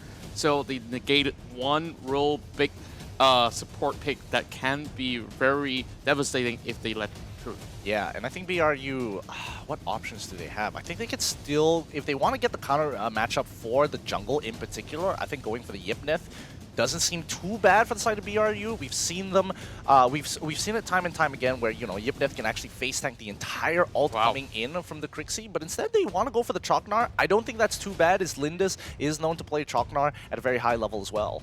Yeah, and we are looking at the elephant out of the cage already, especially being a big icon for the Thai side. Of course, we are looking in towards how HKA would complete this entirety of the lineup. So far, it doesn't seem like they could actually go in for a huge lockdown with such units that is so hard to really catch over inside of BRU. So they're trying to actually get that deficit so that they can just dive right in with the death from above alongside with Wiz. So interesting decisions coming in with this Wiz pick. I don't mind. I think I'm okay with these. Yeah, I think I'm okay with HKA's pick. They've really invested their resources here to get the Crixie, to get the Hayate. And now it's really starting to pay off here. Now, BRU, on the other hand, they still are questioning who is going to go where? Who is their mid-mage? They still haven't determined who the mid-mage is going to be. Quite a number of flex picks here for the jungle with the Violet and the Darcy, both of which can actually go into the jungle. So we're going to find out how BRU are going to round out their composition in about 32 seconds. I'm thinking Rome United wants to clean up all the sort of mess that they've started off here in between the way.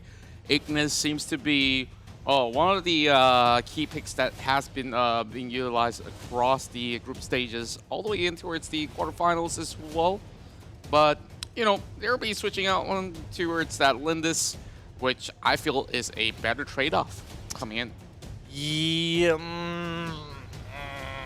I mean, with the composition that they have right now, I feel like that's their best bet. I might not necessarily agree with Darcy going into mid lane. I definitely would have preferred the Ignis a little bit more, mainly because of the utility that he is able to bring in, especially with that S2, that Rain of Fire. It's so important to get those mini stuns off to slow down the aggression from HKA, but I think that's more a personal preference. BRU, gotta have faith in them that they know what they're doing. Yeah, I gotta say that the Lindis definitely gives a better offer on the table than putting everything on the line with that final pick of the Ignis. So this is going to be potentially the last match once again for those of you guys back home watching. Once again, hashtag BRU win or hashtag HKA win as we are heading in towards our Game 6. Let's get those cheers ready before the potential biggest reverse sweep of all time for HKA and match point for BRU. Let's jump into those cheers. 展现你们的态度吧 HKA Go Go Go HKA 加油 GCS 加油各位選手亦都 GCS 都可以加油。APL fighting! APL fighting! APL fighting! All right, it's time to get the ball rolling here. HKA versus BRU in the 6th bout of this best of 7. Which composition, Contra, are you liking more? I think F1 has been really sharp, especially when he does get a very high damaging unit on his hands. Now that we saw what Lindis could have do, especially on Hankin Attitude's side, they're going to be bringing the same sort of pain that they did bring from the table of the previous games. But of course, for Riram here, I'm more particularly concerned about that sort of a top lane matchup here, as the Varus will be facing off with that Roxy. Yep, I mean, it's not looking too great. Oh, it's not too bad. I mean, they're actually on different lanes. Yeah, they managed to go for a quick lane swap, which is super important here. But now BRU going to be chasing down HKA. They're going to have to flicker, going to do something here. If not easy, is going to be a first blood going over to BRU as HKA looking to turn this around. Abao, he's way too low to actually make anything happen here. Outcast is on the run. But thankfully for Chalknar, just slowing them down, allowing the rest of the damage dealers to catch up, allowed them to get that first blood. A great read coming in from the side of Buram United to really hold HK on the tracks. Now, of course, with Abao being level 1, this is going to be a little bit of a catching up for Hong Kong to really get ahead. And so far, a little bit of that sort of a truce being called in the early stages of the game for now. Ninu will be able to hold his own, as I would say the Darcy, honestly, not too bad on the mid lane still. Yeah, he can clear waves generally quite fast. However, his damage is only going to be relevant once he has the items, and that's the problem. It's going to take so long to get to that point. But BRU is Lindis as well as 007 now in trouble with Death from Above coming in from Xiaolin. Abao is going to force him into a corner. That tactical roll is going to get instantly cancelled, and that's going to be a free kill going over to HKA. Putting him on the ropes and boxing him all the way through. This is going to be an even trade up here, 1-1 for now. Spirit Sentinel now being brought down low. Lindils will not be able to do all too much as a Chalknar right now, but BRU responds with Abyssal Dragon Cadence. Yeah, they're going to continue up making sure that they are matching the right targets with each other. HKA now, Hayate the man, Now level 4, very happy to be solo by himself. His support running around to make sure that mid priority is always there so they can rotate as a squad, which is great.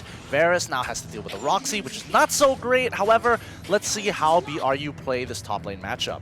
Yeah, and here comes Nunu. Tries to actually chunk a little bit of health out, but yeah, no issues whatsoever for the man to just get a little bit of regeneration going on his side. While Outcast really has to hit all the way back. The Roxy wants to go in for the challenge once again. Thank goodness that Xiaolin was around.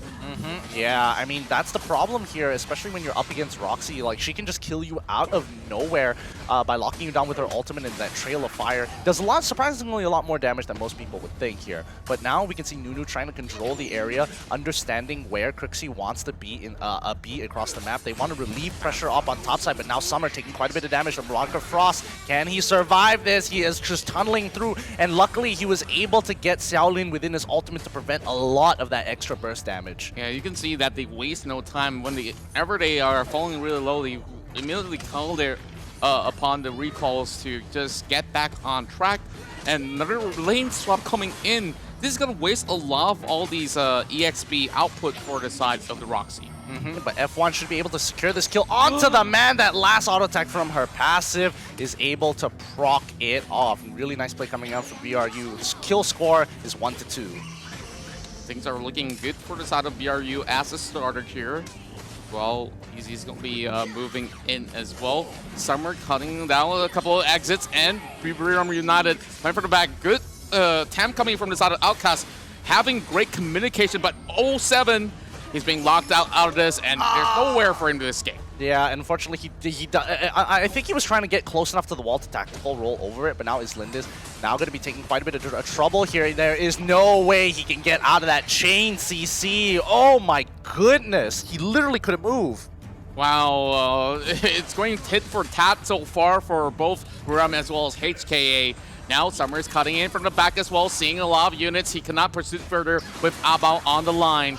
So far, Abao has been able to actually secure a really advantageous position to negate all this pressure coming out from Barrero. Yeah, and that's super, super important. HKA's Easy has played the most Crixie 8 times in the APL 2020.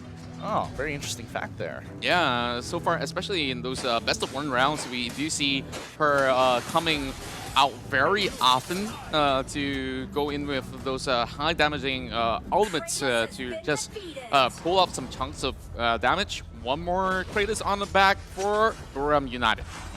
Yep, and the Kratoses are really starting to add up here. You can see the EXP lead coming in for the side of HKA. The only person who's having a good time with their EXP is F1, who doesn't necessarily have to interact with the lanes. Xiaolin a little bit behind, but at the end of the day, it's not looking too great for either side. A little bit of that sort of commotion being created right there. Of course, we're looking at the brick wall being utilized already by Abao. Oh my goodness, Summer going in to really lock down Xiaolin, but Outcast is making sure that he stays alive. But now, Guram is looking to secure the very first tower of the game. And HKA are just forced to give it up, and on the top side, we can already see Summer getting dove under the tower itself. He ends up dying. That's going to be tier 1 going over to HKA as well. So they are still relatively even. So far, Guram United did bleed out on a couple of these sort of traits, but in terms of gold, pretty much a hit because of all these Abyssal Dragons that they did secure early on. Rank Breaker already out for this side of the Lindis. Same goes to 007, who just made the purchase. Yeah. Let's see here. How do BRU want to kind of play this fight out? We can see a lot of their members rotating towards Summer. He knows exactly what's up here. He gets hit by Xiaolin. He locks Xiaolin in, and now Xiaolin can't seem to get out. He's trying to bail some by some time. Now the fight has already begun. Easy pops his ult as well. Xiaolin makes it out scot-free if it wasn't for the rest of his team, and luckily Easy held up his ult to the very end. Such a great cover attempt coming from Hong Kong Attitude so far. They are looking relatively clean, just like how they were in the past few matchups. Now F1 will be able to bring this down to 75%. And as a Lindis, you know that she could possibly dish up quite a lot, but not all the big item is out. But, oh, Outcast! This is going to be very, very dangerous. And there seems to be a little bit more room. Okay, finally, Islindis was able to pick him up, and Nunu actually picks up a kill on... Nunu is actually able to pick up that kill onto Outcast. Really nicely done here. But for the side of HKA, they are looking to find some pressure along that rotational path. Abao in trouble. He quickly drops the ult to buy himself some time and zone out the rest of BRU. I'm loving how he utilized the portal to really pull him all the way back. And that kill secure has really opened up a lot more room for BRU, especially on this Darkslayer attempt right now. Yep, he's going to be walking up to the Darkslayer here. Can they contest? Summer's trying to buy as much time as possible. He's going to be going down easy with the ultimate as well. Oh, who secured the Darkslayer buff? I'm not entirely sure, and it looks like it's going to be Buriram who's able to do it, but is Lindis on the run? Can he make it through? Xiaolin, he doesn't have his ultimate, and yes, they only lose one member in that Darkslayer fight. Such a hustle coming out of the side of Hong Kong attitude to possibly try to steal it away. With that dire attempt, it didn't really result with a snatch, but here comes another Kratos. This is a very heavy objective focus coming out of the side of Buram's side. HKA now keeping very close watch on all the other potential targets here for the fight. Oh, this is looking big. Abao, he's locked in both F1 and this Lindis. However, they don't have the damage to follow up. Outcast and Xiaolin with Ferris is going to be able to lock them down one by one. Nunu the next to fall. Summer, he's so late to this fight. He's going to try to make the best of the situation as he is going to be dropping down that Betrayal Fire on top of the Drake itself. Unfortunately for Buriram, that's going to be no Drake profit for them, but the Endless Cycles are here to stay and they're looking to re-engage for another fight. Wow, such a great team fight coming out outside of Hong Kong attitude. Did you just saw that big depth from above to catch over onto a tree? That was phenomenal. I really gotta say, Xiaolin is really putting them on the map. Yep, and he is doing a phenomenal job. Xiaolin once again trying to get his damage onto Nunu here, and Nunu, he's got to play it slow. He knows he will scale up into this game. He has to trust in F1, trust in 007 to make sure that they can buffer it while they're making this happen. Islindis pops his ult to try and to get rid of all the debuffs off himself as he walks away scot-free. And of course, the cooldown timers on the table. They have to give the Abyssal Dragon over to Buram once again. 3-0 when it comes down to the south side of the river. And this time around, it's going to be a split push coming from Hayate. Yep, it's looking pretty good for now, but even though BRU are 2K ahead, they can't seem to get past into the 3K to 4K mark, which is where they want to be. A little bit of that sort of pressure over the mid side. Oh, big attempt coming from the depth from above as he knows he overextended, but here comes Summer. Yep, Summer coming into the back, locking down Abao here. This is looking pretty good. Easy. Pops his ult to no avail. That's going to be a quick snaggy kill from the side of BRU onto Abao. Look at the damage over the tower. It just exploded right there. Oh my goodness. I mean, I think 007 already has the Omni Arms that at this point in F1, he is able to shred towers with no problems whatsoever here. So what can HKA really do? They are a team fighting composition, but Buriram are trying to avoid them as much as possible. 1 minute difference between two of these major objectives that are about to be spawned up right now. Over on the top side, as we are looking at the top, just waiting by these sort of bushes. This slowly making their way across as well. Abao. Spots out Summer. You don't want to be caught out this time around. The wall has already been erupted coming from Abao, but this is going to be a lost cause if they commit. They are on the retreat already, but 007 still going on the chase, and now sector's clear for them to secure that Darkslayer. Yeah, the most important thing is that Easy has used his ultimate, so now they're going to go on the retreat and try to take the Darkslayer. HKA looking to re-engage into the fight. Hayate being chased over, down onto the bottom side, but Varus is going to be allowed to come back, heal up, reset. So a good defense from HKA. Wow, rotations are on point for both sides, and I gotta say, even though they are not really in the same same numbers in terms of kills for Buram United, look at how much that they can possibly get out of this one. Summer, of course, they caught out alone, but here comes the rest of the cavalry. Too late for the rescue, but they might just pull those numbers in. Yeah, and it looks like Linda's F1 is not there at all. They still want to keep their priority there. Summer really got to be careful about his positioning, because if he's not able to lock down some of the key targets like Xiaolin, like the man when he tries to go in deep, it is not going to go well. Slindils still have his ultimate up, so whether or not they want to go in for the catch, it will waste a lot of time for Hong Kong Attitude. Instead, they look for Nunu, as he's all by himself right now. The Lindis will cut in from the sides, as he will be having the ult still intact for Islindos. Now with Darkslayer on their hands, Hong Kong Attitude are going to force Buriram to come to them. This is going to be a forced fight here. Nunu now in a lot of trouble, taking a lot of damage from Xiaolin, but the man gets right into the middle, able to secure the kill onto 007. They have been chunked. They just need a little bit more damage, but Outcast gets locked down by Summer's ult, and that's going to be a 2-for-1 trade-off. Yeah, and they still get themselves that endless that they did pop early on, so they could just get back on track.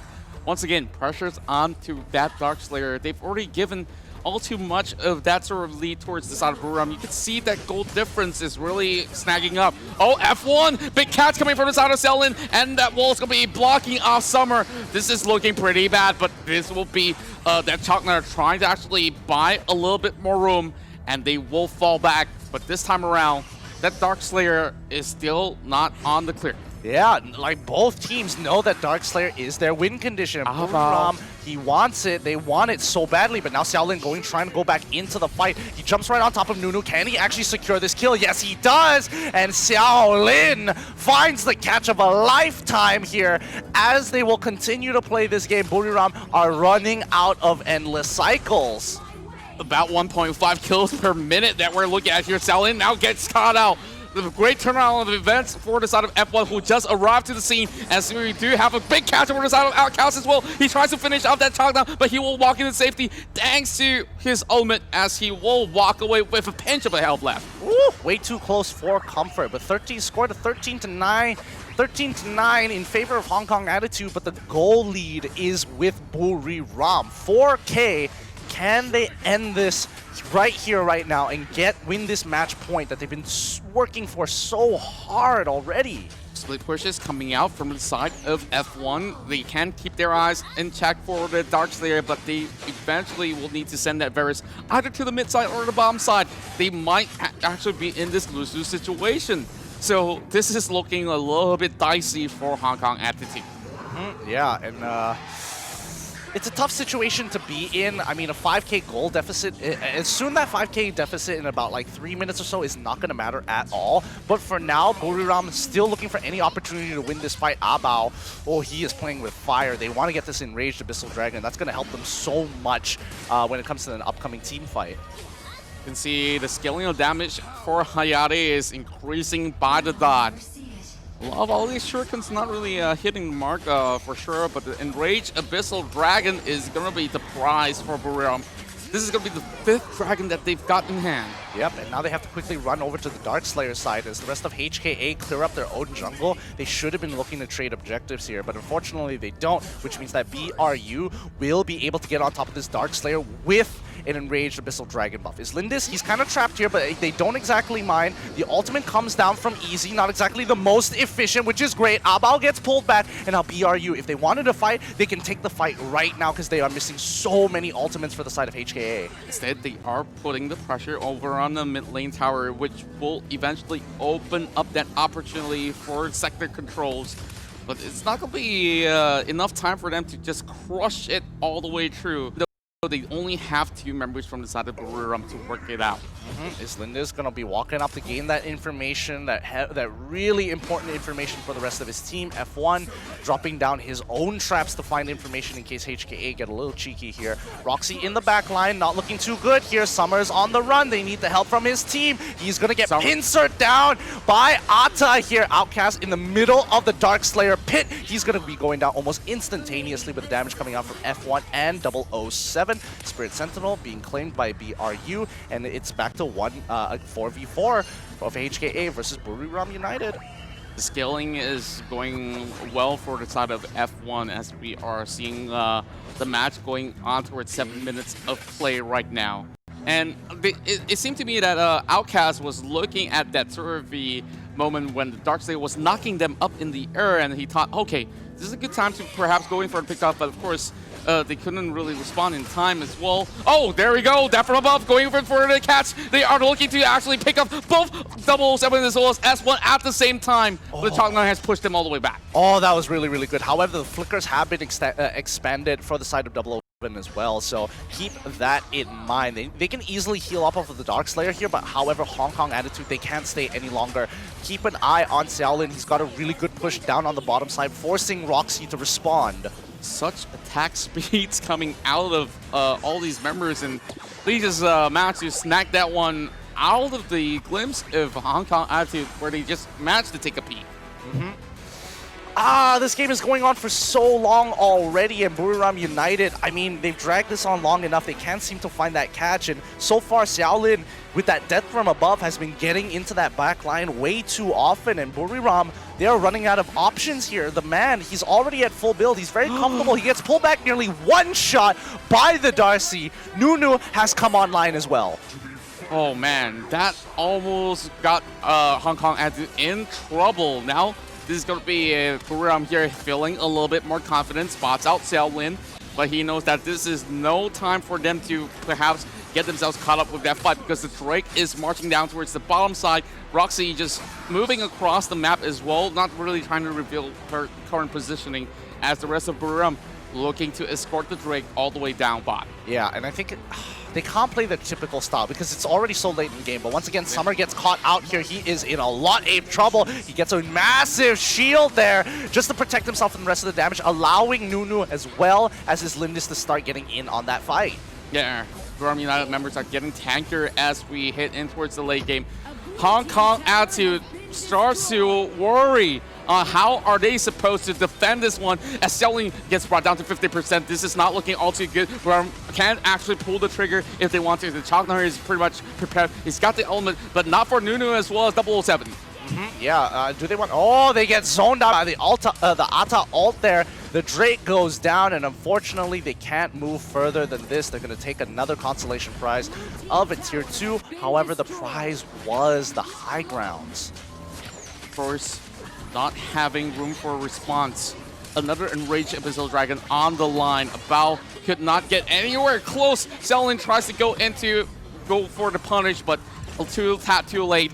Nunu going to go in to perhaps go in for the catch with the portals. Channel out. No takes whatsoever. Well, at this point, Spirit Sentinel doesn't even make any sense at all. But hey, extra goal, why not? Yeah, I mean, everybody's at full build except for Roxy and as well as the supports. But besides that, I mean, this game has been going relatively slow. Both sides haven't really made too much progress. Buriram, on the other hand, even though they have an 8K goal lead, it's like this goal lead doesn't matter at this stage of the game. Now, Hong Kong Attitude is getting a little bit more desperate. They do see a couple of cracked edges right over top side as well as the bottom lane, but mid lane still standing very still, and this seems to be a very tough challenge for them to really open up the map for those clear rotations, but Xiaolin's going to be trying no matter what. Oh, Nunu gets caught out. This is a big catch, and this will be a little big pressure cutting on towards the bottom side, and now the counter has arrived. Buriram will find these 2 kills in the form of Xiaolin, and there we go. They're going to pick up one more on the man. The man doesn't have his endless cycle, and so doesn't Xiaolin. So that's going to be 40+ seconds of death time, while Nunu is going to be coming back up. First, Xiaolin quickly uses his endless cycle, and so does the man. They need that pressure right here, right now. They can't afford to alleviate it. A little bit of a wasted opportunity. The moment that they know that if they do have that clue that members of Buriram is ordering to the bot side, they could have easily snatch away that Darkslayer really quickly, but yet again, Buriram now does not want to get anywhere close to the side of the DS, so they are pounded. Is pretty lucky this time around. Yeah, lucky this time around. However, this next upcoming fight may not necessarily be. Xiaolin has really been the playmaker for HKA so far. He's literally allowing the team to work off of his plays. As long as he catches off either Nunu or F1, they're almost certainly dead. And now Xiaolin finally going down. This might be the fight that they've been looking for. Xiaolin comes back to life thanks to his BOE as the rest of the team comes on through. HKA making the run. Summer running around circles. It's Lindis. He's going to die. However, that's going to be F1 going down. That's going to be a huge kill. F1, he's trying to hold on to his ground, and there goes 007 as well. It's looking pretty dicey as Easy is the only one to survive that bout. Buriram United are on the offensive. Summer has to get out of there. The Moonfall, it doesn't work out. Even the auto attack. No, Summer, don't do it. Don't do it. Oh my goodness, he gets it 1 versus 2, and it's going to be F1 here to make it out with a slither of health. No, why'd you go back, mate? Trust in F1. F1 is going to secure the Drake with no problems whatsoever, and it's 18-18. Aces coming in for F1, but my God, look at the re-itemization here from literally everybody. I am losing my mind in that topside battle. Like, it looks so bad at first for Buriram, but they turn it around. F1 got that superior positioning, but wow, that was so close for them to drop towards the hands of Easy. Yeah, it really, really is. But well played to Buriram, able to etch it out on top. However, they can't really, take full advantage of this. They just need to get into another fight, wait for Summer to come back out, pick off Xiaolin again, because that is so important. Xiaolin needs to go. He has no more Blade of Eternity this time round. I don't think he has any more Endless Cycles to expand. So, if he goes down, it's really, that's it. Now, no errors should be made. This is going to be a brick wall being brought up. And of course, they got what they need after a very long span of 23 minutes. Finally, they crushed open the mid lane. Yep, it took them that long. I mean, BRU have been continuing to play this objective-based game. They're not trying to be hyper-aggressive like they used to. They are falling into the scaling strat here. Slowly but surely, of course, the scaling have already been negligible at this point of time, for sure. But is it going to be enough? As Lindis takes quite a chunk out of, takes quite a big chunk here from the side of Easy. However, Easy doesn't have his ultimate. Do they want to force a fight? Very unlikely. Lindis here. is coming up top. Challenge the man. I mean, he doesn't want to challenge this. If the man is going to stay there, that means somebody else is nearby. And F1, he immediately notices this and is immediately pulling back away. Smart moves, and this also leaves out a big hole in towards the Dark Slayer passage. This is going to be easily in the hands of Buriram, but they are making time over the mid side. Is this going to be a catch coming in from the Roxy? It might just be it. Oh, it just catches over the side of Easy as he will go into perhaps fall in this big fight that they are supposed to make good use of. The man trying to go for that push as the rest of Buriram are backing away, going for that defense. This is a good opportunity over the mid lane as well. They should be able to actually punish Buriram United. I mean, unfortunately, Buriram United, they get punished by losing that high ground turret there. That's going to be such a big deal for HKA as they continue to put pressure across the map. However, Abyssal Dragon should be going over to BRU with one less member, and especially a crucial member of their composition. Oh, the man! No. He gets absolutely destroyed! He comes back to life. He has to use that Marker Frost. 007 with the tactical roll picks him up, and now they are looking to rotate over back into the mid. Oh no, this is not looking good for HKA. 7 dragons in the back might just actually make their wish counter for the side of Buriram United. They got the blessings right here, and not only that, the buff for the Dark Slayer. My goodness, it does not mean anything at all. Yeah, I mean, they're trying their absolute best to end this game, but now we're dragging on into the 25th minute. Both sides refuse to give up in this. I don't know. Whoever wins this game is most likely going to win the next game with this much momentum running behind them. I don't know how. Now the waves are crashing in. The man is nowhere to be seen. This is going to be a lot of pressure on the side of Hong Kong after right now. Crashing upon them, selling mass to escape away from the grasp of Summer. And now one more shove of the wave down below, and they finally got Hayate back up. But they've already got the high ground turret being destroyed right now. And Summer hoping to actually go in for the catch about a little bit of opposition. 007 will be able to remove what they need. Yep, and luckily they had a Violet on this side. The tactical role with the extra range is able to completely outrange the tower, so she's able to get in some pretty good shots. And with the help of the Omni Arms, it's always very beneficial. On top of the Omni Arms and the Muramasa as well, she's going to do some decent damage without the help of that minion debuff. Yeah, we're talking about this sort of a double marksman threat coming in towards ultra late game. Oh, I'm not sure. The health bar is going to be depleted if they really fully commit without catching over to 007 right now. One more turret possibly will go down, and I'm not so sure. They got to respond, and they have to be careful. Yeah, they have to be so careful here. 30 more seconds in the Abyssal Dragon buff here. I think HKA is going to wait it out before going for a full engage. And it seems like Buriram United are also very aware that they are going to run out of the buff really soon. So it's either they pick a fight now on their terms, or they pick a fight later without the buff.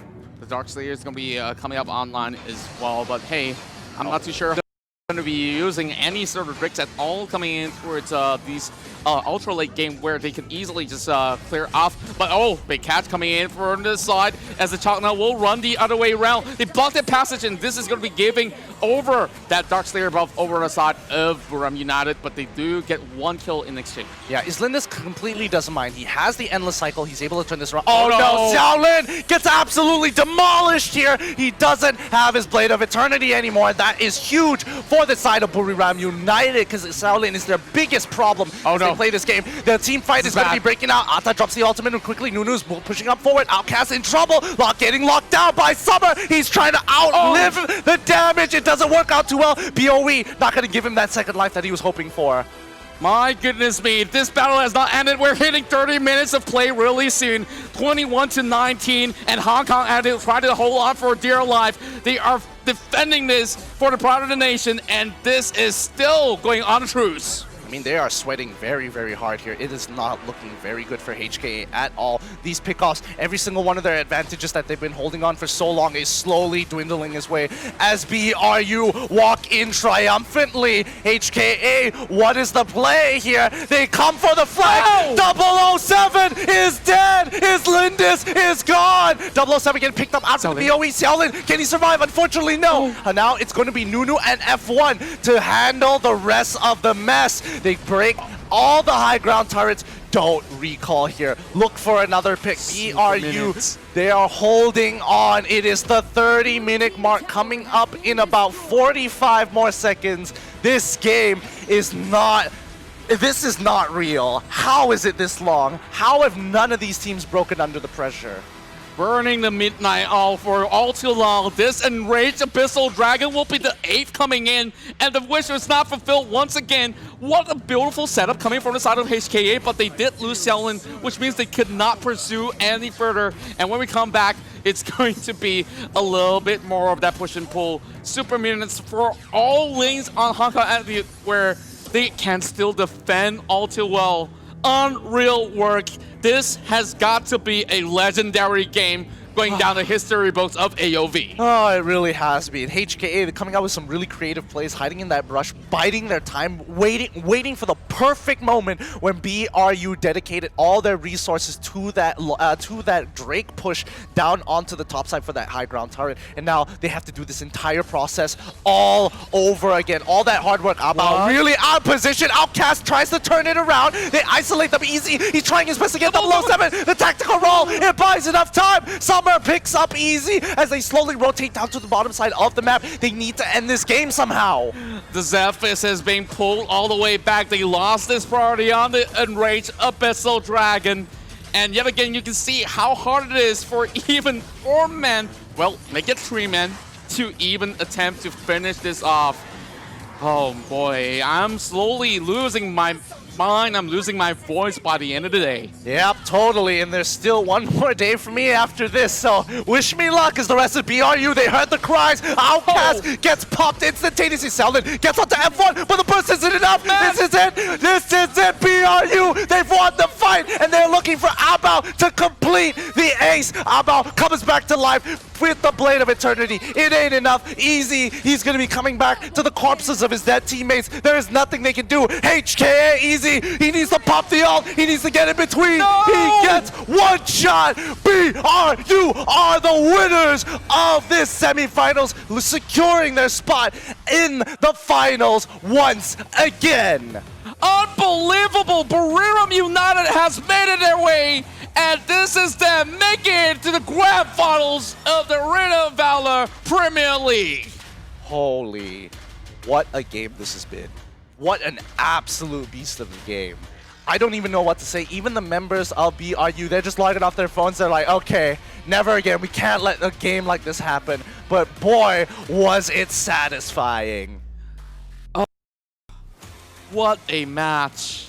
What a match indeed. RPL fans rejoice because this is still going to be a two-region battle for the title of the champions of APL. But HKA, this has got to be a heartbreaking defeat. I mean, Xiaolin was playing out of his goddamn mind here as he was able to pick up F1 Nunu time and time again. His team as well, Abao just looking for the plays, and at the end of the day, it all came crumbling down. All hope shattered as you can see them taking a little bit of a breath here. And look at the performance of F1, the man of the match. Oh. And I told you this to believe in the Lindis at the very end. Yep, and it really made it. I can't even. This game was absolutely ridiculous. F1 only dying twice that entire game. This is absurd on how good Buriram United has been. And mind you, every single Abyssal Dragon fell in the hands of Buriram United, and it was paying off till the very end. And let's have a look in towards the stats for one last time. Yeah, it's going to be 22-28, BRU's victory. A bittersweet victory for HKA, but BRU fans will rejoice. And of course, this performance coming from Hong Kong Attitude has been an incredible one. They should still keep the chins up high, as this side has definitely shown that they can pull up a great fight against the champions of the ROV Pro League. Oh my God, what a day this has been so far. So many exciting storylines that have been explored up until the end. At least we get that kind of satisfaction. Oh boy. Yeah, and I'm going to be losing a lot more hair if that fight really went on for another 5 more minutes. Oh, so, God. And can you imagine if Hong Kong Attitude could have possibly clutched that one out? But unfortunately, that very final catch was too much for them to take. And now, this has been the journey for all these teams in the playoff stages. And now, only 2 teams remain in the grand finals for tomorrow. And of course, the third and fourth place match, which will still be quite a feat because today, if it's going to be the best of 7 that we've seen, them really reaching out to the very end, I'm thinking that Matt team as well as HK will still pull up some great results. Absolutely, but get excited for tomorrow. It's the Flash Wolves and BRU in the finals. This is absolutely insane here. People thought Team Flash was going to make it. People thought Mad Team was going to make it. It all has gone down the gutter.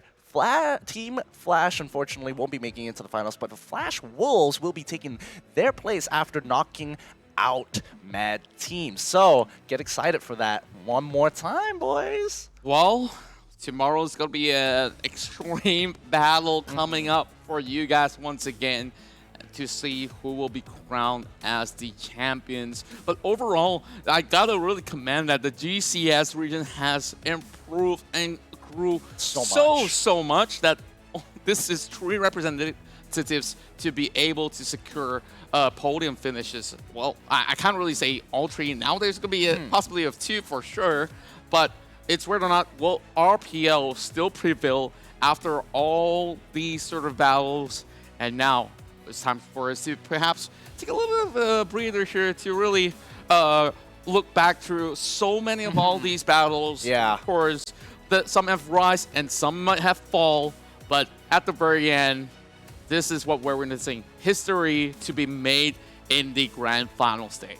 Now, everybody stick around with us for tomorrow as we conclude the APL in its entirety. You don't want to miss that out. We're going to be closing the show for today, so stick around for tomorrow. Catch you back later. This is going to be Getting Q at the Caster's Table with Aaron Contra-chan with me as my co-caster for today. We're going to be signing off. See you guys tomorrow.